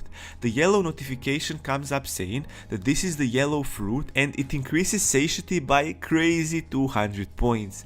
Just when he catches the taste of banana, the other tastes overtake, and then he feels he ate a strawberry and then a peach, etc, etc. Rice concludes that this kind of taste is impossible to achieve in the real world. Then he gets another red notification saying that he just consumed the red fruit, where the first one increased his earth attribute and this one increases his fire attribute. Our protagonist is lost in the freshness the fruit offers, satisfying his deepest cravings for something refreshing. Then the blue fruit notification pops up saying that his water attribute increased this time, and then interrupting his degustation ritual with a sound of puff, Meow shows up and lands on Rice's shoulder. Our protagonist, seeing his little kitty back, is overwhelmed with happiness. His Meow is finally back. Meow too looks at him with an expression of love, and Rice, as he couldn't hold back anymore, grabs Meow and starts aggressively hugging him, displaying just how much he missed him, saying that Meow finally came back to him. We can see the pain on the poor little fella being squeezed with hugs way too much, and as our protagonist was telling Meow how he missed him a lot, some masked guys approach him, with one of them pointing at Rice and saying that he is the person they are looking for. They come close to our protagonist, and one of them asks Rice if he was the one that revived the tree. Our protagonist, seeing these dangerous looking people, asks them to identify themselves. The masked guy that imposes himself as the group's leader tells Rice in a rather threatening tone that the tree is owned by them, Night Gentlemen, and since our protagonist has meddled with it, he'll have to be coming with them. Meow, feeling this guy's threatening presence, changes his expression to that of suspicion and anger. As Rice was trying to figure out who these people are and if he finds their name any familiar, the masked guy reaches for Rice to attack him, but Meow, with his quick pause, stops him by slapping his hand away from our protagonist. Our protagonist then starts realizing what is going on, and then a notification window shows up saying that an epic hidden quest opened for him and that he has a chance of winning Lord's treasure if he completes the quest, and in case he fails, he loses minus 50 of all his stats. The masked guy, pulling a knife, then stoically tells Rice that it would be for the best if he just comes with them without making any fuss, because if he decides to resist, then he'll give them no other choice. Rice immediately accepts the quest where he needs to survive against Night Gentlemen for 3 minutes. Our protagonist is pretty confident he can do it, as he immediately goes into his full battle mode. Meow too looks really ready for the battle as well. The Night Gentlemen are already leaping forward, attacking our protagonist, but he's doing pretty well defending himself against them, as he even manages to blast one of them with his powerful sword attack. Meow is also doing a great job distracting one of them by barraging him with his vicious little paws. But the masked guys are relentless. Their leader orders them to first take care of Meow, as it presents them a bit of an issue. Rice, hearing this, gets even more fired up, as he says that he won't allow losing Meow again. One of the masked guys reaches for Meow, being seconds away from grabbing him, and then our protagonist come rushing in, shouting to Meow to stay back, and then setting himself up to perform his double slash attack. But then suddenly he gets interrupted by a different attack that creates a cyclone out of nothing.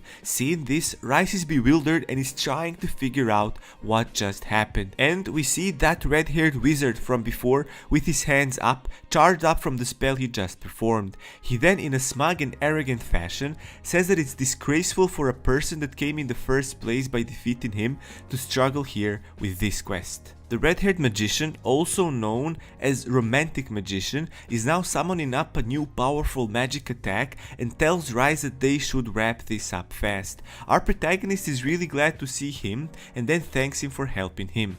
We can see that it's because of a Romantic Magician's help that little Meow was able to escape and return back to Rice. Our protagonist then tells the magician that there's a problem, and it's the fact that he is too busy today, which means he won't be able to cook for him. Romantic Magician gets a bit upset hearing this and tells Rice that he didn't even expect him to get something in return. One of the Knight's gentlemen notices that they now have to deal with a magician as well, so they decide to take both of them out. Romantic Magician is not intimidated by them in the slightest and tells them that they're just trash mobs, but that he'll still have a go at them, and then he summons up his Fire Master attack. But it doesn't stop there, as he develops another attack from it called Fire Curtain, sending the blazing fire all around himself, engulfing all of their enemies that were approaching them in an attempt to attack him. We can see the Knight Gentlemen burning, but they are managing to endure it. Meanwhile, we already see our protagonist in action, using his double slash to take one of the enemies down. He seemed to have used the distraction of the Romantic Magician to send his own swift strike. The Romantic Magician then shouts from the other side to Rice, telling him to use the long range attack once his flame damage starts properly kicking in.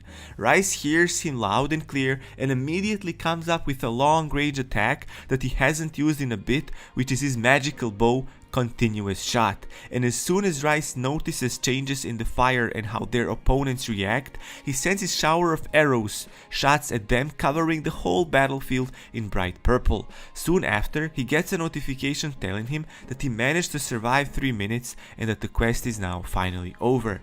Rice asks the magician if it's over, and the Romantic Magician confirms, saying that it ended too quickly. He also asks Rice if any other quests appeared for him, and our protagonist tells him that the notification didn't say anything about other quests. We see that adorable Meow is still ready for any fights coming his way. Magician tells Rice that there might be more waves to come, and Rice is not sure what that means, so he asks about it. The Romantic Magician, disappointed with Rice's lack of gaming knowledge, tells him that that means that more attackers might be incoming. Our protagonist is surprised by this and then tells Meow if it's still dangerous that he should stay away. And then suddenly a dark commanding voice asks of who dared to revive the 1000-day fruit tree as he pleased. They both turn in the direction where the voice was coming from, and the magician remarks that it's as he expected, the quest hasn't ended yet. And now we see a guy with a huge blade on his shoulder coming out of the smoke. He tells them that the 1000 fruit tree is theirs. A notification window then appears saying that this is the top Knight Gentleman, and another notification tells Rice to defeat him as a quest. The top Knight Gentleman tells them in a commanding way that they are going against them without any fear, and as he says that he'll present them to the despair of Eternal Night, the red flames burst out of his blade, and second after he's already attacking them with his attack, Crescent Moon. Romantic Magician quickly draws his power out to defend against this quick and mighty attack, but he knows he's late as the strike was so fast that he couldn't even react in time. But the magician is not giving up and is holding onto his magical shield even though it's slowly breaking under the pressure of the red blade.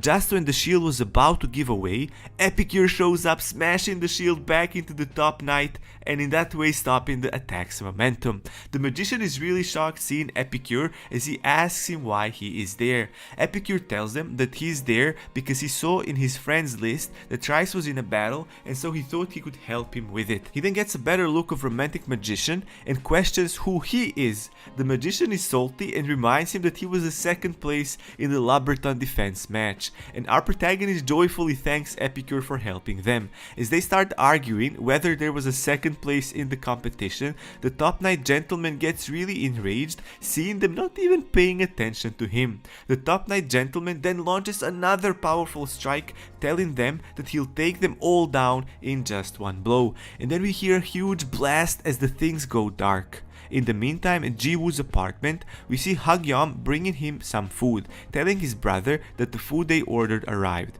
However, Jiwoo is too focused on something he's working on and isn't saying anything back to his brother. His brother repeats it again, asking if he's busy with work. Jiwoo tells him to be quiet as he's currently working and shouldn't be bothered. He adds that he'll eat later and that Hagyom can feel free to eat the food now.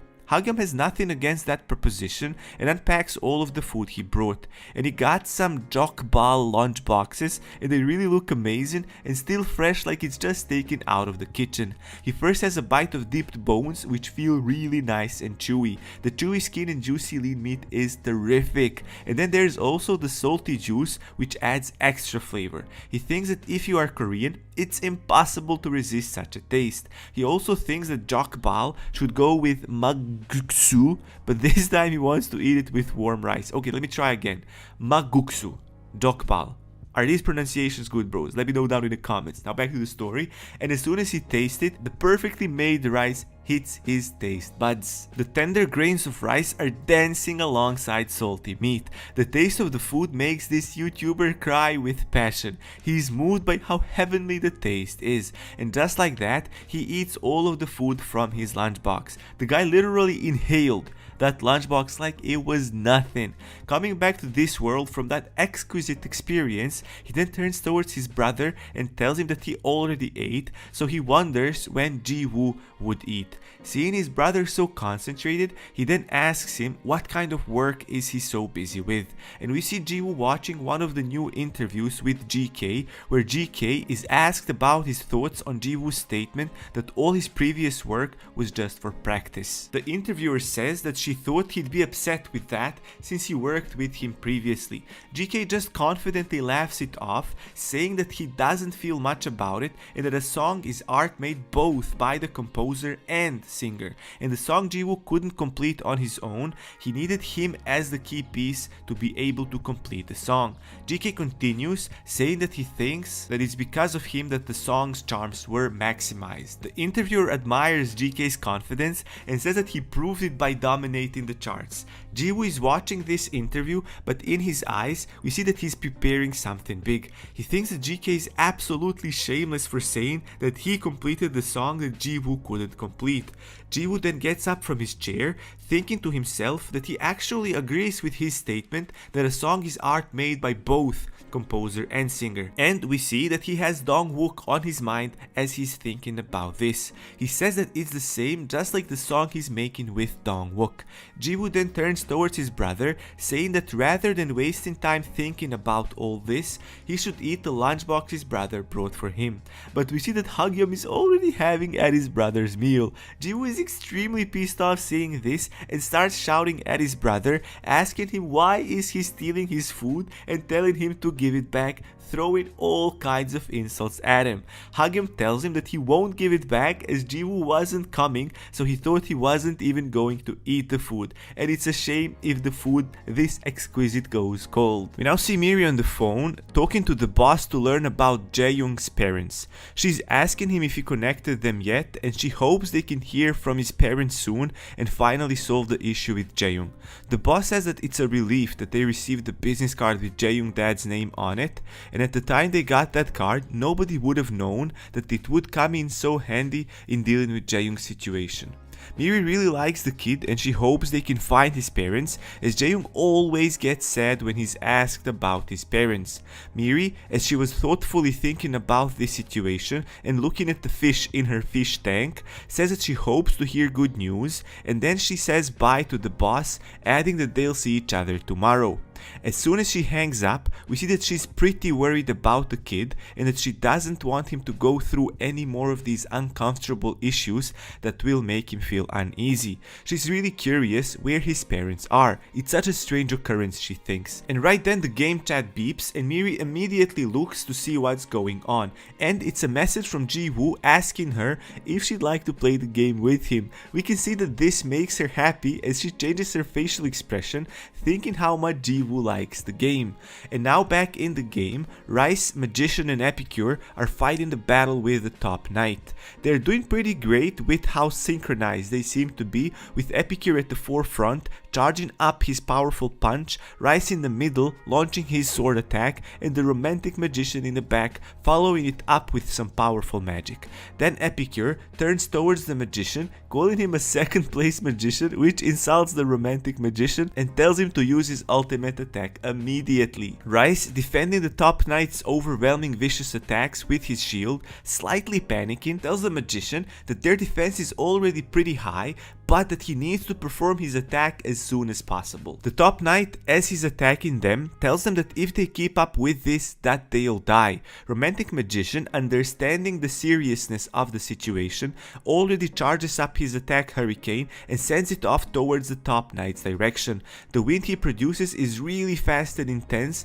that it blows all of their enemies in an instant, defeating them all at once. Seeing this, Epicure gives props to him by telling him that he's pretty strong for a second placer. Romantic Magician is still not over this name and gets triggered being called second placer. He tells Epicure that his name is Romantic Magician and that's how he should call him, but Epicure just ignores him. What a savage. Our protagonist, analyzing the situation on the ground, concludes that the quest seems to have ended. Epicure, however, is not interested in this and asks Rice if he can cook for him, saying that a new menu would be great for him. Rice apologizes to him, telling that he doesn't have any ingredients, which means that he can't make anything now. Now a really annoyed looking magician tells our protagonist that it seems that they dealt with the situation and that Rice doesn't need his help anymore. Our protagonist thanks him for his help, and right when he was about to mention his way of repaying him, the romantic magician stops him and tells him that he doesn't need anything as he managed to level up during this quest and how that's sufficient for him. He then adds that instead he'll get first place for the next event when it happens and they better stay on their toes for that. Tom then approaches them, being all dramatic and in panic, and calls them to get their attention, and then bowing down says that right then they have a big emergency. Rice, seeing him flustered, then asks what the problem is and how they can help. Tom tells them that those night gentlemen captured his friend Jerry, and as soon as our protagonist starts thinking if this is the part of the linked quest, the notification comes up telling Rice to rescue Jerry, which answers his question. Then all of a sudden, Meow starts glowing with the light passing through his whole little body, and then a notification window comes up saying that Meow has grown and that he got a new skill called Cat Loaf. Meow looks really happy about this, now getting a new shine. Seeing him all cute like that, Rice couldn't resist picking him up and then snuggling to him really hard, saying proudly how his cat has now all grown up.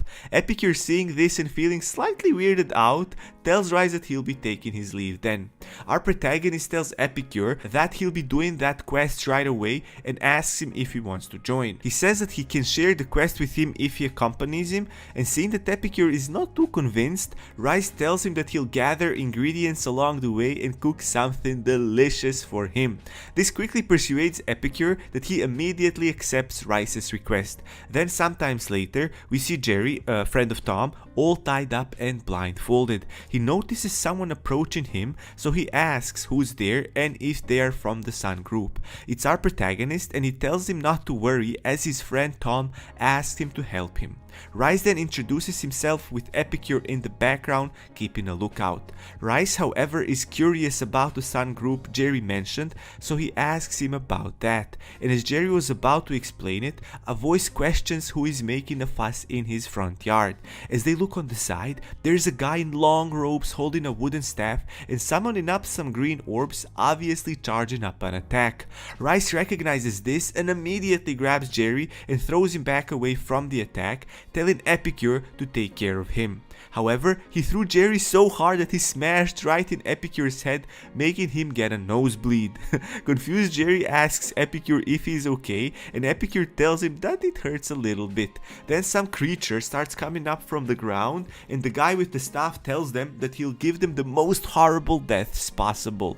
He then orders the creatures to devour all the trespassers, and getting a better look at the creatures, our protagonist is absolutely creeped out by them as he realizes that these are zombies, and there's a lot of these scary mindless people eating creatures. Rice, seeing that Meow is running off for an attack, tells it to be careful as these zombies might be more tricky than they look. Meow, however, is not fazed by any of this as it fearlessly rushes towards one of these creepy zombies. Meow then leaps up really high, saying some angry stuff in its cat language, and right when he achieved the top height and when he was exactly over the zombies, he increases in his size and then drops down with a huge speed, flattening everything underneath his body. This was his new attack, Cat Loaf. our protagonist seeing this falls in love with a huge fluffy meow. Actually, when he's big we gotta call him meow. It's so cute, and meow is just a big ball of fur. Their enemy, now covered in smoke that was created by meow's attack, condescendingly tells them that it's not gonna be as easy as they imagined. They won't be able to get rid of his zombies in one go, but as he was saying this, Epicure was already launched at him with his punch completely charged up. Epicure, with a fierce look on his face, flying towards the shocked man with the staff, tells him that the attack is not over yet, and as the guy didn't have enough time to react to avoid the attacks because Epicure was way too fast, he gets an uppercut right on the chin. The man with the staff gets hit so hard that he's sent flying in the sky, Team Rocket style, from Pokemon. Jerry, seeing the man with the staff getting punched so hard, is really surprised how strong Epicure is against one of the Night Gentlemen. Epicure, looking down on his enemy with his fist clenched, tells him that he's nothing, while our protagonist is fangirling hard for Epicure, saying that he's so sugoi desu. The Night Gentleman was definitely hurt badly, but is still in the game and ready for some retribution. He then releases some kind of purple smoke, gradually covering the entire terrain in it. Rice notices what's happening and tells Epicure that it's still not over and that they should be careful. The things are getting tricky as they now hear the nasty zombie sounds without actually seeing the zombies themselves. Epicure then tells Rice that he's blinded and asks him if he's in the same situation, and our protagonist tells him that he thinks that this is the result of the enemy's magic. He also adds that they can't fight like this as they can't see what they are fighting against, and we can now see that Rice and Epicure are slowly being surrounded by these creepy zombies from all sides, and Rice is doing his best to figure out a way out of this terrible situation. And just as things start getting really hopeless, a pair of green glowing eyes shows up from the deep darkness with a voice behind them calling our protagonist and Epicure's name. And we see that it's Eliza the alchemist, and she's holding some kind of green lit goggles as she confidently walks through the crowd of these zombies. She asks them what are they doing there, and Rice recognizes her voice, asks if that's actually her.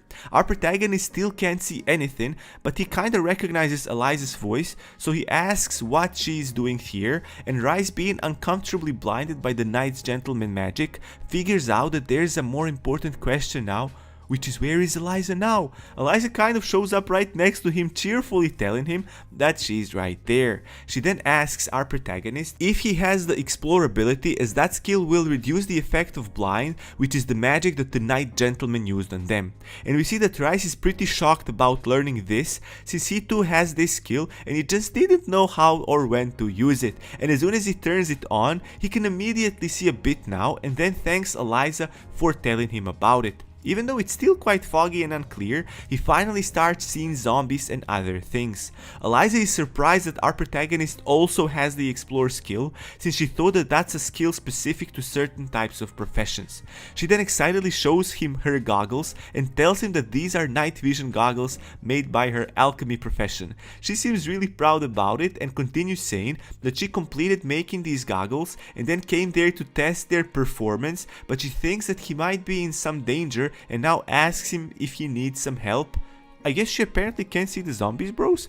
And as they were having a calm chat, we see Epicure busying himself with zombies, punching them the hardest he's able while being blind. Rice tells Eliza that they do have a problem, and actually lots of them, thinking about all the zombies surrounding them. Hearing this, Eliza goes into a full badass mode. First, Metal Shield starts constructing itself on the spot with different bits coming together like she's Tony Stark. And then she constructs this 4-cannon gun that looks a bit too large for her, and as soon as it's completely formed, she already charges up an attack. She also constructs a sight to have a better aim with her gun, and then she fires her gun, sending a huge blast from her 4-cannon gun, blazing everything in its wake. Eliza is pretty confident in her weapon, as she says that with this powerful of an attack, all of these monsters should be quickly eliminated. But to her utter shock, even though heavily burnt, the zombies are left standing, still relentlessly advancing towards them. "They are still alive!" she exclaims, and the creepy zombies are even creepier with their burn marks now. Our protagonist then tells Eliza that he thinks that zombies can resurrect, which would make it pointless to keep attacking them. They need to attack the Night Gentleman wizard that keeps them up with his spells. Eliza is still bewildered by them surviving the attack, and realizing what Rice told her, she tells him that she just used her special attack and that it'll take an hour for its cooldown time to recharge. Hearing their chatter, Epicure is still blind as he doesn't have the Explorer ability and is asking them what's going on. Our protagonist is now worried about the situation and is asking Eliza to borrow her night vision goggles, and in return he'll cook her a delicious meal. Eliza is really happy with this arrangement and she happily hands her goggles over to Rice. Our protagonist then takes those goggles and gives it to Epicure, thinking that he can do most with them now. Without delaying anything, Epicure puts the night vision goggles on and immediately spots the wizard. He tells Rice that he sees him and then launches at him, easily breaking through a solid row of zombies blocking his path. The wizard sees him coming, and this time he's more aware of the level of threat Epicure brings, so he summons up his other spell as his staff gets engulfed with flames. He then points it at Epicure, telling him that he'll burn him to a crisp, and then he fires off a huge blast of fire cyclone spiraling around towards Epicure. The fire streams are too unpredictable, so one of them reaches Epicure, hitting him in the back. Epicure wraps himself with his cloak to reduce the damage, and Rice, seeing this, screams out Epicure's name as he is afraid for him. This gives the wizard some confidence back as he says that they are just some bucks and that they never had any chance against him to begin with. But as the smoke was settling down, we see a silhouette of Epicure still standing firm as the embers of the leftover fire are still flying around him. Not even waiting for the smoke to clear out, he launches yet another attack, this one looking even more powerful than the last, with his sole focus on his opponent. And this time the wizard definitely had no chance of defending himself as Epicure hits the wizard, knocking his staff out of his hand. The wizard is terrified of this as he looks back for his staff, screaming in agony as the blood splashes everywhere, and not soon after we see some dark energy gathering around him. Epicure gives him a fierce look and we see that he is ready to have another go at him, as the wizard was saying that he worked so hard to have this much power and that he can't afford losing it. He starts absorbing that dark energy that now reveals his true nature as the horns start growing from his head. But Epicure had enough of him and tells him to shut up as he reaches for him, grabbing the dark wizard's entire head in his fist. The wizard is absolutely petrified, and Epicure then tells him that he is too noisy and then lifts him up, holding him like that in his one hand, and then quickly pierces his body with his other fist, immediately killing him off. He then throws him on the side, with Epicure cooling down his anger as he stoically stands there. The notification window comes up saying that they completed the quest of saving Jerry, and then all of a sudden the dark veil starts getting lifted and disappearing. Our protagonist says that he can finally clearly see everything, and then as he looks at the body of the defeated enemy, the notification comes up saying that they've defeated the dark follower Hatun. Rice is really surprised by this because he didn't know that the wizard's real identity was that of a dark follower. Jerry peeks out from the bush, checking out if the air is clear and if he can come out from hiding. Jerry then sees something and is left speechless, just standing there with his mouth wide open as if he just saw a ghost. He suddenly breaks his silence and says that it's impossible. Rice, seeing him looking terrified like this, asks him what's going on and what's impossible, and Jerry then points at the zombies lying on the floor, or what used to be zombies, and tells him about the tattoos they have on their bodies, the tattoos of Little Sun. He then says that these zombies were his comrades. Jerry continues saying that he wasn't aware that his comrades that were captured were actually turned into zombies by the Night Gentleman. Learning this fact makes our protagonist really angry, thinking of dark followers capturing innocent people and using them as experiments. He can't forgive them for what they did to them. Then Rice's rage gets interrupted by Jerry falling down to his knees from exhaustion as he went through a lot while being captured, and seeing his friends in that miserable state definitely didn't help him either. Rice then tells him that he must be hungry, having been captured for so long. Jerry, with tears non-stop coming down his face, tells him even though his comrades were turned into zombies, his stomach still keeps rumbling for food and he doesn't feel too great about this, but it is what it is. Our protagonist approaches him and puts a hand on his shoulder, telling him that it's fine and that it's a relief that he is alive and well at least. To comfort him even further, he tells him that he'll make him something delicious for him to satiate his hunger first. Our protagonist then goes into his inventory window to check what kind of things he's got, but it looks pretty desolate there. It seems he used most of it already, but we see Epicure calling Rice, showing him some stuff that he's got. Epicure tells him that he has some consumables with him, and Rice turns his head and is pleasantly surprised to see Epicure's ingredients that immediately give him an idea of what he should make. And in the meantime, we see Jiwoo having a stroll with Dong-wook. Dong-wook, all excited, tells Jiwoo that he was so focused during the recording that he didn't even realize it was dinner time already. Jiwoo says that he too was focused on work and lost track of the time himself. Jiwoo tells him that he worked really hard the whole day and now as a reward he wants to treat him to dinner. Dong-wook laughs hearing this and says that actually the song he wrote was just great, so it didn't even feel like work for him. He didn't get much tired working on it, and this seems to have gotten to Jiwoo's head too much, so that he then says that he was the one who made the song, so of course it would be great. And Dong-wook is just innocently watching him being full of himself. He just hopes that the company presents the song well and its promotion is a big part of a song's success. Jiwoo, then stopping himself, says that they should think about that later and that now they should just focus on getting a dinner for themselves. Jiwoo asks Dong-wook if he had checked the game's community lately, and Jiwoo tells him that he didn't log in quite for some time as he wanted to only focus on recording this song right now. Jiwoo tells him that he knows that Rice cleared that bakery quest in Pyren, and he also heard that he managed to revive the 1000-day fruit tree. Dong-wook tells him that that's something they could expect of Rice, but still he wonders how is Rice so good at the game. They finally arrive at some restaurant, with Jiwoo saying that he heard that this place is pretty good with delicious food. They both get excited thinking about food as Jiwoo asks him if he'd like chicken, and just thinking about it, Dong-wook's mouth starts watering.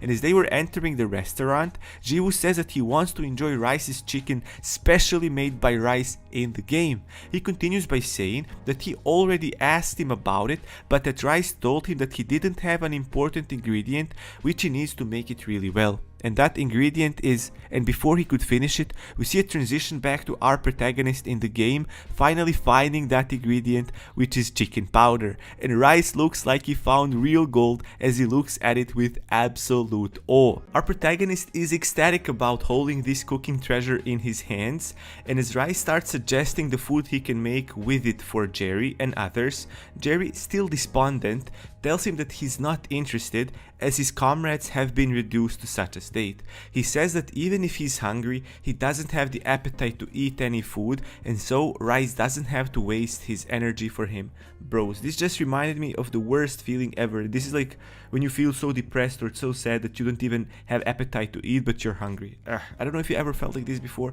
but I hope you didn't. Anyways, our protagonist looks at him with compassionate eyes and then optimistically tells him that he still needs to eat to lift up his spirits. Jerry just needs to wait for a bit. Meow too is smiling in his support for the sad Jerry. The notification window pops up saying that rumors about Rice are spreading amongst the people of Pyren. The next notification says that our protagonist has contributed to Pyren's development for what he's getting 20 points of fame. Then it says that his achievement has been recorded in the history book. And now we have Rice in his spawned kitchen thinking to himself how it seems that when he clears the Night Gentleman quests that the Pyren town develops. He wonders if this means that once Pyren develops further, the town will become livelier. That would be really nice, and he can check on the town's progress more as he clears the quests as they come. But for now, Rice thinks that he should be focusing on making some chicken as he finally got this powder. So he starts with his cooking, first removing the entrails of the chicken, and he then chops the chicken into nice big chunks. He then adds some warm fresh milk, mate. farm fresh milk, and after that he adds an egg and then 1.5 spoons of salt and pepper, gently massages the marinade onto the chicken, and it already looks like it's ready. Our chef first wants to let the chicken marinate for some time, as that will increase the absorption of ingredients by chicken. Next, he takes the 1000-year pot, but before putting it in, he first needs to sift the seasoning with the butter onto the marinade, as this way the coating is thinner and yet crunchier. Now, it's the time for the 1000-year pot, where he needs to let the chicken rest in the marinade again for 30 minutes. He then sets up a timer on the pot and gets a notification that the timer is complete.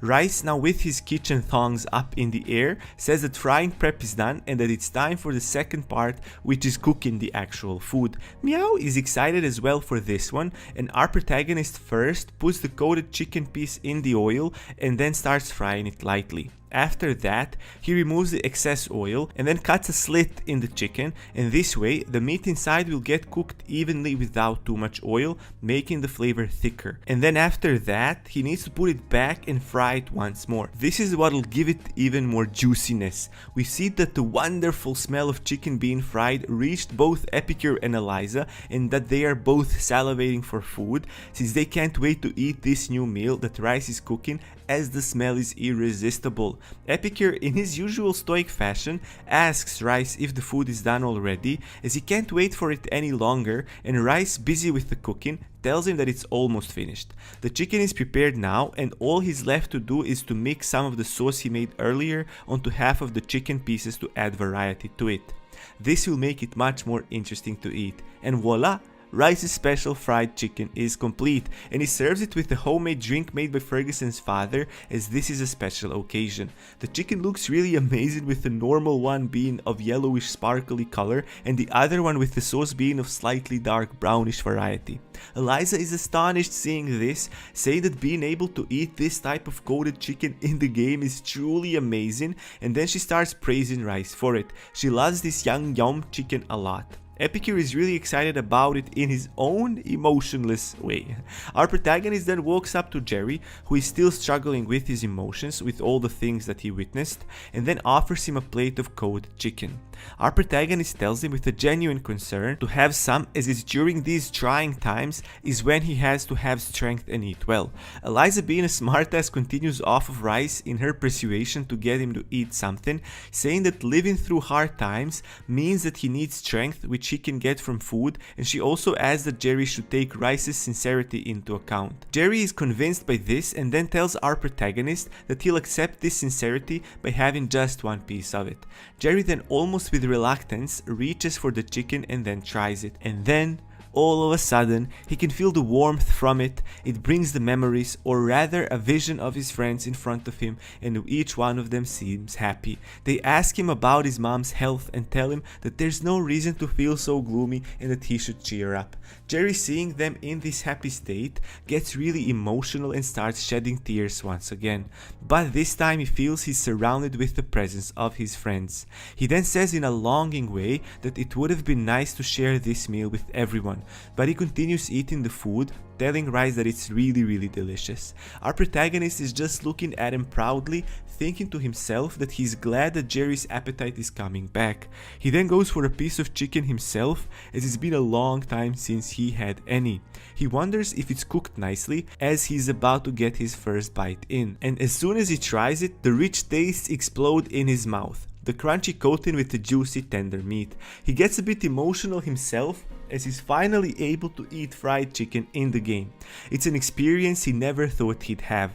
Even though he was one to make it, he still can't believe how delicious it is. Rice then decides to try the other variety of chicken that he made, the one with Yangyan sauce, and he adds Ferguson's father's drink in the mix. He slowly peels the crunchy surface of the chicken with his mouth and then eats it, and then even nibbles on the bones as the taste was still left in them. Our protagonist thinks to himself that it's really great having savory yum chicken followed by a sip of a refreshing drink. It's really the perfect combination. As they all finished and got full with Rice's cooking, especially meow, I mean look at the little kitty's stomach, Jerry then starts talking about who the Sun Group is. He says that it's a group that was made to oppose the Night Gentlemen who control Pyron. Rice asks if Tom is part of the group as well, which Jerry confirms, and he continues saying that the issue escalated as the Night Gentlemen's authority has grown much stronger, where there's no area in Pyron Town that is not controlled by them, and the members from the secretly formed Sun group opposing the Night Gentlemen are getting abducted. He also says that his comrades who were abducted became zombies at the hands of the Night Gentlemen, and this makes him emotional again as he starts thinking of his fallen friends. Before sadness completely overtakes him again, Rice asks him about how he knew that the zombies were his comrades for sure. Jerry, showing Rice his own sun tattoo, tells him that it's because of the sun tattoo that he recognized them. He adds that this tattoo is usually hidden by the captain's magic and that it only appears when the members are proving themselves. Our protagonist then curiously asks who is the captain of the Sun group. Jerry frantically shakes his head in negation, apologizing to Rice for not being able to tell him that. As an outsider, Jerry can't reveal any more details on it. Our protagonist then thinks to himself that he'll have to look into this matter on his own. He's just surprised that this linked quest continues for so long and wonders until when will it continue, because the scale of the quest seems to be much bigger than he initially expected. Rice then tells Epicure and Eliza that it's pretty late now and that he'll escort Jerry back to the town and then log off. He wonders what two of them will do. Eliza tells him that she's gonna do some more farming in the forest and cabin, and Epicure from the back oddly says that he'll do the same. Our protagonist, then waving at them, tells him he'll then leave first and says his byes to them. Eliza, all positive and enthusiastic, lets Rice know that he did well as Epicure tells her that they should go together, and then we see chatter in the city, interrupted by Tom loudly shouting Jerry's name as soon as he sees him approaching the town. They embrace each other, with Tom telling him that he is so relieved to see that he is alive and safe. Jerry tells him that he is alive thanks to him. A notification window then comes up saying that another linked quest is completed by our protagonist, and Rice is now thinking to himself how he didn't expect these two meeting would be a quest as well. Tom expresses his gratitude to our protagonist and tells him that he owes him a big favor. Rice joyfully tells him that he's just happy that Jerry's safe and then takes his leave. And as he was leaving, Rice hears Tom and Jerry... Bros, I'm so stupid. I just realized now they're Tom and Jerry. Oh my god. Anyways, he hears them discussing the fact that Tom got one of his forgotten memories back. Jerry asks him if that means that he is free from the Devil King's oblivion, and then asks him to tell him exactly what kind of memory he forgot. But Tom says that he's too embarrassed to mention it and that they should discuss it later. Our protagonist thinks to himself that there's so much more to this linked quest and that he's really curious about it, but since he already spent quite some time in the game, he'll log off for now. And then our protagonist logs off, now opening his eyes in real life. He sits up in his bed and then thoughtfully starts thinking about the game. Aram thinks that the game is really well written, from the Night Gentlemen and Dark Followers to the Sun Group too. This linked quest is surprisingly pretty long. Aram then pulls out his phone, thinking that he should check the game's cafe, which is the game forum, for some information, as there might be some information available that is related to Pyron. And as he scrolls down the forum, to his absolute shock, the first news he comes across is that the old man Lichel is in his critical condition. He can't believe that Lichel's health is so bad. Now a little bit of time passes, and on a fine sunny morning, we see Mr. Lim coming to his restaurant only to see Aram busying himself with cleaning the place. Mr. Lim asks him why did he come so early today, and our protagonist tells him that it's because he woke up earlier than usual today, so he thought to drop by the restaurant and do something useful. Mr. Lim is really happy hearing this, saying that it's very reassuring having such a diligent chef around. He also adds that there's some time before they open the restaurant, so Aram can take it easy. Mr. Lim then sits down and takes some newspapers to read, and he comes across the exact news Aram saw before, that a chairman from a big entertainment company is in a critical condition. Mr. Lim thinks this is unfortunate, and getting reminded of this, our protagonist changes his expression and gets all serious all of a sudden. He then gets Mr. Lim's attention by first apologizing and then asking him if he can get a day off today. Mr. Lim is caught off guard hearing this, and Aram continues apologizing again for asking for this so suddenly. Mr. Lim gets a bit curious about it and asks Aram if something happened. Our protagonist then says that he actually is a bit acquainted with the chairman that's in this critical condition, and then he continues by saying that he promised they'd meet but that he got too preoccupied with stuff that he wasn't able to deliver on that promise. Aram, as he's squeezing his broom even tighter, says that the chairman is in such a bad condition and that he feels like he should really go to meet him as soon as he can. His boss, as he was looking at our protagonist intently while Aram was speaking, closes his eyes with a sigh and tells him that he can go. Our protagonist is actually surprised by this, as he didn't expect Mr. Lim would let him go so easily, as Aram is the chef here, the only chef. Aram questions the boss's decision, but Mr. Lim tells him that it's not like closing the restaurant for a day, so it's not a big deal, and then he says that they can just list this day as a special day off for Jungseong restaurant. Mr. Lim then gets up from his chair and walks up to Aram, placing his hand on his shoulder. He then tells him to go quickly and meet with the chairman while he can still do it. He also adds that he'll close up the restaurant and go somewhere with Jaeyoung where they make delicious food. Aram is speechless seeing how considerate his boss is. Aram tells him that he'll come back as soon as he can, and now we see our protagonist at the Sky University Hospital. As he gets in, he asks if this is the right hospital where Chairman Lichul was admitted to. Aram is thinking to himself that he called the company and asked them where the chairman was, and they told him that it's this hospital. But he's still not sure who should he look for. We see that the reason they gave him the location is because he introduced himself as Rice first and then as Aram. And now a lady approaches our protagonist and thanks our protagonist for coming. She says that the chairman's health has worsened so that he can't personally meet him, and because of that they have no other choice but to meet there. She continues saying that she is the chairman's secretary, Yoon Seola, and then she points him in direction and tells him to go that way. As Aram was following her, he asks her if the chairman's condition is really that bad, and Secretary Yoon stops for a moment and then with a worried expression on her face tells him that it actually is. Aram is feeling pretty bad, thinking that if he knew that his condition was this bad, he would have gone to visit him sooner. He's kinda regretting it now, and Miss Yoon then tells him that the chairman said that he wanted to repay him for the great cooking he did for him. Our protagonist is flabbergasted hearing this and says that he doesn't understand what the chairman meant by that. She then looks back at him and tells him that he can choose between 50 million won in cash or an intel of that value. It takes Aram several moments to process the sum of money that big. He then all of a sudden shouts, repeating the amount of money to her. She confirms it and says that in the future, if he requests for their help, they'll help him with no questions asked, and they'll do that up to 3 times. Aram is utterly shocked, not understanding what he did to deserve such a payback, as it was just one plate of sashimi in the game and nothing more. Miss Yoon thoughtfully tells him that that one plate of sashimi was the chairman's final wish in life. Bros, I can't do this. This story is getting too sad for me. She continues saying that to the chairman, that one meal of Aram's meal was worth 50 million won because that was his own value for it.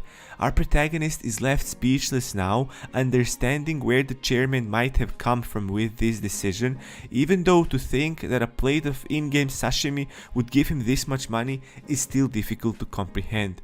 But he also thinks to himself, now more proud of himself, that rather than money, he's really happy that his cooking could make someone's final wish come true.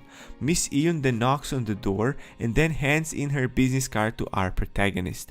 She tells him that whenever he's in some need, he should contact her through the number on the card. He awkwardly takes the card and thanks her, but says that he doesn't think he can accept this offer from them. She then tells him that she insists and this is what the chairman wants. She then, all intense, tells him that she'll have to reject his rejection so that he better accept it. Not knowing how to respond to this checkmate move, Aram just accepts it. Just a few moments after, they finally arrive on the floor where the chairman is, and then they enter the room with the chairman Lichel in the bed with the doctor next to him checking his condition. And we also see another person standing there looking at who came in. The man recognizes the secretary and greets her, Miss Iyun, and then asks the doctor about the chairman's condition. He tells her with disappointment on his face that the situation is not looking too bright for him, and he continues by saying that they better get ready for the worst case scenario. And now we see both the secretary and the man that was in the hospital room prior looking upon Chairman Lichel with an expression of grief and worry, since they really cared about him. The man then notices our protagonist in the back and asks Miss Iyun of who he is. She tells him that the chairman met our protagonist in the game called Real, and she tells him that his name is Aram. Aram, a bit uncomfortable, introduces himself, and the guy tells him that he's heard of him before and that he is the chairman's son, Park Bogyul. He then approaches our protagonist closer and extends his hand to shake his hand, saying that as the situation didn't allow him, he wasn't able to greet him properly. Aram tells him that he understands and that it really isn't the best time. Bogyul then points at the chairman and tells him that that's his father, the chairman Lichel. And as our protagonist looks at him, he sees a very old man barely hanging on to his life. It's a scene that makes him pity the old man, and Miss Iyun calls the chairman's name in hopes that he'd wake up and see Aram there, but there is no response. The only sound comes from the machine checking Lichel's vital signs and nothing more.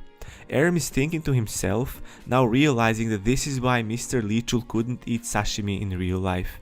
It's a really sad sight to behold as all of them stand around his bed waiting for his last breath to come. Our protagonist thinks that even though it would be impossible for him to eat it, he was able to eat his sashimi in the game.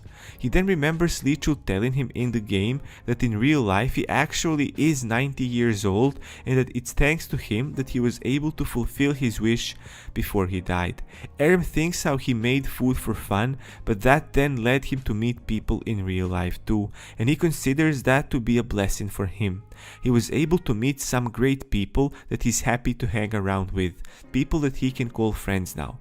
Even though he wasn't able to meet some people, the game also allowed him to send someone off during their final moments, like Mr. Lichel, and that's also special.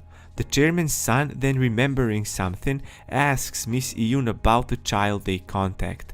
She tells him that they already got in touch with her, but that she's really busy person and that she's not sure if she's able to come. Chairman's son tells her that he understands, but that he still hopes that it won't be too late before she arrives, as that child is especially loved by Mr. Lichel, and he would love to see her one last time. Miss Iyun then says that other than the doctor and the two of them, she told to let only Aram and the child in. As they were talking about this, our protagonist is getting really curious about who they mean by that child, as they keep referring to that person. And then, right at that moment, the noise starts coming from the corridor in front of the hospital room, and it gets louder until finally a woman comes barging in, to everyone's shock. And especially to my shock, because this woman is Leticia from the game. And this is how Leticia, aka Haeyoung, found out about Old Man Lichel's critical health situation. On a fine sunny day at the company Illusion, where the game Real is developed, we see a guy abruptly showing up, looking a bit panicky, and then he calls Haeyoung and tells her that he's got some bad news for her. Haeyoung, being busy, tells him that she's working on the systems at the moment and that he can tell her about the news a bit later. He still looks stressed out and tells her that her work is not important right now and that she should really hear the news he brought her and be calm while listening to it, as she might not like what she hears. She then turns to hear the news, and the guy tells her that Chairman Park Lichel is in a critical condition. Haeyoung, hearing this, is in utter shock as she just repeats what the guy just said. He then tells her that he just got the news from Atulente, and he continues saying that the chairman's condition worsened 2 days ago and that they said the doctors told them that his condition is very critical. Leticia doesn't react to the news that well as she grabs onto her dress as the realization of what's going on dawns on her. The guy, now seeing her in visible distress, calms himself a bit and then tells her that since her leave is starting from the day after, she should take one day earlier and start her official leave today. He also adds that he'll finish the rest of the work for her. Leticia is looking to the ground, still pondering over the news as he said this. She then almost apologetically thanks her co-worker for doing her a favor. And now we see the memories of Haeyoung when she was still a student. As she was walking down a street, she was approached by some company representatives and asked if she was into idols and if she'd like to audition for their company. Obviously something about her attracted this job proposal, but she was still pretty surprised. She never thought she'd go to such an audition, but now she had a great opportunity and so she took it. On the day of the audition, we see Haeyoung all excited and ready for her dream audition. And we also see that she worked really hard, learning all of the dance moves for the choreography, as she was not ready to waste this chance. And now we learn that the chairman Lee Chul was the one in charge of this company. Young Haeyoung just joined for an audition, and on one of the streaming sessions days, he came to the company and the trainer, noticing the chairman observing the training, tells him that he was too focused on the lesson and didn't notice his arrival. And as he was about to continue, Mr. Lee Chul tells him that it's alright and that he's just stopping by, and then he tells him that he noticed that one of the trainee's skills is pretty great and asks him who she is, as it was the first time he sees her there. The trainer proudly says that he probably means Haeyoung that just joined the casting recently, and he then continues saying that she follows the lessons well and has a nice personality, and because of that they too are observing her closely. Chairman Lee Chul seems to be really happy hearing this, saying that the skillful trainee has finally come after a long time and that he's looking forward to her future, as it's sure it'll be great. Haeyoung ticks off all the boxes for the industry after all. At least this was all given until that one unfortunate day. The day when Haeyoung lost her parents, she changed and was not the same ever again. Her smile disappeared along with her will to chase after her newly found ambitions. Mr. Lee Chul and others from the company did their best to help her cope with the tragedy, but it seems that nothing could reach the poor girl's heart. Seeing her heart broken like that after the burial services were over, Chairman Lee Chul puts his hand on her shoulder and tells her that even though she's going through really hard times, she needs to make sure to eat properly to regain her strength back, as he believes that she's someone who will always do amazing no matter where she finds herself. She needs to stay strong. And then he added that if she ever had a hard time, she can always come and find him, as he'll be there for her. Haeyoung, broken as she was, through her tears, was only able to thank the chairman for his concern and his help. And after that, Haeyoung experienced many hardships, but after all she went through, she was able to put her emotions to the side and succeed as a game planner. She couldn't become a singer, but she was praised a ton by the chairman while she was a trainee, and thus she has always been thankful to him for those fond memories she had. And now as she's running through the corridor towards the hospital room where the chairman is, she's thinking that he's in an actual critical condition and she doesn't want him to just leave like this. He was her only beacon of light, and Haeyoung, all in tears, gets in the room and calls upon the dying chairman. She draws our protagonist's attention so that he turns towards her, and as she runs past Aram, her hair leaves a pleasant scent. Oh, he's captured by this nice smell and tries to identify the smell, thinking to himself that it feels like a refreshing fruit-like scent. But then our protagonist realizes that his sense of smell hasn't completely returned, so he couldn't have smelled that. It's probably his imagination, right? Haeyoung desperately drops to her knees in front of the chairman's bed and calls his name one more time in an attempt to make him aware of her. And then she starts crying even more, with her tears dropping all over the chairman's bed sheets. She asks him what is going on and why is he just lying down like that. This triggers the doctor a bit, and he tells Haeyoung that she can't be like that because the patient needs absolute rest for his condition. And the chairman's son, understanding her feelings, just stays silent. Haeyoung, ignoring the doctor, continues, telling Chairman Leechel that he was always smiling and how he shouldn't show a face like this as she needs his smile. But we still see no response from the chairman. Then Haeun, reaching her highest levels of desperation, digs her head in the chairman's blanket, intensely apologizing for not keeping in touch with him. She also adds that she should have found him sooner before he ended up like this. She then starts blaming herself, and then all of a sudden the old man Leechel's hand moved, and just a moment after, his hand was on Haeun's head, with him now calling her name. She's in shock as she lifts her head up.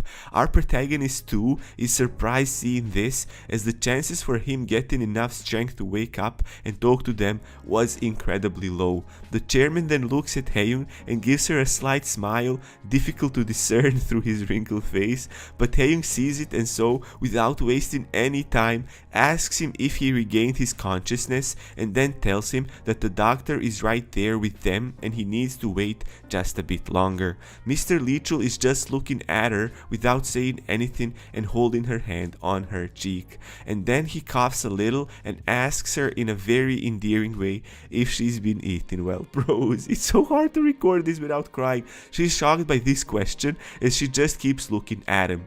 Mr. Leechel then slowly closes his eyes. Haeun is still looking at him, and then she breaks into crying, again apologizing to him and saying that from there on she'll eat food properly. She keeps repeating that she'll eat well and stay strong for him, and that she needs him to get up again. Haeun is holding Chairman's hand, which was now lax and out of any signs of life. Seeing this dramatic scene made everyone around sad, with Secretary Eun starting to cry and the chairman's son silently professing his grief. And then all of a sudden, a loud sound draws everyone's attention, and then the other sounds come from the machine monitoring the chairman's vitals, and there comes a long beep sound that indicates that Chairman Leechel's heart stopped beating. Haeun is sobbing as she thinks of all the pleasant memories of him as when he was healthy and smiley, and of his words when he told her that even though she's going through difficult times, she needs to make sure to eat properly. He was a kind man, and these words carved themselves into her mind. Sometime later, we see Haeun in a hospital waiting room, not recovered yet from what she just experienced with the chairman Leechel passing away right in front of her. And she gets approached by the chairman's secretary, who offers her a cup of tea with a pleasant smile. She asks her if she's been doing well and how it's been quite some time since they last saw each other, and Haeun says that indeed it has been quite some time. Miss Eun adds that she noticed Haeun to have gotten quite thin, and then asks her with concern if it's because of her being busy with her work at the game company.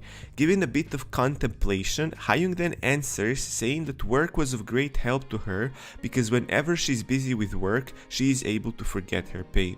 Miss Eun, drinking her cup of tea, tells her that she can understand how she feels, but still that she should know that she has to take care of her own health first and eat her meals properly, just like the chairman advised her to do so. 2. This reminds Haeun of Mr. Leechel, and she stays silent for a bit. She then breaks the silence by calling Miss Eun's name, but just when Eun answered, Haeun seems to have changed her mind, saying that it's nothing and that she doesn't have anything to say. This left Eun a bit confused, and Haeun is now thinking to herself that just because Miss Eun is older doesn't mean that it isn't hard for her too, as Miss Eun was with the chairman for much longer than her. She's been there the whole time with Mr. Leechel. Miss Eun then gets a message and then tells Haeun that she needs to go to help with preparing the funeral. She then also apologizes for leaving so soon, as this was their first meeting in a very long time. Haeun tells her that it's absolutely fine and then asks her if there's anything she can help with. Leechel's secretary gets up and says that there's no need because all of the chairman's family members will be helping out. She also adds that Haeun should go back and rest. She hopes the two of them can meet again sometime later. Haeun thanks her and they say goodbye to each other. As our protagonist was in the same waiting room, he notices Haeun sitting there and wonders if she is the same lady that he saw earlier. And his chairman's son was thanking Aram for him coming and then explaining that only the family members can attend the funeral, our protagonist was completely distracted with Miss Haeun, thinking about his encounter with her earlier. He's really curious about the pleasant scent he felt from her, as he thinks that his senses shouldn't have completely returned yet, so it has to be his imagination, right? And then Aram's attention gets pulled back when the chairman's chairman's son mentions how they already mentioned money will be transferred to him later today. After Aram confirmed this, the chairman's son also mentioned that if he's in any need of help, that he can contact either him or the secretary Ian at any time. And this seems to have concluded their meeting as they bow down to each other. And then as our protagonist was pondering over something, that same scent he smelled before came to him again.